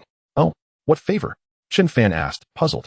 Well, I need you to come up with a way to coax my sister out, Xiao Mingming said, sticking out her tongue in a playful, yet helpless manner. After the previous incident of tricking her sister out, she realized that relying on her own efforts to lure her sister away from the Xia group would likely be futile. Therefore, she turned to Chen Fan, hoping he could facilitate her sister's escape for some weekend relaxation. Coax her out? Why not just be direct? If Ruoshui is overworked, suggesting she take a break is entirely reasonable, Chen Fan countered. Since becoming acquainted with Ruoshui, he had seldom seen her take a moment to rest. Except for that one instance when Xiao Mingming managed to persuade her to take half a day off. Working diligently was commendable, but a life solely consumed by work was excessively taxing. It was high time for Ruoshui to unwind a little.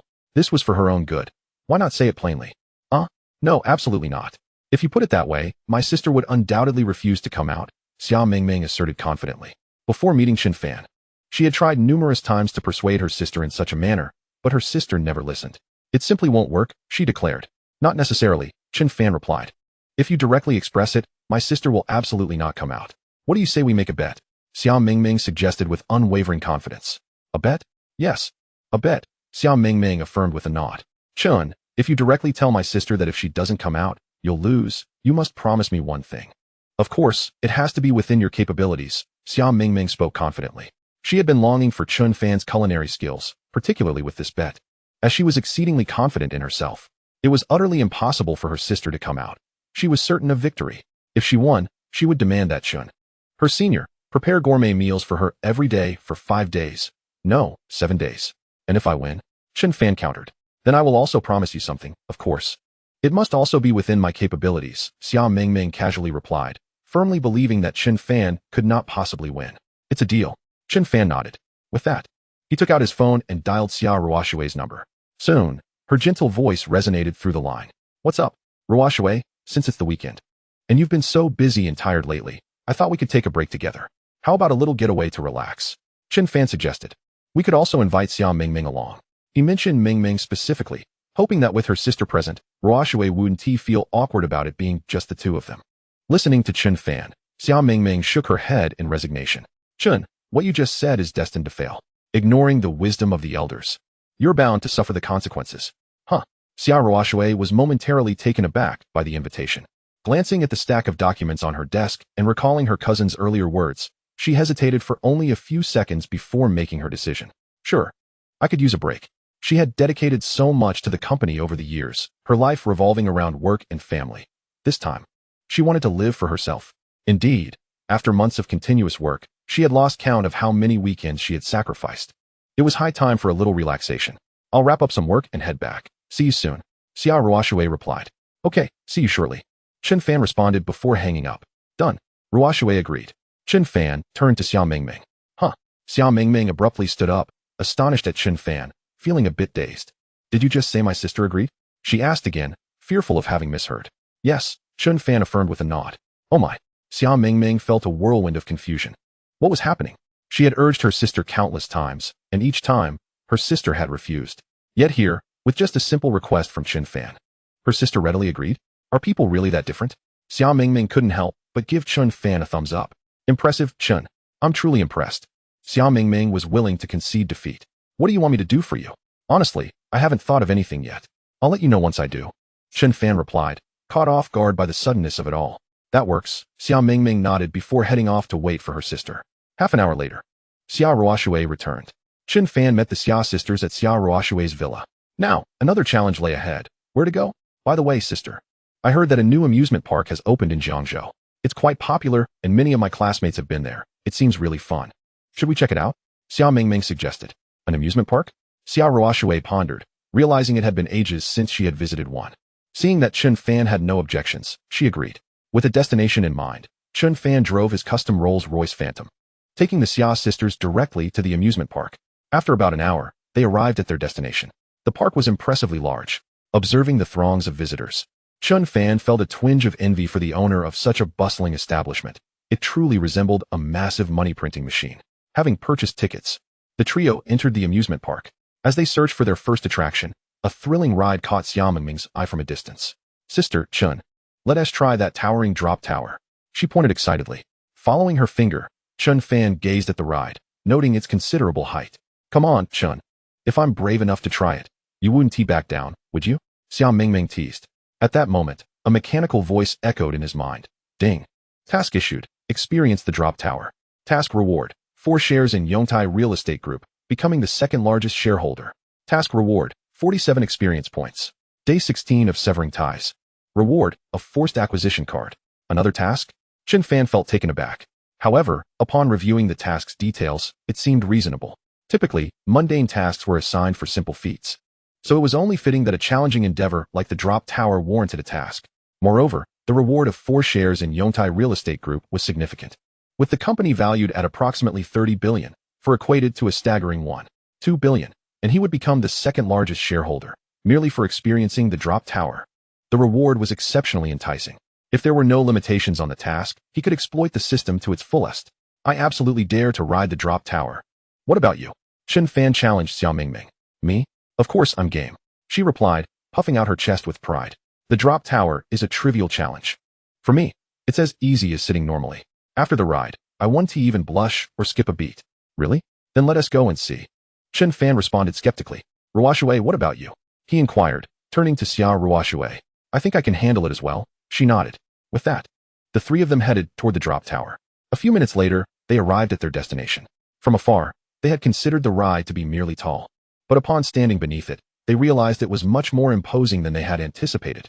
While it had appeared to be about 40 or 50 meters from a distance, it was evident that it was closer to 60 meters upon closer inspection.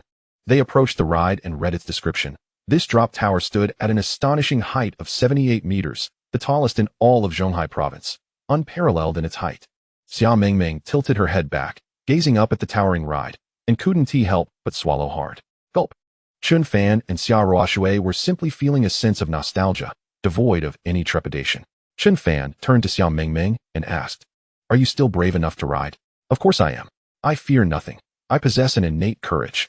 Xia Mingming replied, though she hesitated for a moment before defiantly challenging. Senior Chen, you must be scared, right? Chen Fan did not respond verbally, but instead chose to queue up, allowing his actions to speak for themselves. The drop tower was rather imposing, and with a sparse crowd of visitors, it was likely that after the current riders disembarked, it would soon be Chen Fan's turn. Xia Ruoshui closely followed, positioning herself behind Chen Fan, while Xia Mingming hesitated momentarily before joining them.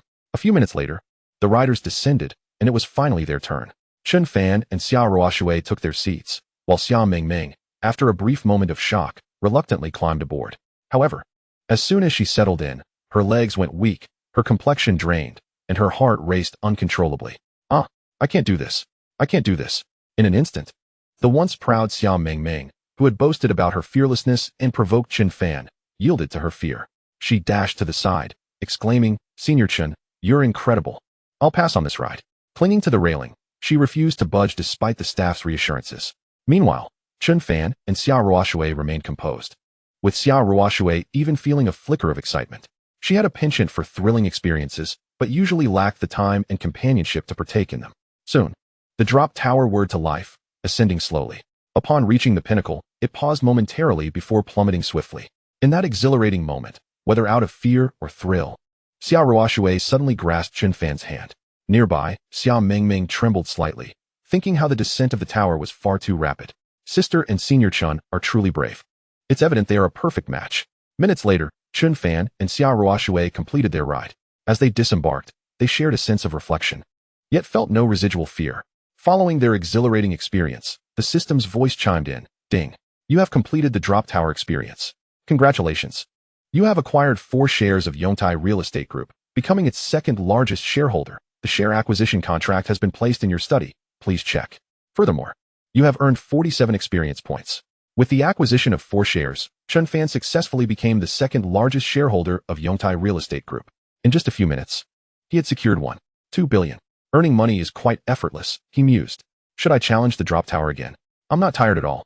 Such arduous challenges I could easily endure several times, or even dozens. However, this time, the benevolent system did not heed Chen Fan's wish. No further notifications came, as if to say, do you truly believe I am obliged to cater to your whims? You seem rather incapable.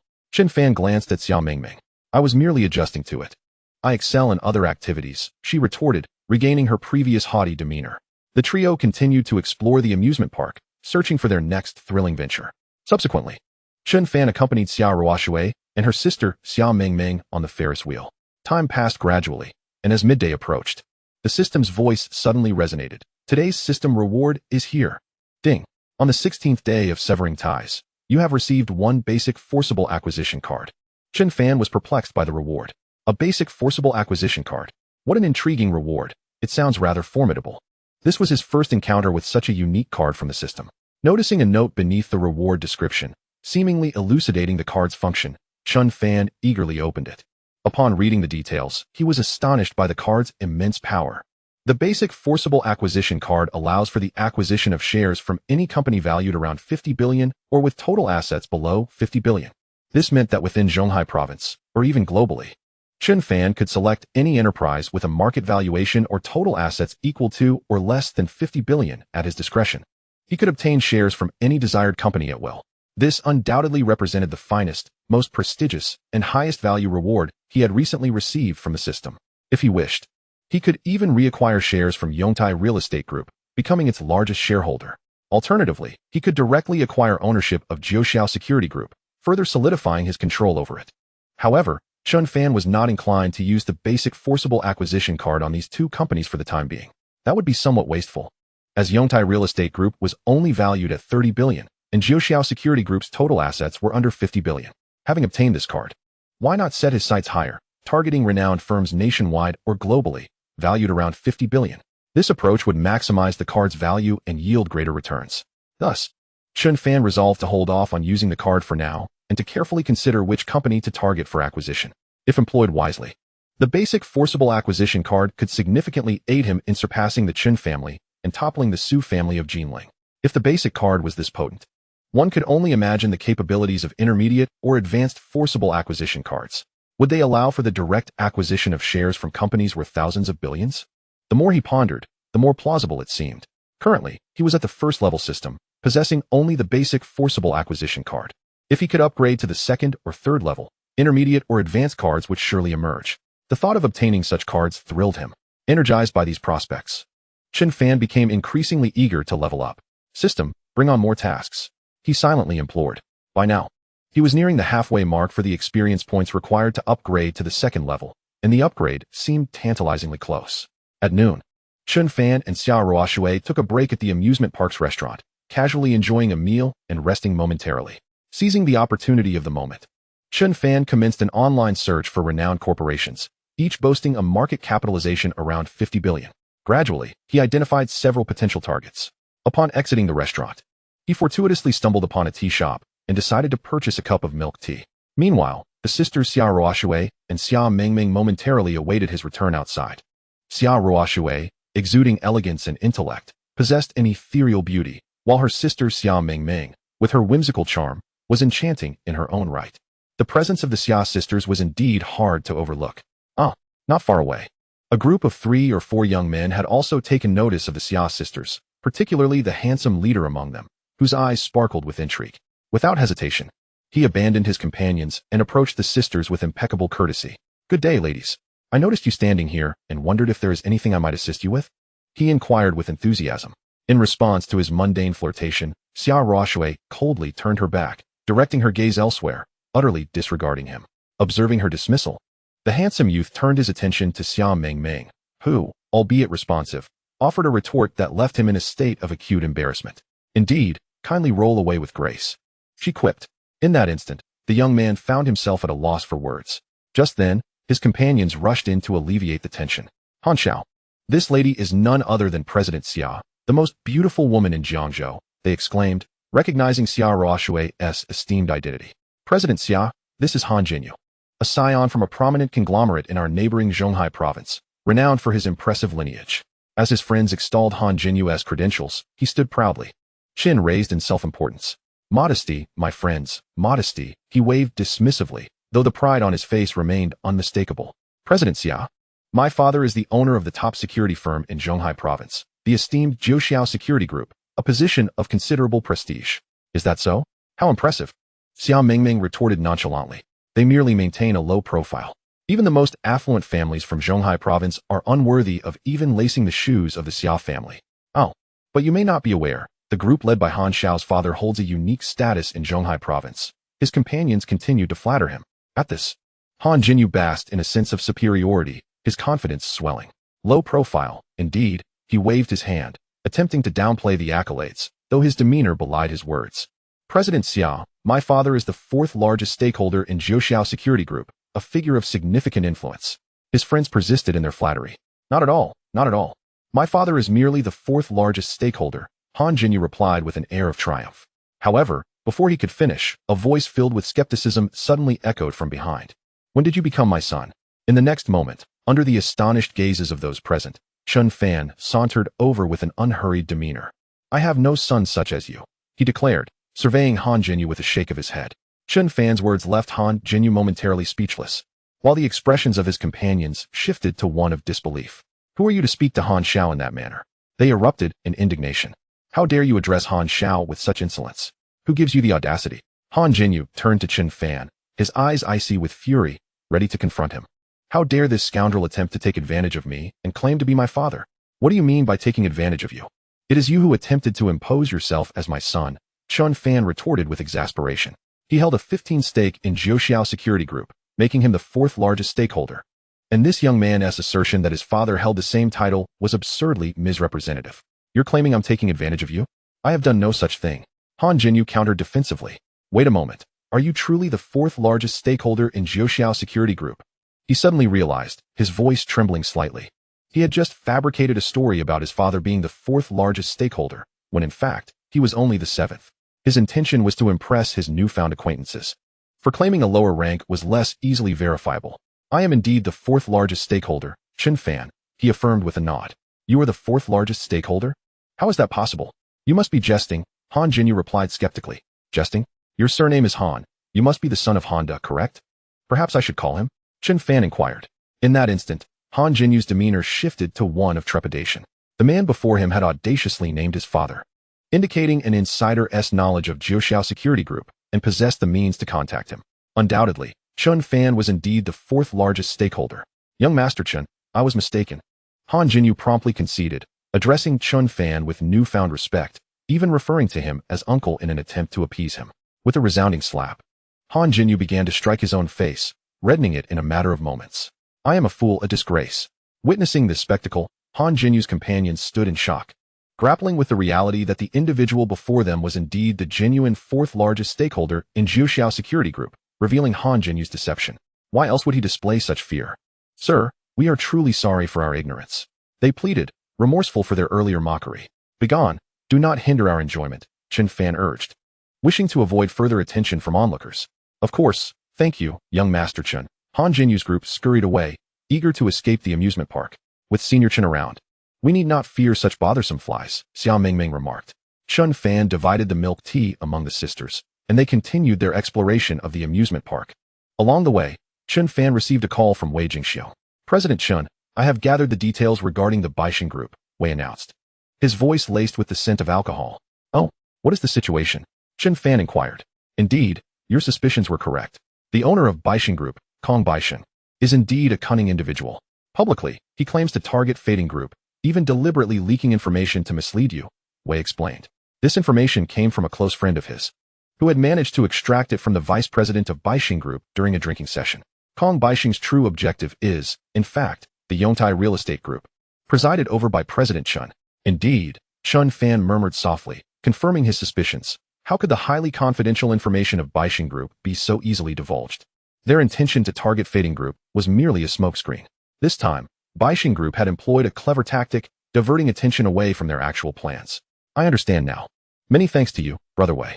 I shall treat you to a meal next time, Chen Fan said with polite gratitude, acknowledging the assistance he received in uncovering this information. President Chen, it's my pleasure. If you need anything in the future, don't hesitate to reach out, Wei Jingxiong replied. He understood that Chen Fan was a significant figure with a promising future, and seizing the opportunity to align himself with President Chen would be invaluable. Baixing Group. Chen Fan murmured thoughtfully. It won't be easy for Kong Baixing to contend with Yongtai Real Estate Group. With that in mind, Chen Fan sent out several messages to prepare the personnel at Yongtai Real Estate Group. Regrettably, he was neither the largest shareholder nor the president. Otherwise, it would have been much more convenient to orchestrate matters. Chen Fan expressed a hint of disappointment, as he was merely the second largest shareholder and vice president, making it challenging to issue directives within Yongtai Real Estate Group without the authority of the president or chairman. After finalizing his arrangements, Chen Fan and his companions continued to explore the amusement park. Soon, their attention was captured by an even more exhilarating attraction ahead. Sister, Senior Chen, let us try this ride, Xiao Mingming exclaimed eagerly. Before them stood the renowned vertical roller coaster, boasting a staggering drop of over 50 meters, equivalent to the height of a 20-story building, with nearly a 90-degree vertical plunge. Truly thrilling. Are you sure you can handle it, Mingming? Xiao Ruoshui asked, unable to suppress her concern after their earlier experience. Of course, that was just a fluke. I ride roller coasters all the time. It's a piece of cake, Xiao Mingming boasted confidently. Just wait and see, Sister, Senior Chen. I will be the calmest and most composed one on this ride. You two won't be able to match my serenity. At that moment, a voice from the system chimed in. Ding. Task issued. Experience the vertical roller coaster. Task reward. 4 share in Yongtai Real Estate Group, becoming the largest shareholder and chairman. Task reward. 51 experience points. Chapter 76. Acquiring shares in the world's top luxury brand. Patek Philippe. The system's voice echoed again. Oh, Chen Fan's eyes brightened. The system was indeed user-friendly, presenting him with another task so swiftly. Just before lunch, he had been praying for more tasks to expedite his upgrade to level 2, and now a new challenge had emerged. Moreover, he had just lamented not being the largest shareholder in Yongtai Real Estate Group, which complicated matters against Baixing Group. Yet now, the system had directly granted him the position of chairman and largest shareholder of Yongtai Real Estate Group. What a stroke of fortune. Well, what do you say, Sister Senior Chen? Are you game? Xiao Mingming asked. What is there to be afraid of? Just don't back out later, Chen Fan replied. That was just an accident. This time, I will absolutely remain composed, Xiao Mingming retorted defiantly, hands on her hips. With everyone on board, they proceeded to embark on the vertical roller coaster, an attraction far more thrilling than the previous drop tower. Once seated, Xiao Mingming was even more exhilarated than before, daring to show off in front of Chen Fan and Xiao Ruoshui. Let us see who stays the calmest. I'm certain it will be me. Moments later, the roller coaster began its ascent, reaching the peak of its nearly vertical height. After a brief pause, it plunged downwards with a ferocious drop. I don't want to do this anymore, Mommy, Xiao Mingming cried out in terror as tears streamed down her face during the descent. After disembarking from the roller coaster, Chen Fan and Xiao Ruoshui shared a few reflections, but Xiao Mingming's legs turned to jelly, necessitating support from both Chen Fan and Xiao Ruoshui as they stepped aside for her to recuperate.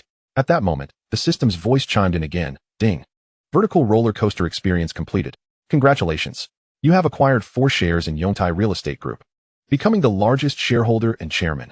The share acquisition contract has been placed in your villa study. Please check. Congratulations. You have gained 51 experience points. With this task completed, Chen Fan had firmly established his position as chairman and largest shareholder of Yongtai Real Estate Group. With this newfound identity, he felt significantly more adept at dealing with Baixing Group. Chen Fan retrieved his phone and, acting as chairman, issued direct orders. After arranging everything, he went online to continue his research on his initial forceful acquisition cards targets. This time, Chen Fan planned something monumental. It turned out that top-tier supercar brands like Bugatti and Pagani possessed relatively low total assets.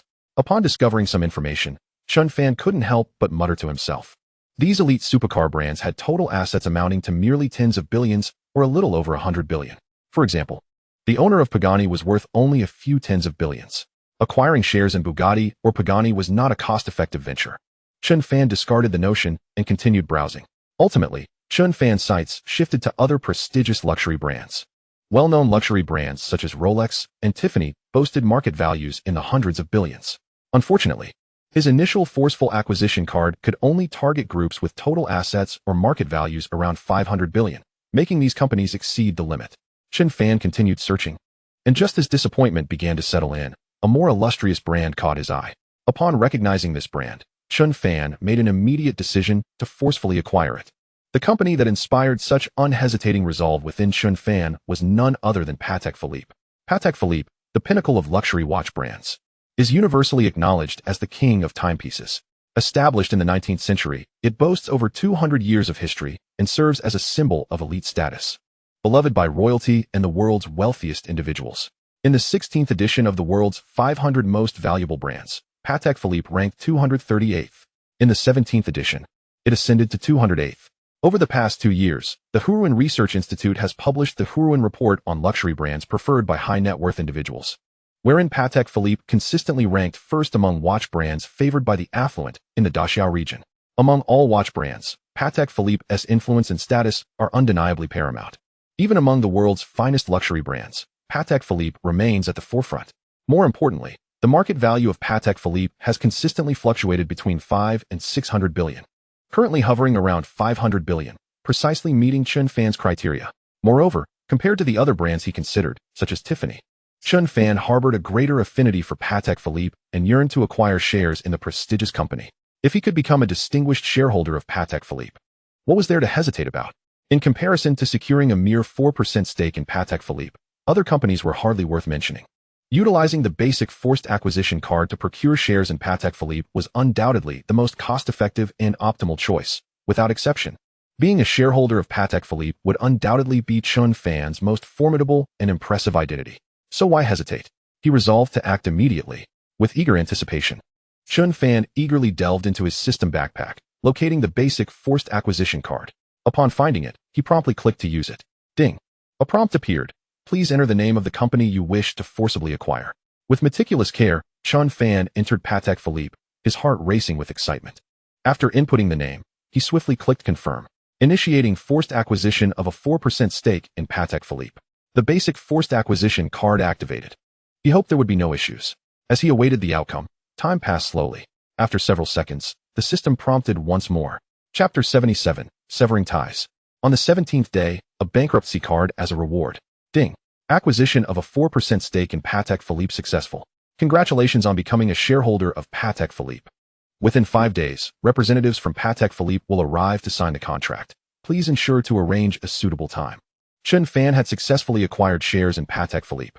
From this moment forth, he was a bona fide shareholder of Patek Philippe, adding yet another remarkable identity to his repertoire. Although the contract had yet to be in hand, he only needed to wait a few days for the Patek Philippe representatives to arrive for his signature. A radiant smile adorned Chen Fan's face, his joy palpable. Being a shareholder of Patek Philippe was undoubtedly his most formidable identity thus far. The basic forced acquisition card proved to be exceptionally useful. System, if possible. I would appreciate a few more basic forced acquisition cards, Chen Fan mused internally. He aspired to elevate the system to level 2 or 3, which would require some time. But acquiring another basic forced acquisition card would not take nearly as long. If he could obtain several more basic forced acquisition cards, he could elevate his standing within Patek Philippe. He would be content even as the third largest shareholder. After expressing his thoughts, the system remained silent. If you do not respond, I shall assume your agreement, Chen Fan declared unilaterally, making a joyful decision. With his newfound shares in Patek Philippe, Chen Fan's mood soared as the group continued to enjoy their time at the amusement park. By 4 or 5 in the afternoon, they prepared to leave. Chen Xuezhong, how about we skip dining out tonight? Would you mind putting in a little effort? Summer Ming implored with her sparkling eyes. Indeed, could we perhaps have another barbecue tonight? Summer Ruoxue eagerly inquired, reminiscing about their previous barbecue experience at Chen Fan's place. Barbecue sounds perfect, Chen Fan readily agreed. With that, the trio headed straight to the supermarket, purchasing an abundance of ingredients. That evening, they embarked on their barbecue adventure. During the meal, Chen Fan and Summer Ruoxue discussed matters concerning the Baixing group. From Summer Ruoxue, Chen Fan gleaned significant insights into the group, particularly when she learned of Baixing group's intentions toward Chen Fan. Her lovely face grew somber. Baixing group, Summer Ruoxue uttered coldly. Chen Fan, I have an idea. A sudden thought crossed Summer Ruoxue's mind.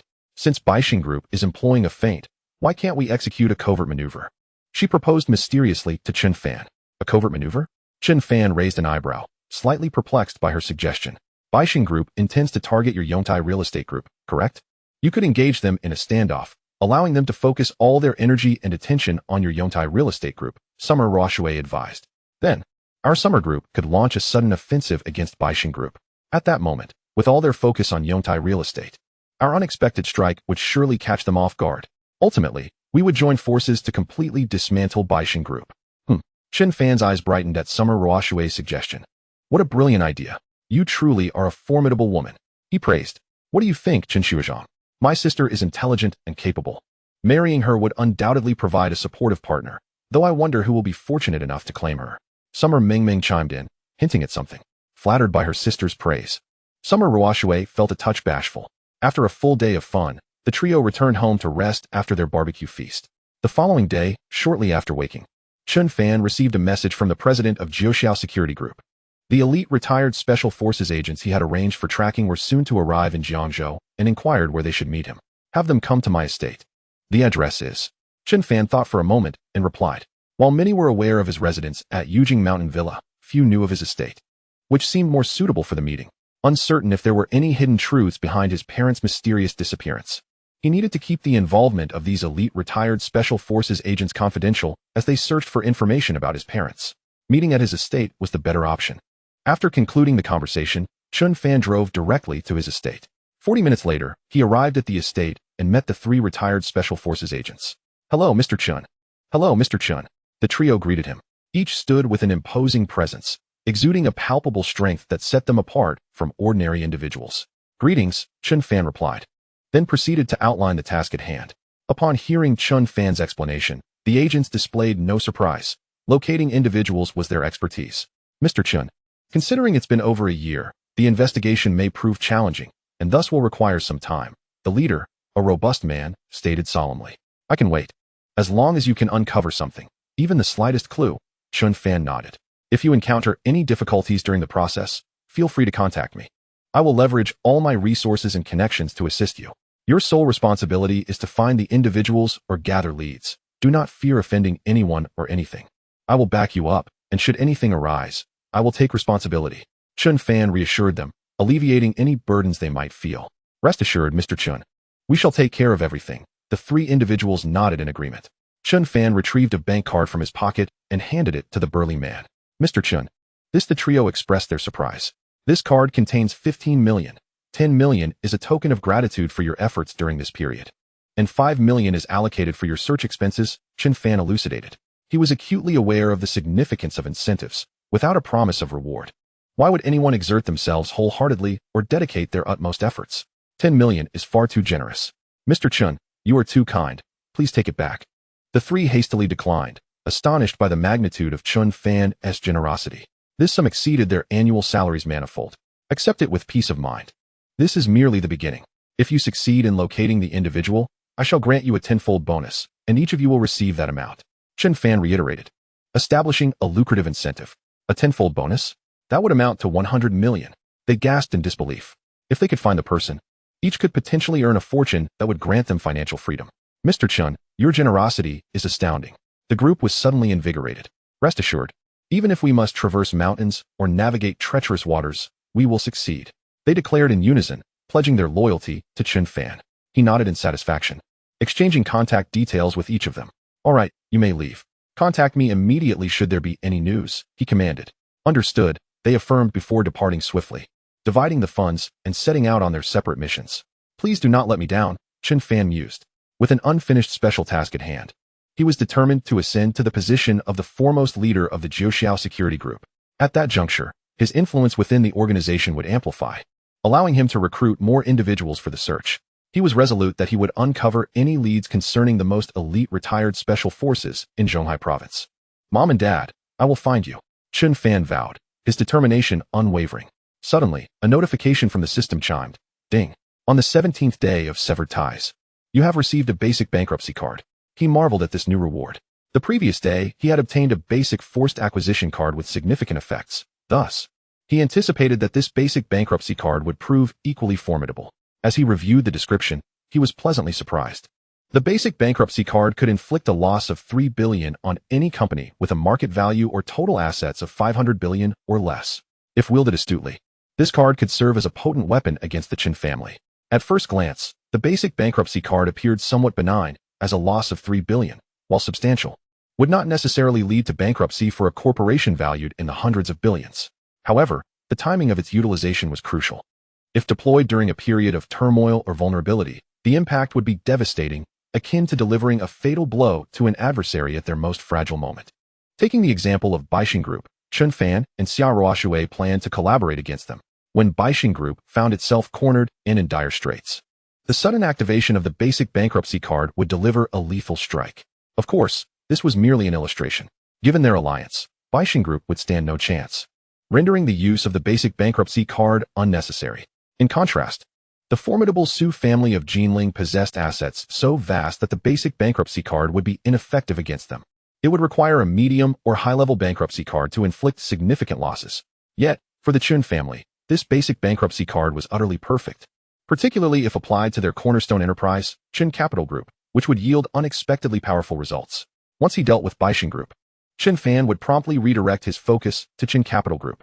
He had previously scrutinized the Chen family's asset structure and concluded that rather than targeting their less significant enterprises, a more decisive approach was warranted. When he had Chen Capital Group cornered, he would deploy the basic bankruptcy card to administer the final blow. As one of the family's most vital assets, the collapse of Chen Capital Group would inflict substantial damage, truly causing a hemorrhage that would leave the Chen family reeling. This basic bankruptcy card was certain to deliver a monumental surprise to the Chen family and the elder Chen, providing them with a moment of grim amusement. Excellent, excellent. Chen Fan nodded in satisfaction, sensing that the system had heeded his prayers. Although the basic forced acquisition card had not reappeared today, the acquisition of a potent weapon against the Chen family in the form of the basic bankruptcy card was indeed a fortuitous development. His current aspiration was to complete more tasks and elevate the system to level 2, thereby obtaining even more advanced special cards. Having resolved the matter, Chen Fan returned to Yujing Mountain Villa, where Xia Mingming and Xia Ruoshui had already prepared. With the special tasks still incomplete, he needed to act swiftly to secure his position as the top leader of the Jiuxiao security group. Senior Chen, have you been out? Xia Mingming inquired. Chen Fan fabricated a casual excuse. I went to procure some ingredients. We'll have dinner first, and then go out. But where shall we go this afternoon? Xia Ruoshui pondered. While she had considerable insight into business and company development, she was less adept at leisure activities. Xia Mingming fell into thought. Right, sister. Didn't you mention wanting to teach me golf last time? Let us find a golf course this afternoon, Xia Mingming suggested. Yesterday was quite exhilarating. Today, let us take it a bit easier, shall we? Sounds good, Xia Ruoshui agreed. Then we shall go to Guanshan International Golf Course, Chen Fan ultimately decided, opting for a location within his domain for added convenience. While Chen Fan and the Xia sisters deliberated, the doorbell rang at a luxurious villa in Jiangzhou. Yang Xingping, the former largest shareholder of Yongtai Real Estate Group and now its second largest shareholder, opened the door to his villa. At that moment, he was met by a throng of men in black standing before him, with two middle-aged men at the forefront wearing expressions of amusement. One of them was Chen Jinping, the fourth son of the esteemed Chen family, while the other, a bald man adorned with tattoos, bore an intimidating demeanor that suggested he was not to be trifled with. Mr. Yang, allow me to introduce myself. I am Chen Jinping, a pivotal figure in the Jiangzhou Chen family, he stated. He then solemnly presented the bald man beside him. And this is Yan Jiobin, the notorious Yan Elder. Upon realizing the identity of the bald man, Yang Shengping's expression shifted to one of alarm. Yan Jiobin, one of Jiangzhou's most formidable figures, was known for his volatile temperament and his legion of professional enforcers, far surpassing Wei Jingxiong in power. In the underworld of Jiangzhou, few dare to cross him. Mr. Yang, I and Mr. Chen have come to pay you a visit. Do you intend to keep us standing here? Yan Jiobin remarked, his displeasure evident. Please, come in, Yang Xingping replied, though with great reluctance. He dared not offend the famous Yan Elder and ushered both him and Chen Jinping inside.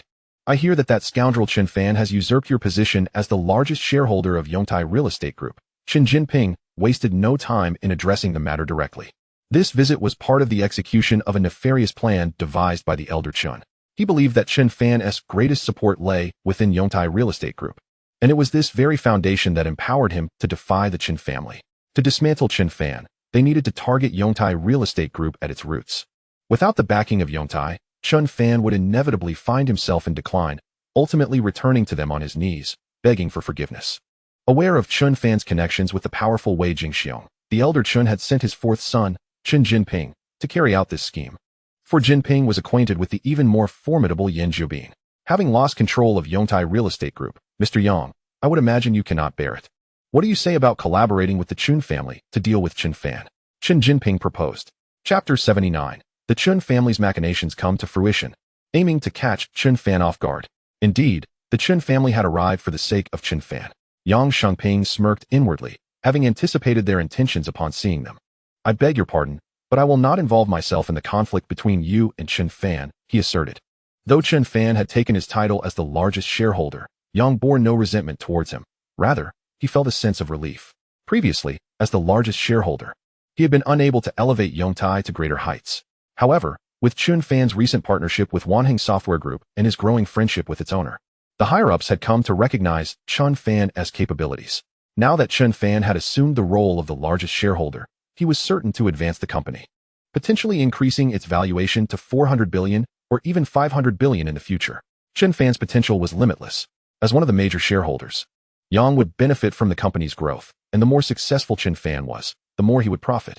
Faced with the choice between the title of largest shareholder and genuine profits potentially worth billions, he saw no reason to hesitate. Mr. Yang, you certainly have a magnanimous spirit, Chen Jinping remarked. However, should you choose to collaborate with us, we could easily sideline Chen Fan and even remove him from his position as chairman of Yongtai Real Estate Group. We could help you reclaim your status as the largest shareholder. Are you truly uninterested? I am indeed uninterested, Yang Shengping replied, shaking his head. Seeing his steadfastness, Chen Jinping discreetly revealed a secret. In recent days, we have persuaded several shareholders of Yongtai Real Estate Group. If you agree to undermine Chen Fan and even dismiss him, it would be a mere formality. No need. I have matters to attend to. So if you would kindly take your leave, Yang Shengping said, rising to issue an eviction notice. Ungrateful wretch. Yan Jiobin interjected suddenly. Old Chen, since this fellow refuses our hospitality, let us dispense with pleasantries. Yan Jiobin's patience had worn thin. Mr. Yang, I have extended courtesy before resorting to force. Should you decline, do not blame me, he warned. At that moment, one of Yan Jiobin's subordinates entered, clutching a stack of photographs. Take a look for yourself, Yan Jiobin instructed, handing the photographs to Yang Shengping. Upon examining them, Yang Shengping froze in shock. What do you mean by this? He stammered. The images depicted his daughter, who was studying in another city in Zhonghai province. We have thoroughly investigated your daughter's whereabouts and living arrangements, and I have dispatched several men to keep watch. If you agree to ally with old Chen against that scoundrel Chen Fan, I assure you of your daughter's safety. Should you refuse, however, I cannot guarantee her well-being. Yan Jiobin laid bare his threat. How dare you? In broad daylight, you would still attempt to abduct my daughter? Yang Shengping slammed the table in anger, confronting Yan Jiobin. Who, me? Yan Jiobin replied with a cryptic smile. Yang Shengping suddenly realized that, while others might hesitate, Yan Jiobin was indeed capable of such actions. His history was riddled with dubious deeds, only recently washed clean. I will give you one last opportunity. Do you agree to cooperate with old Chen? Yan Jiobin pressed, his voice steely. Consider your daughter's safety. After a long pause, Yang Shengping sighed heavily, finally relenting. Very well. I agree to collaborate with the Chen family to deal with Chen Fan and undermine him. I apologize, Chen Fan, he silently conveyed to Chen Fan in his heart. Ha ha. Now that's the spirit. Yan Jiobin laughed heartily. Beside him, Chen Jinping wore a satisfied smile, appreciating Yan's effective methods. We shall commence our actions tomorrow. Here's the plan. Chen Jinping began to outline their strategy, intending to act swiftly to completely usurp Chen Fan and remove him from his position as chairman of Yongtai Real Estate Group. By the time Chen Fan became aware of their maneuvers, it would all be too late. Betrayed by his own, stripped of the very foundation he relied upon, Chen Fan would undoubtedly be left in utter despair. The more he contemplated this, the more triumphant Chen Jinping felt. Severing ties with our family, little wretch. This fate is of your own making. Meanwhile, in the afternoon, Chen Fan and Xia Roshui arrived at the Guanshan International Golf Course. It was the weekend, and the venue was bustling with patrons. Latecomers were left without available courses. However, as the owner of the establishment, Chen Fan effortlessly secured the best course for himself and the Xia sisters to enjoy. However, as they engaged in their leisurely game, a sudden commotion erupted nearby. The finest court in your establishment, and only 3 individuals are playing? Meanwhile, I have a dozen people waiting over there, and you allocate me such an inferior court. A portly gentleman in his 30s berated a staff member of the Guanshan International Golf Club with evident displeasure. I am one of your premier members. How could you treat me in such a manner? The staff member, taken aback by the man's outburst, glanced over at the relaxed Chen Fan, momentarily at a loss for words. Chen Fan had only visited the Guanshan International Golf Club once since acquiring his membership, and most of the staff were unfamiliar with him. Perhaps he arrived a bit earlier, the staff member offered as an explanation. Humph, scoffed the portly man, clearly unconvinced, as he strode towards Chen Fan and his companions. Today, I shall cover all your expenses at the Guanshan International Golf Club. Simply relinquish this court to me, and you may enjoy our ordinary course instead. The man spoke with an air of arrogance, aware that his engagement was of considerable importance, necessitating the finest playing grounds. Not a chance, Chen Fan replied, shaking his head. What if I offer you an additional 100,000, or even 500,000? Would you then concede your spot to me? The portly man, brimming with ostentation, attempted to overwhelm Chen Fan with his wealth. Be on your way, do not disturb us. Chen Fan waved dismissively, irritated by the intruder's sudden attempt to buy his way into a game that he was already enjoying. 1 million? The man continued to throw money at Chen Fan. Observing Chen Fan's continued indifference, he proudly revealed his trump card. I happen to know the owner of the Guanshan International Golf Club. We are good friends. Do not compel me to call him. The portly man threatened Chen Fan with veiled implications. Oh, you know the owner of the Guanshan International Golf Club? Chen Fan chuckled, amused. How curious that I was unaware of such a valuable friendship. Do you doubt me? I can call him right now. The man exclaimed, brandishing his phone. Sir, please.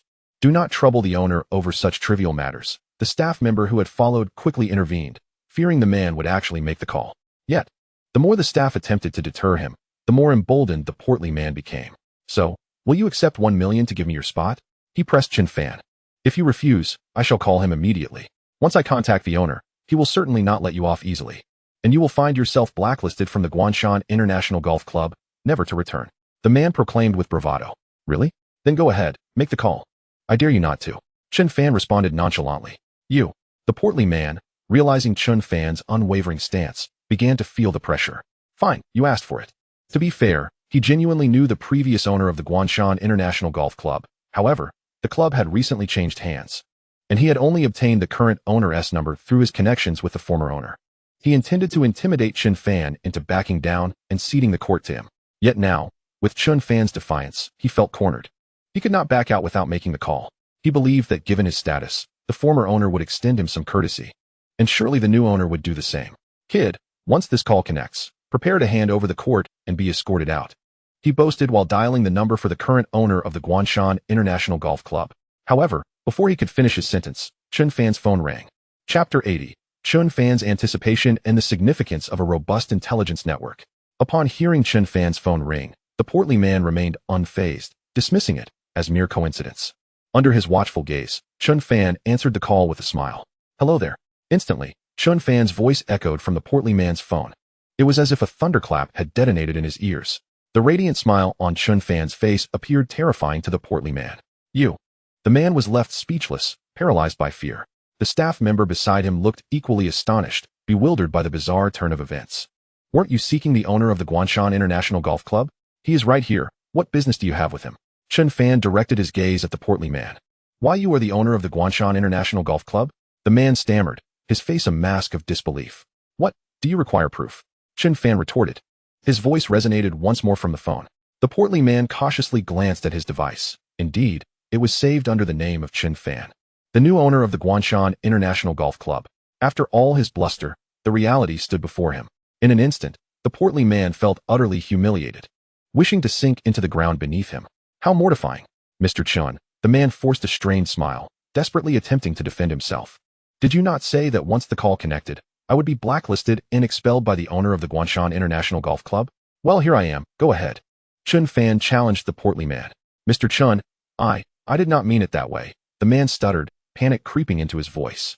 Put him and all associated individuals on our blacklist, and escort him out immediately. Chen Fan commanded the staff member, returning the treatment the portly man had attempted to impose. The staff member hesitated for a moment before nodding in compliance. Yes, sir. Upon hearing Chen Fan's directive, the portly man felt a surge of terror. Being blacklisted was one thing, but having those connected to him also banned was catastrophic. Before he could utter a word, the staff had already expelled him.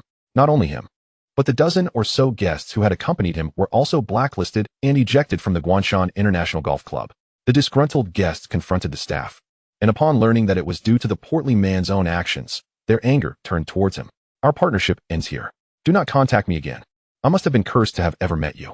The guests unleashed their fury upon the portly man, who had lost significant standing among his clientele. Having offended so many, his business was effectively ruined. No, the portly man collapsed to the ground, utterly defeated, his heart heavy with despair. The Guanshan International Golf Club resumed its tranquil atmosphere, as Chen Fan and Xia Ruoshui continued their game of golf. Xia Ruoshui was teaching her sister how to play, while Chen Fan observed, when suddenly, his phone rang. It was Wei Jingxiong calling.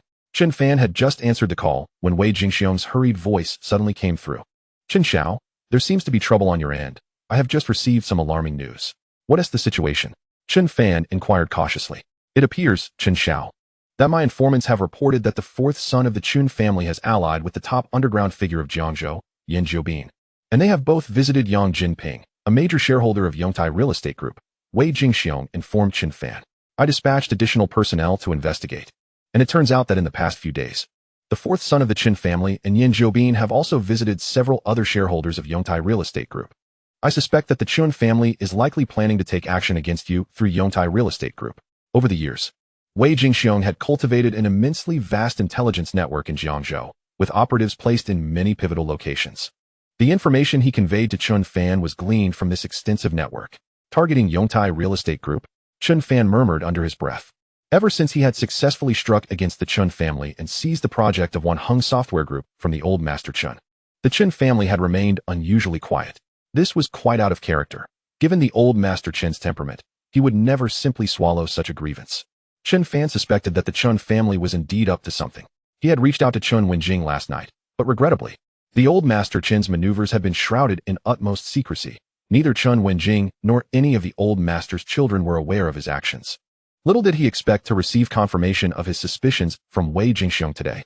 Indeed, Wei's intelligence network is remarkable, Chen Fan mused. Wei Jingxiong's network had proven invaluable, as several crucial pieces of information had come to Chen Fan through him. Having operated this intelligence network for over a decade, Wei Jingxiong had truly demonstrated its worth. If only I could establish such a comprehensive intelligence network of my own. Flattered by Chen Fan's praise, Wei Jingxiong smiled. For this intelligence network was his proudest achievement over the past 10 years. You are too kind, Chen Xiao. This intelligence network is now also yours, he replied earnestly. Having fully resolved to align himself with Chen Fan, even at the cost of severing ties with the Chen family, Wei Jingxiong believed that his advancement and prosperity depended solely on Chen Fan. However, despite Wei Jingxiong's assurances, the fact remained that this intelligence network was not Chen Fan's own, rendering it somewhat inconvenient. Wei Jingxiong continued, Chen Xiao, I have already sent more personnel to investigate further, to uncover what exactly the Chen family and those shareholders of Yongtai Real Estate Group are plotting. I sense that the situation is grave, and I have faith in my intelligence network.